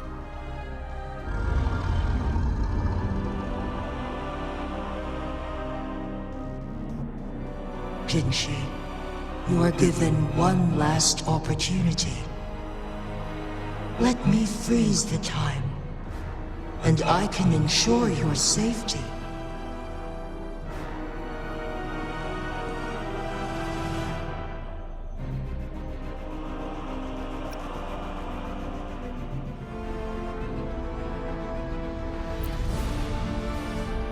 You're only here to witness before the right time arrives. But you are not compelled to remain idle. Should you intervene, we may augment Jinshi's odds of survival by a fraction.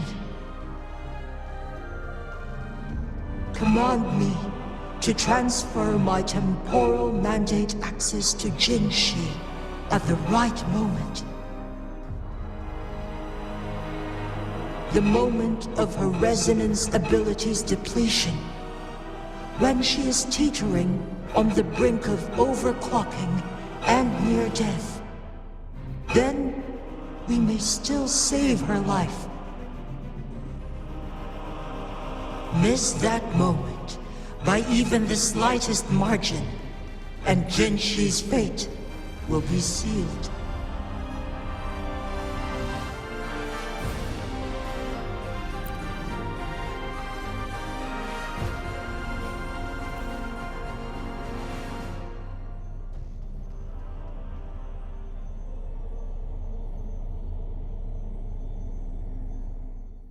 I should have died a long time ago.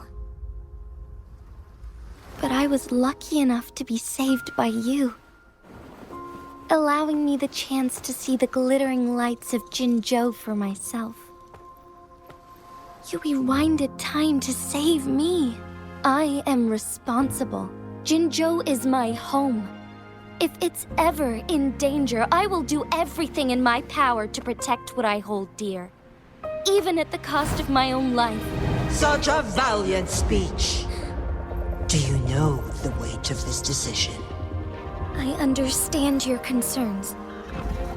I will reach my second awakening with our destined confrontation and restore the time flow. Are you willing to bet on me? Restore the time flow. Pray, from where does this confidence arise? You are my resonator, but your strength is only a fraction of mine. There is little chance for you to retreat unscathed. But I can at least win some hope for our people.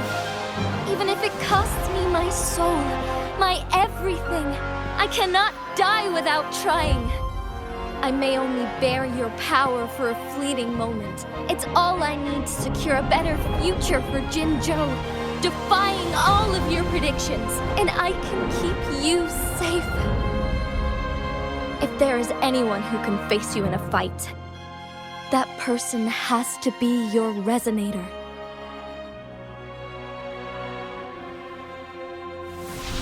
I will be your final winning move in this game.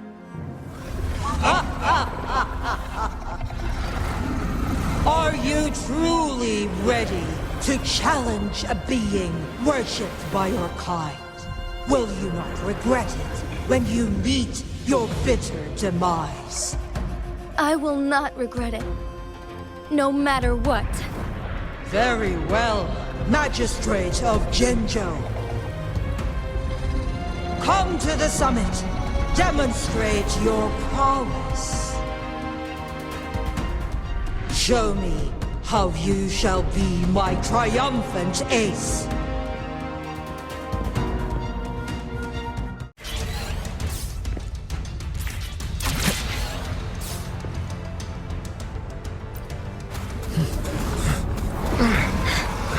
Lord Arbiter, one is curious about your choice this time.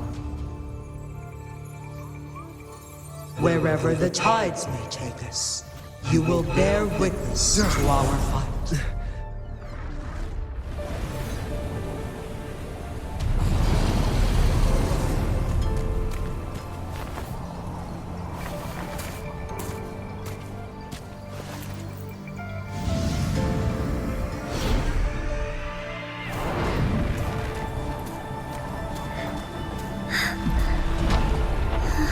Government must be guided by virtue.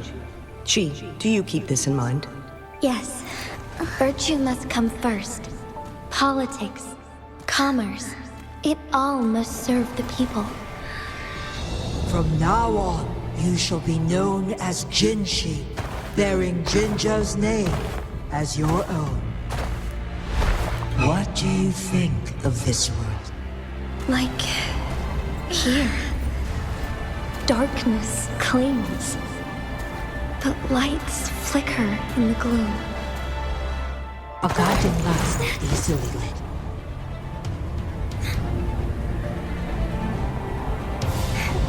That's why they stand out so brightly against the darkness.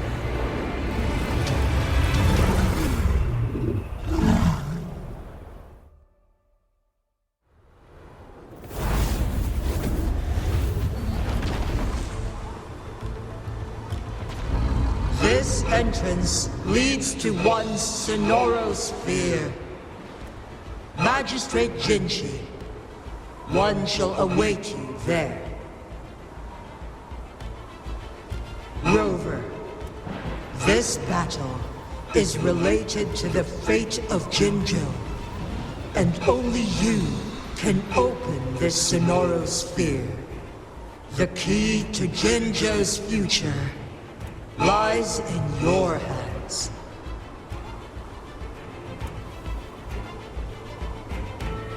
If I open it, Jinshi is bound to face you in the ultimate battle.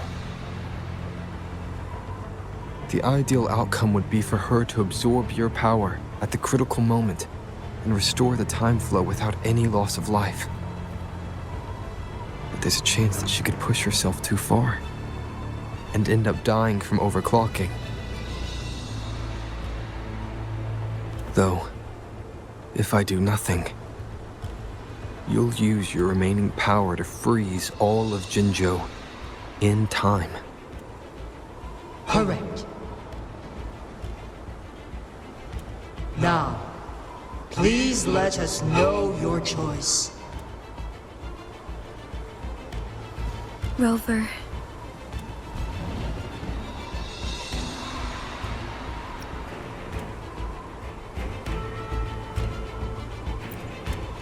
I understand. I have made up my mind since before I stepped foot on Mount Firmament. Leaving Jinzhou behind fills me with regret. Knowing I may never again bask in its glorious sunshine, or witness the purity of its snowflakes. But that's why I'm here. To ensure that others can still experience the wonders of nature.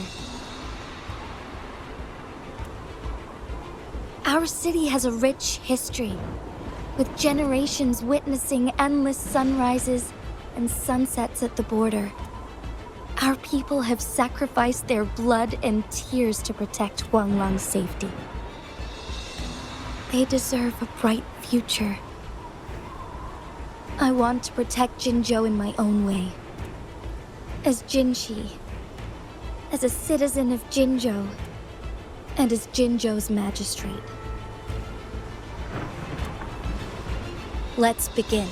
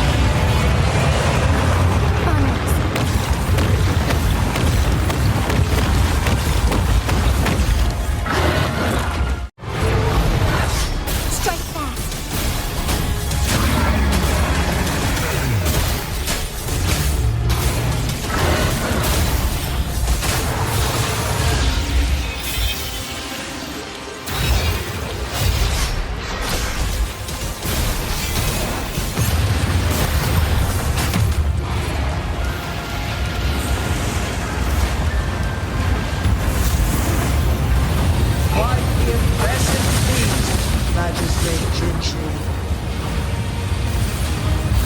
However, you are still a long way from inheriting my power. Back down now, while you still can. I've made up my mind, and I will not back down. You once said it's not easy to become a candle of light, but I still want to try. I want to see if I can ignite a spark of hope for Jinzhou.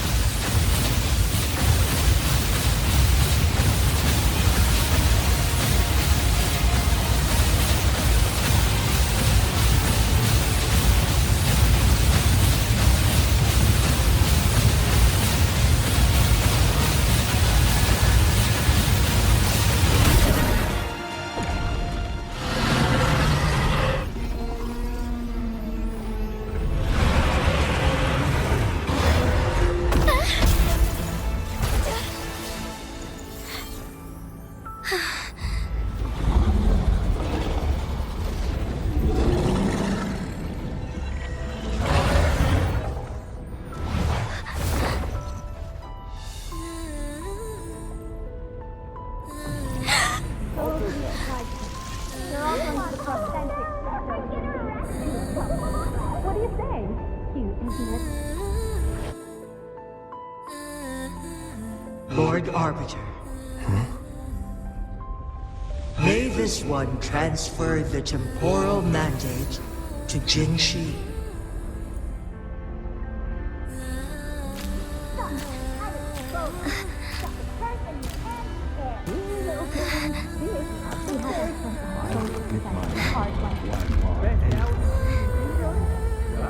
Just the one.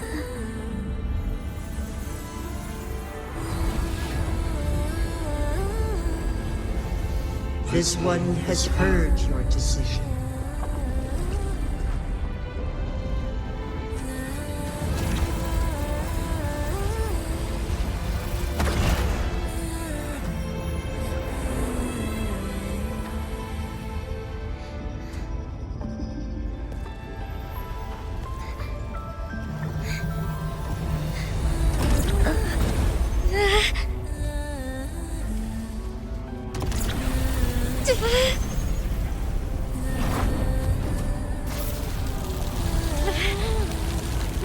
What do you think of this?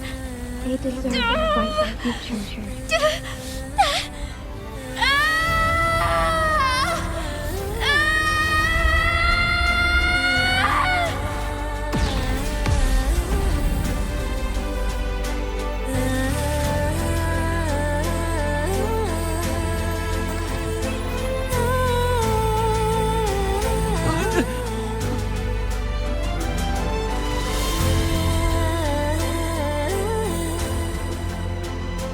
The transfer has been carried out as you instructed. Jinshi, one shall honor one's promise and restore Jinzhou's future to you and its people.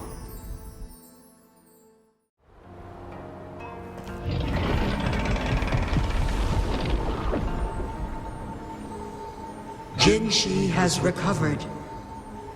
One will soon send her back to Jinzhou for recuperation. Please do not worry.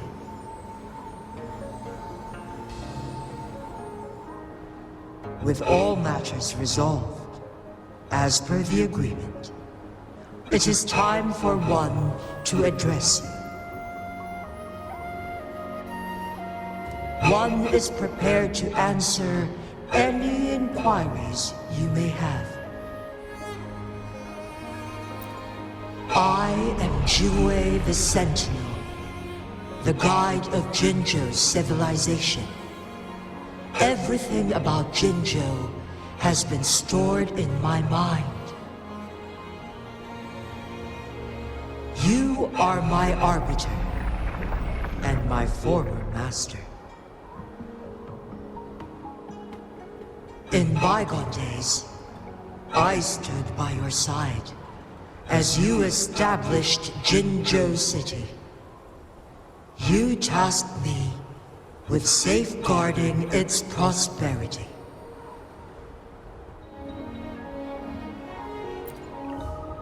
This one begs your pardon, for it is not all-knowing. All my knowledge came from you. One is prepared to answer any inquiries you may have.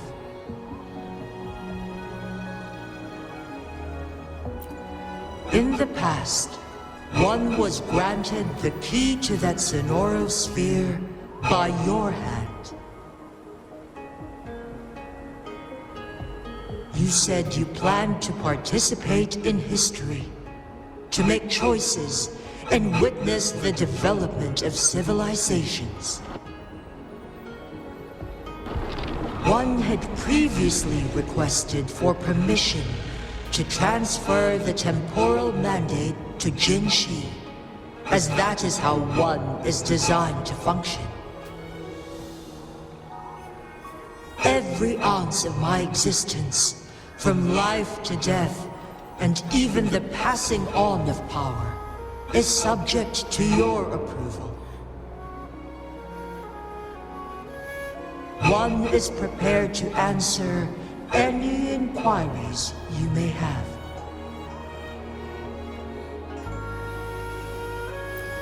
Since Jinshi has inherited my power, the temporal programs are now complete.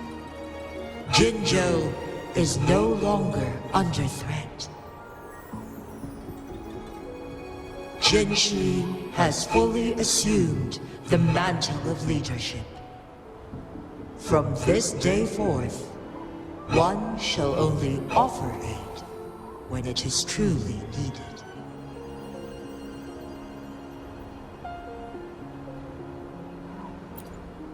This situation has been analyzed before, but the number of variables made reaching a safe conclusion impossible. To accomplish her goal, Jinshi must possess both strength and confidence. Revealing the truth to her earlier would only add to her troubles and not aid in improving her abilities.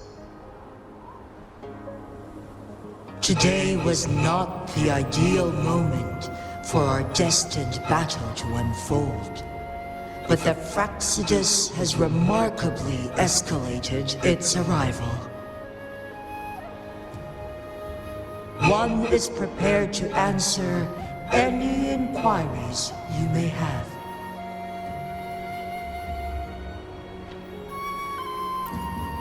The flow of time on Mount Firmament has been restored to its natural pace, but the citizens of Hongzhen must still contend with shortened lifespans should they attempt to depart.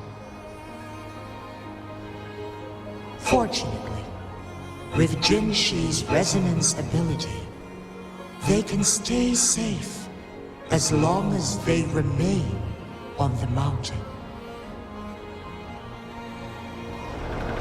For lack of a better solution, this is the best we can do.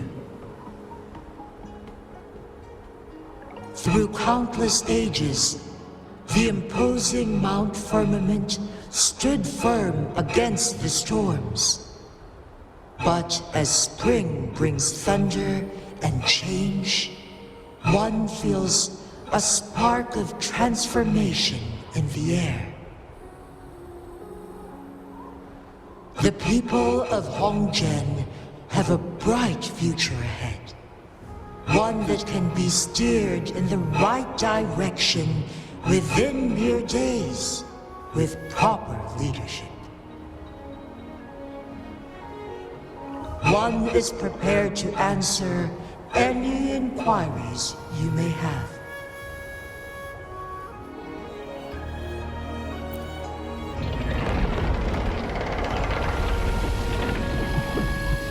tacit mark. There is something unusual.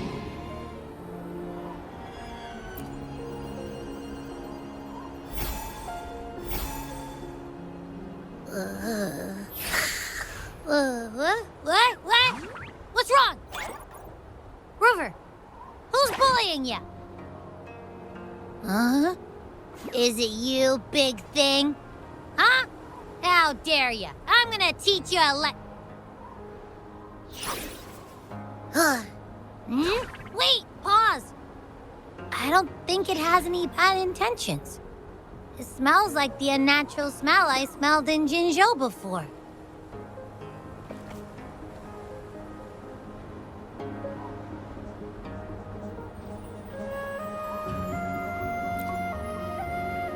Oh, so you must be that sentinel.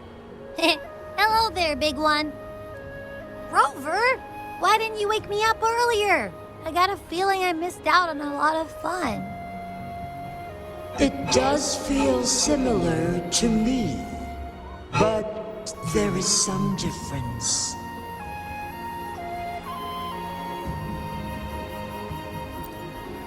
This entity is unfamiliar to me. As it resides within your tacit mark, one can only assume you granted it access intentionally.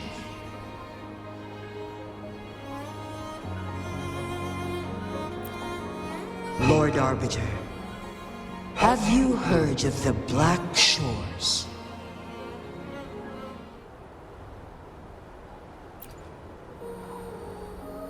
The Black Shores is the starting point of your journey in this world. If you have doubts, this one suggests a visit to that island.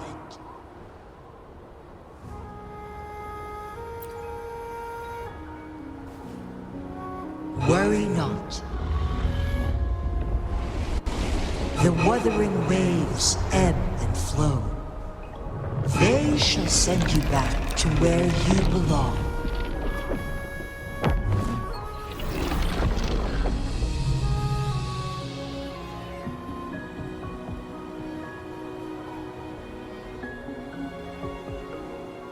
One suggests heading back to Hongzhen to reunite with your companions, Lord Arbiter.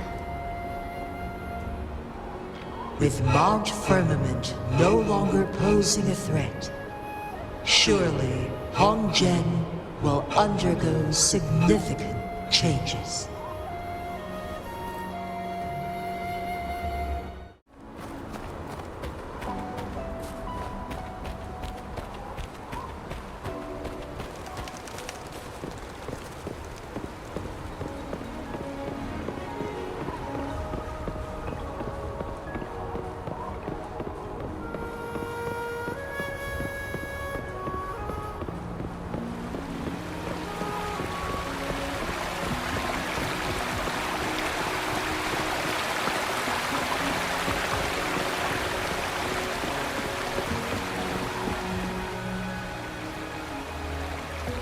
Mount Firmament glowed with the sun's light, high above the clouds and snow.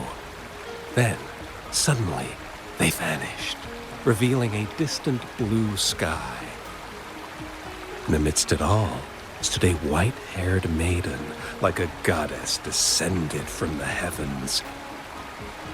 With a mere wave of her hand, she brought forth a new season, transforming the streets below. This maiden was none other than the dead infant, now reborn as the magistrate of Jinzhou. When thunder roars in spring's embrace, the sun shall shine upon this place. For only through death and strife can one truly embrace new life.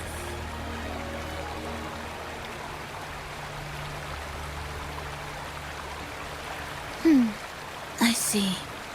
Doesn't matter. That's not important for our goal. We have the answers we wanted already. With the second resonance awakening, we will tap into powers that rival the Sentinels. Complete control of the artificial resonator awakening process is within reach. And lastly, about that rover. This trip was worth it. We've collected many wonderful notes, haven't we? It's about time.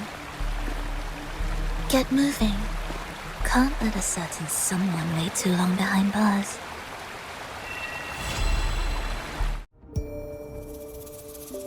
Well, look who I bumped into. A Midnight Ranger.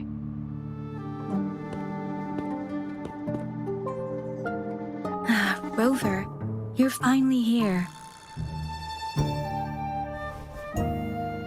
So you're the Rover, huh? Delighted to make your acquaintance. This is Yoo-hoo from Jinzhou. Like Mr. Chunpei, she's an expert in antiques. That's me!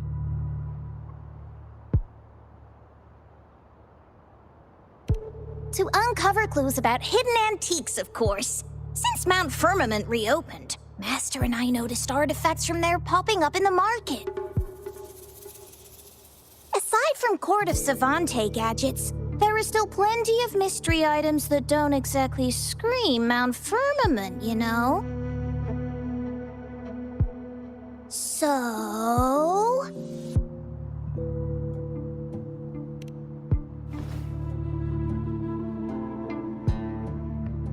So I'm betting they're from the port city of Guishu.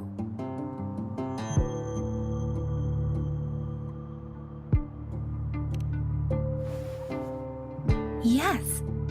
I remember you mentioned wanting to learn more about your past ties to the Black Shores. The battle in Northfall Barrens is over, and the Black Shores should be withdrawing. They've asked the Midnight Rangers to monitor the area around the port city of Guishu. I thought this might be your chance to gather more information about them.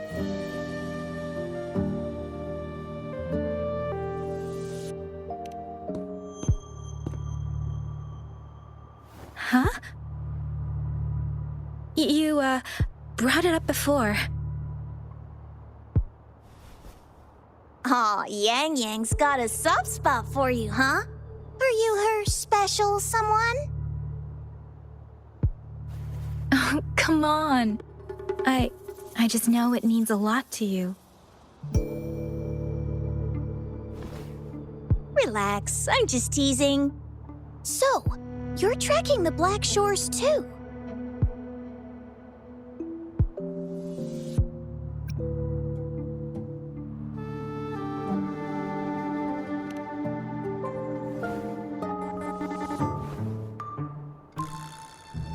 Since we're on the same trail, how about teaming up?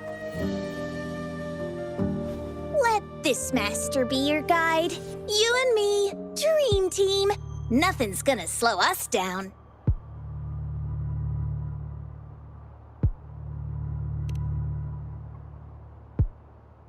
Not to boast, but epic adventures tend to have a way of finding me. Since Rover's here, let's talk to that Bloombearer first.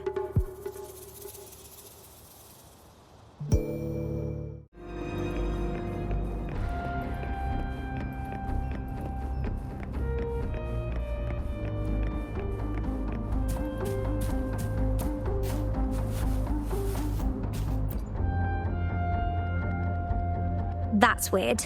These parameters are correct, but nothing's happening. What's going on? Yes. Need something? Oh, so you're the one Alto invited earlier.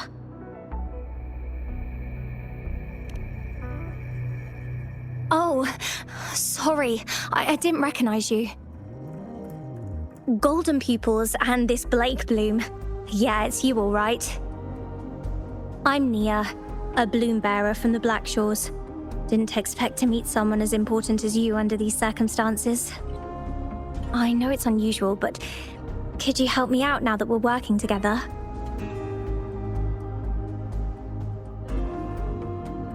Really? But Uncle mentioned you'd be joining soon. Actually, we're monitoring abnormal parameters and detected a problematic frequency that needs to be taken back to the Black Shores. The port city of Guishu was decimated by the lament. If this frequency goes unchecked, it could trigger another catastrophe. Yes, that's why the Tethys system sent us to locate and recover this frequency as soon as possible, to prevent a potential disaster. Our agents relayed the coordinates, but since then I've lost contact with them, which doesn't sit well. I'm stuck here monitoring, can't leave my post. Do you think you could help check out what happened? If things aren't looking good, we might need to inform Jinzhou City Hall, like we did before. You'll need to act fast then. That's the worst-case scenario. If we contain the frequencies that Tethys system advises, nothing bad will happen. I want to help her. As an outrider, it's my duty to safeguard the peace.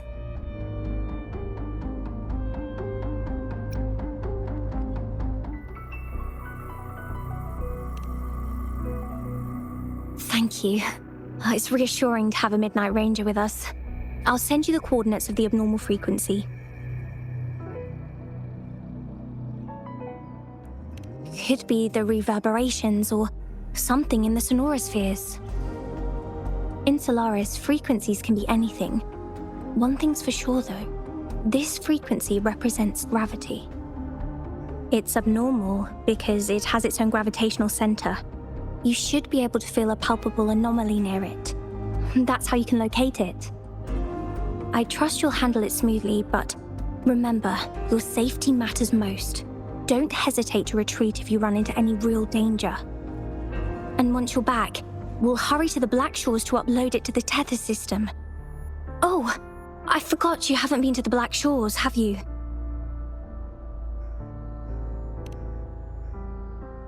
No worries. I'll be your guide then.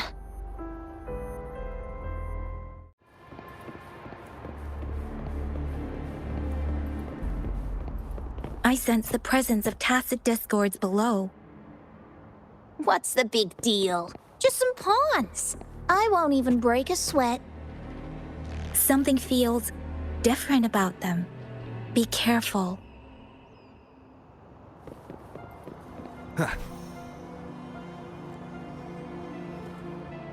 Leave it to me. Run! The building collapsed. Door trapped. It's completely jammed.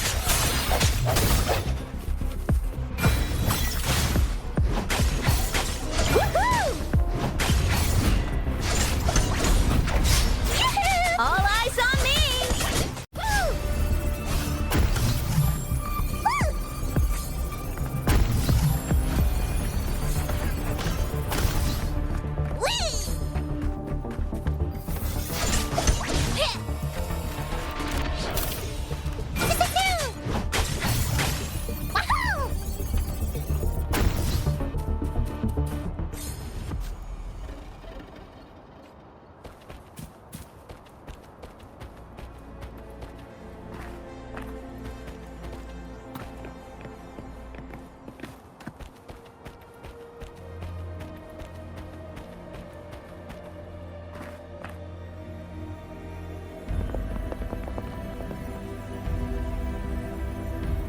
What?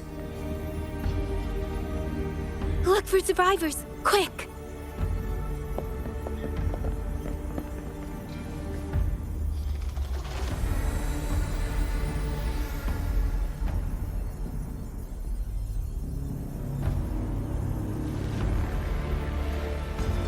It's too late. So they're the agents Neil was waiting for.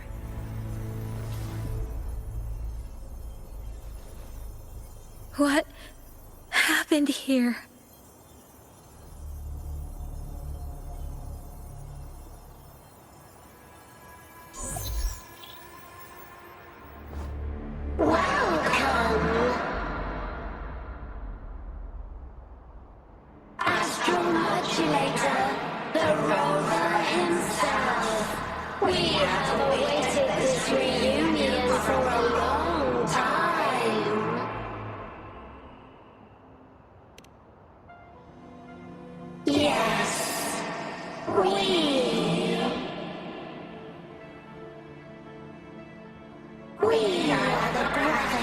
dimensional force you seek. Time is running out. Hoda. My name is Hoda.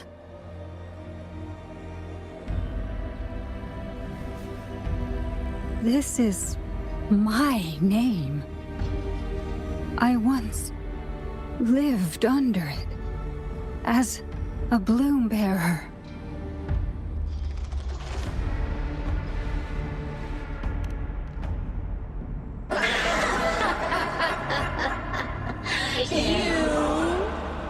Which one of us are you talking to? Men or women? Elders or children? Do you hear the echoes of our lament?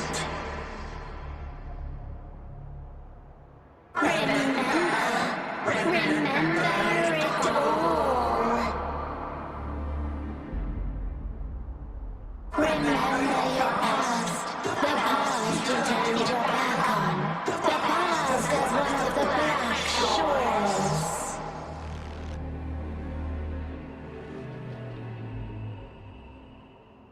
And respond to the promises you made, towards a future we are bound to share. Salvation is forging a world where saving is no longer needed. No.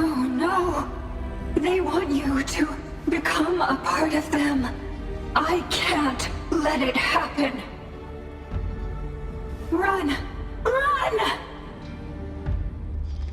What you seek is on the girl. She has it. Oh, what does any of this have to do with me? Where did it go? No, wait! Don't go over there!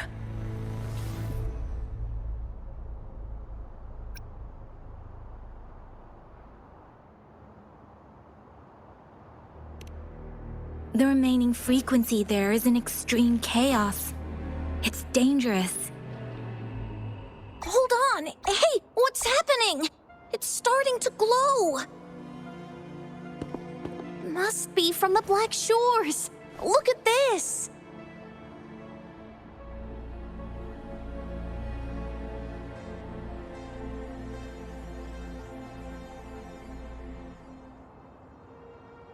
I need to learn more about this thing. My master and I guessed it's from the Black Shores, and now it looks like we were right. The abnormal frequency definitely links to the deaths of those bloom bearers. Now it's hiding in this object, but I can still feel its strong attachment to the Black Shores. Solving this issue is beyond our capabilities. Besides, they also mentioned Rover and the fall of the port city of Guishu. We should meet with that bloom bearer first and explain the situation.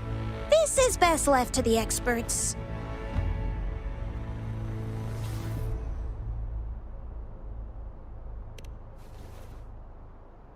Let's go. I have a bad feeling about this. I sense there's more to this than meets the eye. Port city of Guishu must hold secrets waiting to be discovered.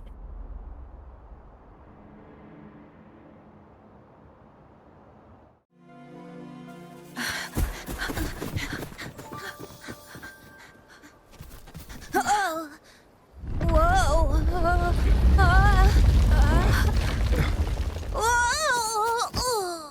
Thanks. Huh? Up there!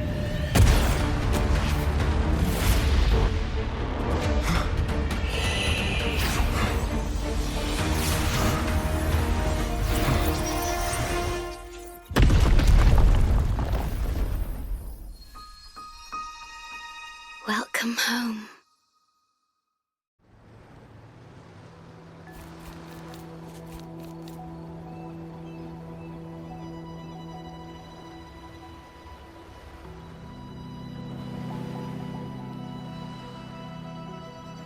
the wandering traveler. At last, you have returned. Here, the story both ends and begins anew. I am pleased to see you back on these shores.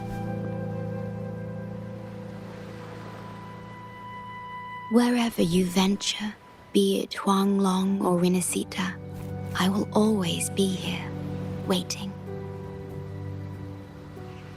No matter how far you wander, you will always find me here on these black shores.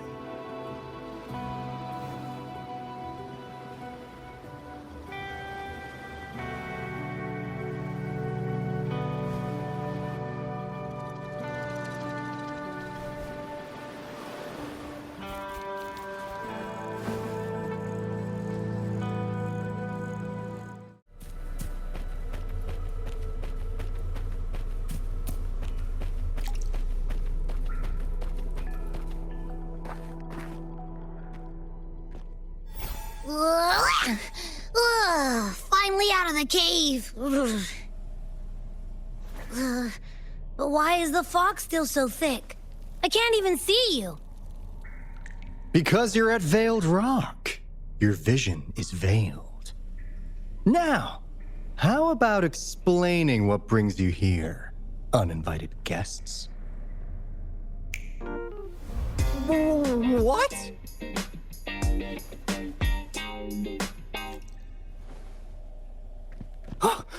Is it really you? No, don't let this be a dream. At last! You've come to me! To the Black Shores!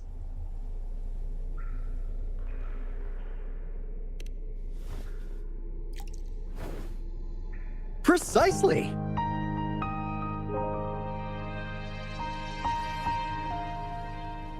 But how did you manage to get here?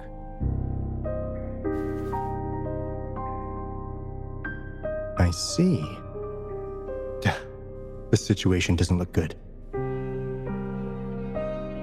That Hoda might not be one of us. But I'm curious. Could I have a look at that item the antique dealer gave you? Huh. Didn't expect to see it outside Mount Firmament.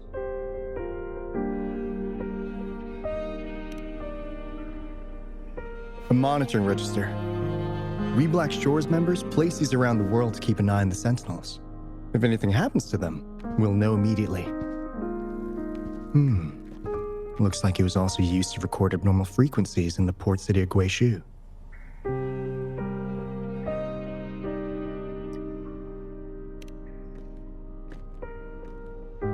Maybe the Tethys system has a soft spot for you. But without more details, I can't say for sure. Since your arrival, has anything unusual caught your eye?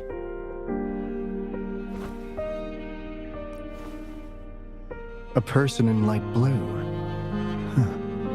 Could it be the shorekeeper?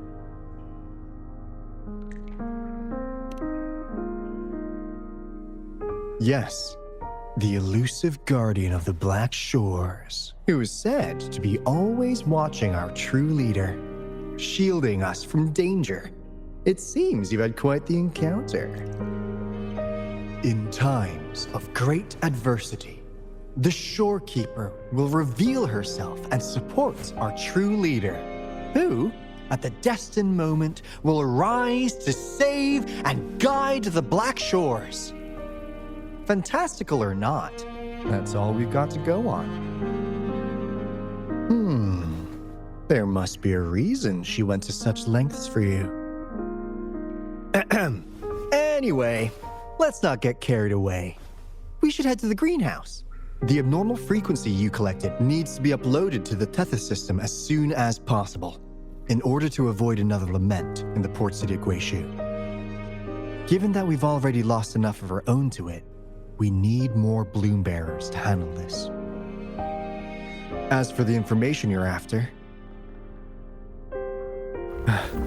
it's already spread this far.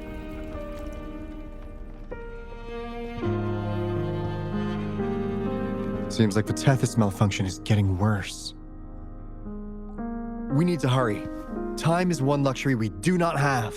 Let's save the rest for the road.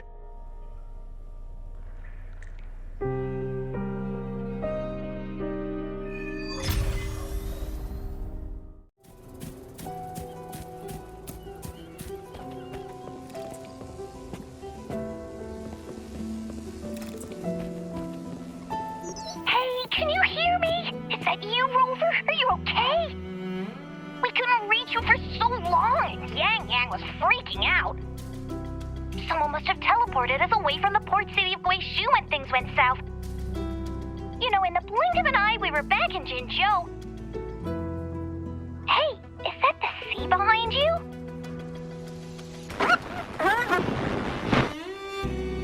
Comms dead? Don't worry, it happens a lot around here. The Black Shores sits atop a massive tacitite, wreaking havoc on standard communications. Once you reach the greenhouse, you can patch them in near a beacon. Only our beacons can cut through the tacitite's interference.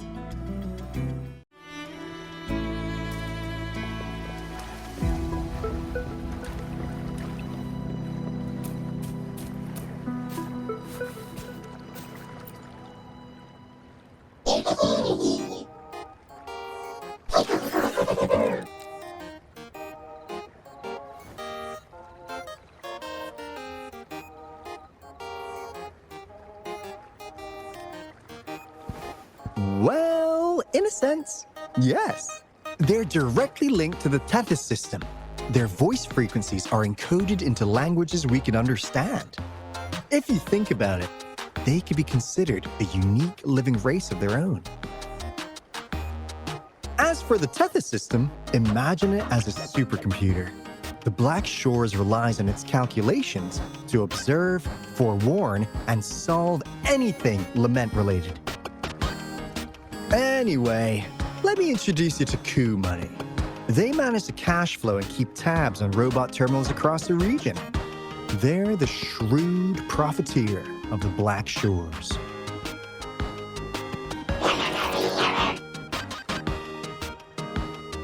Easy there. Let's get back to business. The recent quake stirred up Tacitite's interference. How's your underground connection holding?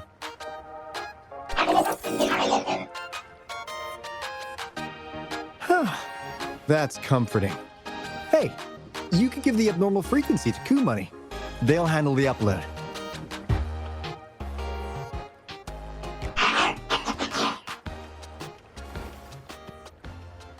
How's the upload? Already sent the data back to Tethys?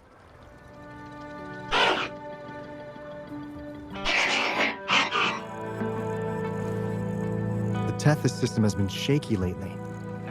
You've noticed, right? What's worse, along with the data, we've received some terrible news. The bloom bearers we sent to the port city of Guizhou. We lost them all.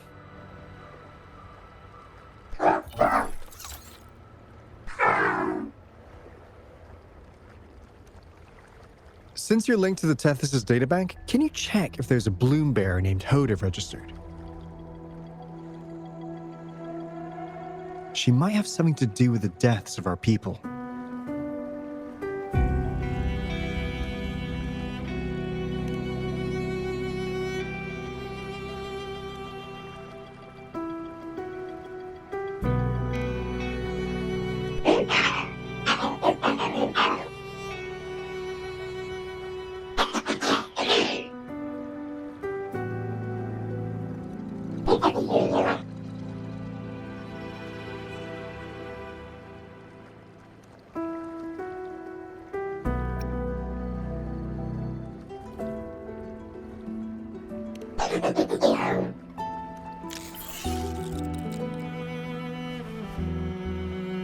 Says Mr. Cheapskate.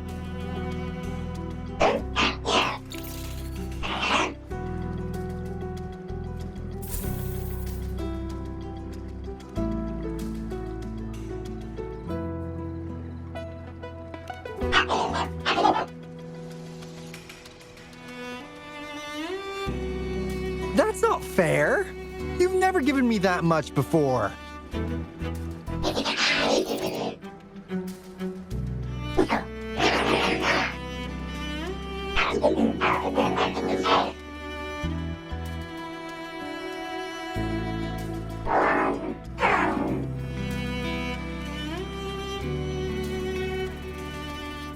Kumani is right.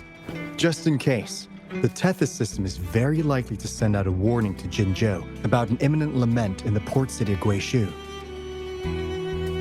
As for Hoda, if she's a bloom bearer, there should be a record of her in the system. And if such a resonator existed, the Black Shores would definitely know. Hold on. There's another possibility. Yeah, that's one possibility. Not to worry, if the machine route doesn't work, there's another way. Let's go to the greenhouse. Most of us like to gather there, and Monica, our chief administrator, is stationed there as well.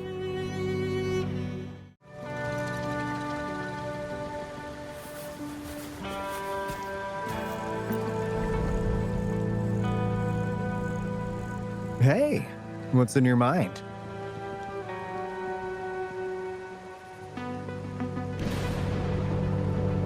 You ever play those RPGs? Each character's got a backstory, right? Well, these robots are no different. The Tethys system gives them all their own personalities. Take Kumani, for instance. Tethys programmed it to be a crafty dealmaker. Who knows? Maybe one day, you'll come across a robot you really click with.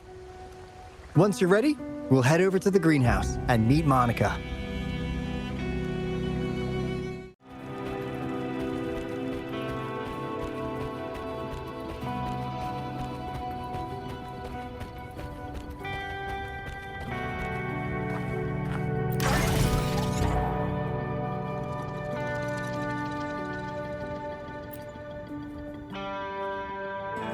Finally got through. Hey, you scared us to death!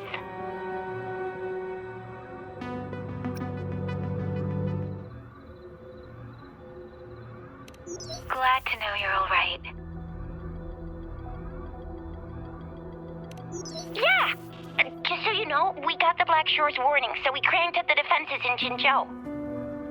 The Midnight Rangers are preparing to secure the port city of Guishu, and as for the bloom bearers who have passed, we'll bring their bodies back to the Black Shores. I know the Black Shores hold many answers for you. Your memories, your past. Though the road ahead is uncertain, I hope you find the truth you seek. And please remember, you never have to bear the weight alone. We are here with you. Always.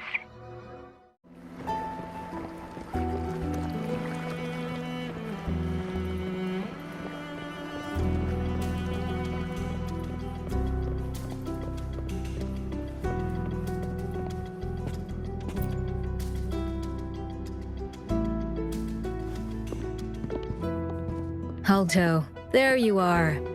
And this is... The rover just arrived. He's the one we invited earlier. The mysterious resonator who appeared in Jinzhou. So you're the resonator who confronted the Threnodian. I honestly didn't expect to meet you in person. Sorry, I got a bit carried away. My name's Monica, the chief administrator, or housekeeper, around here. I was supposed to show you around, but things are quite hectic right now. My apologies. You heard about what happened in Guishu, right? Yes, we received word from Jinzhou City Hall about their actions. We also alerted them to the Tethys system's likely warning of a potential lament in the port city of Guishu. The data you brought back has been uploaded to the system, but as you know, Tethys has been unstable. so the problem isn't solved. Exactly. We need Tethys functioning normally to fully resolve this. But retrieving the abnormal frequency was a significant step forward. Those bloom bearers didn't sacrifice themselves in vain.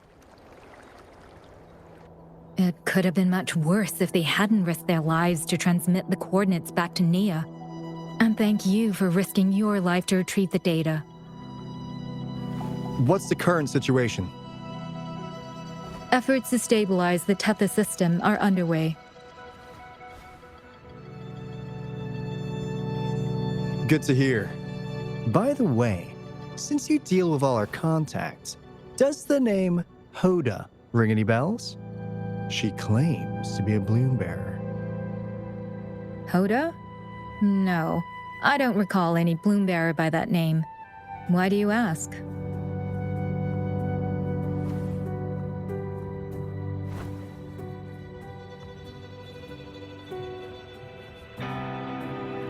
So this is related to that abnormal frequency. Maybe. She's a traitor. That theory doesn't hold water. Not only are traitors incredibly rare in our history, they're all documented. And there is no record of her in the system. Was she trying to mislead us?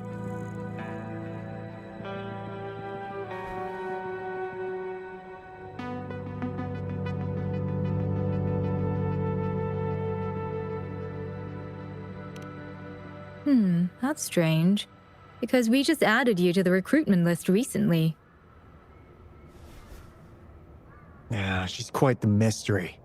Monica, can you try to gather more info about this Hoda for us? Of course. If it concerns the security of the Black Shores, it's my job. If this person was truly residing in that abnormal frequency, she could be responsible for those deaths.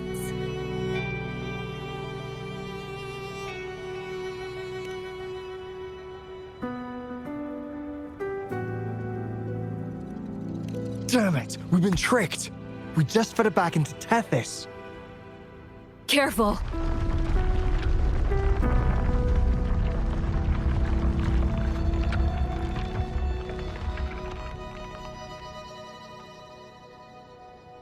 Well, looks like she's made herself at home in Tethys. I'll check with Kumani to assess the current situation underground. We need to do everything in our power to protect Tethys from any harm.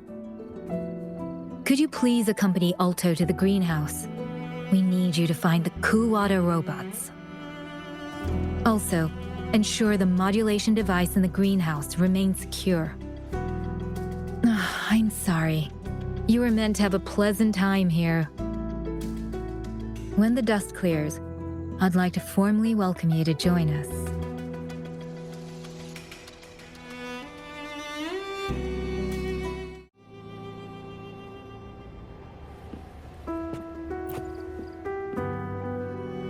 Gah!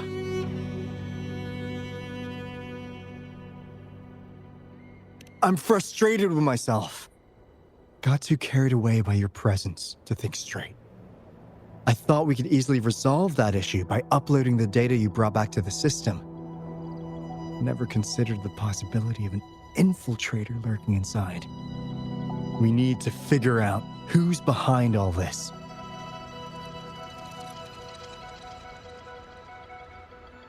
Yeah, the Black Shore's every move hinges on its decisions, big or small. Without Tethys, it'd just be a barren tacitite. And if you're after the truth, you'll need its assistance too.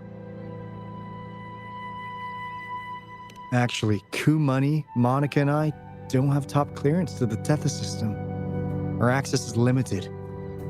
With higher clearance, you could uncover the answers you're looking for. All right, let's pick up the pace. We need to find the Kuwata siblings and check on the modulation device. This is your chance to ask anything you want. If anyone has answers, it's Tethys.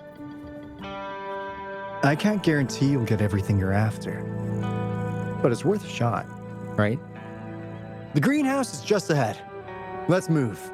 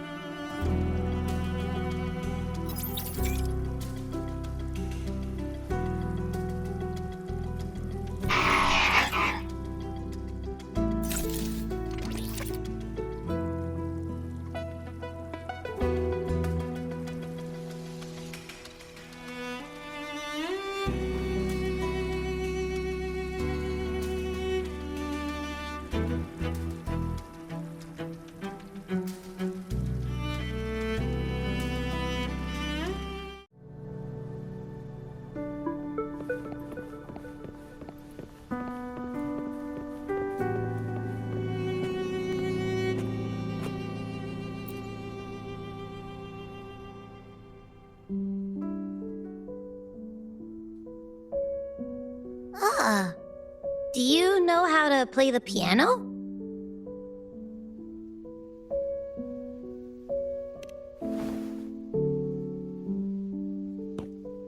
I guess the Black Shores have earned their mysterious reputation. They even have a self-playing piano.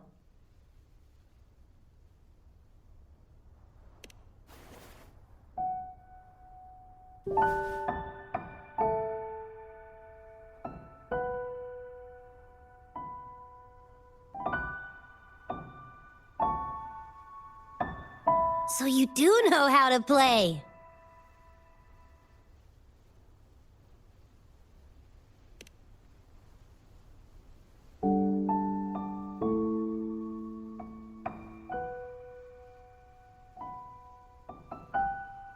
I don't have a musical bone in me, but that sounded good.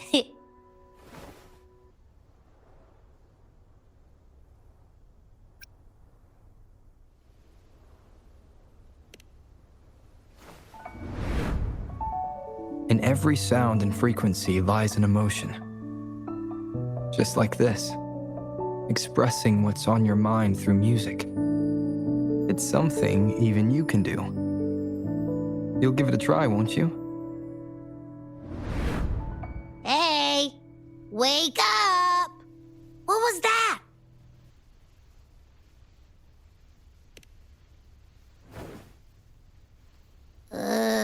What? It's just been the two of us here this whole time. Whoa! Another earthquake! What's happening? Run! We need to get out of here!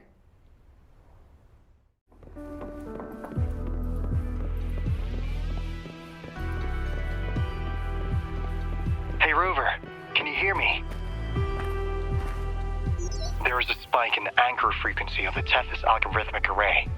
It caused other abnormal frequencies to escape. Analysts are still investigating. We're already en route for repairs. Right now, the data stored in Tethys is materializing by drawing energy from the massive tacitite beneath the Black Shores. It's making digital constructs out of real-life entities. Coup Money already logged your info in Tethys. Now you can command the robots across the Black Shores to fix and upload the corrupted data. That'll restore the anchors. We're heading to Veiled Rock's anchor. Rover, can you help at the Haven of Sprouts? It's our comms hub. I'll be helping with the repair at Veiled Rock. Such a pity I won't be there to witness Jinzhou's savior in action once more. No, I'll miss seeing my friend in action again. Oh, maybe that's why you saw the other you in that vision. I'm so sleepy.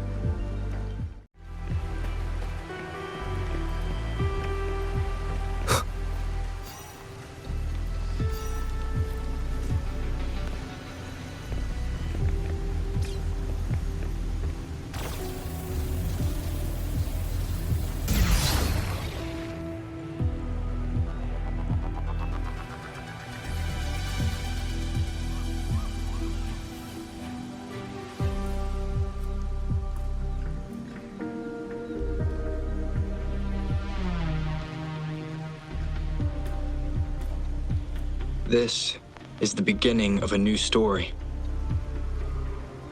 Its geographical coordinates remain unchanged. Everything is as it was. Even time leaves no traces on the Tacitite. This world has not yet begun, but we have already seen its end. They too will be as fragile and lost as we once were. But this time, we will show them what we believe in. What was that? An illusion caused by those abnormal frequencies? But it felt all too real. Hello? Can you hear me? Rover. Thanks to you, the abnormal frequency index in the Haven of Sprouts has dropped. The island ahead is the Eye of Asteria, the highest point in the Black Shores. It monitors the etheric sea across all of Solaris.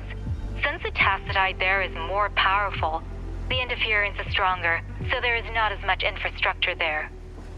It's quite close to the Haven of Sprouts. The robot is already there, waiting for you.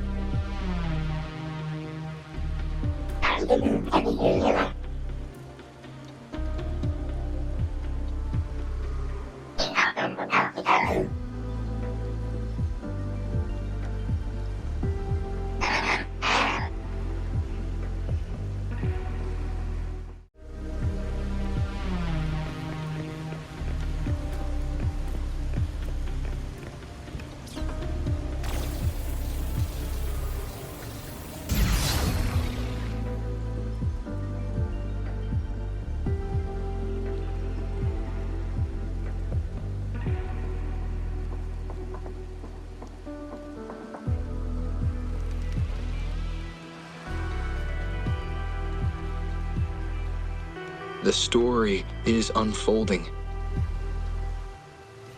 The lament is not an entirely unpredictable natural disaster.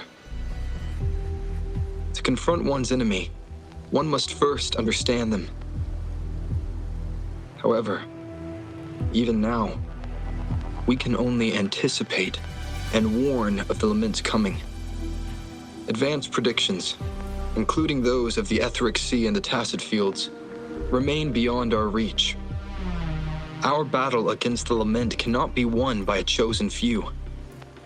Every soul must join. The lament is our shared enemy, tearing apart the land and ripping people from their homes, their lives. It will take everyone to build a world that can thrive amidst so much ruin.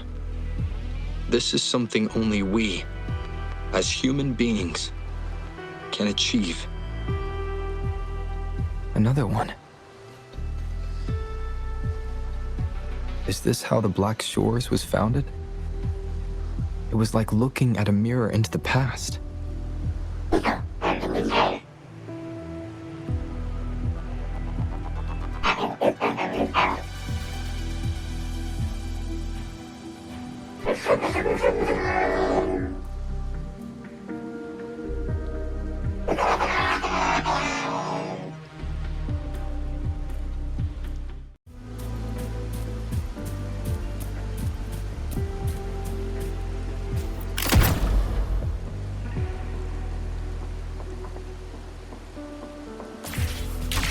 The TD Observatory is where we observe tacit discords across the world to predict the lament. It handles data collection, storage, and transmission of anything related to these creatures. That's why this place is the trickiest. We had a severe leak in data. You'd better find the robot first. It's familiar with this place. The observatory keepers should know where to find it.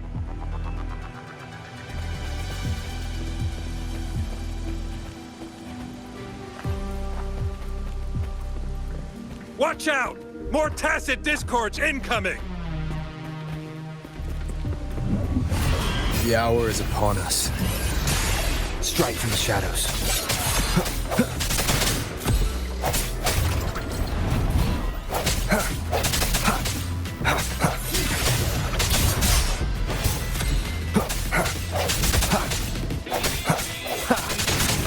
I sense your weakness.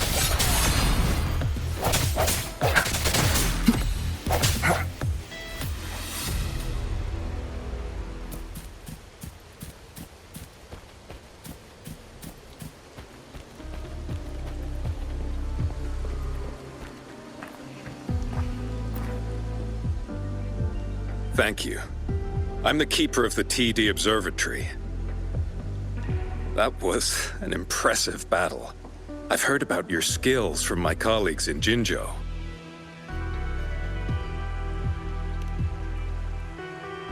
Yes, but regardless of our origins, we're united by a common ideal here. While you were busy cleaning house, we took the opportunity to reconnect to the Tethys system at the Haven of Sprouts. Since data can materialize using the energy of the Tacitite, we can harness it to our advantage. Now we have input data near the anchor, enough to form a climbing platform. Let's drive those monsters back to where they belong.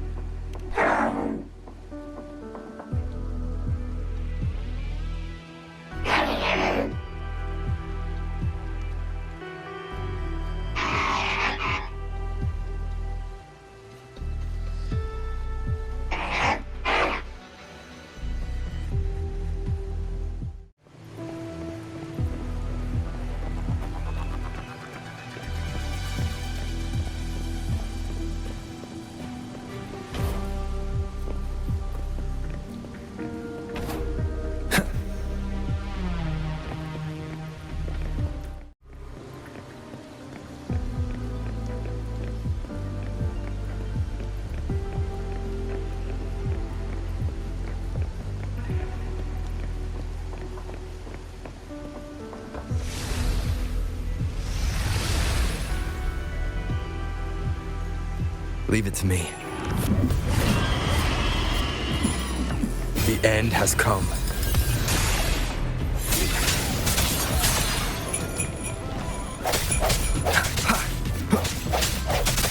No hesitation. Swift and resolute. No hesitation.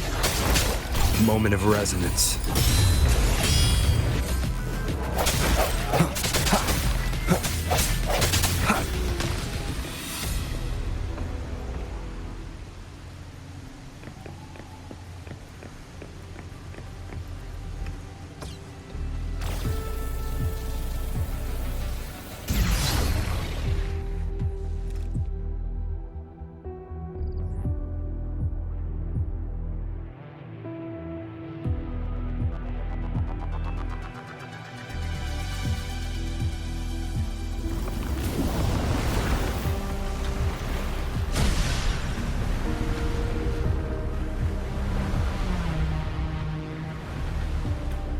Gorges of spirits. I can only go as far as you commanded. From the etheric sea to Sonoro. From time to space. Hey, Yang Yang, look! Somebody's over there! Wait, is he dead? Or just unconscious? Your story begins here. Go forth. I am forever by your side.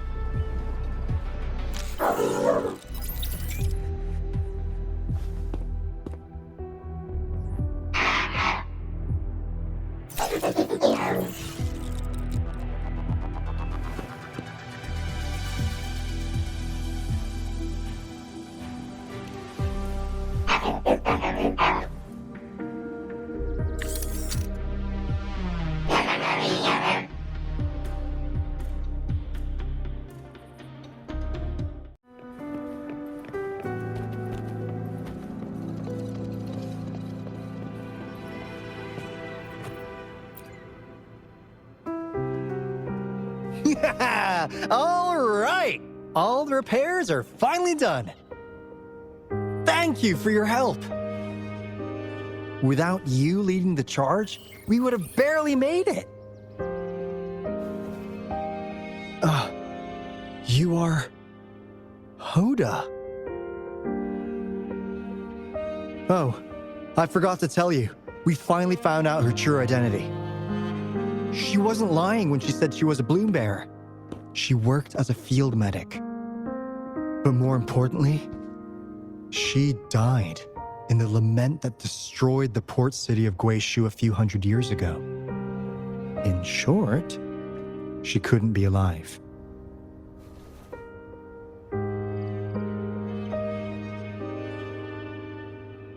Hoda is but one of us. In the Tethys system, our registered name is Necrostar.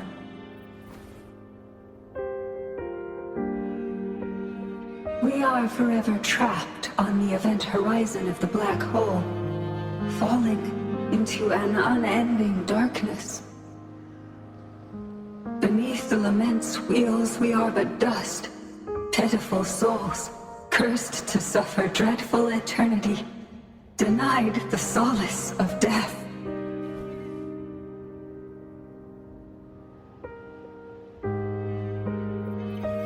My mentor, the one I follow. Please, I beg you to end this Mobius loop, this endless cycle.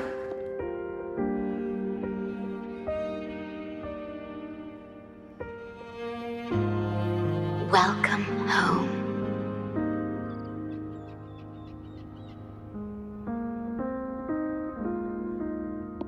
You stand on these shores once more.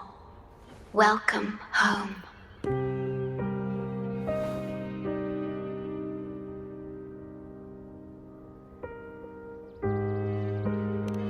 I wish to keep you from any harm. Forgive me for acting on my own accord.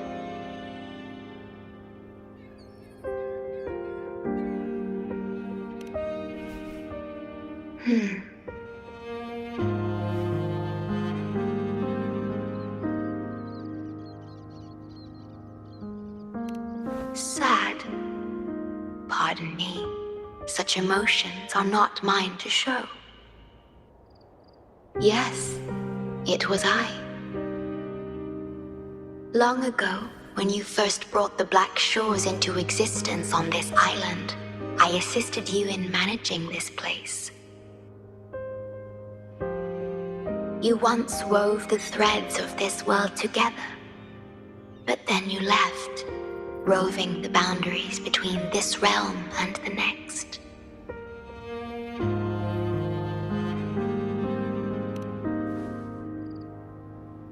You have lost far more than just your memories.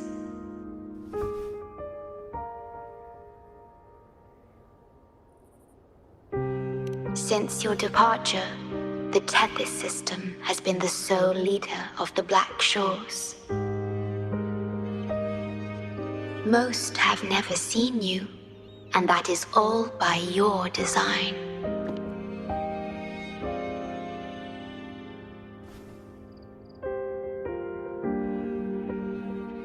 This place, built by your hands, holds all its resources at your disposal. You have more important matters to attend to than dealing with everyday trifles. That is why you entrusted the Tethys system with the Black Shores governance. This time, only you have the ability to end all of this. Completely. This is also your first step towards the future.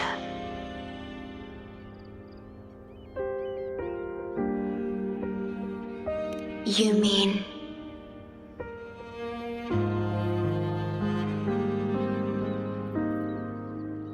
She was indeed a bloom bearer, but mysteries still surround her and the departed. The departed, whom you saw in the port city of Guishu, caused those abnormal frequencies. Only you can mend those errors. Rest assured, I shall always be by your side to assist you as before.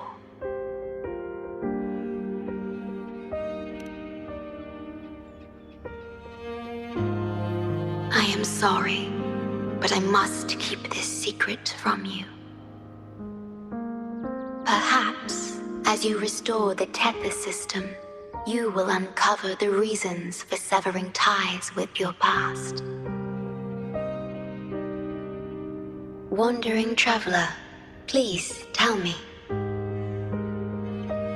Are you satisfied with your journey and stories in Jinzhou?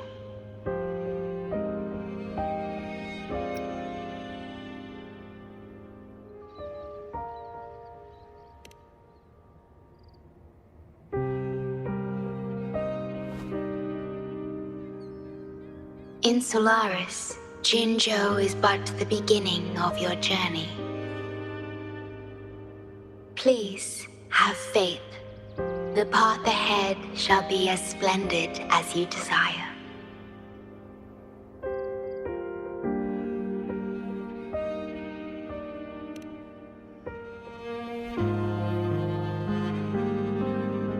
The gate to the underground has been opened.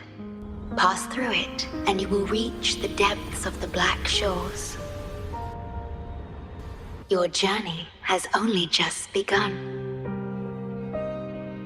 Beyond the Black Shores lies Solaris itself. Before you go, can I ask a favor?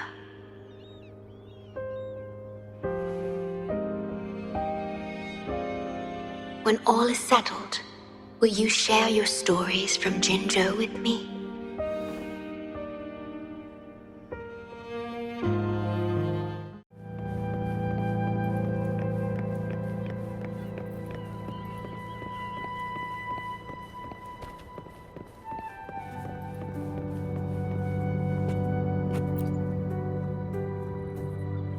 She's the shorekeeper.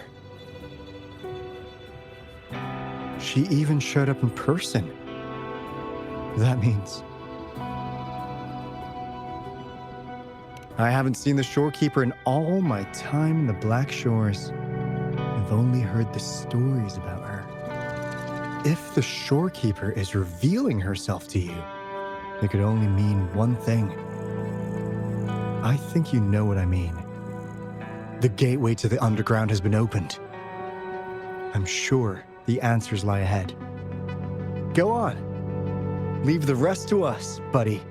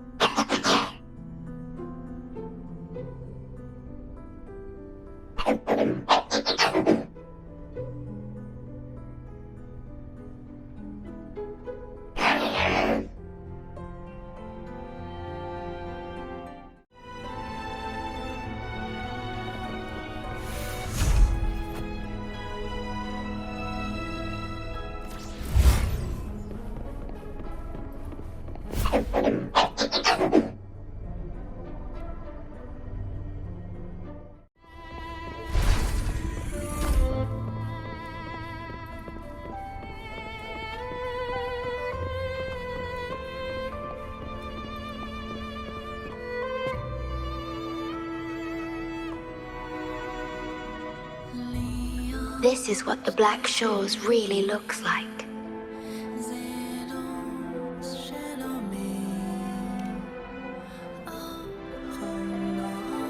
To be exact, my body is composed of sonorospheres, and the projection you see is but a shadow of the sonoro. I cannot leave my post.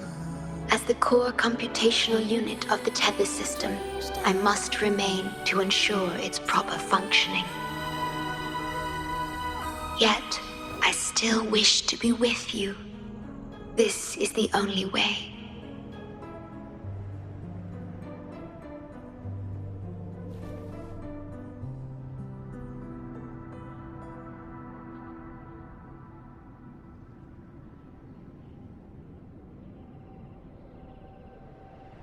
This place holds records of every lament across Solaris. Those that have passed, those happening now, and those yet to come. Here, a planet's lament transforms into stars that fill the sky.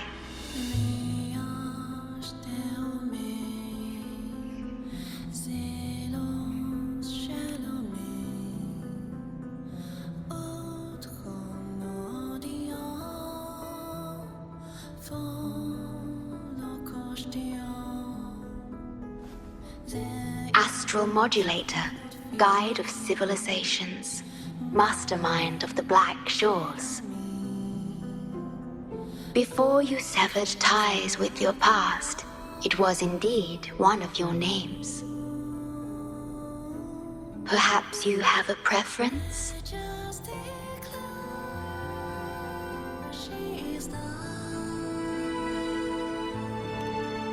Me? I would call you by your true name.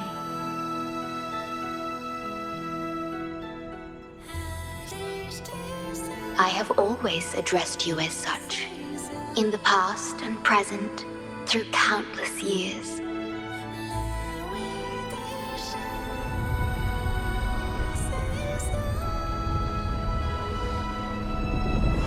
That is the Necrostar, once known in ancient astronomy as a black hole. The tether system transforms data into stars, observing the entire Solaris, and discarded data are cast into the Necrostar. The abnormal frequency you encountered in the port city of Guishu is part of it. Or rather, it is the Necrostar itself. Please bring it back to the modulation hall, and I shall correct it. Then, the tether system will be restored, and harm will be no more. My only hope now is that we are not too late. Go ahead. I am always with you.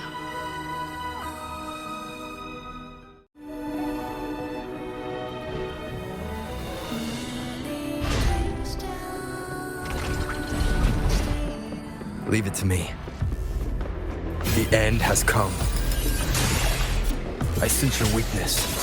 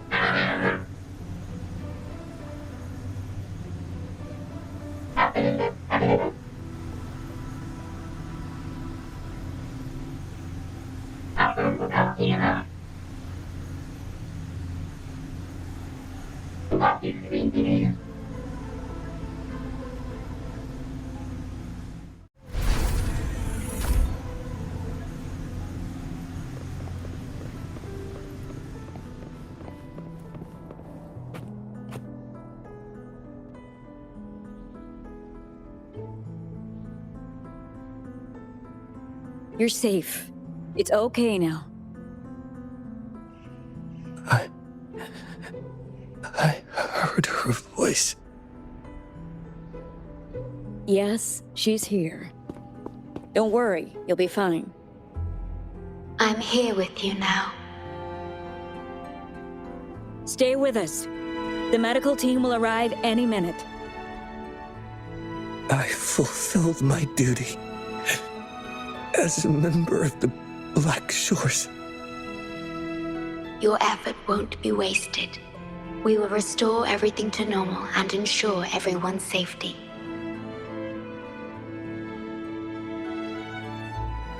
Thank you. Please, stop them. We will.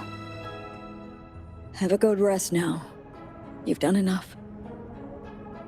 Your actions will shine bright like the stars. A beacon for all to see.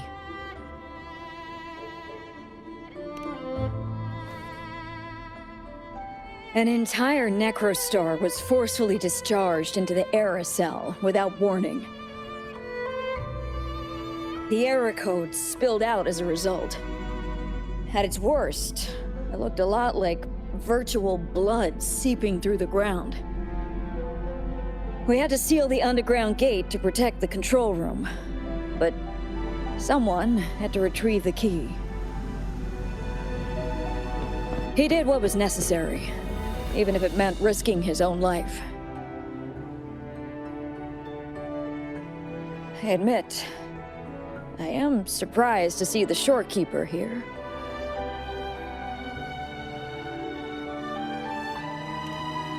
He is severely infected with abnormal frequencies. It could be fatal.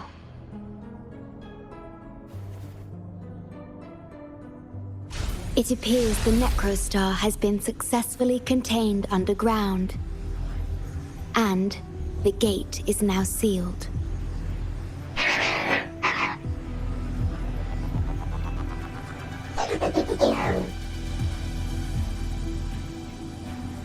Indeed, with my abilities, you don't need to worry about this. Though I am but a projection, I've been by your side all along.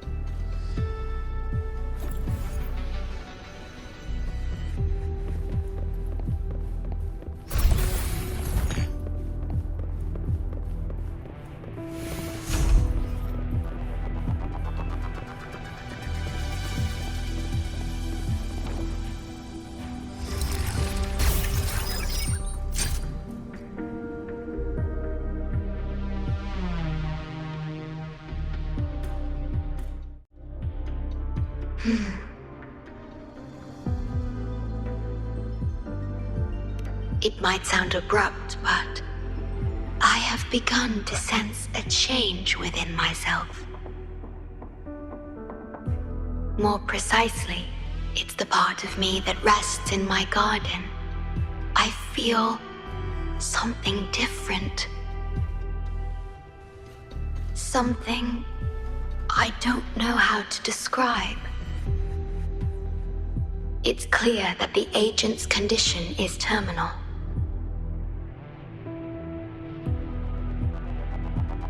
But still, I lied to him.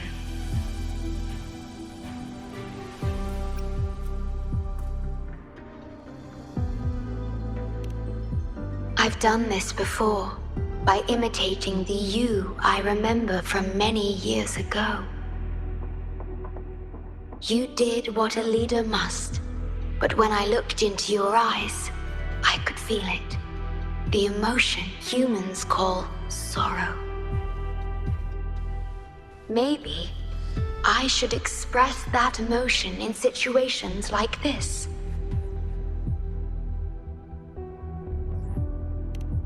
Yes. You led the Black Shores with empathy, and it's my responsibility to carry it forward in your absence.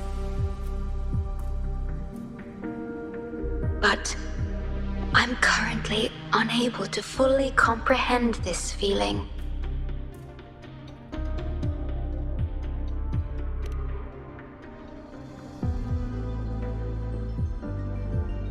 I see. Well, it is our utmost priority to deal with the Necrostar to prevent further harm.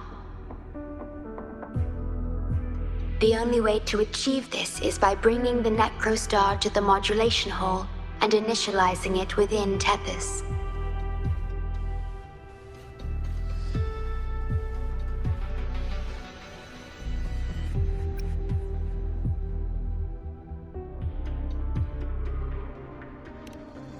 This Necrostar is the black hole that destroyed the port city of Guishu. When the lament struck the city, many were unable to escape and were drawn into the black hole. The data you brought back is directly related to that event.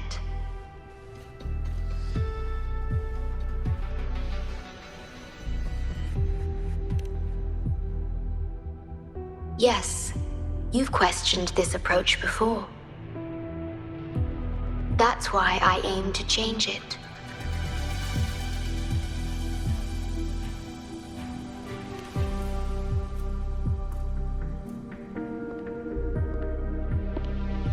I have the highest access to the Tethys system. Bring the Necrostar to the modulation hall, and I'll erase its corrupted data. Once it's done, Tethys will function as it should, and no one will get hurt again. But as I mentioned, I'm only a projection without physical form. Could you assist me with this?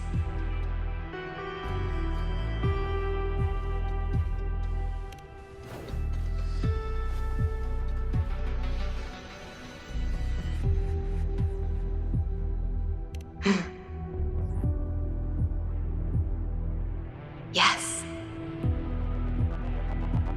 I'm here to help and protect you, just like I always have.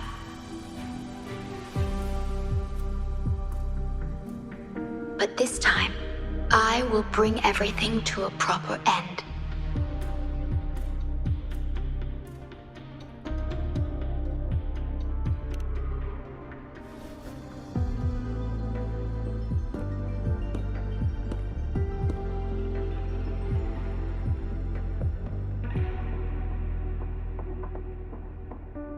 Of course, we have plenty of time for it. Long enough to talk about the past, the present, and the future. Will you trust me?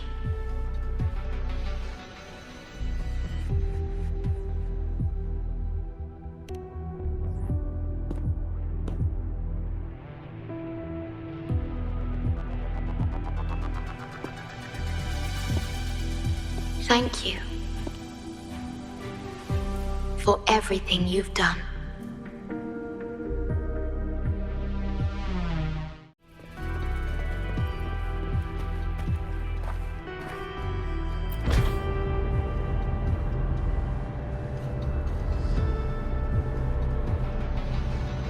Please be careful. The object contained in the center is the Necrostar. According to pre-lament laws of physics, gravity warps the fabric of space and time.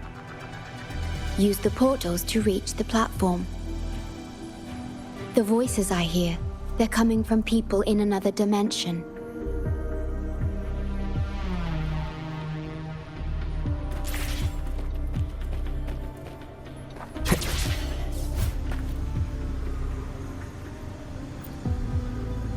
Watch out!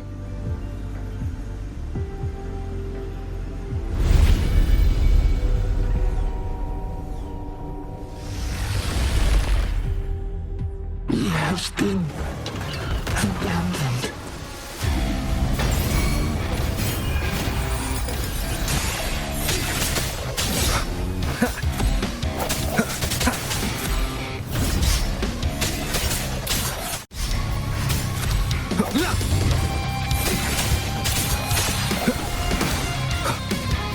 Moment of resonance.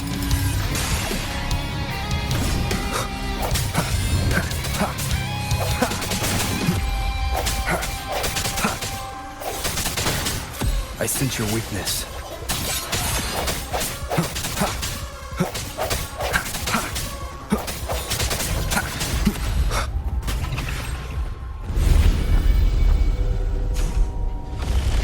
We're back in the right dimension now. The battle just now stabilized its frequency fluctuations.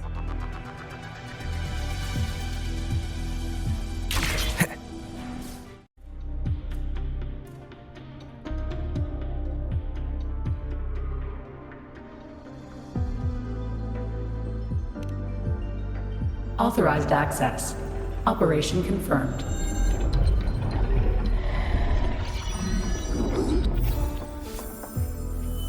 Hey! Don't just eat whatever's in front of you. This looks awful. Ugh, like the worst stew ever made. This frequency. What are you staring at? It's the one.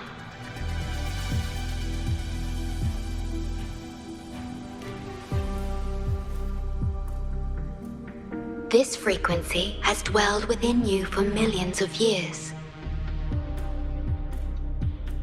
I'll keep an eye on it. We have more important matters at hand. Wait! Are you saying I'm not important here?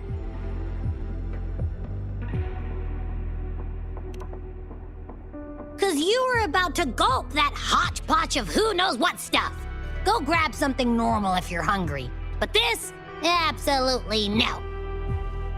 This thing is like a dark, spooky hole. Once you fall in, you'll never crawl back out.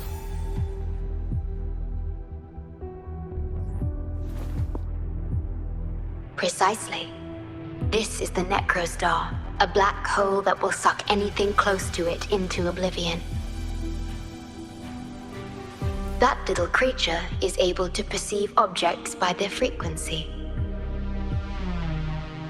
Just as it described, the Necrostar's frequency is indeed incredibly complex. Speaking of which, are you feeling discomfort anywhere?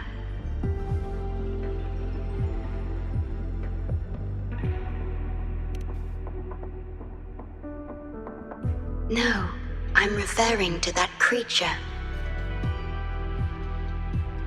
Do you feel anything unusual when interacting with it?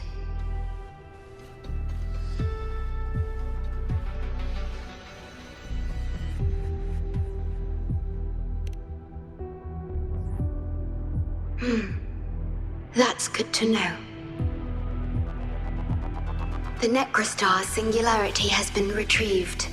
Let's take it to the modulation hall. I'll stand by you until the very end of this journey.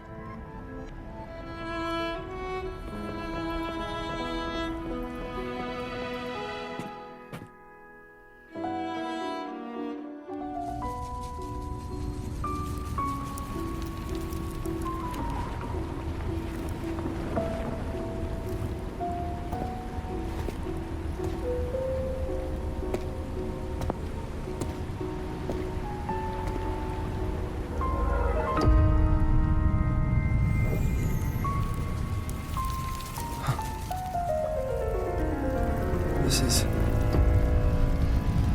The lament.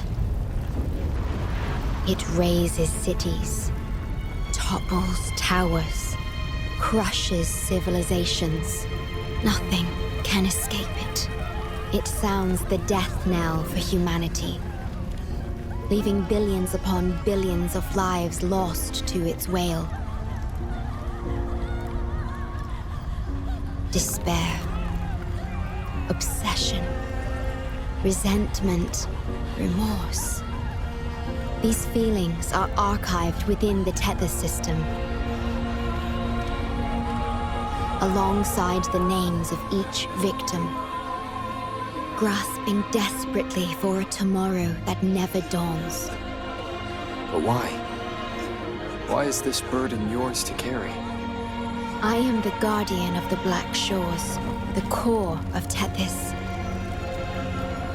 I was created for this purpose.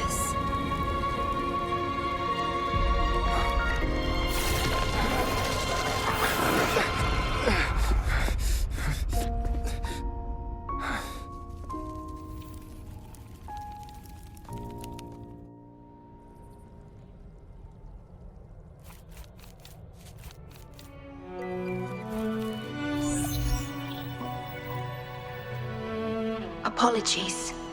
I should have controlled my Sonoro vision.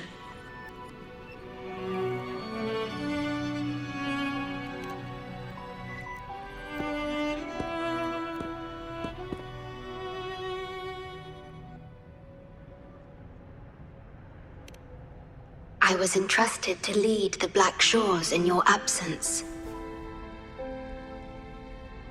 It's through this duty that I can protect you and what you cherished. Though I've never witnessed the lament firsthand, others have shared their experiences with me. I've encoded them into observable stars, enabling the Tethys system to issue lament alerts.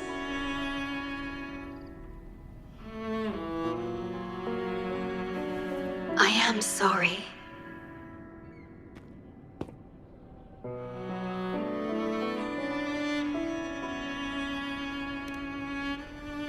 I should have done better.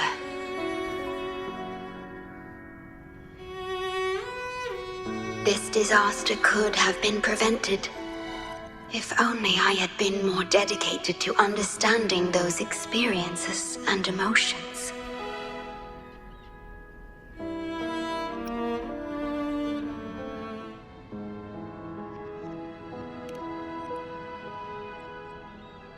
I will give it my all, even if I must sacrifice my Sonoro or myself. This is the only way to protect the stars and you.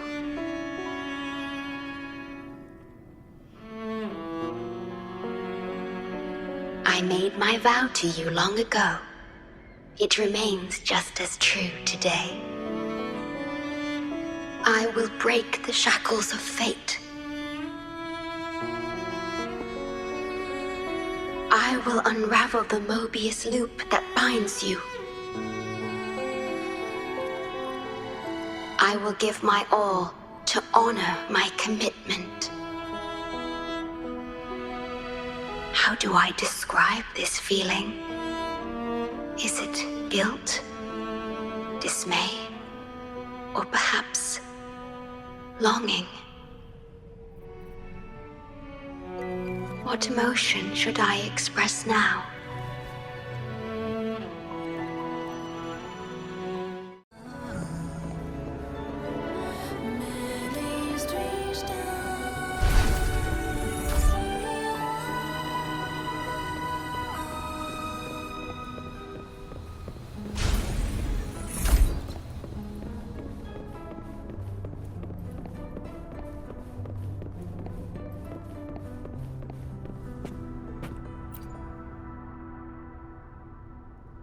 Ah, good.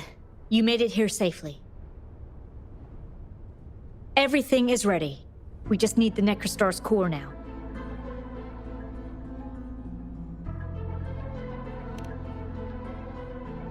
They've been battling to retrieve the major matrices since the Tethys system malfunctioned. The operation is going well. We've also detected the Shorekeeper's presence within these matrices. She's been recovering the affected frequencies. We, the Black Shores, always work together as a team.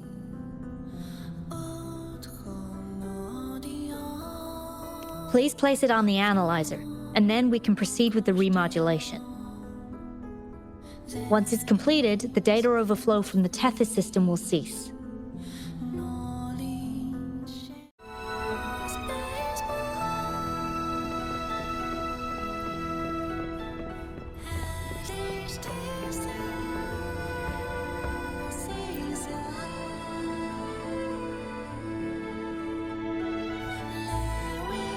Stellar matrix confirmed. Classification: Necrostar. Would you like to start the remodulation?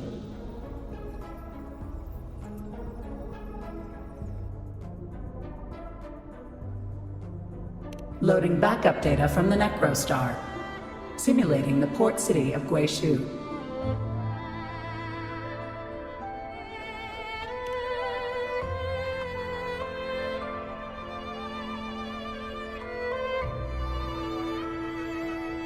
Backup data loaded.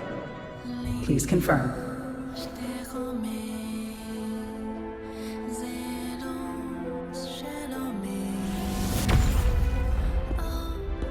That's the digital entrance of the Matrix. It worked. To complete the remodulation, just enter the Matrix and collect Tethys' redirected data.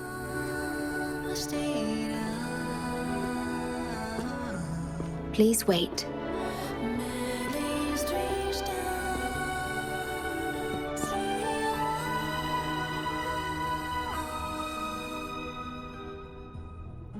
The Tethys system now uses less of my computational power since the Necrostar was controlled. I can assist you.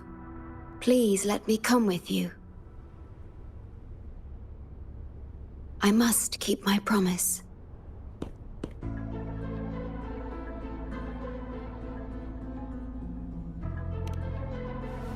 It's fine. I can link with more sonorospheres to stay functional. My duty must be fulfilled as long as I still physically exist. I'll be fine. From now on, no one will ever be harmed.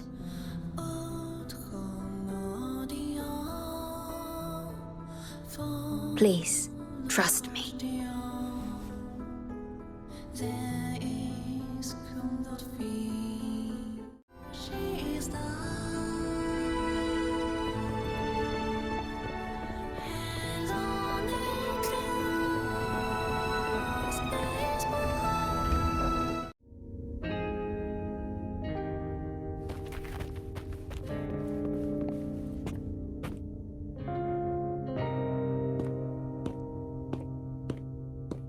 The port city of Guishu.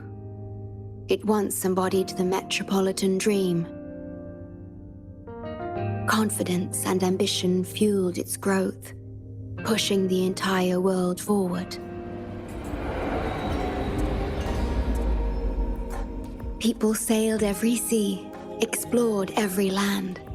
Everyone had food and shelter, living in peace.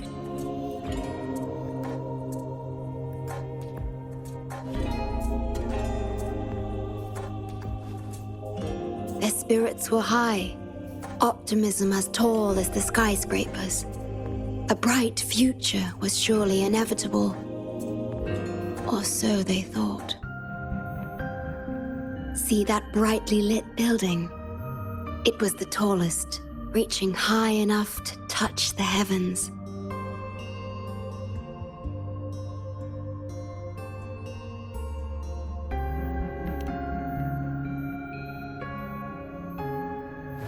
It was an era of high aspirations and big dreams. Life had infinite possibility. Humanity's aspirations soared beyond the stars, searching for the edge of the universe itself.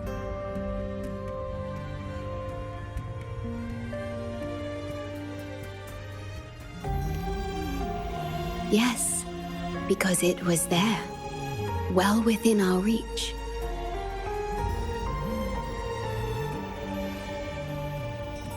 Until...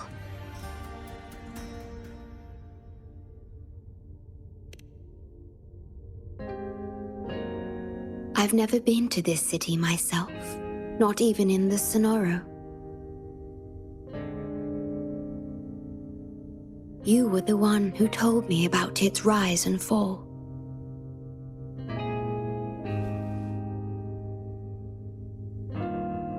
You've always been a witness. I remember your smile when you described how prosperous it was.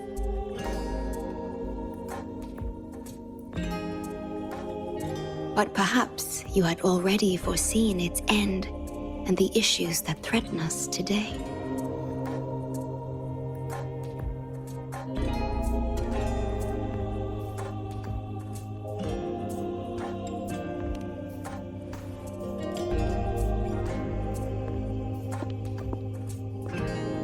The lament will strike here in 1 hour. My computations only recreated the city as it was in its final hour before disaster.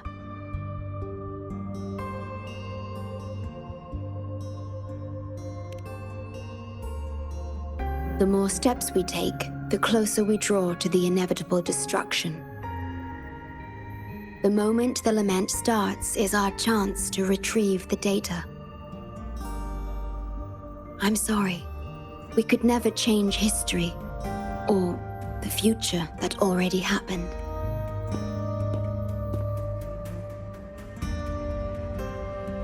As one who has already walked this path, what did you experience? How did you feel about it?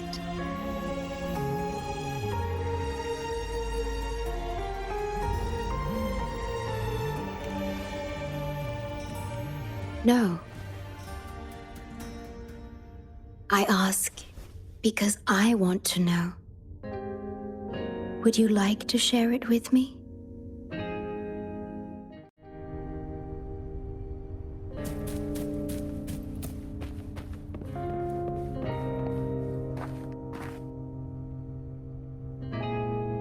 The tea served here has a distinct flavor.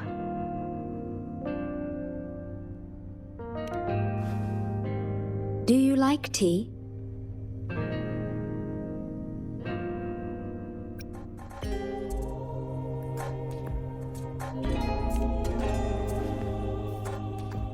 I see.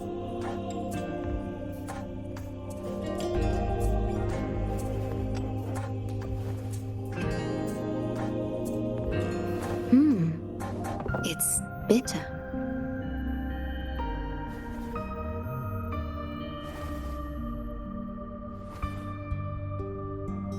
The Bank of Life preserves many tea seeds. Perhaps we could plant a few in the greenhouse. Or I could store tea leaves in my Sonoro if you need them for your journey.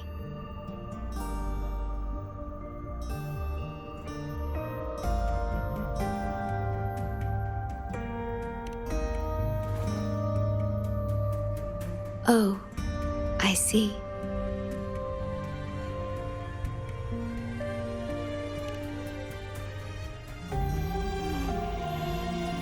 Ah, I understand. If I know you will enjoy it, it's no trouble for me.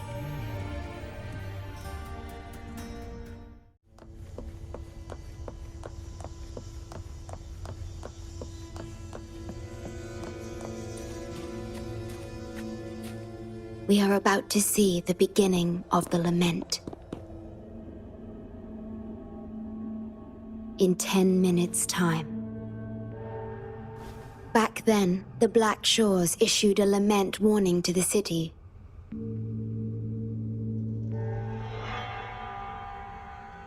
Unfortunately, the lament swept through much faster than the Tethys system anticipated.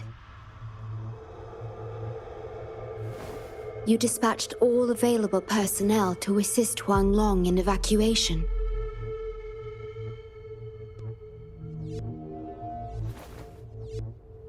But in the end, some lives couldn't be saved.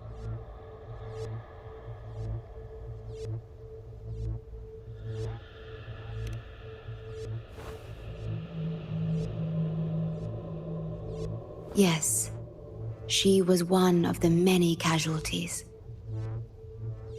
As a bloom bearer, she was on the front lines of evacuation and rescue efforts.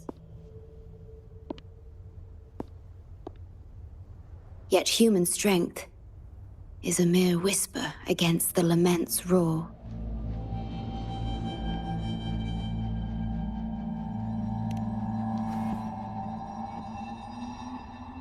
You've always believed in this.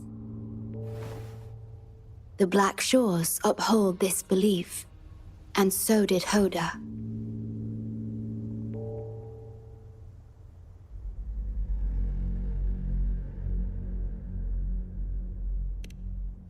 Yes, just up ahead. But I'm not sure if seeing her is the right thing to do.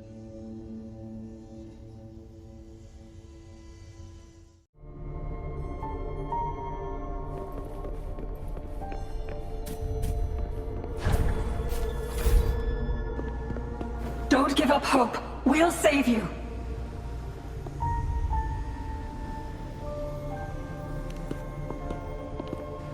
I'm a doctor from the Black Shores. Calm down. Let me examine you. Yes, and you? Wait a moment. It's you. You finally found us. Allow me to introduce myself properly. I'm Hoda, the bloom bearer of the Black Shores. It's been a long time since we talked face to face, my mentor.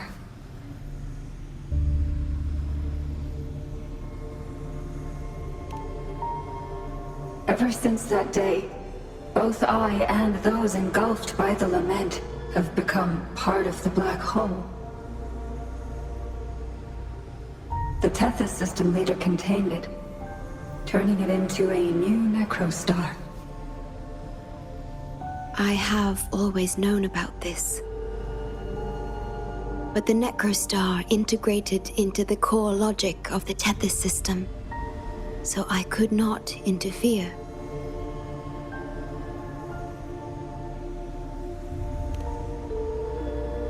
Tethys can observe the lament because it understands its nature.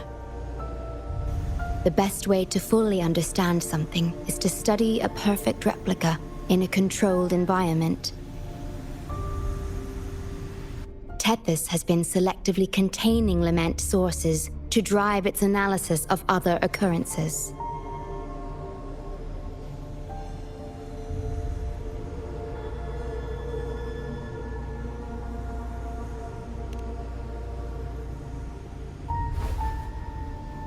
It's the only effective solution so far. That's why Tethys contained this necrostar. I'm part of it now, but I've never forgotten my duty as a bloom bearer, not for a moment. For those in disaster, the name Black Shores brings hope. You're the one keeping the necrostar in check from within. I did my best, just like you are. The only difference is I'm just a shadow. I've lost track of how long it's been, but at some point, I realized that the lament follows patterns and can be controlled, much like the necrostar itself. But I couldn't share my theories with anyone. Nothing escapes a black hole. I could only hope for your arrival one day. Despair, obsession, resentment, remorse, emotions stirred by the lament have torn us apart, much like the tidal forces around a real black hole. But just like the lament itself, those emotions are also frequencies. Tethys likely harnesses them in order to... It's calling. The Tethys system is attempting to activate the Necrostar program again. We once felt as lost as you do now, but your wisdom showed us a path we could follow. Please, my mentor. Please free us from this endless cycle. Use the gravity. It's the only law from the old world that still holds true today.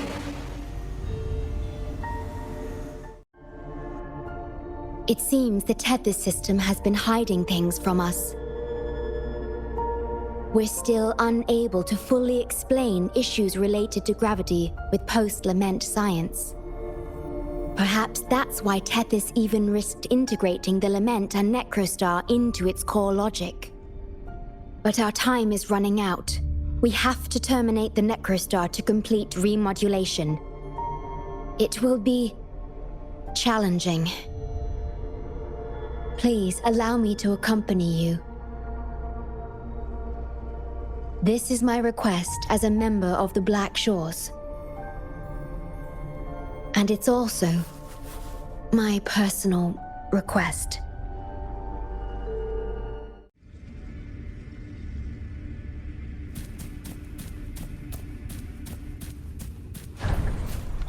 Severely corrupted data detected. It's right behind this gate.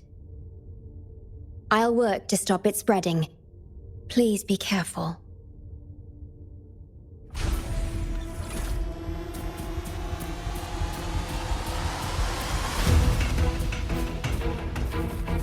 Leave it to me.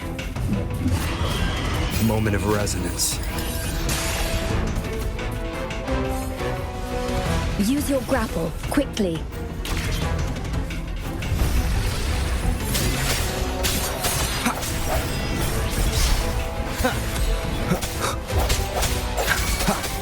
The hour is upon us.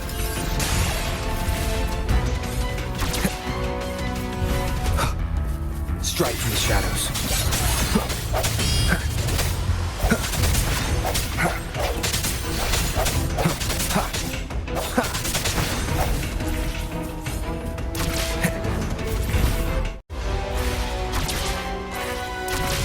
Over here.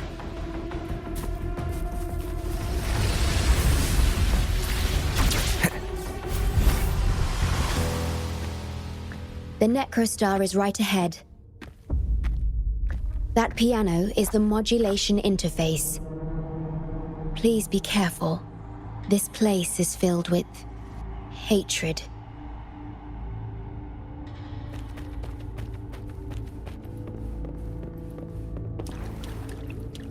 Leave it to me.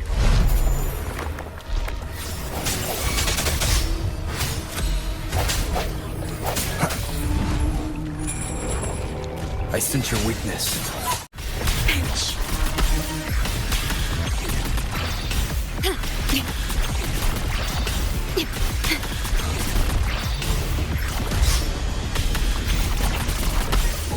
Swift and resolute.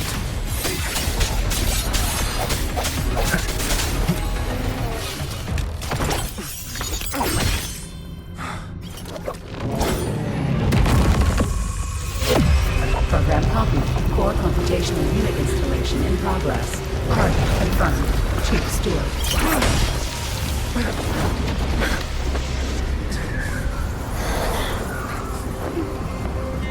Hold on. Don't let go. Initiating master command.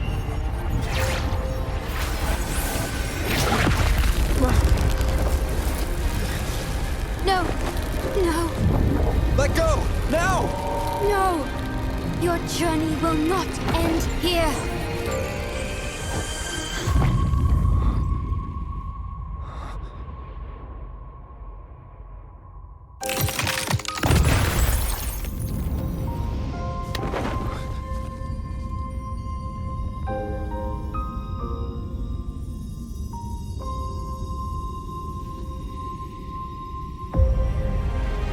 story later, when we meet again.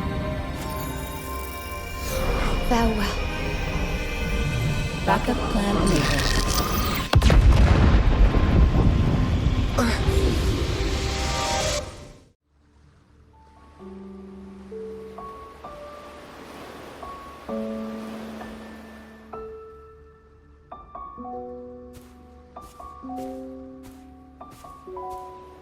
You're here. I didn't expect us to find each other here.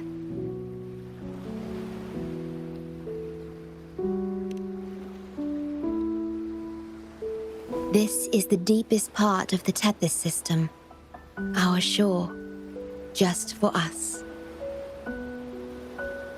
I like this starry sky so much. Long ago, you likened Solaris's collected data to stars, the stars of humanity itself.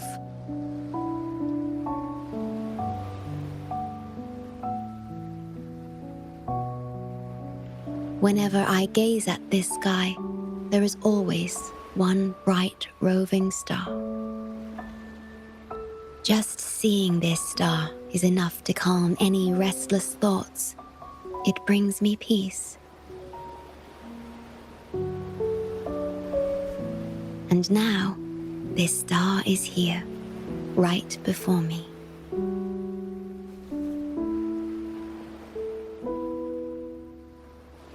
I used to think my duty was to guard the Black Shores, obeying the Tethys system's every command. But you showed me another way. You've shared so much with me about the world beyond, about yourself, about the past, present, and future. I remember the field of flowers we once saw in Rinasita, how beautiful those daisies and violets were. Being with you always makes me feel something. Something I couldn't quite understand at the time. Come to think of it now, it must be happiness.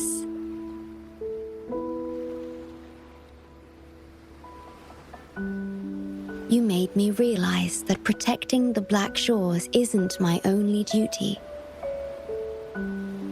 Because there is more to life than duty. You should go now. Continue your journey in Solaris and live a life of your own choosing.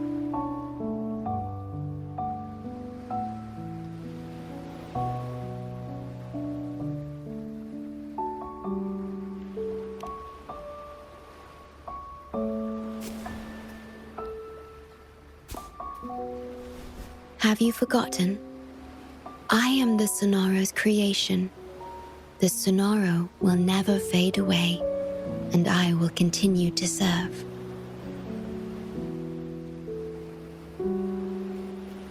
We shall meet again, somewhere in the future.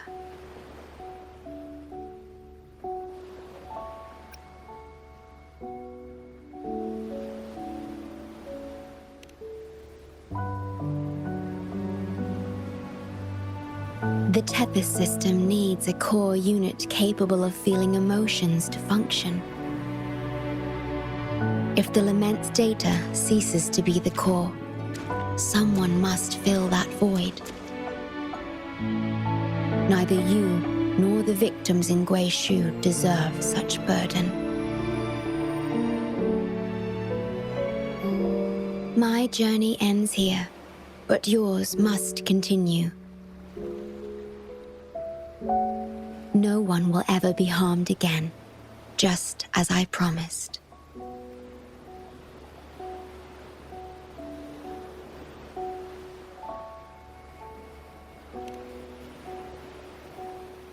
I'm truly sorry. This is the only way to keep everyone safe. I alone shall bear this price. I'm I'm grateful to have you here on this shore. I couldn't ask for more.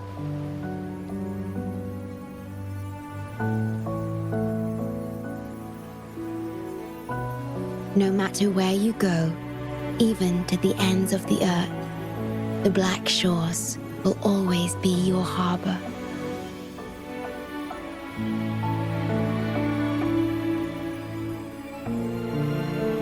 No matter how far you go, I will always be here, watching over you.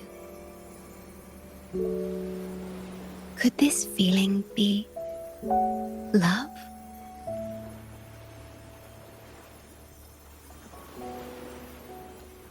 Goodbye.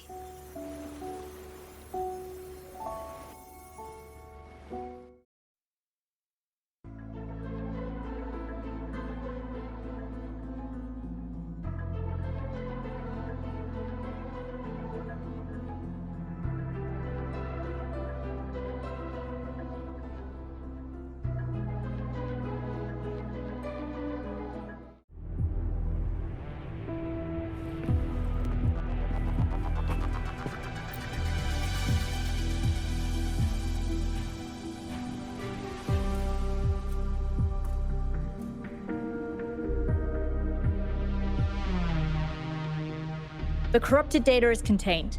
The Necrostar's event horizon is stable and the data hub is back online. We did it! The Tethys system is back online. The rover, you did it! Wait, where's the shorekeeper? Wasn't she with you?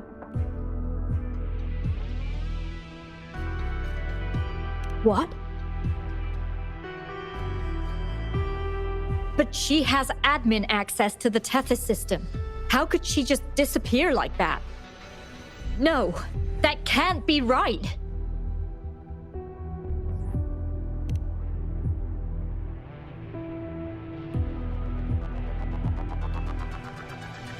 What do you mean?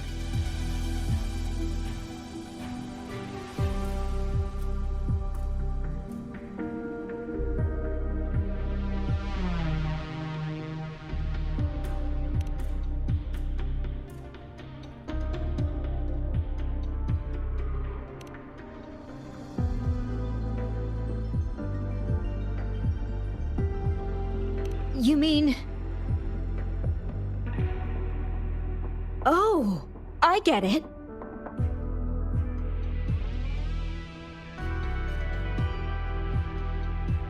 This is unprecedented. We've never considered observing a Necrostar before. But I remember reading about similar theories in ancient texts. It might just work. Attention all units. Our observation target is now the Necrostar. Deploy all available equipment. Understood. It'll take some time. We must save the shorekeeper at all costs. The Black Shores can't afford to lose her.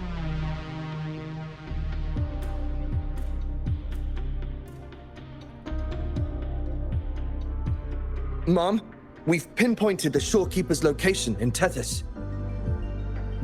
And not just her. We've identified the relative positions of everyone captured by the black hole beyond the event horizon. To rescue them from the Necrostar, we'll have to redesign it using the principles of the New World. In other words... But the Tethys system's programming is impeccable, almost otherworldly.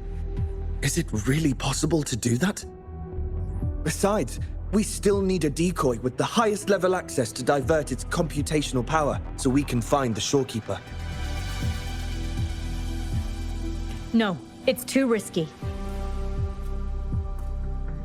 We can't be sure if the rescue will succeed, and we can't afford to lose another member. And there isn't anyone with higher access than the shorekeeper.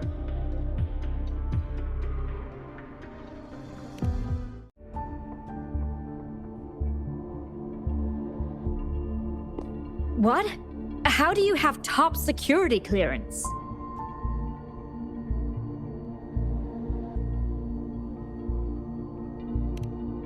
She gave you her access? Are you somebody important that we should know about? Wait. That ancient prophecy. In times of great adversity, the Shorekeeper will reveal herself and support our true leader, who, at the destined moment, will rise to save and guide the Black Shores forward. You are the... It's not important. Our focus now is the Tethys system. Members of the Black Shores have followed Tethys' calculations and commands. Even the Shorekeeper herself is used as a pawn. But humans shouldn't be treated as mere tools. History teaches us this, and we should never forget it. No system is flawless, just as no human is perfect. That's why we have the right to question Tethys' decisions. In Jinzhou, I learned an old saying. We can't change the past, but we can shape the future. That's what we need to do now. Learn from our mistakes and build a better future. The Black Shores exist for one reason: to protect everyone on this planet. Because people are the heart of civilization. We can fix broken systems. But without people, civilization has no soul.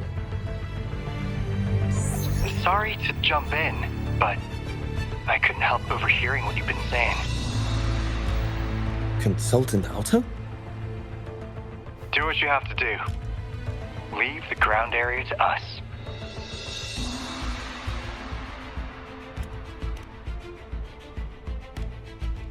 You've heard what he said. Attention all units. Readiness level 1 enabled. Switch the Tethys system to full recursive search mode. Prepare to open the transmission passage.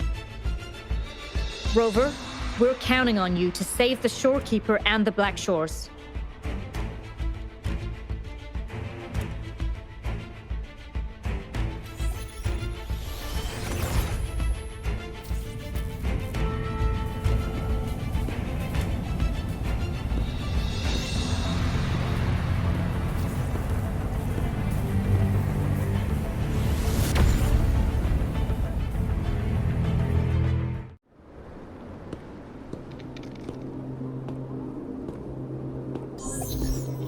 Welcome, Chief Steward. This is the Tethys System's data cache, used only for temporary storage. Access here should be restricted. This system deduces that the Shorekeeper assigned admin access to you.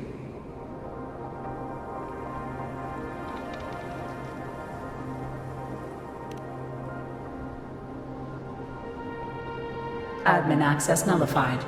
Request denied.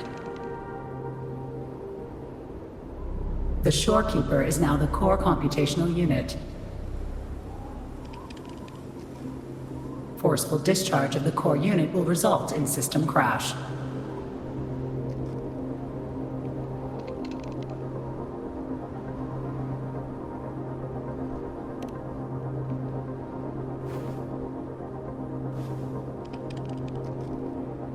Objection. All sacrifices are necessary. The purpose of human civilization is to survive. Over the past 10,000 years, a total of 5 global occurrences and over 300,000 regional occurrences of the lament have been observed. Thanks to this system's calculations and the Sentinel's data, we have averted all potential threats to human civilization on Solaris. Individual sacrifices are inconsequential in the broader context of the common good. Additionally, the Shorekeeper is composed of the Sonoro and is not human.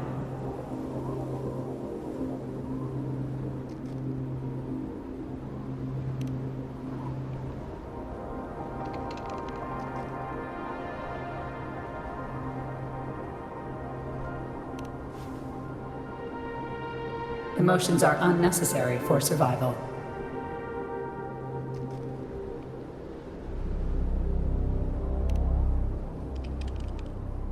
Error. Unable to process.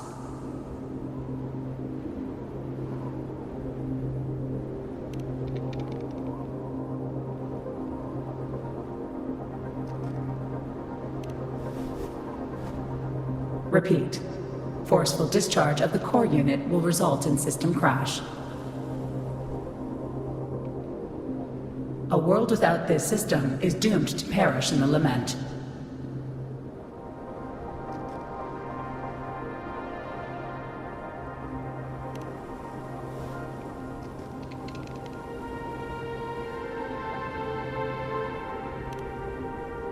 Correction. This system is designed to preserve human civilization. Every command is infallible.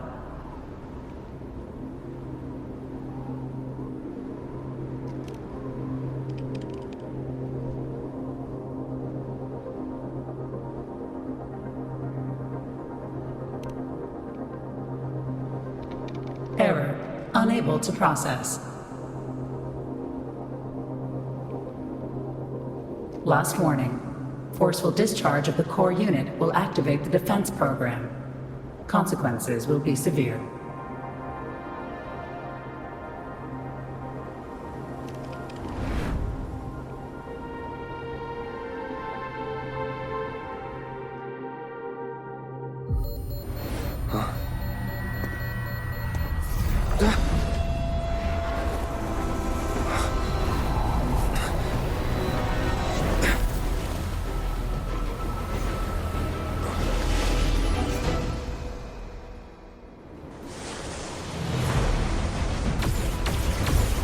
The future ahead is frozen in cold silence. Be careful.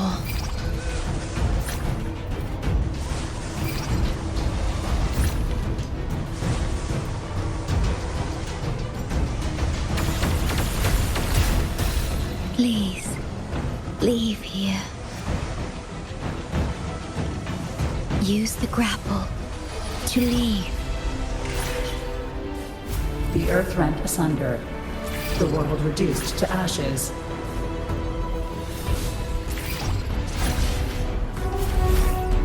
Target confirmed. Chief Steward.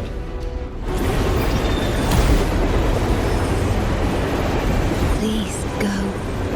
Don't look back.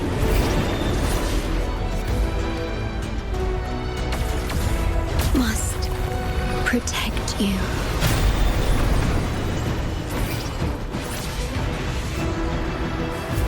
Calling my last scenario.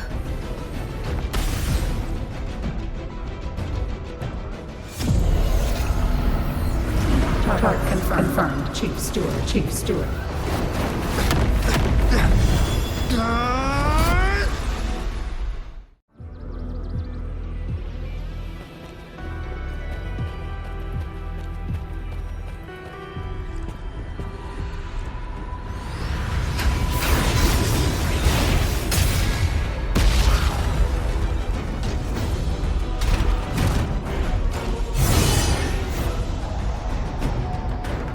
Leave it to me.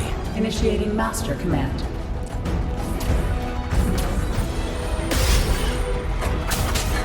Shadow descends.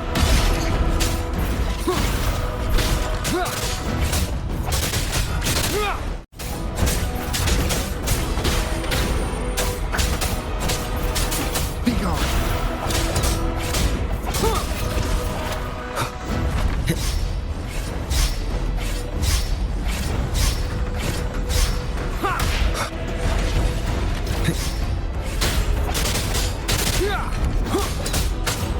None shall whisper.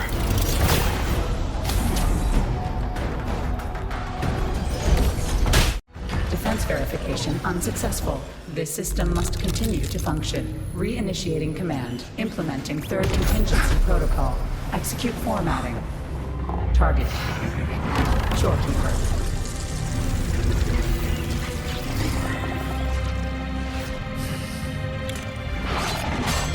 Formatting. 37%. 62%. Formatted. 85%. Formatted. The storekeeper will be the new competition house. Only this ensures system continuity.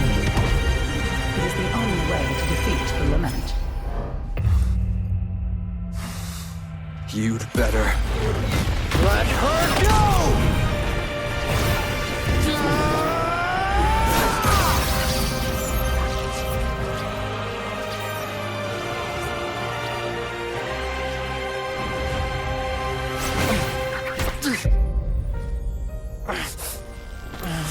I will not leave anyone behind!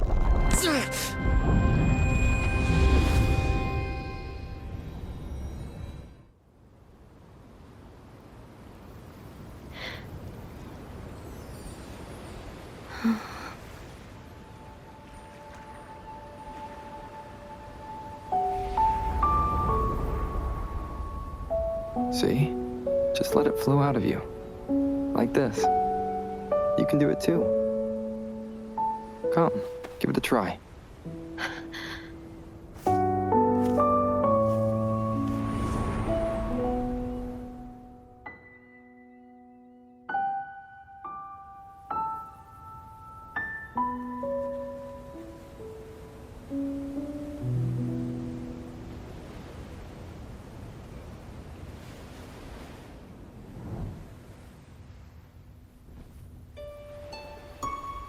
No, you shouldn't be here. If you get integrated into Tethys, you won't be yourself anymore. That won't be a problem. Tethys and the Black Shores will find another way. Someone kept this from me, didn't they?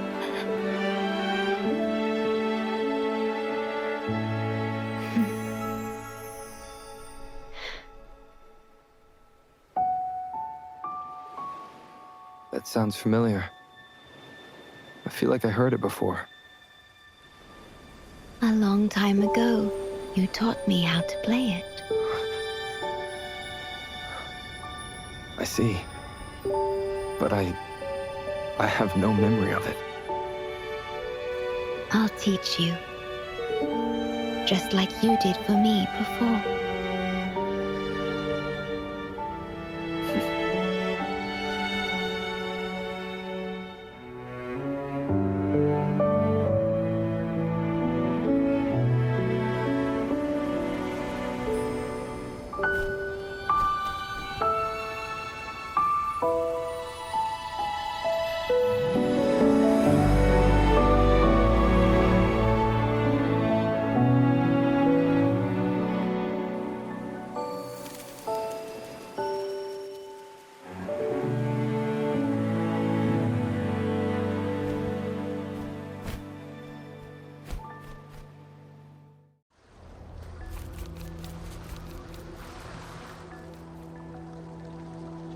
From the distant past to the far future, everything begins and ends here.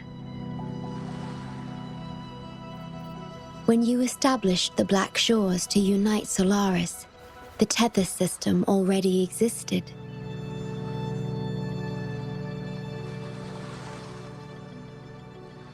Later, you discovered it relied on emotions from the Lament to fuel its calculations. Without them, it cannot function. Using the Lament against itself is like walking on a Mobius loop with no end in sight. We have tried for millennia to break this cycle, without success.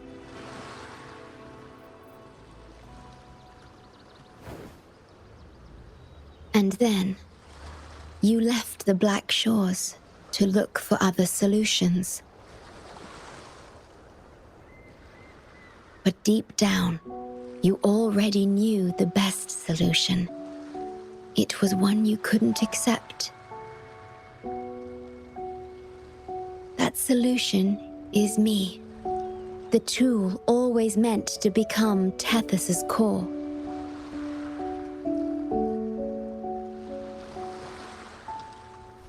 If I don't do this, you as the modulator of this system, will be chosen as the core.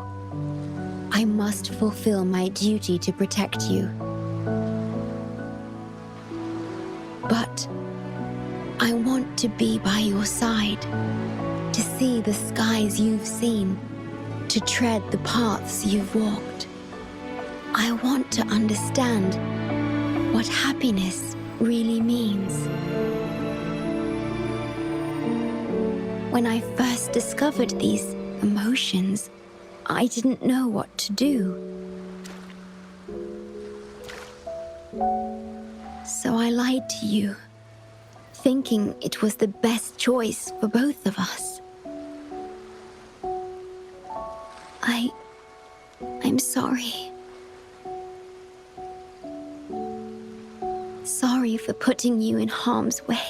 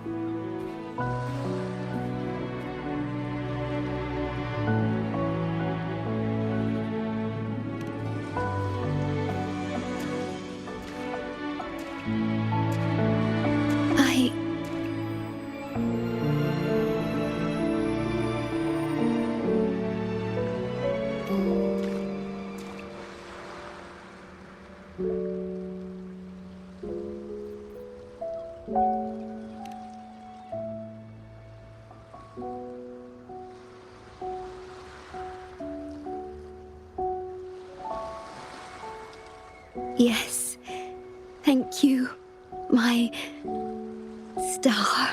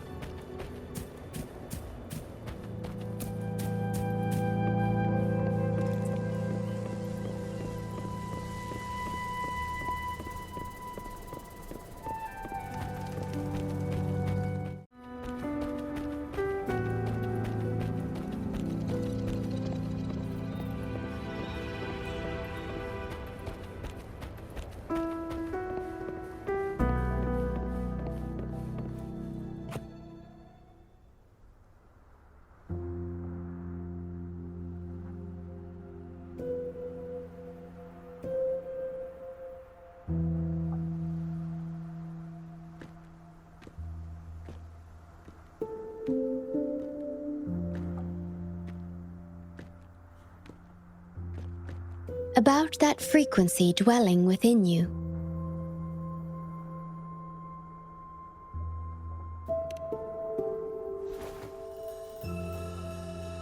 Yes. It seems to be hungering for something. Have you ever felt anything unusual?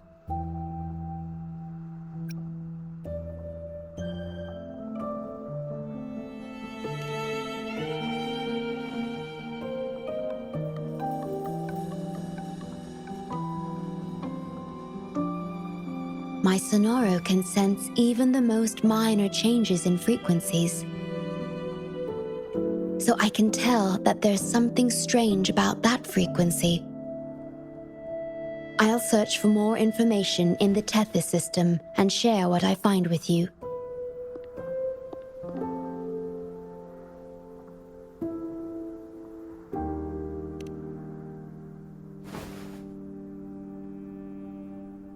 After being fixed, it's executing the master command given at its creation.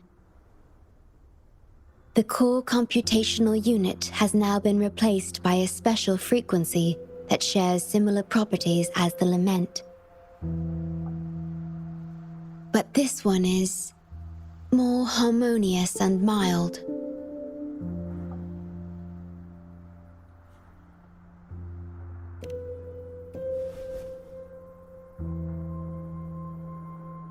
No. Although I must stay here and watch over the Black Shores, I'm now able to bathe in the sunshine and feel the sea breeze with you.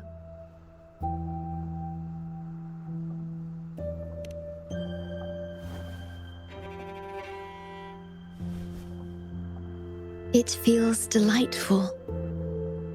I know you have your own journey to finish. You can entrust the Black Shores to me, and I'll carry out my duty as always. You have the full support of the Black Shores, no matter where you are or how far you go.